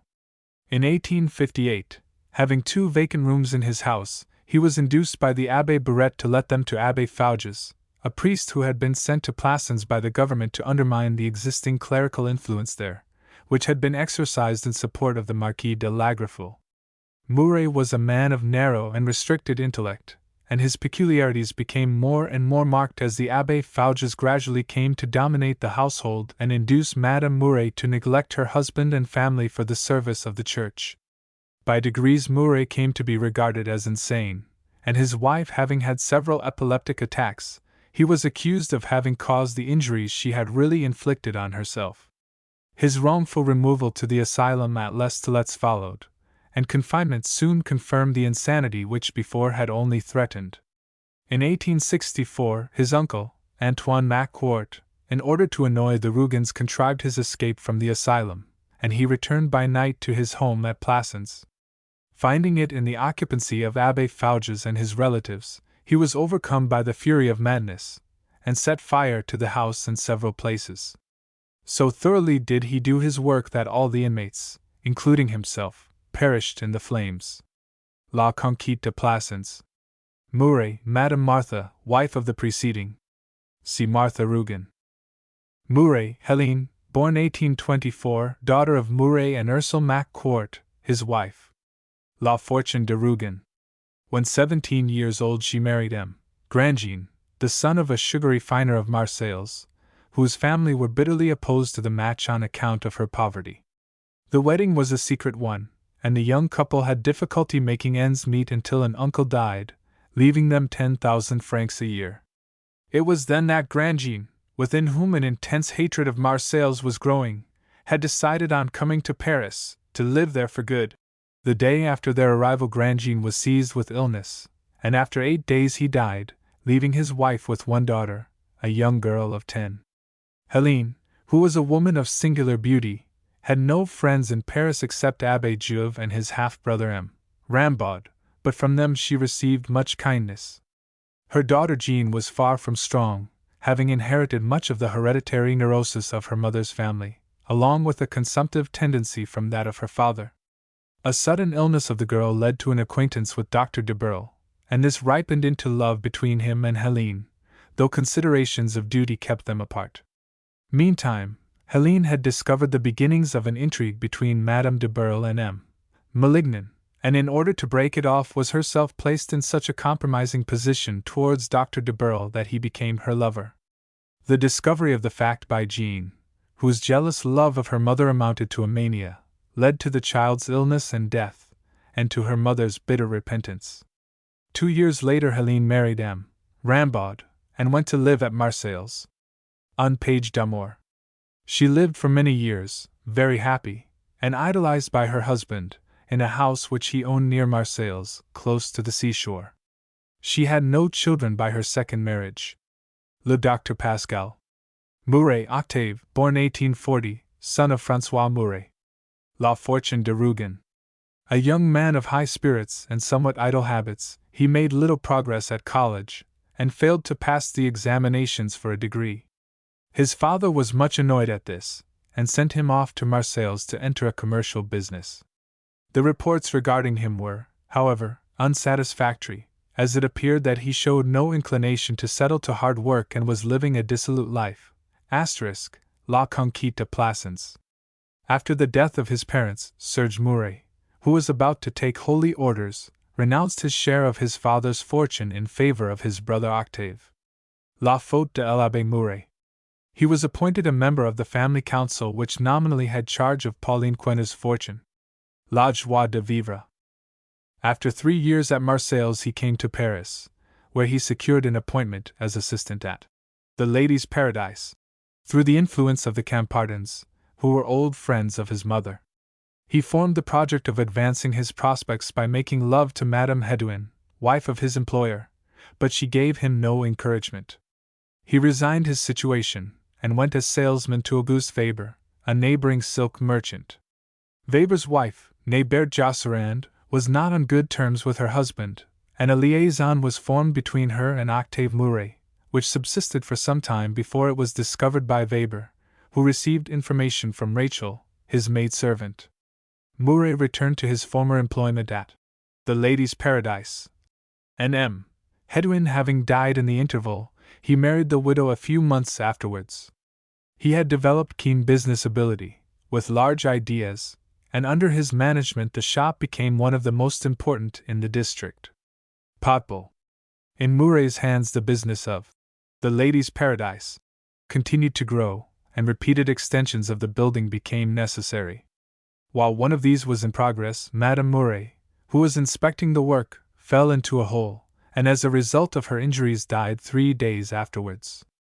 Mouret remained a widower, and devoted himself to the extension of his business, though it was believed that a liaison with Madame de Forges was not the only entanglement of its kind.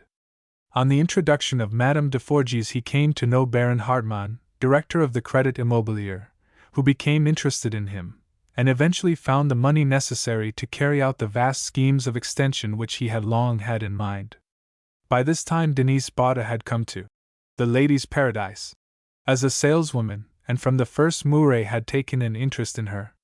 This was probably increased by the fact that she resisted all his advances, and refused all his offers.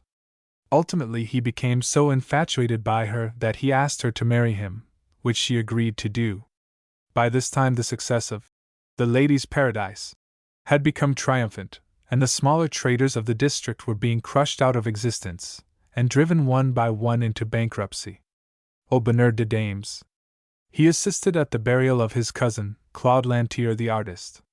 By this time he had become very rich, was decorated with the Legion of Honor, and was desirous of giving the impression of an enlightened taste for art. A Louvre. Octave Mouret, whose immense fortune continued to increase, had towards the end of 1872 a second child by his wife Denise Baudet, whom he adored, though he again began to lead a somewhat irregular life. Their little girl was puny, but the younger child, a boy, took after his mother, and grew magnificently. Le Docteur Pascal. Mouret, Madame Caroline, first wife of the preceding. See Madame Caroline Hédouin. Mouret, Madame Denise, second wife of Octave Mouret. See Denise Baudet. Mouret, Serge, born 1841, son of François Mouret. La Fortune de Rougon. He was a young man of nervous temperament, and of somewhat delicate health. Educated at Plassans, he took his degree at the college there, and it was intended that he should go to Paris to study for the bar. The state of his health caused his departure to be delayed, and meantime he, like his mother, fell under the influence of Abbé Fouges. Ultimately he decided to abandon the study of the law in order to become a priest, and against the wishes of his father he entered the seminary at Plassans.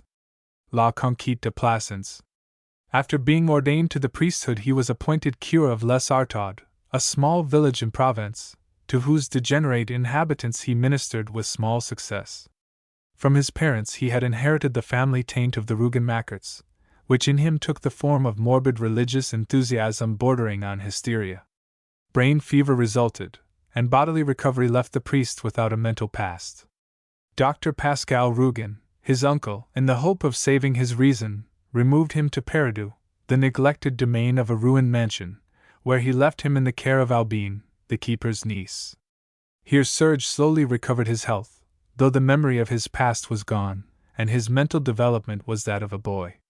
In that enchanted garden, lush with foliage and with the scent of flowers, the drama of life unfolded, and Serge, loving Albine, and oblivious of his vows unwittingly broke them.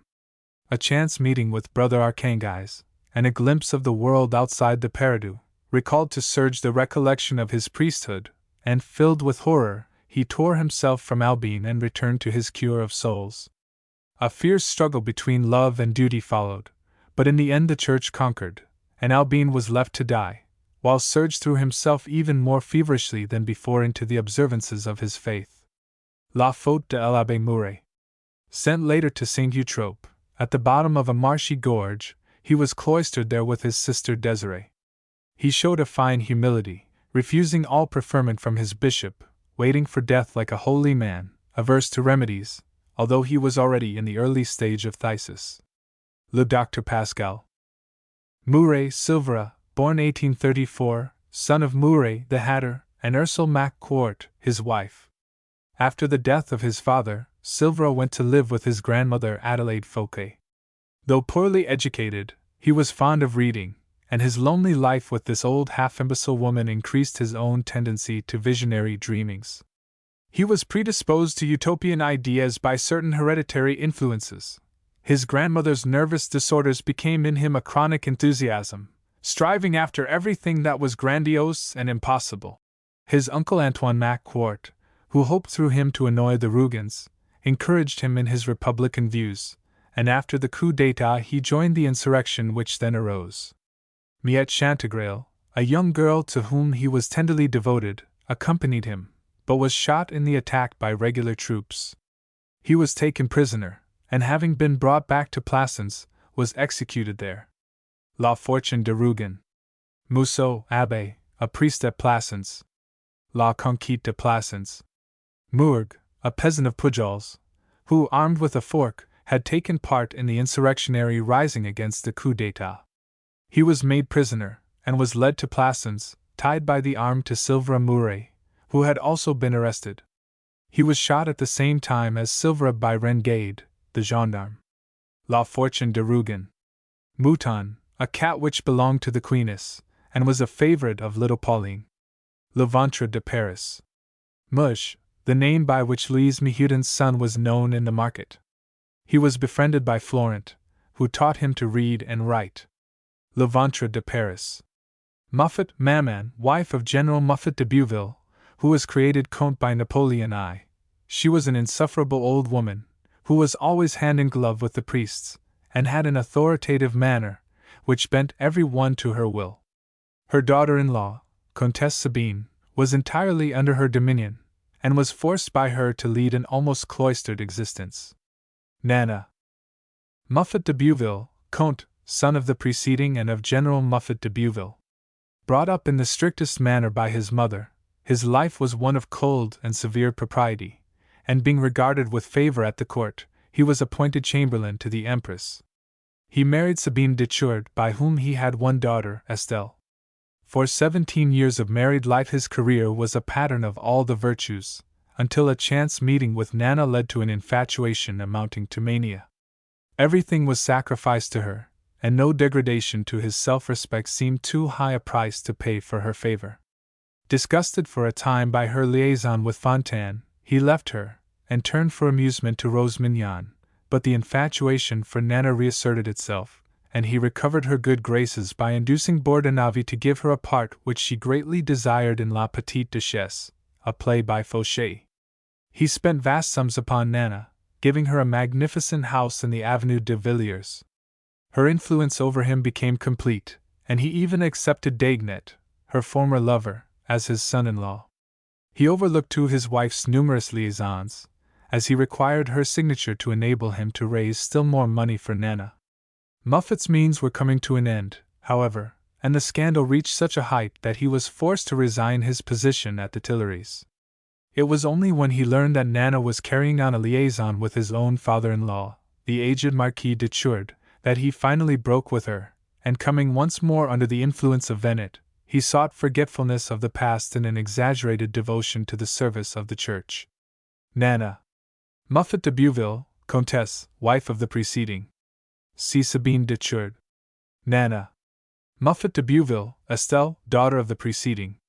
At 16 she was thin and insignificant, seldom speaking, but after her marriage to Daignet she exhibited a will of iron, and completely dominated her husband. Nana. Muller Blanche, a favorite actress at the Théâtre des Variétés. La Curie. Mussy M. de was an admirer of René Saccard and aspired to be her lover. He received an appointment on the staff of the London Embassy. La Curie. N. Nana. Sienna Clo. Nana, name of a filly in the racing stable of Vanduvers. She had been beaten in several races, and when run for the Grand Prix de Paris was looked on as an outsider. The success of the filly by fraudulent means led to the disqualification of the owner. Nana. Napoleon III, Emperor of the French. Referred to in Son Excellence Eugene Rougon and in La Debacle. Nathanson, a stockbroker. He came from Besançon, where his father was a watchmaker. He was very fortunate in his speculations, and soon became a man of consequence. His Jewish caution prevented him from becoming involved with Saccard in the affairs of the Universal Bank, and when that institution collapsed he was in a position to snatch a fortune from its ruin. L'Argent. Naud, a shoemaker in Rue d'Antin who felt severely the competition of Octave Mouret's great shop. Aubernard de Dames. Naudet, a cousin of the Queeness. He was a member of Pauline's family council, and consented to her emancipation. La Joie de Vivre. Naudet, a picture dealer who for some years had been revolutionizing the trade. He put aside the old cautious methods, the watching for pictures by beginners, bought for 10 francs and sold for 15. To judge by his appearance he might have been a nobleman, and his habits were in keeping. He was, in fact, a pure speculator in pictures, caring nothing for art. But he unfailingly scented success. He guessed what artists ought to be taken up, not the ones likely to develop the genius of a great painter, but the one whose deceptive talent, set off by a pretended display of audacity, would command a premium in the market. He speculated, in fact, on the ignorance and vanity of amateurs. It was he who invented fadrolles as a fashion, and made large sums out of his works. His success in forcing up the prices of pictures turned his head to some extent, and he even talked of crushing out all the other dealers. The exaggerated rise in the price of pictures came, as was inevitable, to an end, and in the fall which followed Naudet was practically ruined. Elouvre. Negro Madame, sister of M. Hennebeau, the manager of the Monceau mines. She was married to a captain, and after she became a widow lived at Avignon on a small income, contenting herself with little in order that she might properly educate her son Paul. Germinal. Negro, Paul, son of the preceding. He was an engineer at the Vorieux pit, an appointment which he received from his uncle M. Hennebeau, with whom he lived, being treated as one of the family. Madame Hennebeau, notwithstanding a liaison which subsisted between her and Negro, planned for him a marriage with Cécile Grégoire, an arrangement which was only prevented by the murder of the girl by old Bonnemort. Negro posed as taking no interest in the affairs of practical life, but in the terrible disaster at the Vorieux pit he threw himself into the work of rescue with an ardor beyond praise. Germinal. Noémie, an actress at the vaudeville. Madame de Burle admired the realistic manner in which she died in a piece she played. Un page d'amour. Norine, a vendor of salted provisions, who went around the neighborhood of Cloyes. La Terre. Normande, the sobriquet of Louise Mehuden. Le Ventre de Paris. Nougarides, an old senator who was on the point of asking the hand of Clorin Balby after having seen her at a ball in the character of Diana the Huntress. Son Excellence Eugene Rougon. Oh. Octave, the favorite lover of Blanche de Sivry. Nana. Orvieto, Prince D, came to Paris from Spain with an immense fortune made on the stock exchange. There were strange stories told regarding the sources of his wealth, stories not more creditable than those told of the armed bandits of former days, for his robberies, though less open, were more dangerous. For 20 years he took his share of booty in all the great financial swindles. He ultimately died of apoplexy. L'Argent. Orvieto, Princess D, was for a time one of the most curious notabilities of the Second Empire. At the command of her mother, the Duchesse de Combeville, she married the prince in ignorance of the source of his regal fortune, estimated at 300 millions of francs, 12 millions sterling. It was said that for 20 years the prince had appropriated the lion's share of every great piece of financial rascality on the bourses of France and Spain. After his sudden death from a stroke of apoplexy, the princess shut up the great house in the Rue Saint-Lazare and retired with a maid to 3 rooms on the second floor, where she lived the life of a recluse. From thenceforth she lived solely for deeds of charity on a colossal scale. During 5 years she founded the St. Mary's Infant Asylum, the St. Joseph's Orphan Asylum, an asylum for the aged at Chatillon, a hospital in the suburbs of Paris, and an institution known as L'Oeuvre du Travail, in which were boarded 300 waifs and strays from the streets of Paris. On these foundations, and on other charities, she spent in 5 years over 100 millions of francs. For some time Saccard assisted her in a disinterested way in carrying out her schemes, and later he rented from her the premises in which he started the Universal Bank. As time went on, the princess seemed to be swayed more and more by the desire of restitution to the poor of the uttermost remnants of her husband's fortune. In the end, when she had divided it all, she retired to a convent of Carmelites, walled off from the world. L'Argent. Ozil, a pointsman at the junction for Dieppe, between the tunnel and the station of Milan.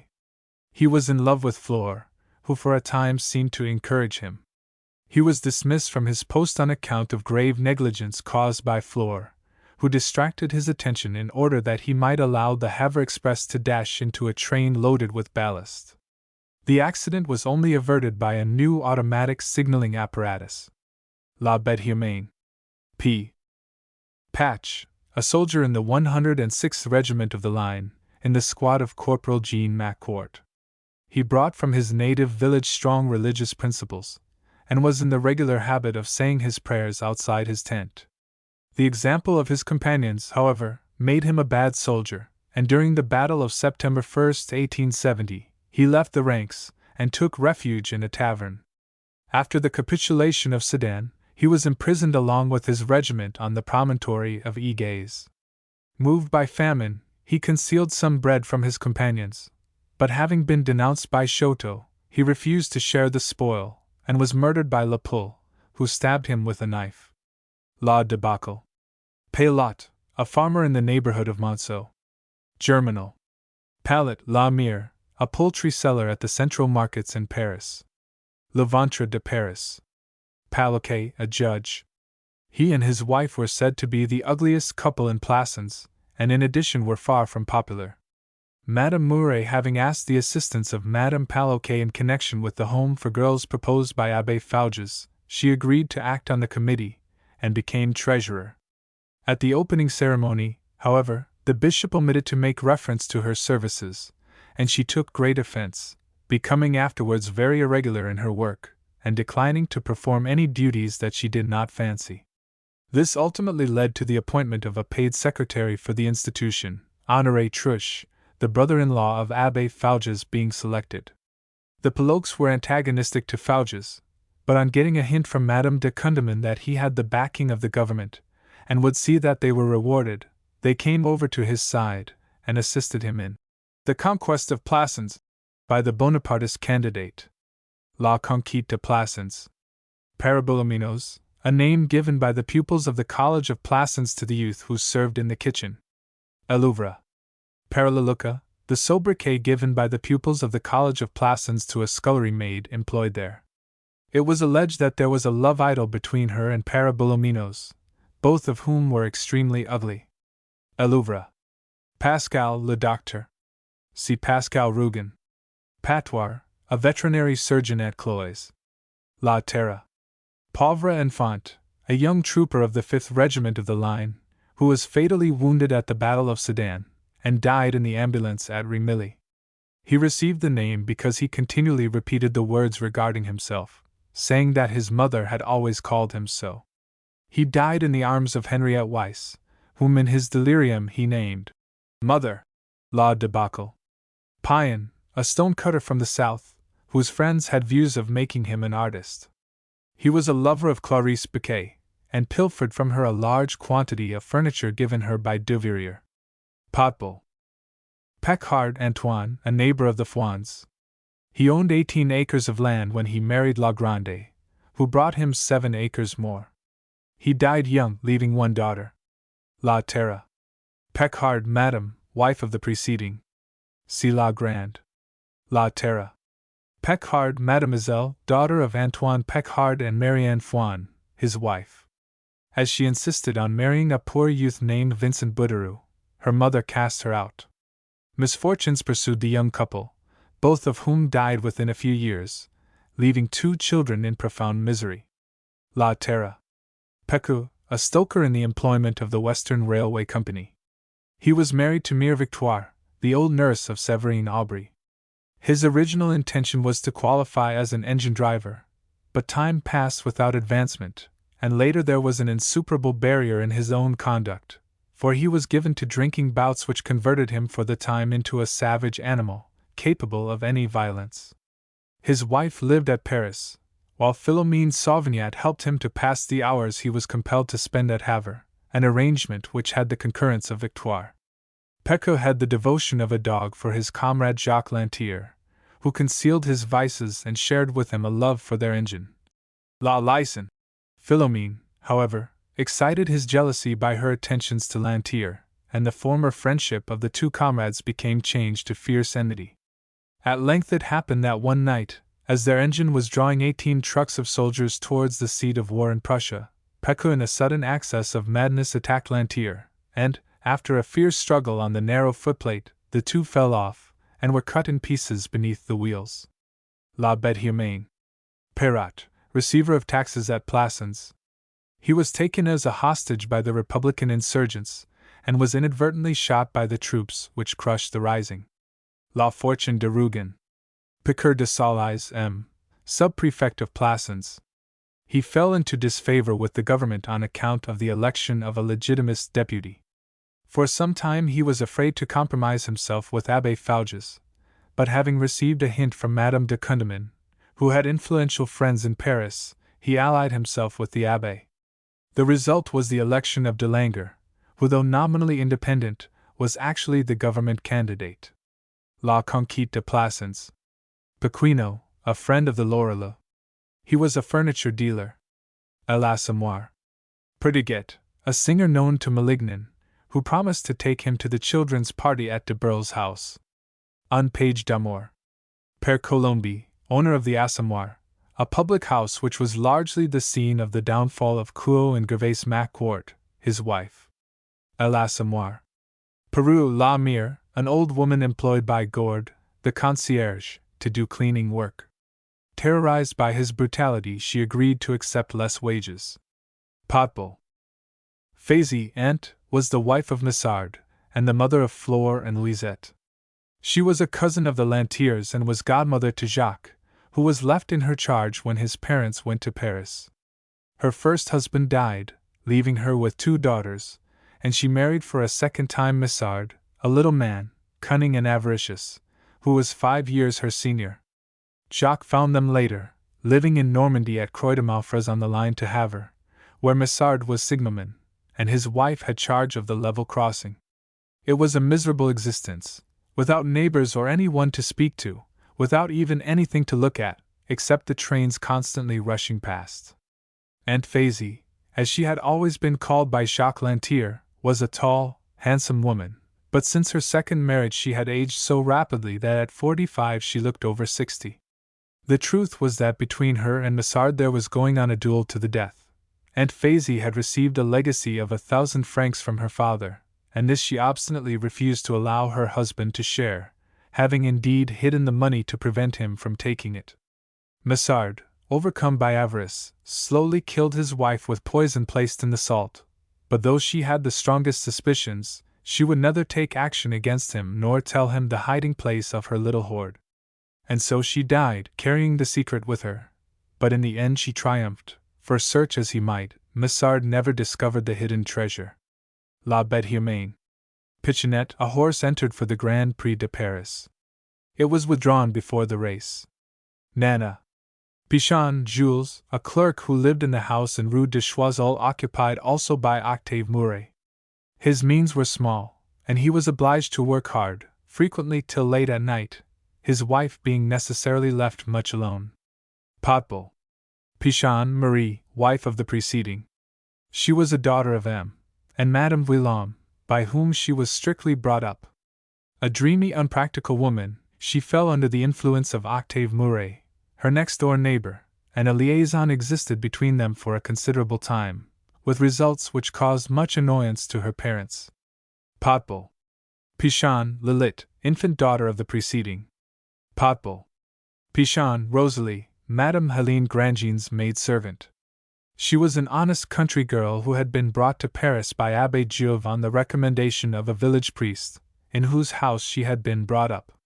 She served her mistress faithfully, and ruled Zéphyrin Lecoeur, her sweetheart, with a hand of iron. On page d'Amour. Picot, a soldier of infantry who belonged to the 1st Division of the 7th Army Corps.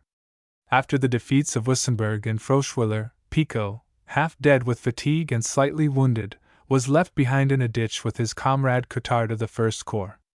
They were only able to rejoin the army at Reims on August 22, 1870, arriving with their clothes worn out and covered with mud, and having more the appearance of bandits than of soldiers. La debacle.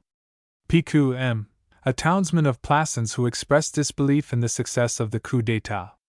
La fortune de Rougon. Pied de Celery, a friend of Clot. He had a wooden leg, from which he received his nickname.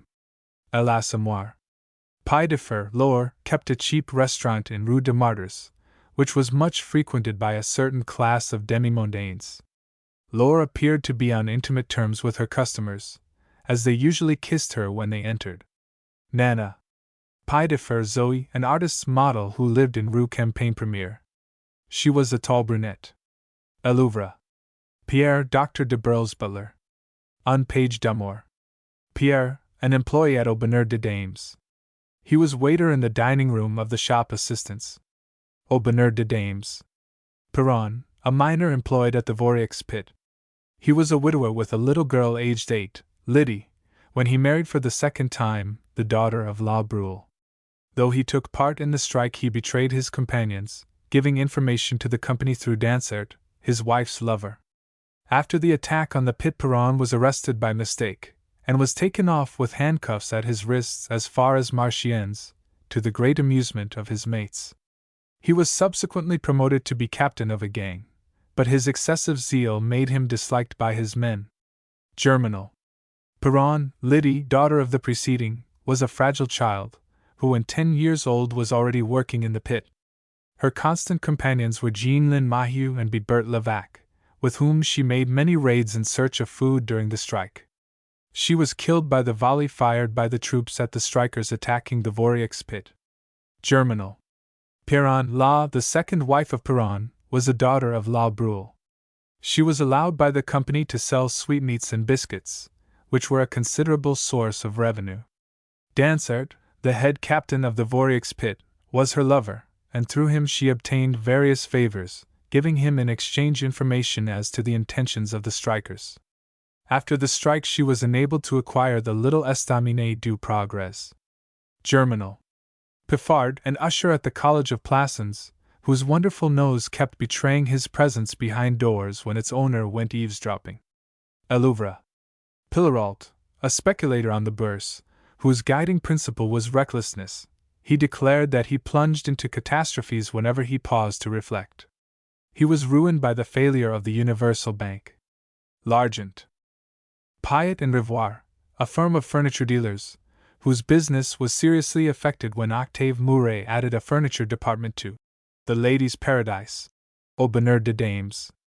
Piquet kept an estaminet at Monceau, where Chavel lodged. Germinal. Plugrin M. De was a member of the Chamber of Deputies during the reign of Louis Philippe. After the Revolution of February, 1848, he manifested a sudden affection for the Republic, and later, when the Emperor granted him the refuge of the Senate, he was a Bonapartist. He was a man of high birth and breeding, and though a skeptic, defended religion and family life. During a journey in Italy he met Comtesse Balbi, whose lover he remained for 30 years. According to some, Clorin Balbi was his daughter. Son Excellence Eugene Rougon. Pluchart, a former workman who was now secretary of a branch of the International Association of Workers. He had been Etienne Lantier's foreman at Lille, and at his request came to Monceau to address the miners there.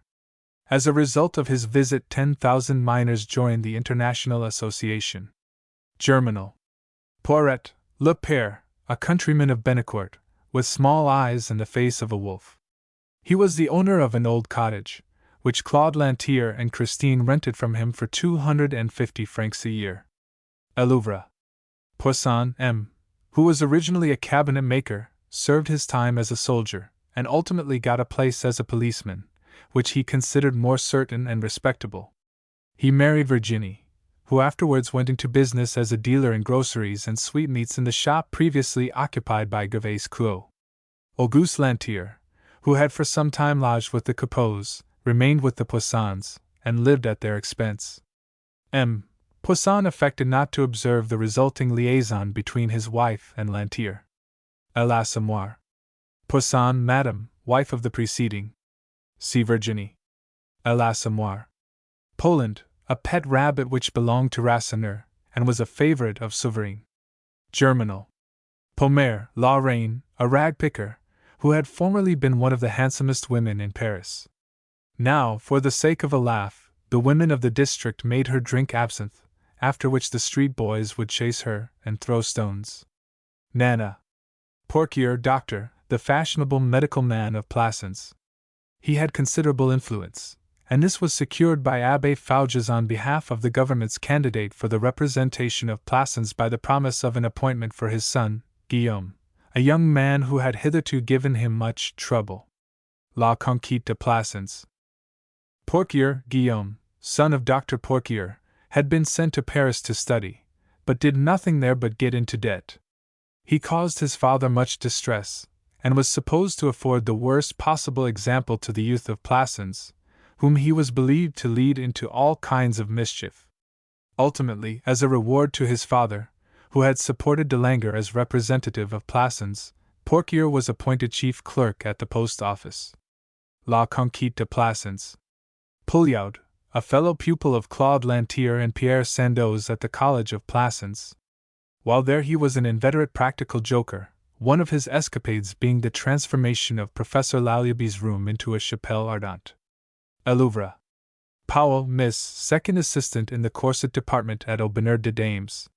She was able to play the piano, a talent of which the other assistants were jealous. Aubernard de Dames. Pozzo, Luigi, secretary to the Sardinian minister at Paris. Diplomatist, painter, musician, and lover. A friend of Clorin Balbi.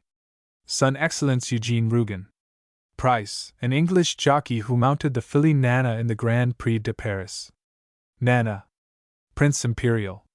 Referred to in Son Excellence Eugene Rougon. Pruane, a retired non-commissioned officer in the Navy, who acted as beadle to Abbé Harter, as well as fulfilling the duties of mayor's clerk. He eked out a livelihood by gathering shellfish, but when he had any money he was usually in a state of intoxication. La Joie de Vivre. Prolière, an actor at the Théâtre de Variétés, where he played in La Blonde Venus and La Petite Duchesse. Nana. Preneur, le Père, a maker of sabots, who lived at Vivet. Furious at the conduct of his daughter Clara, he threatened to go to Paris and break her bones with kicks of his sabots. Aubernard de Dames. Preneur, Clara, daughter of a clove-maker in the forest of Violet, came to Paris and got a situation in the Ladies' Paradise. She lived a fast life, and, after alluring Colomban away from Genevieve Baudu, his intended wife, she ultimately disappeared. Aubernard de Dames. Push, senior partner of the firm of Push and Lacamp, oil dealers in Plassans, was father of Félicite Push. La Fortune de Rougon. Push and Lacamp, a firm of oil dealers in Plassans, who were in financial difficulties when Pierre Rougon married Félicite, the daughter of the senior partner. The money put into the business by Rougon retrieved the position of the firm, and, the two partners having retired soon afterwards, he acquired the sole interest in it. La Fortune de Rougon. Push, Félicite. See Madame Félicite Rougon. Putois, Madame, one of the workwomen employed by Gervais Clos in her laundry. She was a little, lean woman of 45, who worked at her ironing table without even taking off her bonnet, a black bonnet trimmed with green ribbons turning yellow. In character, she was severely respectable. L'Assommoir. Q. Quandieu, the oldest captain of the Monceau mines. During the strike, the energetic position taken up by him saved the Meru pit from destruction by the infuriated strikers. Germinal. Quenu, Madame, was a widow with one son when she married her second husband, M. Quenu, a clerk in the sub-prefecture at Le Vigan. 3 years after, M. Quenu died, leaving a son. Madame Quenu lavished all her affection on Florent, her elder son, and stinted herself to the verge of starvation in order that he might continue his legal studies. Before these were completed, she succumbed to the hardship of her life. Le Ventre de Paris. Quenu, the half-brother of Florent. After the death of his mother, he was taken to Paris by Florent, who supported him by teaching. He was at first idle and unsettled, but after Florent's arrest he was taken in by his uncle Gradel, to whose business of pork butcher, as well as to a considerable sum of money, he ultimately succeeded. After his uncle's death he married Rougon-Macquart, who had previously assisted in the shop, and they had a daughter, Pauline. Business prospered, and the Queenes were soon in a position to remove to larger premises. Florent on his return from exile was kindly received by Quenu, who later on took no part in the efforts made by his wife to induce his brother to leave voluntarily. He was ignorant of his wife's action with reference to the subsequent arrest of Florent. Le Ventre de Paris. He died of apoplexy in 1863, 6 months after the death of his wife, leaving a will under which M. Chanteau, his cousin, became the guardian of his daughter Pauline. La joie de vivre. Quenu, Madame Lisa, wife of the preceding. See Rougon-Macquart. Quenu, Pauline, born 1852, daughter of Quenu, the pork butcher, and Rougon-Macquart, his wife. A quiet, amiable child, she unwittingly gave Lee Saget, who bullied her, information regarding her uncle Florent's history, which led to the clamor against him in the market, and ultimately to his arrest. Le Ventre de Paris. After the death of her father, who left her a fortune of 150,000 francs, Pauline went in 1863 to live at Bonneville with him, Chanteau, her guardian. She soon endeared herself to her relatives, and became much attached to her cousin Lazare. As she grew up and her nature developed, it became more and more her pleasure to sacrifice herself to her friends.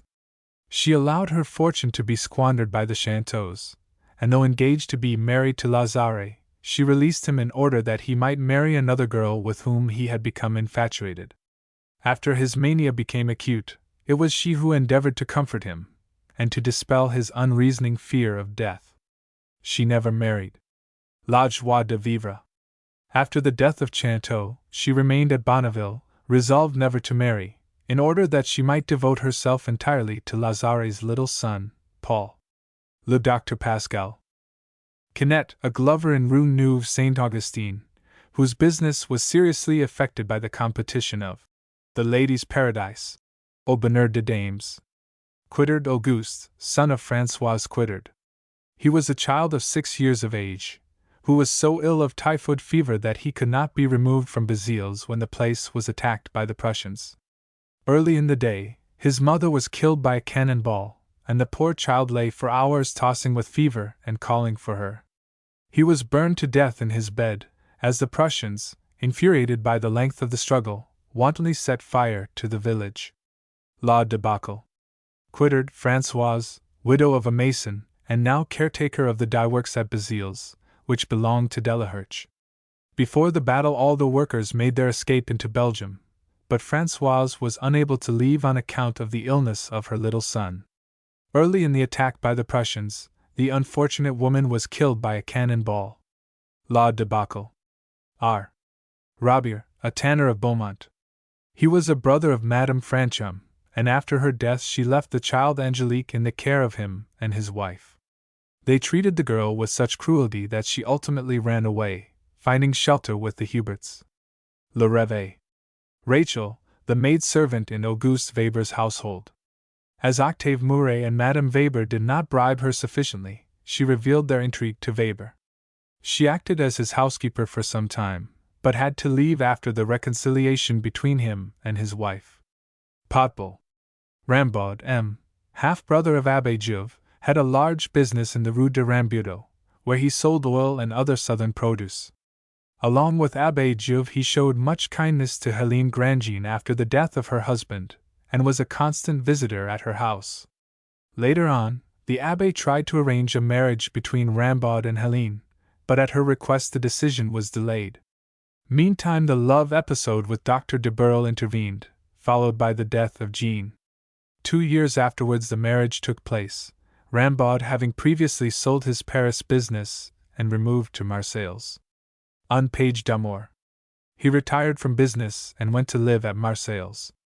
Having by his marriage become a cousin of Madame Lisa Quenu, he was appointed a member of the family council which nominally had charge of her daughter's fortune.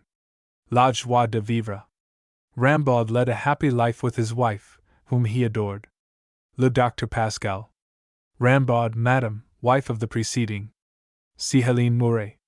Raymond, doctor, a pupil and fellow practitioner of Dr. Pascal.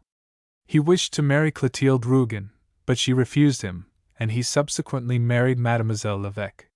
When Dr. Pascal was seized with an affection of the heart, Raymond diagnosed the nature of the illness, and subsequently attended him with unremitting care until his death. Le Docteur Pascal. Raymond, Madame, wife of the preceding. See Mademoiselle Lévesque. Le Docteur Pascal. Randier Abbé succeeded Abbé Juve as cure at Monceau. He was of socialistic tendencies, and blamed the middle classes, who he said robbed the church, for all the horrors produced by the strike at Monceau. Upon the troops who had been called on to fire upon the strikers, he called down the anger of God, predicting an hour of justice in which fire would descend from heaven to exterminate the bourgeoisie. He was finally removed by the bishop as too compromising. Germinal. Rasseneur kept a tavern with the sign à l'avantage between the settlement of the Deux Saint-Quarante and the Vauriaux pit. He was formerly a good workman, but as he was an excellent speaker, and placed himself at the head of every strike, he was dismissed by the mining company. His wife already held a license, and when he was thrown out of work he became an innkeeper himself. It was in his house that Etienne Lantier found lodgings when he first came to Monceau, and Séverine also lodged there. Rasseneur's readiness of speech gave him great influence with the miners, but a rivalry arose between him and Lantier, whose new theories caught the popular ear. This jealousy caused him to take a side against the strike, solely because it had been proposed by Lantier, and this attitude made him very unpopular. But after the failure of the strike, which he had all along predicted, the inconstancy of the crowd turned in his favor, and he soon regained his old popularity. Germinal. Rasseneur, Madame, wife of the preceding. At the time her husband was dismissed from the pit, she already held a license, and they subsequently worked together to extend the business, in which they had considerable success. She was much more radical in politics than her husband, but during the strike trouble was careful to show extreme politeness to everyone. Germinal. Rastoil, a neighbor of François Mouret. He was a rich man about 60 years of age, who had been president of the Civil Tribunal of Plassans for over 20 years. He was a legitimist, and his house was used as a convenient meeting place for the party.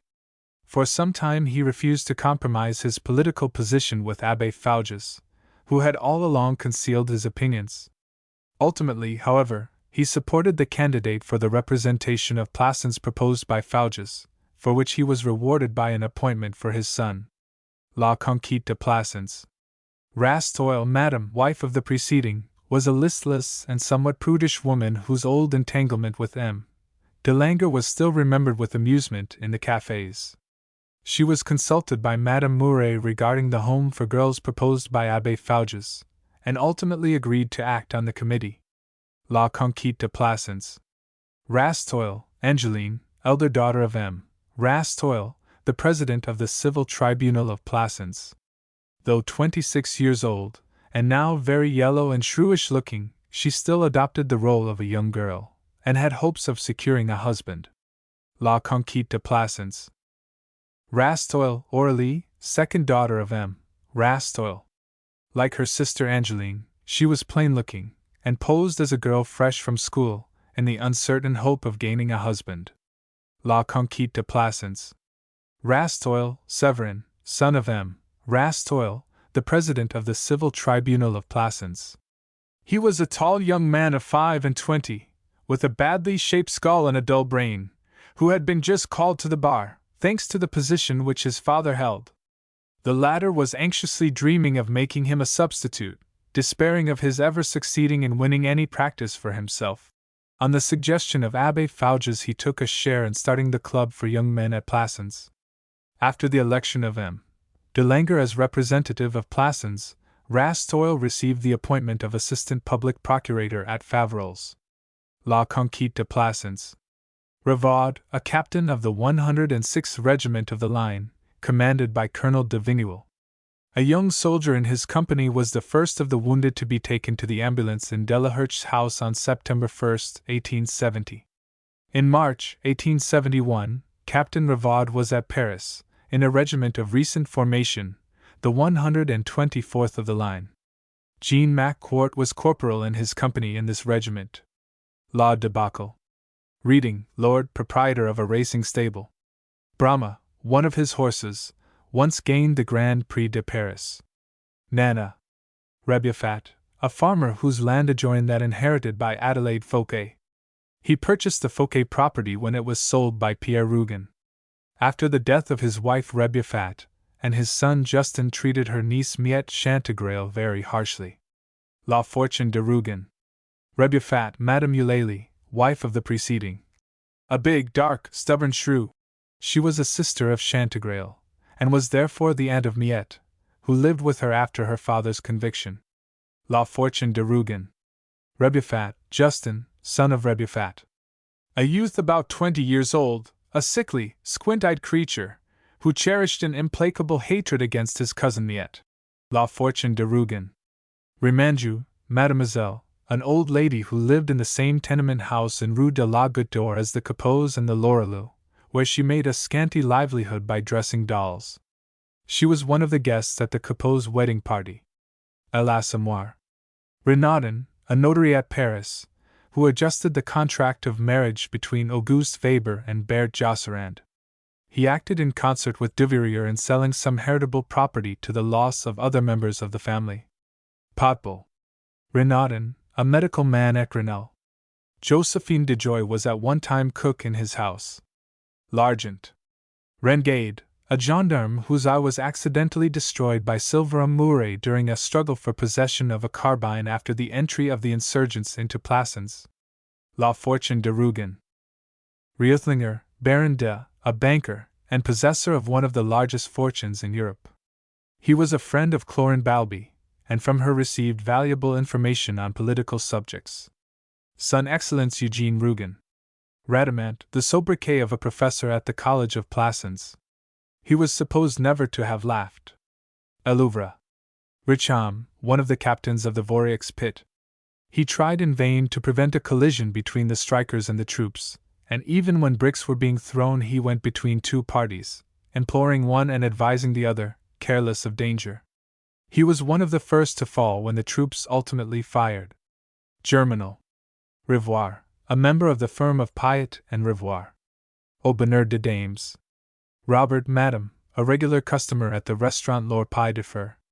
She was jealous of Nana's relations with Satin, and revenged herself by writing anonymous letters to Muffet and to other lovers of her enemy. Nana. Robin Chagot, Viscount de, vice-chairman of the board of directors of the Universal Bank. He was selected for the position in the belief that he would sign anything put before him without making too many inquiries. L'Argent. Robineau, second-hand, in the silk department at the Ladies' Paradise. As the result of a conspiracy among his subordinates, he was dismissed, and soon afterwards bought the business of M. Vincard, a silk merchant, with money belonging to his wife. His capital was inadequate, but M. Gauguin, a silk manufacturer who had quarreled with Octave Mouret, promised to give him unlimited credit. Robineau's intention was to break up the monopoly of the cheaper class of silks which Mouret had secured, but he soon found that each reduction in price which he made was met by a still larger one. As he had no other departments out of which to average his profits, ruin inevitably followed, and he attempted to commit suicide by throwing himself under an omnibus. His injuries were not serious, however, and he ultimately recovered. Au bonheur de dames. Robineau, madam, wife of the preceding, daughter of an overseer in the Department of Highways, entirely ignorant of business matters, she still retained the charming awkwardness of a girl educated in a Blois convent. Her small fortune enabled her husband to buy the silk business of M. Vincard, and she assisted him in carrying it on. Their subsequent ruin affected her less than the attempted suicide of her husband, to whom she was devoted. Au bonheur de dames. Robin, a regular attender at the revolutionary meetings in Lebeger's wine shop. He sat for hours listening to arguments but never made any remarks. He escaped arrest. Le Ventre de Paris. Robin, madam, wife of the preceding, lived with her husband in Rue Saint-Denis. No one ever entered their house, and even her personal appearance was unknown to her husband's friends. Le Ventre de Paris. Robinot, madam, an acquaintance of the de Burles. Un page d'amour. Robiquet, farmer of La Chamade. Being near the end of his lease, he ceased to manure the land, allowing it to go to ruin. He was eventually turned out as he did not pay his rent. La Terre. Rockhart, Monsignor, Bishop of Faverolles. He upheld the Sisters of the Holy Family in the matter of the succession to Chavass's estate, but was beaten by Eugene Rougon, the Minister of State, who supported the claim of the Charbonnels. Son Excellence Eugene Rougon. Roches, lieutenant in the 106th Regiment of the Line, commanded by Colonel de Vigneul. The son of a journeyman mason from Limousin, he was born in Paris, and not caring for his father's calling, enlisted when he was only 18. He gained a corporal's stripes in Algeria, rose to the rank of sergeant at Sebastopol, and was promoted to a lieutenancy after Solferino. 15 years of hardship and heroic bravery was the price he had paid to be an officer, but his education was so defective that he could never be made a captain. He held the old traditions that a defeat of the French army was impossible, and all through the campaign against Germany in 1870 he refused to believe in the repeated catastrophes. In the fierce attack by the Prussians on the Hermitage, he fought desperately against an overwhelming force, and up to the end encouraged his men by shouting that the victory was theirs. In the end he fell, mowed down by a hail of bullets. La Debacle. Richefontaine, proprietor of a large factory at Châteaudun. He was desirous of serving as a deputy, but did not secure the support of the government, and standing as an independent candidate, was defeated. Later, in consequence of the disgrace of M. de Chedeville, he became the official candidate, and in spite of a brusqueness of manner which made him unpopular, he was elected. La Terra. Rodriguez, a distant relative of the Empress, who made a claim upon the state for a large sum, which he said had been due since 1808. Eugene Rougon, the Minister of State, gave great offense to the Empress by opposing the claim. Son Excellence Eugene Rougon. Rougon-Macquart, less, an ancient and noble family whose estate, already much reduced by enforced sales, was declared national property in 1793, and was purchased piece by Isidore Hordequin. La Terre. Royville, less, members of Parisian society at whose house Baroness Sandorf occasionally met Gunderman. L'Argent. Rosalie, an old sharemander at Rheims. The poor woman lived all alone, sick and without a copper. Abbé Goddard came to her assistance. La Terre. Rose, a waitress in Lebeger's wine shop. Le Ventre de Paris. Rose, servant in the household of François Mouret, was an old woman of crabbed nature and uncertain temper. She fell under the influence of Abbé Fouges, and encouraged her mistress in the religious observances which led to the neglect of her family. Later, when Madame Mouret's health became impaired, and she became subject to fits, it was chiefly Rose who threw suspicion on her master, encouraging the belief that he was insane and had inflicted injuries on his wife. La Conquête de Plassans. Rose, a peasant girl at Artaud, sister of Lisa. La Faute de l'Abbé Mouret. Rose, maidservant to Madame Hennebeau. She was not alarmed by the violence of the strikers, as, belonging to that district, she knew the miners, and believed them not to be wicked. Germinal.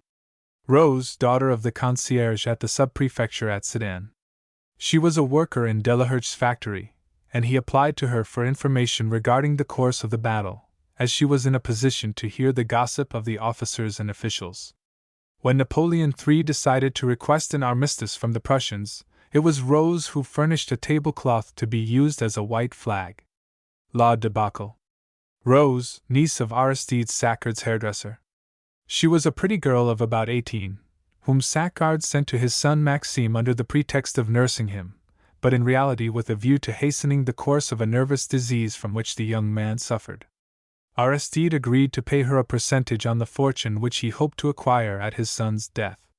Le Docteur Pascal. Ribaud, assistant station master at Havre. Born in the south of France, at Plassans, he had a carter for father.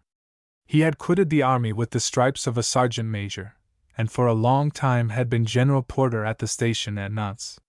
He had been promoted head porter at Barenton, and it was there that he first saw Séverine Aubry, the goddaughter of President Grandmorin, whom he married. This was the sole romance of his existence, and it was coupled with fortune, for apart from Séverine and her marriage portion of 10,000 francs, the president, now a director of the Western Railway Company, got him appointed assistant station master at Havre. He proved an excellent official, and the only thing against him was a suspicion that he was affected by Republican principles. For 3 years Ribaud's married life was a happy one, until a chance lie of his wife's gave him a clue to her former relations with Grandmorin. Driven frantic by jealousy, he forced her to reveal the truth, afterwards compelling her to become his accomplice in the murder of the president in the Havre Express. The Ribauds established an alibi, though slight suspicion attached to them, and Denizet, the examining magistrate, endeavored to fasten the crime on Caboche. For political reasons it was not considered desirable that Grandmorin's character should be publicly discussed, and the inquiry regarding the murder was dropped. Ribaud was aware, however, that Jacques Lantier had strong suspicions, and tried to secure his silence by making him a friend, a friendship which soon developed into a liaison between Lantier and Séverine. With the murder of Grandmorin, the disintegration of Ribaud's character began. He gradually became a confirmed gambler, and having lost all his own money began to use that which he had taken from the body of his victim in order to establish a false motive for the crime. The relations between him and his wife became more and more strained, until they reached such a pitch that Lantier and she planned his murder. The homicidal frenzy of Lantier, to which Séverine fell a victim, ended the plot, but Ribaud and Caboche, who arrived on the scene immediately after the murder, were arrested under what appeared to be suspicious circumstances, and, after trial, were sentenced to penal servitude for a crime which they did not commit. La Bête Humaine. Ribaud, Madame, wife of the preceding. See Séverine Aubry. La Bête Humaine. Roudier, a regular attender at the political meetings held in the Rougon's yellow drawing-room. La Fortune de Rougon. Rouge Dionneau, lieutenant of Beaufrançois, leader of the band of brigands. He wrote a complaint while in prison. La Terre. Rougette, a cow bought by the sisters Mouche at the market of Cloyes. La Terre. Rougon, a young gardener who worked for the Fouquet family, and afterwards married Adelaide. 15 months afterwards he died from sunstroke, leaving a son named Pierre. La Fortune de Rougon. Rougon, alias Saccard, Aristide, born 1815, youngest son of Pierre Rougon, was educated, like his brothers, at Plassans in Paris, but failed to pass his examinations. His character was a combination of covetousness and slyness. His greatest desire was the acquisition of rapid fortune, gained without work. In 1836 he married Angélie Sicardot, who brought him a dowry of 10,000 francs. As Aristide did no work, and lived extravagantly, the money was soon consumed, and he and his wife were in such poverty that he was at last compelled to seek a situation. He procured a place at the sub-prefecture, where he remained nearly 10 years, and only reached a salary of 1,800 francs. During that time, he longed, with ever-increasing malevolence and rancor, for those enjoyments of which he was deprived by his lowly position. In 1848, when his brother Eugene left for Paris, he had a faint idea of following him, but remained in the hope of something turning up. In opposition to his father, he expressed republican principles, and edited a newspaper called The Independent. At the time of the coup d'état, he became alarmed at the course of events, and pretended that an accident to his hand prevented him from writing.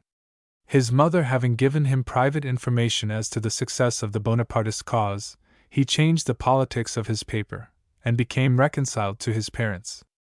La Fortune de Rougon. Early in 1852 he went to Paris, taking with him his wife and daughter Clotilde, then a child of 4.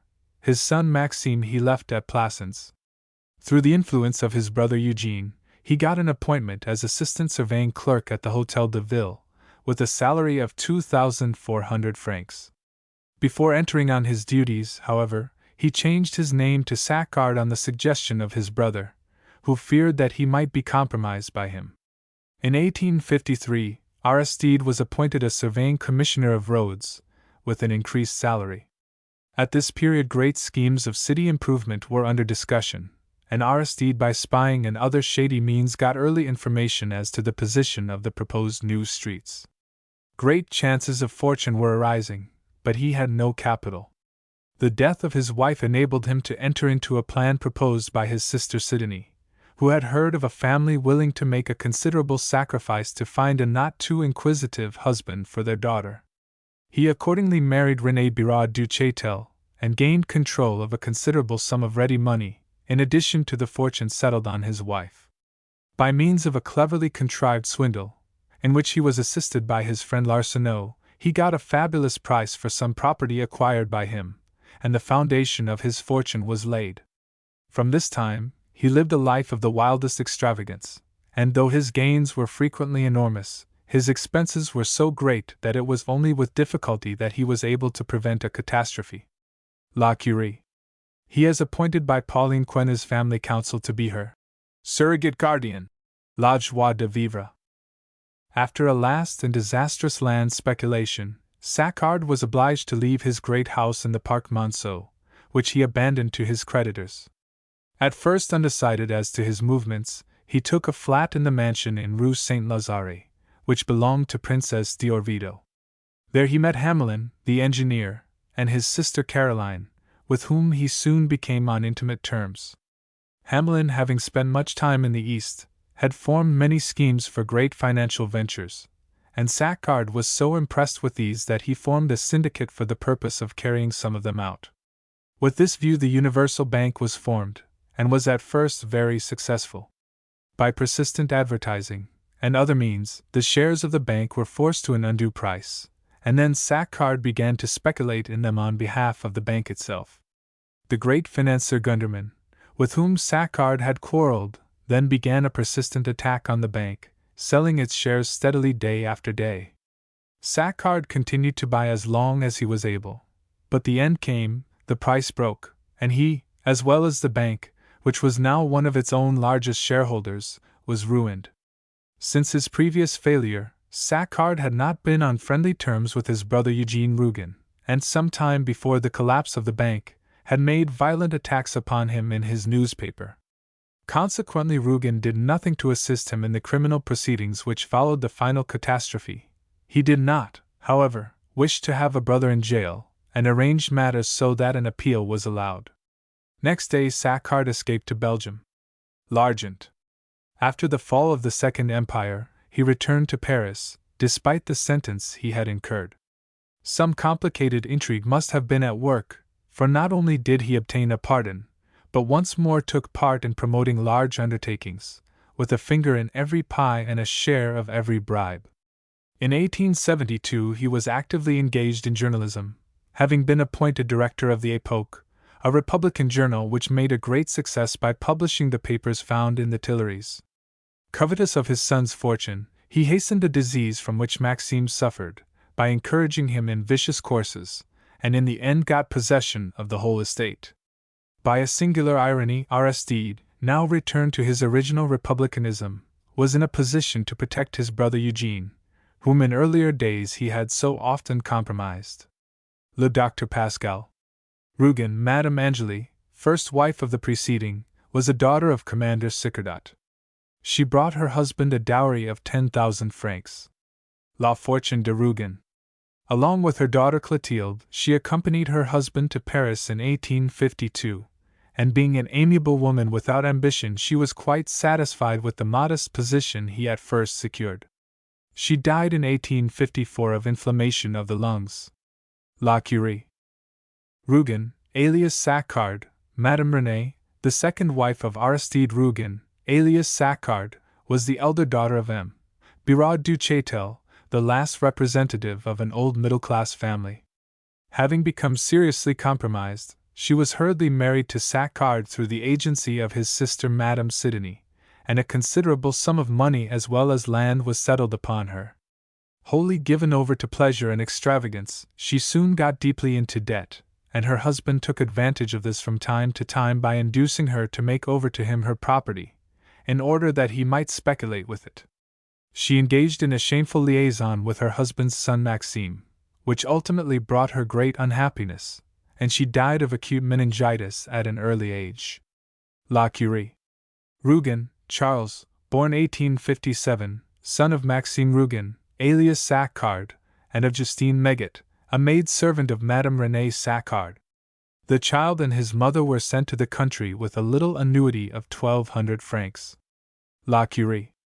At 15 years of age he lived at Plassans with his mother, who had married a saddler named Anselm Thomas. Charles was a degenerate who reproduced at a distance of 3 generations his great-great-grandmother, Adelaide Fouquet. He did not look more than 12 years old, and his intelligence was that of a child of 5. There was in him a relaxation of tissues, due to degeneracy, and the slightest exertion produced hemorrhage. Charles was not kindly treated by his stepfather, and generally lived with his great-grandmother Félicite Rougon. He was frequently taken to visit the aged Adelaide Fouquet in the asylum at Les Tillettes, and on one occasion, in 1873, when he chanced to be left alone with her, he was seized with bleeding at the nose, and under the fixed eyes of his ancestress, he slowly bled to death. Le Docteur Pascal. Rougon, Clotilde, born 1847, daughter of Aristide Rougon, accompanied her father and mother to Paris in 1852. After the death of her mother in 1854, she was sent to live with Dr. Pascal Rougon, her uncle, who had frequently offered to take her to enliven his silent scientific home. La Curie.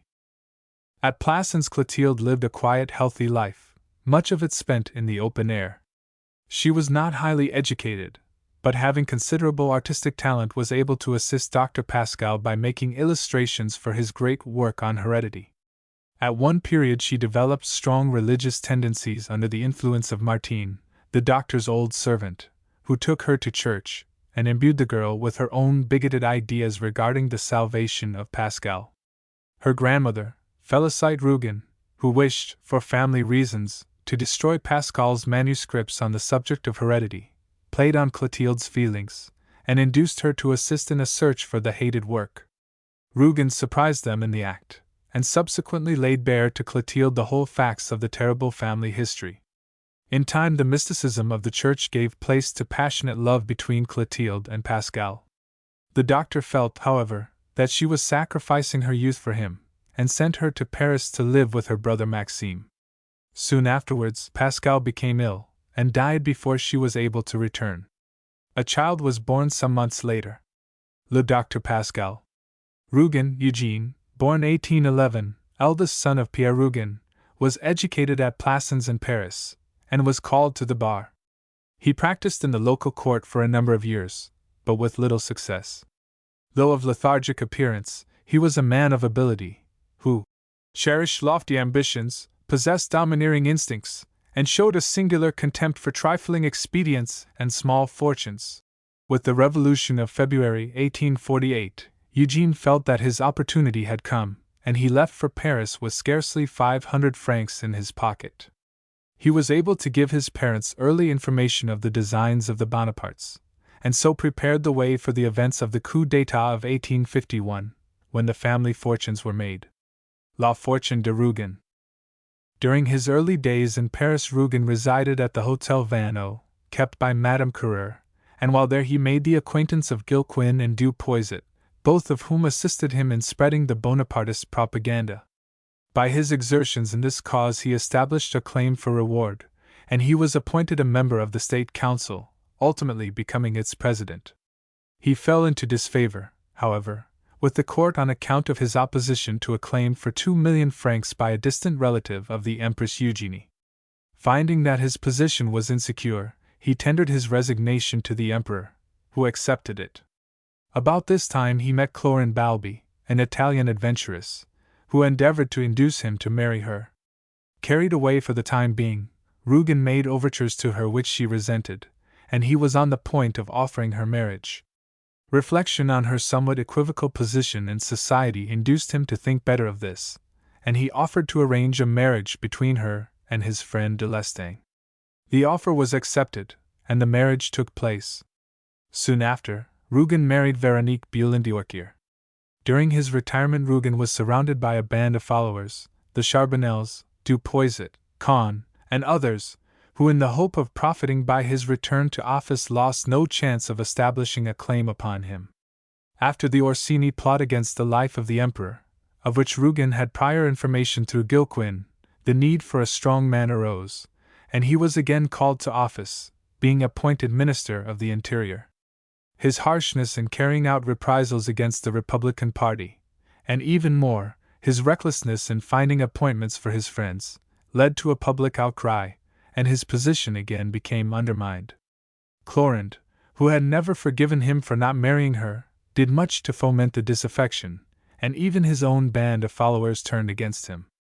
Always quick to act, Rougon again placed his resignation in the hands of the emperor, who to his surprise accepted it. 3 years later he was once more a member of the Corps Legislative, and having brought his principles into accordance with the more liberal views then professed by the emperor, he gave his strong support to the measures giving effect to them. In consequence, he was appointed by the emperor as a minister without department, and commissioned to defend the new policy. Son Excellence Eugene Rougon. When his brother Aristide came to Paris, Eugene found a situation for him, but, fearing to be compromised by him, suggested that he should change his name to Saccard, which he did. There was no intimacy between the brothers, but Eugene occasionally visited Aristide at the great house built by him in the Parc Monceau. La Curie. After Saccard's bankruptcy, Eugene refused to have any further connection with him, though he tacitly approved of the foundation of the Universal Bank. The bank having failed, however, he did nothing to stay legal proceedings against his brother, but, after a sentence of imprisonment had been passed, he connived at his escape from the country while the sentence was under appeal. L'Argent. He continued to take a lively interest in Plassans, and it was by him that Abbé Fouges was sent there to counteract the clerical influence, which at that time was strongly legitimist. He kept up a correspondence with his mother, whom he advised as to each step she should take in political matters. La Conquête de Plassans. After the fall of the Empire, Eugene became a simple deputy, and in the assembly remained to defend the old order of things which the downfall had swept away. Le Docteur Pascal. Rougon, Madame Eugene, wife of the preceding. See Veronique Boulin-Diorquier. Son Excellence Eugene Rougon. Rougon, Martha, born 1820, daughter of Pierre Rougon, married in 1840 her cousin François Rougon, had 3 children. La Fortune de Rougon. She accompanied her husband to Marseilles, where by close attention to business they accumulated a fortune in 15 years, returning to Plassans at the end of that period and settling down there. Her life at Plassans was a happy one until the household fell under the influence of Abbé Fouges. From the first she was in love with the priest, and as he gave her no encouragement in this, she devoted herself to church services to the entire neglect of her household and family. As time went on, her passion for the abbé grew more extreme, and her health became undermined to a serious extent. She became subject to fits of an epileptic nature, and having injured herself in some of these, she allowed the injuries to be attributed to her husband, whom she had now grown to regard as an encumbrance. Though she was aware that he was not insane, she allowed him to be removed to an asylum, where confinement soon completed the work begun by her own conduct. The Abbé Fouges having resolutely resisted her advances, her health became still worse, and she died in her mother's house on the same night that her husband escaped from the asylum and burned down their old home. La Conquête de Plassans. Rougon, Maxime, born 1840, son of Aristide Rougon. La Fortune de Rougon. When his father went to Paris in 1852, Maxime remained at school at Plassans, not going to Paris till after his father's second marriage. From early youth he was a vicious character, and the idleness and extravagance of the life in his father's house only completed the training begun at Plassans. After carrying on a disgraceful liaison with his father's second wife, he married Louise de Meruel, through whom he got a considerable dowry. La Curie. After the death of his wife, 6 months after their marriage, he returned to Paris, where he lived quietly upon the dowry brought to him by her. He refused to join in any of his father's schemes, or to assist him in any way, and was consequently not affected by the failure of the Universal Bank. L'Argent. After the war he re-established himself in his mansion in Avenue du Bois de Boulogne, where he lived on the fortune left by his wife. He had become prudent, however, with the enforced restraint of a man whose marrow is diseased, and who seeks by artifice to ward off the paralysis which threatened him. In the fear of this impending illness, he induced his sister Clotilde to leave Dr. Pascal, and go to live with him in Paris. But in his constant fear of being taken advantage of, he soon began to be suspicious of her, as he did of every one who served him. His father, who wished to hasten his own inheritance, encouraged him in a renewal of his vicious courses, and he died of locomotor ataxia at the age of 33. Le Dr. Pascal. Rougon, Madame Maxime. See Louise de Meruel. Rougon, Pascal, born 1813, second son of Pierre Rougon, had an uprightness of spirit, a love of study, a retiring modesty which contrasted strangely with the feverish ambitions and unscrupulous intrigues of his family. Having acquitted himself admirably in his medical studies at Paris, he returned to Plassans, where he lived a life of quiet study and work. He had few patients, but devoted himself to research, particularly on the subject of heredity, with special reference to its results on his own family. In the hope of alleviating suffering, he followed the Republican insurgents in their march from Plassans in December, 1851. La Fortune de Rougon. In 1854 his niece Clotilde, daughter of his brother Aristide, went to live with him. He had frequently offered to take her, but nothing was arranged till after the death of her mother, at which time she was about 7 years old. La Curie. His practice as a medical man extended to Les Artauds, and he attended his nephew Abbé Serge Mouret during an attack of brain fever. On the priest's partial recovery, he removed him to the Paradou, and left him in the care of Albine, niece of old Jean Bernat, the caretaker of that neglected domain. Dr. Pascal was much attached to Albine, and deeply regretted the sad love affair which resulted from Mouret's forgetfulness of his past. He had no religious beliefs himself, and he urged Mouret to return to Albine, but the voice of the Church proved too strong in the end. La faute de l'Abbé Mouret.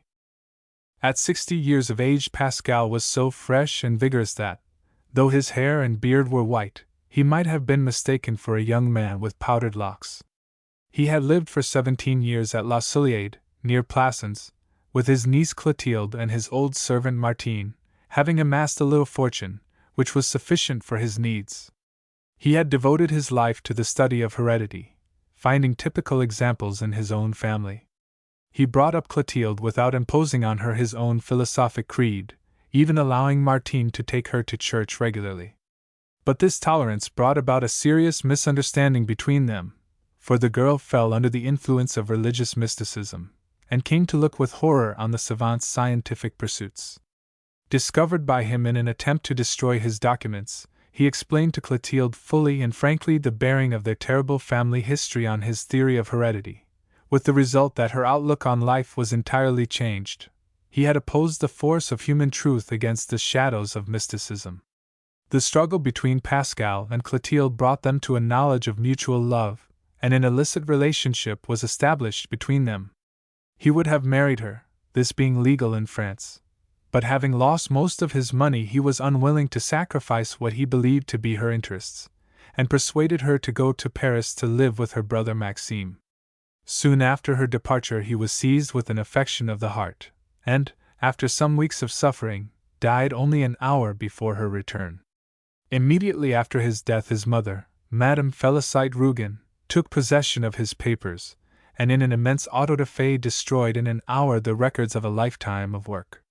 Le Dr. Pascal Rougon, Pierre, born 1787, legitimate son of Adelaide Fouquet, was a thrifty, selfish lad who saw that his mother by her improvident conduct was squandering the estate to which he considered himself sole heir. His aim was to induce his mother and her two illegitimate children to remove from the house and land, and in this he was ultimately successful.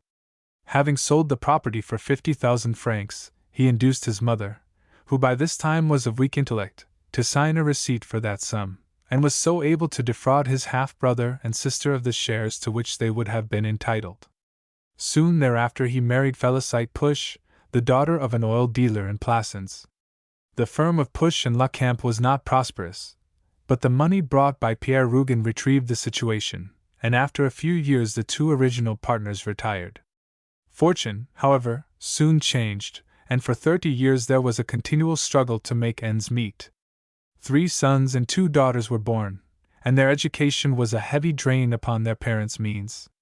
In 1845 Pierre and his wife retired from business with 40,000 francs at the most.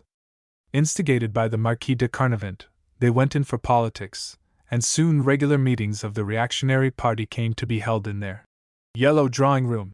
Advised, however, by their son Eugene, they resolved to support the cause of the Bonapartes, and at the time of the coup d'état of 1851 Pierre was the leader of that party in Plassans.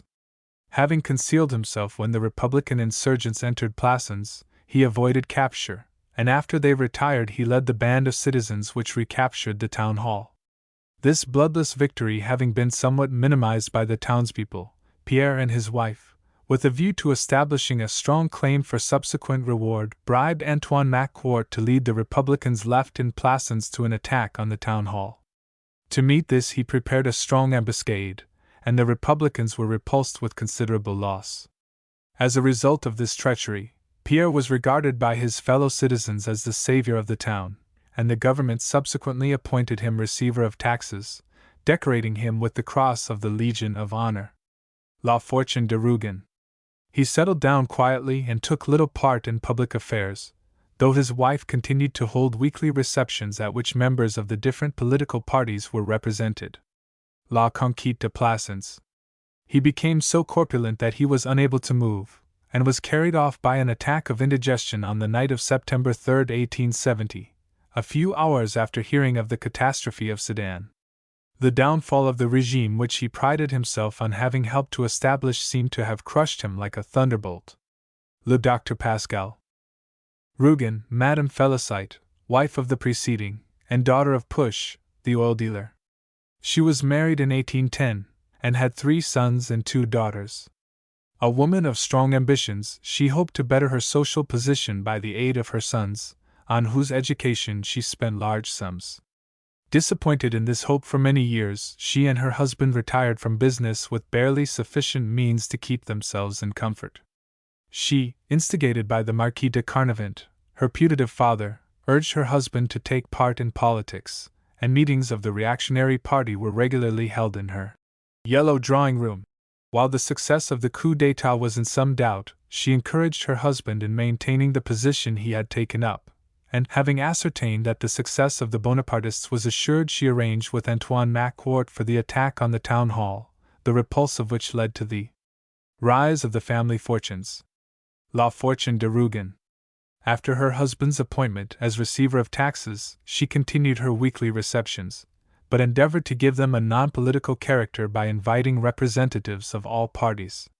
Her son Eugene, now a minister of state, kept her advised as to the course she should pursue, and on his instructions she gave some assistance to Abbé Fouges in his political conquest of Plassans, La Conquête de Plassans. In 1856 she interested herself in a lawsuit raised by M.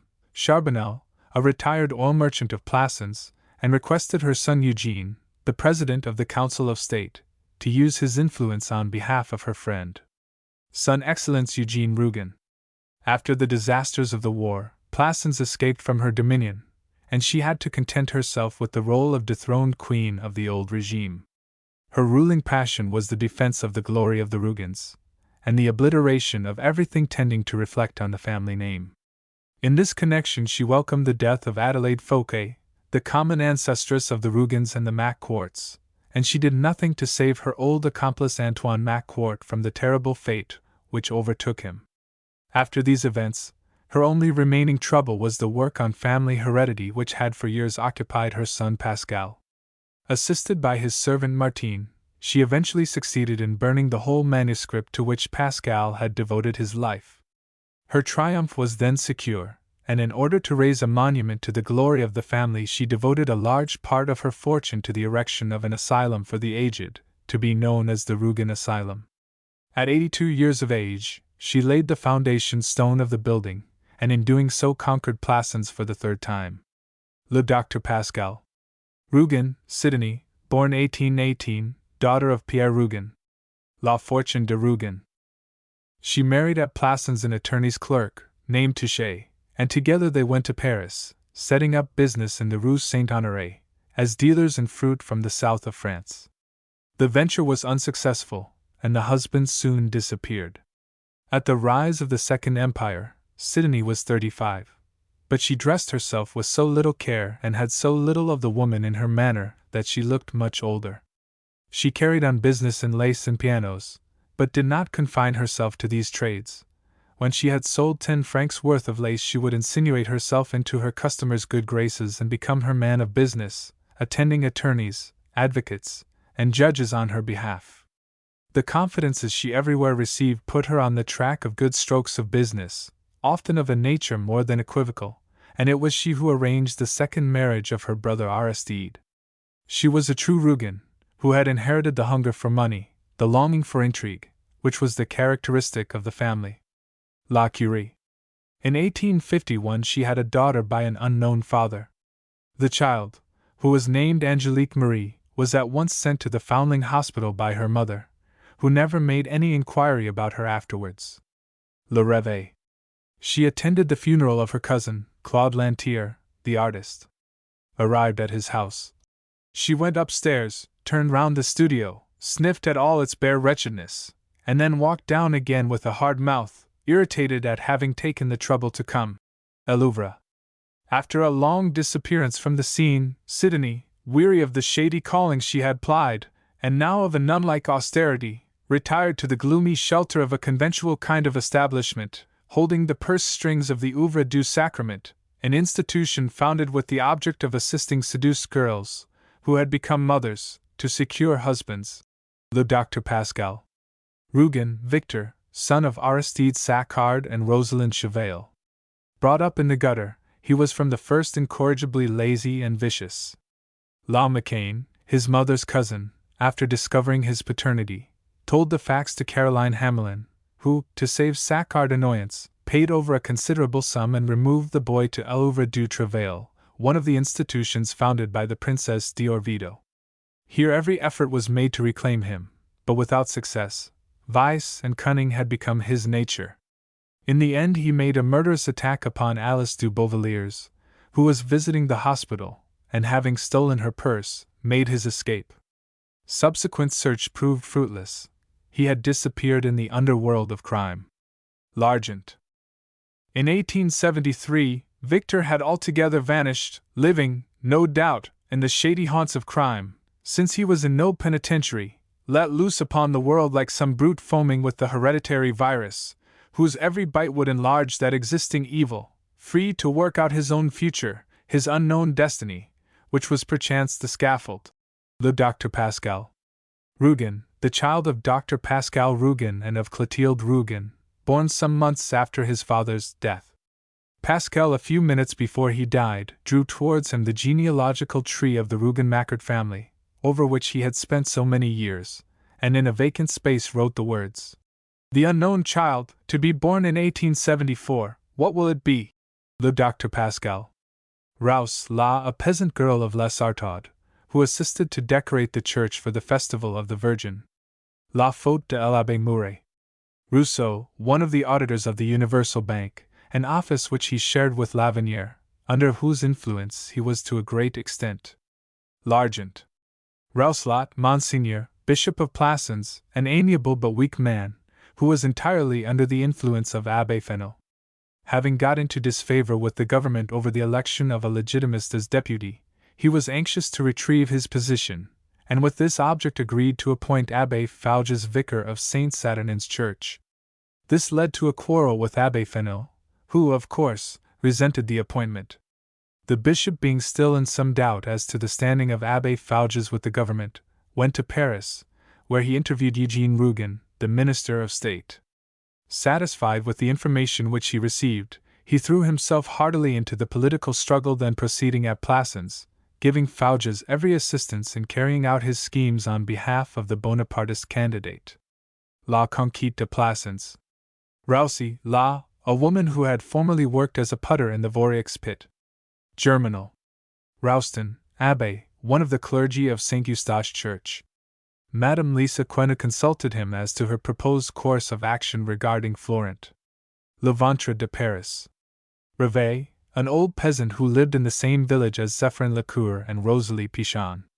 One of her pleasures consisted in calling to mind the sayings of the old man. Un page d'amour.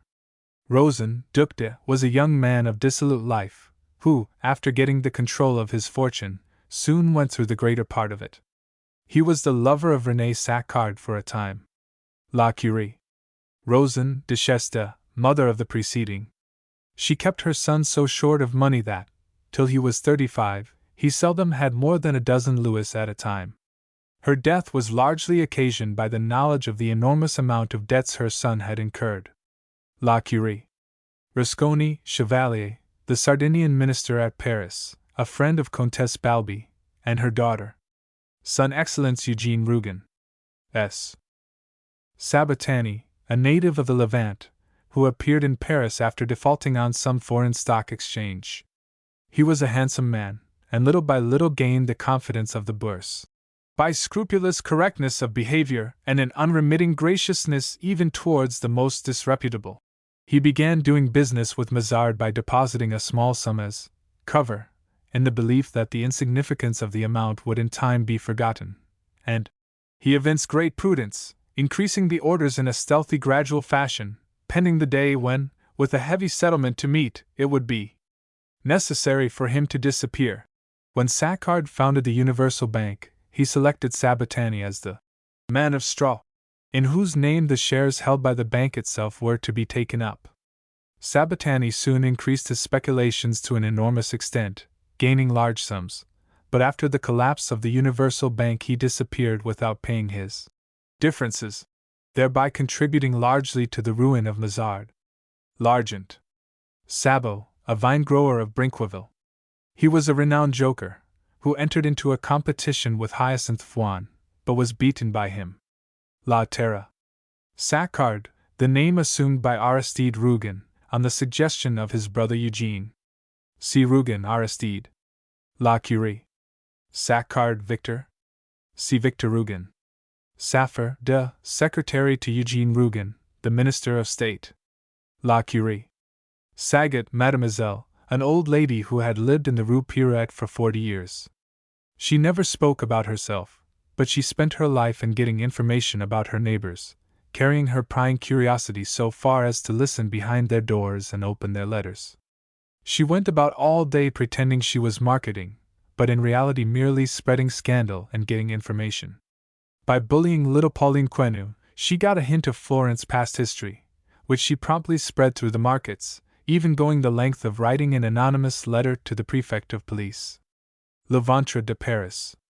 Saint-Firmin Oscar de, a character in La Petite Duchesse, a play by Fauché. The part was played by Prolier. Nana. Saint-Germain Mademoiselle de was the owner of a princely house in Rue Saint-Lazare, which after her death became the property of Princess d'Orvieto. L'Argent. Saint-Sengis La Mire de, superior of the convent of the Visitation at Clermont. She saved from the cloister Christine Haligrain, who had not a religious vocation, and obtained for her a situation to Madame de Vanzade. Elouvre. Salmon, a speculator on the Paris Bourse who passed for a man of extraordinary acumen by listening to everyone and saying nothing. He answered only by smiles, and one could never tell in what he was speculating or whether he was speculating at all. L'Argent.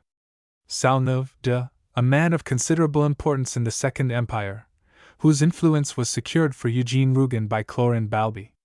Son Excellence Eugene Rougon. Sambuc, Guillaume, one of the Franksterers who carried on a guerrilla warfare against the Germans in 1870. He was the worthy son of a family of scoundrels, and lived by theft and rapine. He furnished most valuable information to the French generals regarding the movement of the Prussians to surprise Beaumont, but his information was disregarded till too late. The Franksterers had a particular hatred against Goliath Steinberg, the German spy, and, instigated by Sylvain Morange, Sambuc arranged for his capture, afterwards killing him by cutting his throat. La debacle. Sambuc Prosper, brother of the preceding. Of a nature docile and hard-working, he hated the life of the woods, and would have liked to be a farm laborer. He entered the army and became one of the Chasseurs d'Afrique. Sent to France to take part in the war against Germany, he shared in many weary marches, but saw no fighting, till the Battle of Sedan, when his horse, Zephyr, which he loved like a brother, was killed under him. He made his escape after the battle, and having been able to change his uniform for the clothes of a countryman, he returned to Remilly and got employment on the farm of Fauchard. La debacle. Sandorf, a member of the Austrian embassy at Paris. He married Marie de Laddercourt, who was much younger than he. He was very niggardly. L'Argent. Sandorf, Baroness, wife of the counselor to the Austrian embassy, who was 35 years older than herself. She was an inveterate speculator, and, as her husband refused to assist her, she found it necessary to have recourse to her lovers when her losses were greater than usual. She stopped at nothing to gain information, and at one time was on intimate terms with Saccard. Having quarreled with him, she hastened the downfall of the Universal Bank, by giving information to Gunderman which caused him to continue his attack on the bank. L'Argent. Sandoz Père, a Spaniard who took refuge in France in consequence of a political disturbance in which he was involved. He started near Plassans a paper mill with new machinery of his own invention. When he died, almost heartbroken by the petty local jealousy that had sought to hamper him in every way, his widow found herself in a position so involved, and burdened with so many tangled lawsuits, that the whole of her remaining means were swallowed up. Elouvre. Sandoz Mere, Madame, wife of the preceding, was a native of Burgundy. Yielding to her hatred of the Provençals, whom she blamed for the death of her husband, and even for the slow paralysis from which she herself was suffering, she migrated to Paris, with her son Pierre, who then supported her out of a clerk's small salary. In Rue d'Enfer she occupied a single room on the same flat as her son, and there, disabled by paralysis, lived in morose and voluntary solitude, surrounded by his tender care. Later, Pierre, who was now married, and was making a considerable income, took a house in Rue Nollet, and there Madame Sandoz passed her remaining years. Elouvre. Sandoz Pierre, a famous novelist whose youth was spent at Plassans, where at school he was the inseparable companion of Claude Lantier and Dubuche. The favorite amusement of the boys was walking, and together they took long excursions, spending whole days in the country. After the death of his father, Sandoz went to Paris, where he got employment at a small salary at the mairie of the 5th arrondissement, in the office for registration of births. He was chained there by the thought of his mother, whom he had to support, and to whom he was tenderly attached. Presently he published his first book, a series of mild sketches, brought with him from Plassans, among which only a few rougher notes indicated the mutineer, the lover of truth and power.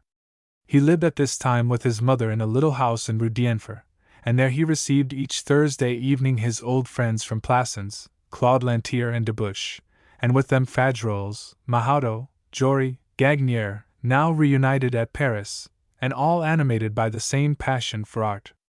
He was still obsessed by a desire for literary glory, and had thoughts of writing a poem on some vast subject, but at last he hit on a scheme which soon took form in his mind. With reference to it he said, "I am going to take a family, and I shall study its members, one by one, whence they come, whither they go, how they react upon one another, in short, humanity in a small compass, the way in which humanity grows and behaves. On the other hand, I shall set my men and women in a determined period of history, which will provide me with the necessary surroundings and circumstances, a slice of history, you understand, eh? A series of 15 or 20 books, episodes that will cling together although having each a separate framework, a suite of novels with which I shall be able to build myself a house for my old age if they don't crush me. The first of the novels met with some success, and Sandoz, having resigned his appointment, and put his trust entirely in literature, married a young girl named Henriette, the daughter of middle-class parents, and removed his house to Rougon-Macquart. In course of time his circumstances became still more comfortable, and he again removed to a large house in Rue de Londres. When Claude Lantier fell into misery and despair, a gradual separation came about between him and his friends, but Sandoz remained true to the old companionship. He was one of the few mourners who attended the funeral of the unfortunate artist. A Louvre. Sandoz, Madame Henriette, wife of the preceding.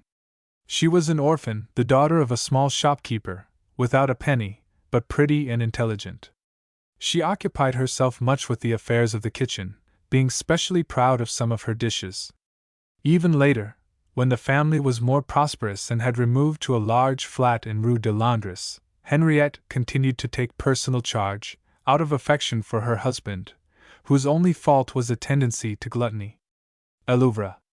Sancarino, Duchesse, a lady of the Italian aristocracy, who resided at Paris. She gave Eugene Rougon very unsatisfactory information regarding Comtesse Balbi and her daughter Clorinde.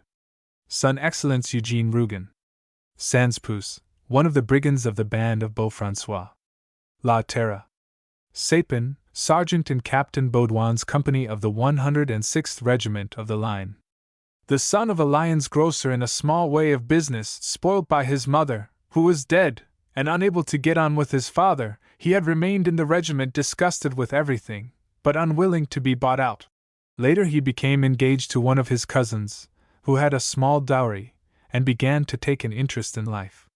During the march to Sedan, however, he became impressed with the idea that he would be killed, and this belief was realized during the fighting on September 1, 1870. La debacle. Sapin, a disreputable old woman at Magnol's who performed illegal operations and pretended to work magic.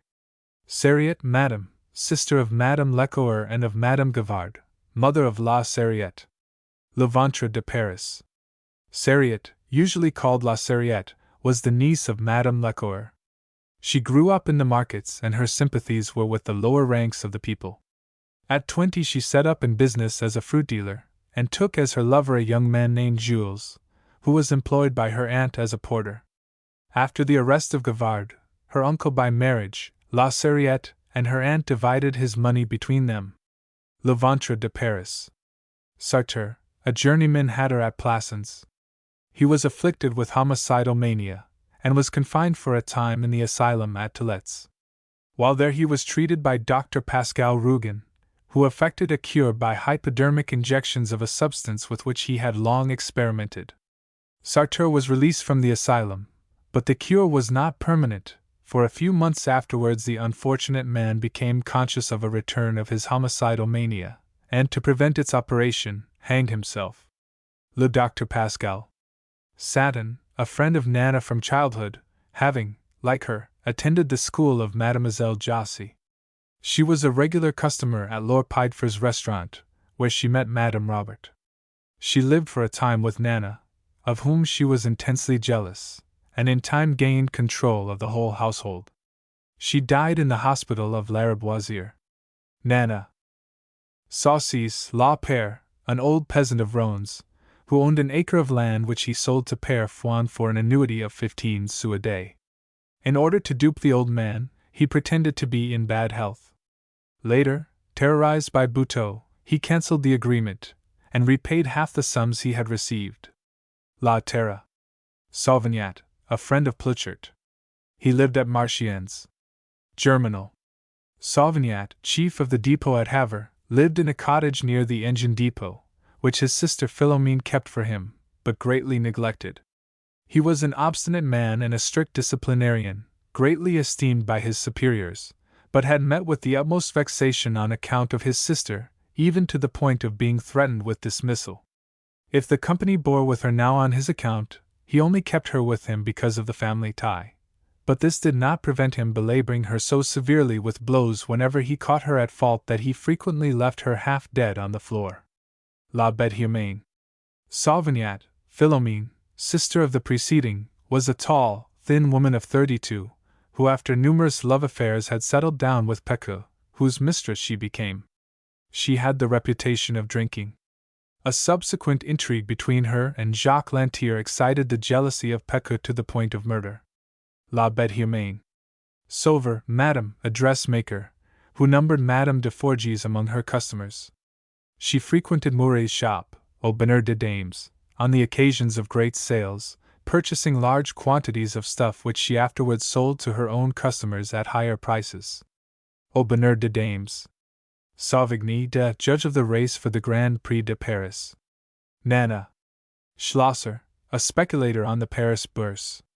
He was secretly associated with Sabatani, with whom he carried out many schemes to their mutual advantage. L'Argent. Scots, HRH the Prince of Siacas. Sedil, a native of Lyons, who established himself in Paris, and after 30 years' toil succeeded in making his silk business one of the best known in the city. Unfortunately, he acquired a passion for gambling, and a couple of successful ventures made him altogether lose his head. From that time he neglected his business, and ruin lay inevitably at the end.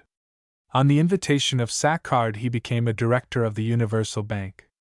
Like the other directors, he speculated largely in the shares of the bank, but unlike most of them, he did not sell in time, with the result that he was completely ruined, and his bankruptcy followed. L'Argent. Sedil, Gustave, son of M. Sedil, the silk merchant. To the disappointment of his father, he despised commercial pursuits, and cared only for pleasure. In the hope that he might take an interest in finance, he was given a situation in the office of Mazard, the stockbroker, where, however, he did little work, and soon engaged in speculations on his own account. The failure of the Universal Bank left him penniless, and deep in debt. L'Argent. Sicardot, commander, the father-in-law of Aristide Rougon. He had the strongest intellect of the politicians who met in Pierre Rougon's yellow drawing-room. He was taken prisoner by the insurgents at the time of the coup d'état. La Fortune de Rougon. Sicardot, the name of Aristide Rougon's wife's family. He adopted this name when he went to Paris in 1851, using it for considerable time before he again changed it to Saccard. L'Argent. Sicardot Angeli. See Madame Aristide Rougon. Sidonie, Madame, the name by which Sidonie Rougon, QV, was generally known. La Curie. Simon, La Mire, an old woman who assisted Séverine Rabaud in her housework. La Bête Humaine. Simonot, a grocer at Raucourt. His premises were raided by the Bavarians after the Battle of Beaumont. La Debacle. Simpson, an American who was attaché at his country's embassy at Paris. He was a frequent visitor at the house of René Saccard. La Curie. Sivry Blancheta, the name assumed by Jacqueline Baudu, a girl who came to Paris from a village near Amiens. Magnificent in person, stupid and untruthful in character, she gave herself out as the granddaughter of a general, and never owned to her 32 summers. She was much annoyed at the outbreak of war with Germany, because her lover, a young Prussian, was expelled from the country. Nana. Smelton, a baker at Monceau. He gave credit for some time during the strike, in the hope of recovering some of his business taken away by Maigrat. Germinal. Smithson, Miss Lucien de Burle's English governess. Unpage d'Amour. Sonneval, a manufacturer at Marchiennes. His business was seriously affected by the strike of miners at Monceau. Germinal. Sophie, a workwoman employed at Madame Titreville's artificial flower-making establishment. L'Assommoir. Sophie, an old waiting-maid in the service of the Duchesse de Combeville, whose daughter, Princess d'Orvieto, she brought up. When the princess shut herself up from the world, Sophie remained with her. L'Argent. Sophie, daughter of Giraud. Predestined to phthisis by heredity, she was saved, thanks to Dr. Pascal Rougon, who sent her to live with an aunt in the country, where she was brought up in the open air. When she was 17 years old she married a young miller in the neighborhood. Le Docteur Pascal. Zola's, an old shepherd at La Borderie, where he had been for half a century. At 65 he had saved nothing, having been eaten up by a drunken wife, whom at last he had the pleasure of burying. He had few friends, except his 2 dogs, Emperor and Massacre, and he especially hated Jacqueline Cognet with the jealous disgust of an old servant at her rapid advancement. He was aware of her numerous liaisons, but said nothing until she brought about his dismissal, when he told everything to his master, Alexander Hordequin. La Terra. Surdo, a bone-setter at Bezoux-le-Doyen, who was supposed to be equally good for wounds. La Terra. Souverain, an engine-man at the Vorieux pit, who lodged with the Rastineurs. He was a Russian of noble family, who had at first studied medicine, until, carried away by social enthusiasm, he learned a trade in order that he might mix with the people. It was by this trade that he now lived, after having fled in consequence of an unsuccessful attempt against the Tsar's life, an attempt which resulted in his mistress, Anuchka, and many of his friends being hanged. His principles were those of the most violent anarchy, and he would have nothing to do with the strike at Monceau, which he considered a merely childish affair. Disgusted at the return of the miners to their work, he resolved to bring about the destruction of the Vorieux pit, by weakening the timbers which kept out a vast accumulation of water. He accomplished that work of madness and a fury of destruction in which he 20 times risked his life. And when the torrent had invaded the mine, imprisoning the unfortunate workers, Souverain went calmly away into the unknown without a glance behind. Germinal. Spirit, an English horse which ran in the Grand Prix de Paris. Nana. Spontini, a master at the College of Plassans. He came originally from Corsica, and used to show his knife, rusty with the blood of 3 cousins. Elouvre. Squelette externe, le. Si Mimi la Mort. Elouvre. Staderino, Signor, a Venetian political refugee, and a friend of Comtesse Balbi. Son Excellence Eugene Rougon. Steinberg, Goliath, a Prussian spy who was engaged in 1867 as a farm servant by Fauchard at Remilly. He became the lover of Sylvine Morange, promising her marriage, but disappearing before the ceremony. It was said that he served also on other farms in the neighborhood of Beaumont and Raucourt. During the war he was able to give important information to the German forces. In trying to regain his former influence over Sylvine, he threatened to remove their child to Germany, and to prevent his doing so, she betrayed him to Guillaume Sambuc and the Francs-tireurs of his band, who killed him in the house of Fauchard, in the presence of Sylvine, by cutting his throat, and bleeding him in the same manner as a pig. La debacle. Steiner, a banker in Paris. He was a German Jew, through whose hands had passed millions. He spent vast sums upon Rose Mignon and Nana. Nana. Sternich, Duchesse de, a celebrated leader of society in the Second Empire. She dominated all her friends on the ground of a former intimacy with the Emperor. La Curie. Steward Lucy was the daughter of an engine cleaner of English origin who was employed at the Gare du Nord. She was not beautiful, but had such a charm of manner that she was considered the smartest of the demi-mondaines in Paris. Among her lovers had been a prince of the royal blood. She had a son, Olivier, before whom she posed as an actress. Nana.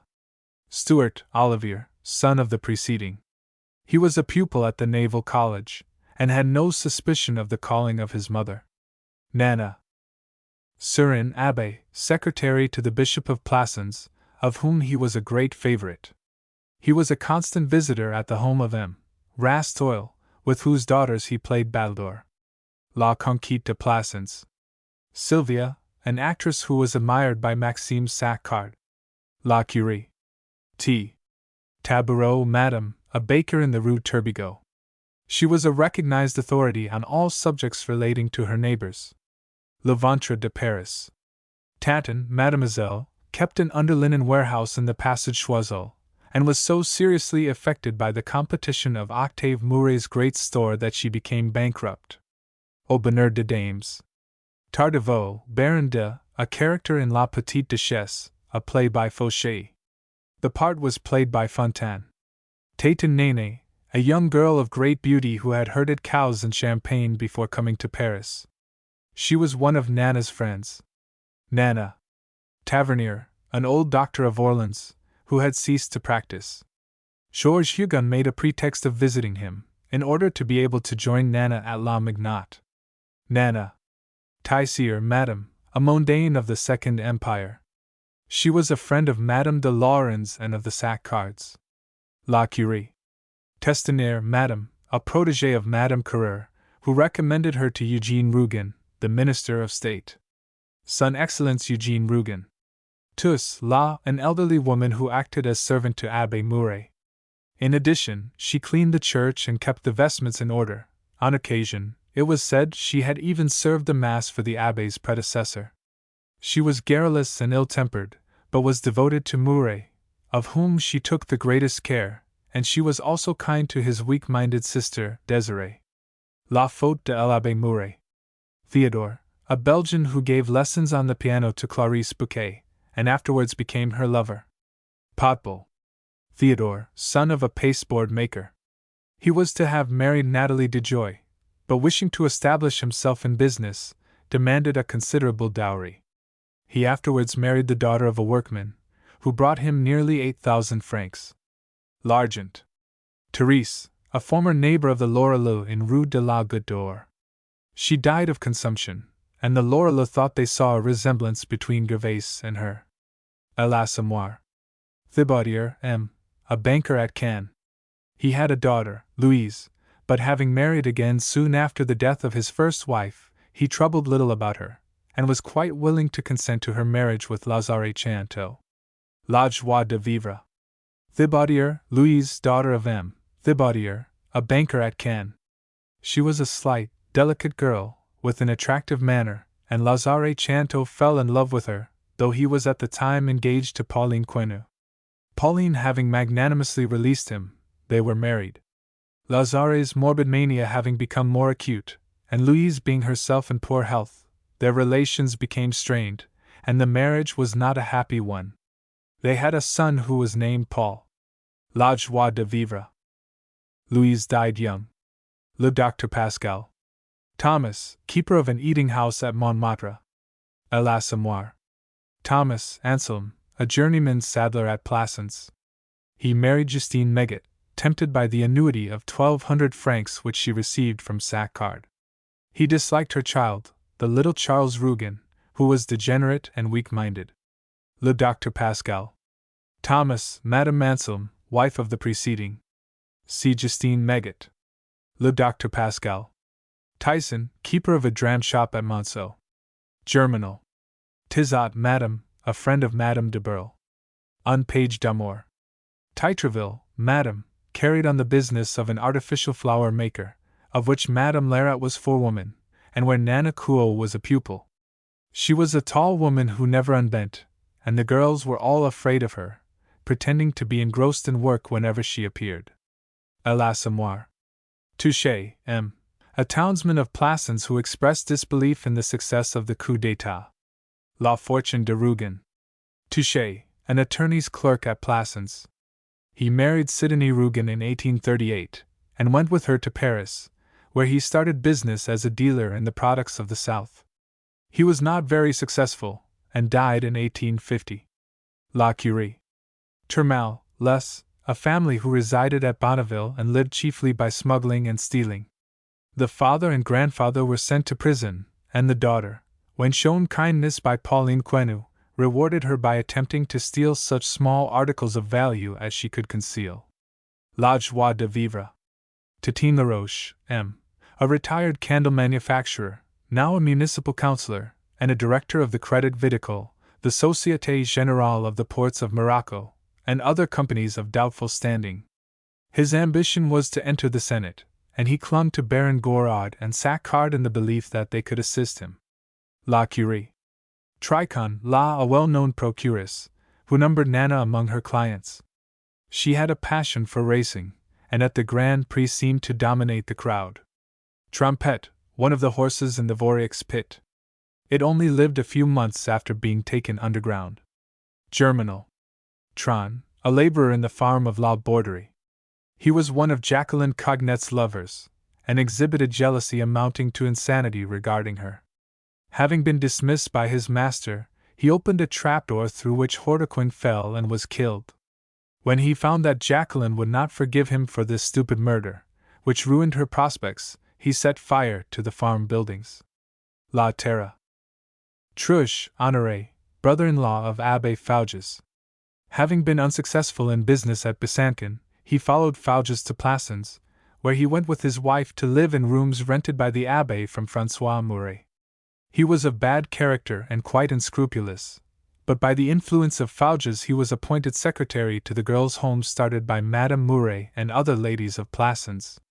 Having got a footing in the Mourets' house, he soon began to take advantage of his position, and little by little got possession of the whole premises. He did all he could to encourage the idea of François Mouret's madness, and after the unfortunate man's removal to the asylum was able with greater ease to carry out his schemes. Mouret, having ultimately escaped from the asylum, returned to his home and set it on fire. Truche perished in the flames.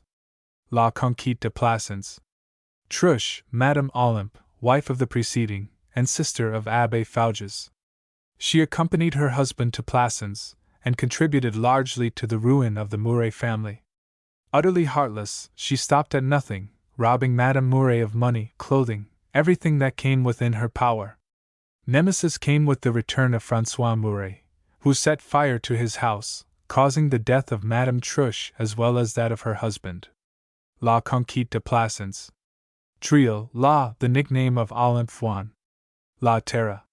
Troublot, Hector, a young man whom Madame Josserand hoped at one time to secure as a husband for her daughter. He had, however, no thoughts of marriage, and as he was averse to any risk of complications, his habit was to select his female friends from among the maidservants of his acquaintances. He was employed as correspondent in the office of Monsieur Desmarquet, a money changer. Potbull. V.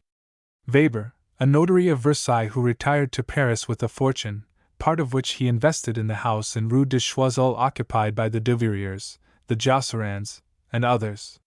He had unfortunately a hidden passion for gambling in stocks and shares, and when he died it was found that his whole fortune had been dissipated, even his house being heavily mortgaged. Potbull. Weber, Auguste, eldest son of M. Weber, carried on a silk merchant's business in part of the premises which belonged to his father.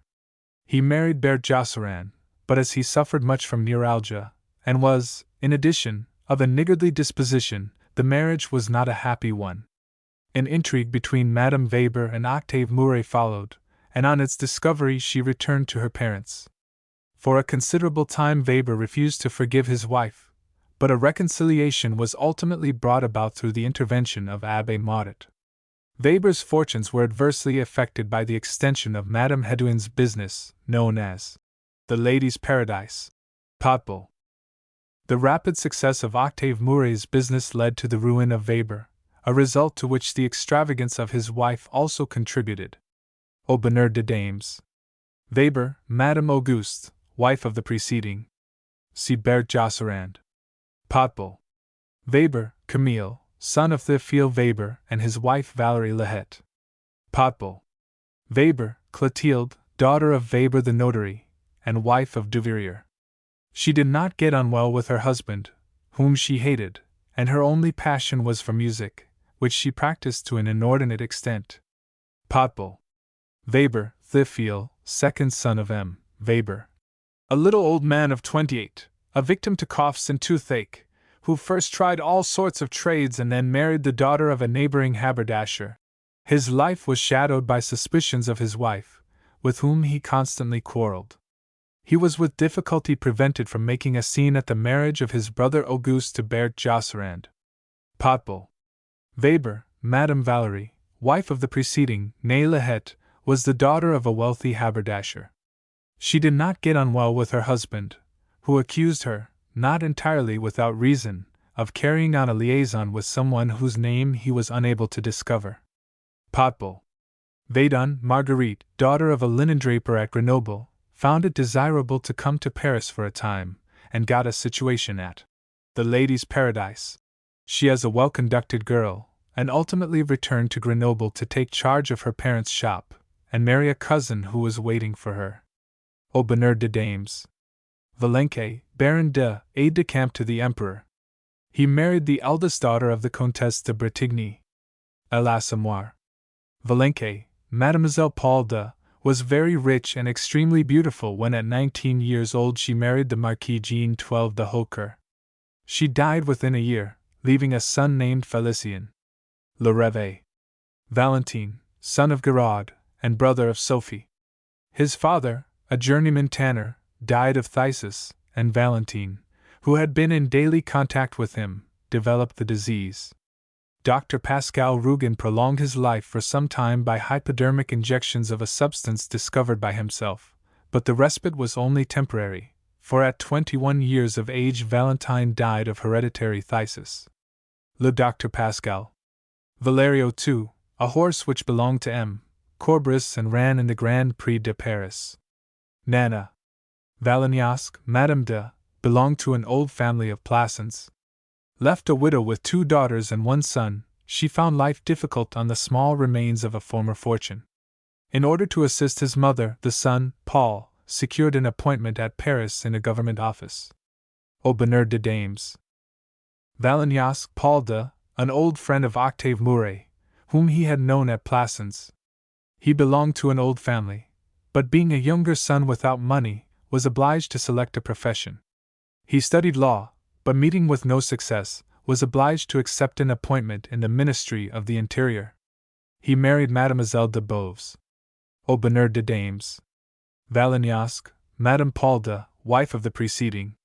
See Blanche de Beauvais. Valcuras Comte, a relation of Marquis de Carnavant, who lived in his house. La Fortune de Rougon. He was a supporter of the Marquis de Lagrefouille, the legitimist deputy for Plassans, who visited him for a fortnight before the election which was dominated by Abbé Fouges. La Conquête de Plassans.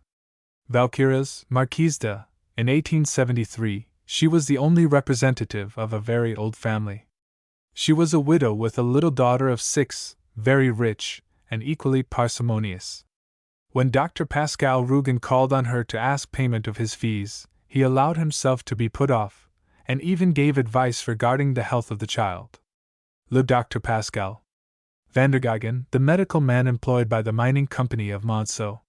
He was so much overworked that it was said he gave his consultations while he was running from place to place. Germinal. Vanduvers, Comte Xavier de, the last member of a noble family, had gone through a large fortune in Paris.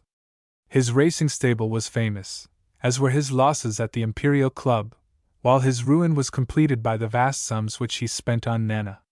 His final hope was centered on the race for the Grand Prix de Paris, in which he was running 2 horses, Lusignan and a filly named Nana.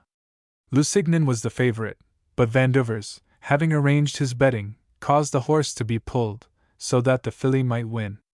The ruse was successful, and Vanduvers gained a large sum, but suspicions having been aroused, he was warned off the turf and expelled from the Imperial Club.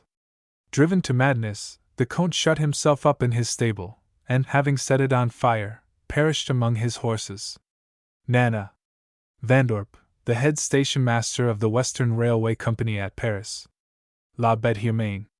Vanpot Brothers, a firm of furriers in Rue Neuve de Petit Champs, who were practically ruined when Octave Mouret added a fur department to the Ladies' Paradise. Au bonheur de dames. Vanska, Comtesse, a well-known and rich mondaine of the Second Empire. La Curie. Van Zade, Madame, the widow of a general. She was an old lady, rich, nearly blind, and practically helpless. At Passy she lived, in a silent old house, a life so retired and regular that it might have been actuated by clockwork.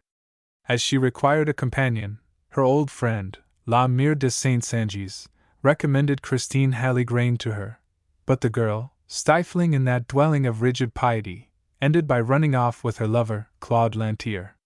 Madame Van Zade died 4 years later, and the bulk of her fortune went to charities. Elouvre. Vaquez, Judith, an artist's model who lived in Rue du Rocher. She was a Jewess, fresh enough in coloring but too thin. Elouvre. Vaucon, Hector, husband of Estelle Bedouil. At the time of his marriage, Vaucon was a junior officer of customs, but when his wife's parents retired he took over their maison publique. He left everything to the care of his wife, and after her death the establishment ceased to be prosperous. In the end he was turned out by his father-in-law, and the business was given to his daughter Elodie, who showed all the family capacity for management. La Terra. Vaucon, Madame Hector, wife of the preceding. C.S. del Bedouil. La Terra. Vaucon, Elodie, daughter of the preceding, and granddaughter of M. and Madame Charles Bedouil. She was 7 years old when her parents took over the maison publique of her grandfather, and she was then sent to a convent at Châteaudun to be educated by the Sisters of the Visitation. Her holidays were spent with her grandparents, and she was supposed to be under the impression that her parents were carrying on a large confectionery business, but Victorine, a servant who had been dismissed for misconduct, had made her aware of the facts, and when, at 18 years of age, she was asked in marriage by her cousin Ernest Delham, she astonished her grandparents by joining with him in a desire to succeed to the family establishment. La Terra. Vogler Duc de, at one time the master of Gourd, who was his valet. Potbul. Venet Thifil, an old lawyer who made a speciality of ecclesiastical cases, and had acquired a fortune by serving the Jesuits.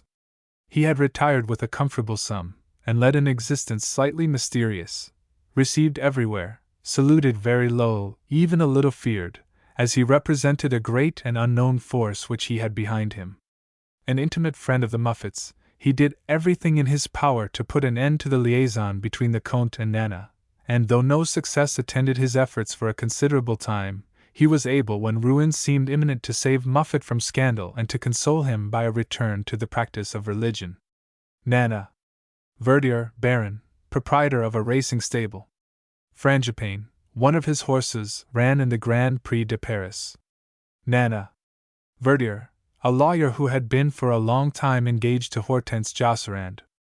The marriage was put off from time to time, as he had got entangled with a woman from whom he found separation difficult. Potbul. Verdonck, a grocer at Monceau. His business was much affected by the competition of Maigrat, and he gave credit during the first week of the strike in the hope of getting back some of his old customers. Germinal. Verloc, an inspector in the fish market at the Halles Centrales. Having fallen into bad health, he was allowed to find a substitute to keep the place open for him in case he should recover. Florent was appointed, and paid a considerable portion of the salary to Verloc. Le Ventre de Paris. Verloc, Madame, wife of the preceding. Florent assisted her after the death of her husband. Le Ventre de Paris. Vernier, an art critic who published an article on Fadrolles the artist. Elouvre. Veronique, maidservant to the Chanteau family, was a tall, stout young woman of unattractive appearance and uncertain temper. She had been in the service of the Chanteaus for 20 years, and having become necessary to them, took advantage of her position. From the first, Veronique resented Pauline Quenet's presence in the Chanteau household, and treated her as an intruder. In course of time, however, she came to see that Pauline was being despoiled of her means by Madame Chanteau, and her sense of justice made her take the young girl's part. The death of Madame Chanteau made a deep impression on Veronique, whose ill will towards Pauline gradually returned. Her mind, not strong at best, became unhinged, and in a fit of temper she went into the orchard and hanged herself. La Joie de Vivre. Vial, Abbé, one of the clergy of Plassans. When his appointment became vacant it was promised to Abbé Buret, but was eventually given to Abbé Fouges. La Conquête de Plassans. Vial, Melanie, second wife of Rougon-Macquart, to whom she was married in 1871. She was the only daughter of a peasant in easy circumstances, and was of a fine robust physique. She had 3 healthy children in as many years. Le Docteur Pascal. Vian, a wheelwright of Plassans, to whom Sylvre Mouret was apprenticed. La Fortune de Rougon. Victoire, Madame Camperdon's cook. She had been in the service of her master's father when Campardon was a baby, and though now old, and not over clean, they were unwilling to part with her. Potbul. Victoire, La Mire, wife of Pecca, the railway stoker. She had been the nurse of Séverine Aubry, and later, as the wife of Pecou, who spent all his earnings on drink, she was leading a wretched existence in Paris by the aid of a little sewing, when, happening to meet her foster daughter, the former intimacy had been renewed, and President Grandmorin took her under his protection, obtaining for her the post of attendant at the ladies' cloakroom. She occupied a room in the Impasse d'Amsterdam, which the Roubaud's regarded as their headquarters when they spent a day in Paris. Having become helpless as the result of a sprain, she was obliged to resign her post and seek admittance to a hospital. La Bête Humaine. Victorine, cook in the employment of Nana. She married Francois, the footman. Nana. Victorine, a servant in the employment of the Bedouls after they retired to Rhodes. She was dismissed for misconduct, and in revenge told Elodie Vaucon the occupation of her parents. La Terra. Vigorix, a coal merchant in Rue de la Goutte d'Or. He sold coke to Gervais at the same price as the gas company. L'Assommoir. Vigorix, madam, wife of the preceding. She was a little woman with bright eyes who liked to laugh with the men. L'Assommoir. Vimou, a miserable little sheriff officer, who was celebrated in the canton for the bad usage he got from the peasants when he was obliged to serve summonses upon them. La Terra. Vincard, a silk merchant, who, seeing that his business was likely to be seriously affected by the competition of the Ladies' Paradise, he sold it to Robineau, and took a restaurant at Vincennes. Aubernard de Dames. Vincent, a tavern keeper in the neighborhood of Monceau. Germinal. Vigneul, Commandant de, father of Gilbert. Retired from active service on account of his wounds, he was appointed director of customs at Charleville. His wife died of consumption, and he sent his daughter, about whose health he was alarmed, to reside for a time at a farm near Chain-Populix. He died soon after Gilbert's marriage to Maginot, the inspector of state forests La Debacle. Vigneul, Colonel de, brother of the preceding. In 1870 he commanded the 106th Regiment of the Line, which formed part of the 7th Army Corps. He was a man of fine appearance and character, and bore his part bravely through the disastrous campaign, until he was severely wounded on the battlefield of Sedan. Notwithstanding his wound, he remained on his horse till the end, when he was removed to the house of Delaherche, the husband of his niece Gilbert. By December his wound was cured, but crushed by his country's defeats, his mental depression was so great that he remained in a darkened room, refusing to hear news from the outer world, and associating only with his old friend Madame Delaherche, the mother of his niece's husband. At the end of December he died suddenly, horror-struck by an account of the surrender of Metz, which he chanced to read in an old newspaper. La Debacle. Vigneul, Gilbert de, daughter of Commandant de Vigneul. She was first married to Maginot, and afterwards to Jules Delaherche. When she was 9 years old, her father, alarmed at a cough she had, sent her to live at a farm, where she came to know Henriette Levasseur. Even at that age she was a coquette, and when at 20 she married Maginot, the inspector of the state forests at Mézières, her character had not changed. Mézières she found dull, but her husband allowed her full liberty, and she found all the gaiety she desired at Charleville.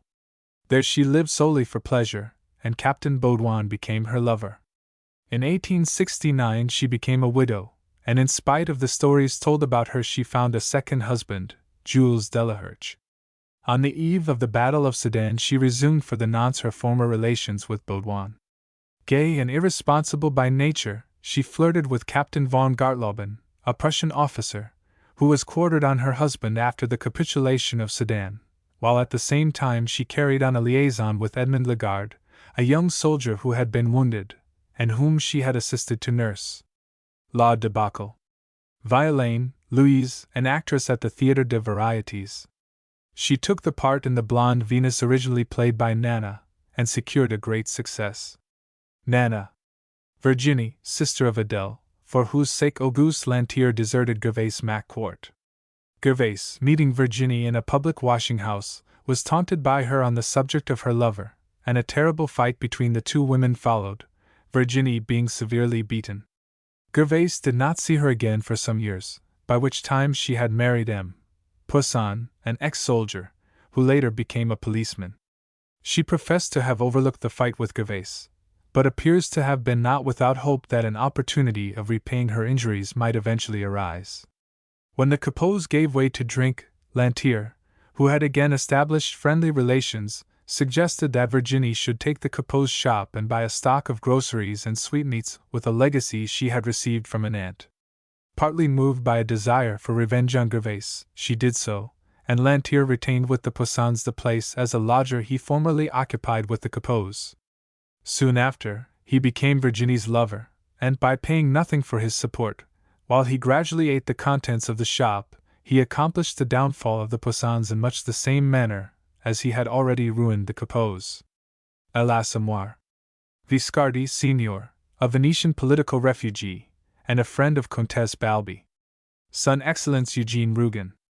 Voincourt, Comtesse de, mother of Claire de Voincourt. She occupied at Beaumont a house adjoining the bishop's palace. Le Réveil. Voincourt, Claire de, the daughter of an old family of great wealth who lived at Beaumont. Monseigneur de Hautecoeur wished to arrange a marriage between her and Félicien, his son. His plans were assisted by the belief of Félicien that Angelique, with whom he had fallen in love, no longer cared for him. This belief having proved false, the proposed marriage between Félicien and Claire de Voincourt did not take place. Le Réveil. Vorio, a large black dog which belonged to Bambus, the mayor of Artaud. La Faute de l'Abbé Mouret. Guillaume M. and Madame, the parents of Madame Pichon, whom they visited every Sunday afternoon. They were, later, much annoyed with the Pichons, whose family became, they considered, too large for their means. Potbul. Guillaume Marie. See Madame Marie Pichon. Vuillet, a bookseller of Plassans, who published a bi-weekly journal, the Gazette de Plassans, which was devoted exclusively to the interests of the clergy. La Fortune de Rougon. W. Weiss, husband of Henriette Levasseur, and cousin of Otto Gunther. He got a situation in the refinery at Chain Populix, almost in a menial position, but he gradually educated himself, and by dint of hard work raised himself to the position of accountant. A clear-headed man, he early saw the causes that were to lead to the downfall of his country, and expressed himself strongly regarding the unprepared state of the army. Weiss lived at Sedan, but in 1870 he had just bought a little house at Bazilles, where he slept the night before the battle. He was frantic at the idea that the Prussians might pillage and perhaps destroy the dwelling so long desired and so hardly acquired, and when the attack was made he took an active part in the fighting.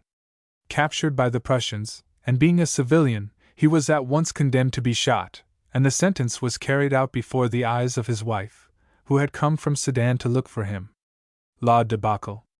Weiss, Madame, wife of the preceding. See Henriette Levasseur. La Debacle. Worms, a famous costumier, before whom the ladies of the Second Empire bowed the knee. Renée Saccard was one of his customers, and when she died owed him an account of 257,000 francs. La Curie. Z. Zephyr, the horse ridden by Prosper Sambuc, who loved it like a brother. The animal received a mortal wound at the Battle of Sedan, and fell on its rider, crushing under it his right leg. It lay upon him for some hours, but eventually, on his speaking to it, moved with a great effort sufficiently to allow him to escape. La Debacle. Zephyrin, a worker on the farm of La Borderie. He laughed at the agricultural machinery introduced by Alexander Hordequin. La Terra. Zidore, a youth of 17, who was an apprentice zinc worker. He was Capot's assistant at one time. A l'Assommoir. Zizi, the pet name given by Nana to Georges Hugon. Nana. Zoe, waiting maid in the employment of Nana. She was entirely in Nana's confidence, and was always ready with shrewd advice, though there is no doubt she arranged matters so that a great deal of money came into her own hands. She ultimately took over the establishment of La Tricon, which she had long coveted, and having large ideas, proposed to extend the business by renting a larger house. Nana. Alphabetical list of principal scenes. Arromanches, a small town on the Normandy coast, not far from Caen. It is about 6 miles from Bonneville, the scene of La Joie de Vivre. Artaud-les, a small village a few miles from Plassans, QV. Abbé Mouret was its priest during the events related in La Faute de l'Abbé Mouret. Assommoir, Père Colombi's, was situated at the corner of Rue de Poissonniers and Boulevard de Roquecourt, which is a continuation of Boulevard de Clichy, in the northern district of Paris. À l'Assommoir. Augustine, Rue Neuve Saint, a street which joins the Avenue de l'Opéra a short distance from the Opera House. It is intersected by Rue Macquart, at the corner of which is situated Octave Mouret's great drapery establishment, known as Au Bonheur des Dames. Au Bonheur des Dames. Berenton, a small town on the Western Railway of France, about 12 miles from Rouen. It was at a point between Berenton and the previous station, Melone, that President Grand-Morin was murdered by Ribaud. La Bête Humaine. Bazilles, a village about 3 miles southeast of Sedan, QV. It was the scene of some of the most important events in La Debacle. Beaucy-la, a fertile agricultural plain stretching between Chartres and Orleans, and intersected by the road from the latter town to Châteaudun. The district is the scene of La Terre. Beaumont, a town of about 3,000 inhabitants, picturesquely situated on a height on the left bank of the Oise about 25 miles north of Paris. Its church, the scene of some of the principal events in Le Réveil, is an interesting building, dating from the 13th century. Le Réveil. Bancourt, Hotel, was situated in the Boulevard de la Chapelle, QV. À l'Assommoir. Bonneville, a village on the Normandy coast, about 6 miles from Arromanches.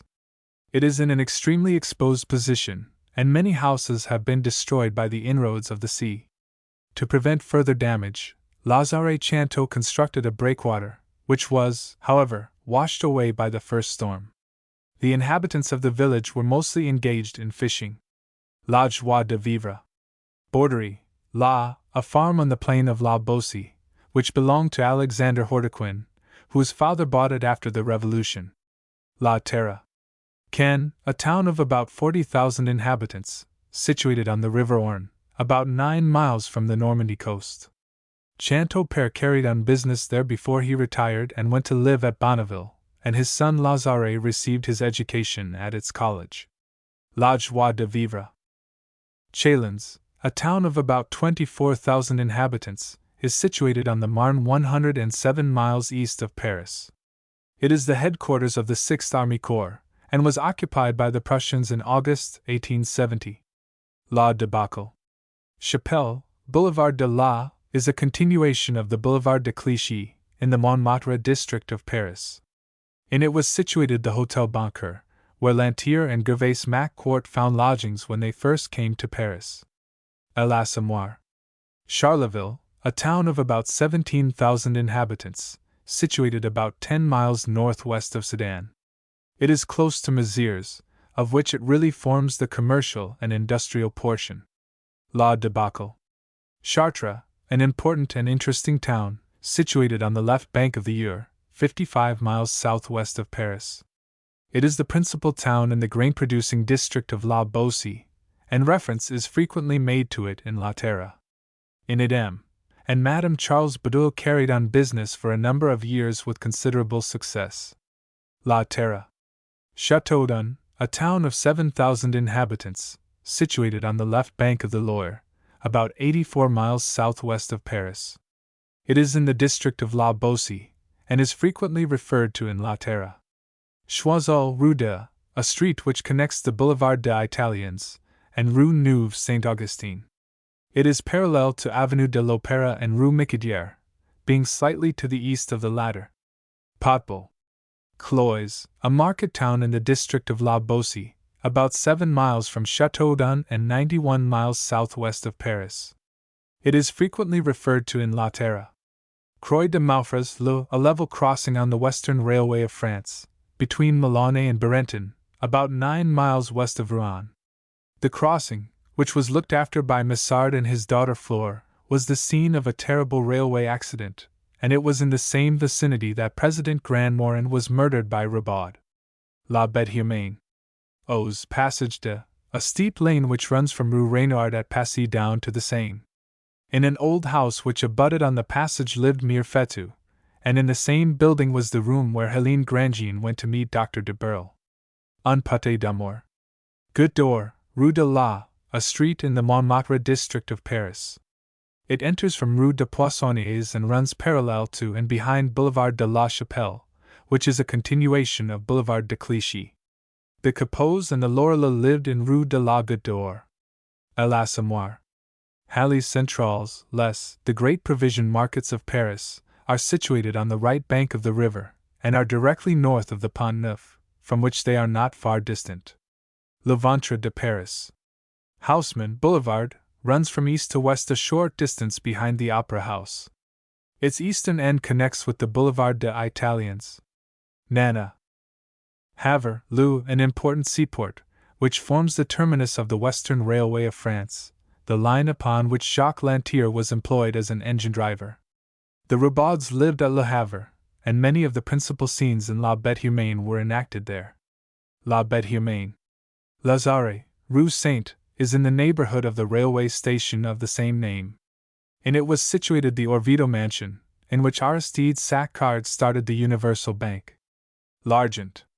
Lille, an important manufacturing town in the north of France, near the Belgian frontier. Etienne Lantier was at one time employed in the railway workshop there. Germinal. Melone, a station on the Western Railway of France, 6 miles from Rouen, and about midway between that town and Barenton. It is referred to in La Bête Humaine. Marbeuf, Rue, a street which connects the Avenue des Champs-Élysées and the Avenue de l'Homme. Eugene Rougon lived there. Son Excellence Eugene Rougon. Marchiennes, a town in the mining district of the north of France, about 30 miles southeast of Lille. It is frequently referred to in Germinal. Metz, a town of 55,000 inhabitants, is situated on the Moselle, about 263 miles east of Paris and about 80 miles southeast of Sedan. It was surrendered to the Prussians on October 27, 1870, and is now the capital of German Lorraine. La Debacle. Mézières, a small town of 7,000 inhabitants, situated on a peninsula formed by the Meuse about 10 miles northwest of Sedan. Its situation has prevented its extension, and the closely adjoining town of Charleville has become its commercial and industrial quarter. Mézières was 3 times invested during the Franco-Prussian War, and surrendered on January 2, 1871, after a bombardment of 3 days. La Debacle. Micadière, Rue, a street which connects the Boulevard des Capucines and the Rue Neuve Saint-Augustin. At the corner where it joins the latter street was situated Octave Mouret's great drapery establishment, known as Au Bonheur des Dames, and in it also bought carried on business. The street is almost parallel to the Avenue de l'Opéra. Au Bonheur des Dames. Moine, Rue de, was situated at Batignolles, in the extreme northwest of Paris. Madame Lerat lived there. À l'Assommoir. Monceau, Rue, a street which runs northward from Rue du Faubourg-St. Honoré. It is a short distance to the northeast of the Arc de Triomphe, and in it was situated Aristide Sacquard's magnificent mansion. La Curie. Monceau, a mining village in the north of France, about 10 kilometers from Marchiennes, QV. It is the scene of many of the chief events in Germinal. Orleans, an important town situated on the Loire, 75 miles south of Paris. It is referred to in La Terre and Nana. Peridou, the name of a neglected domain near Plassans, QV. It was the scene of a large part of La Faute de l'Abbé Mouret. Plassans, the name under which Zola disguised his native town of Aix. It is a place of about 30,000 inhabitants, and is situated 18 miles north of Marseilles. Aix was at one time the capital of Provence, is the seat of an archbishop, and contains a university, and an école d'art et métiers. In the Rougon-Macquart novels Zola made Plassans the cradle of an imaginary family, and throughout the whole series of books the town is constantly referred to. La Fortune de Rougon, etc. Raucourt, a small town about 6 miles south of Sedan. It is frequently referred to in La Debacle. Reims, an important town of 98,000 inhabitants, situated about 100 miles to the northeast of Paris. In 1870–71 it was occupied by the Prussians, who laid heavy requisitions upon it.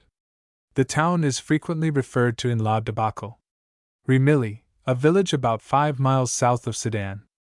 Old Fouchard's farm was situated in its vicinity. La Debacle. Rouen, an important town of over 100,000 inhabitants, situated on the Seine, about 87 miles from Paris and 57 miles from Le Havre. It was the scene of the judicial inquiry regarding the murder of President Grand Morin. La Bête Humaine. Sedan, a town of 20,000 inhabitants, situated on the Meuse, about 170 miles northeast of Paris. It was the scene of one of the chief battles of the Franco-Prussian War of 1870, and capitulated to the Prussian forces on September 2 of that year. The town is frequently referred to in La Debacle. Valognes, a small town in Normandy, not far from Cherbourg. It was the birthplace of Denise Baudu and her brothers. Aubonneur de Dames. Vigneuse Rue de, a street in the Passy district of Paris, at the extreme west end of the city. It is near the Trocadero Palace. Madame Helene Grandjean and Dr. de Burgh both lived in this street. Un Page d'Amour. Vorieux, the name of a large coal pit, situated about 2 kilometers from Monceau, on the road between that village and Marchiennes QV. Germinal.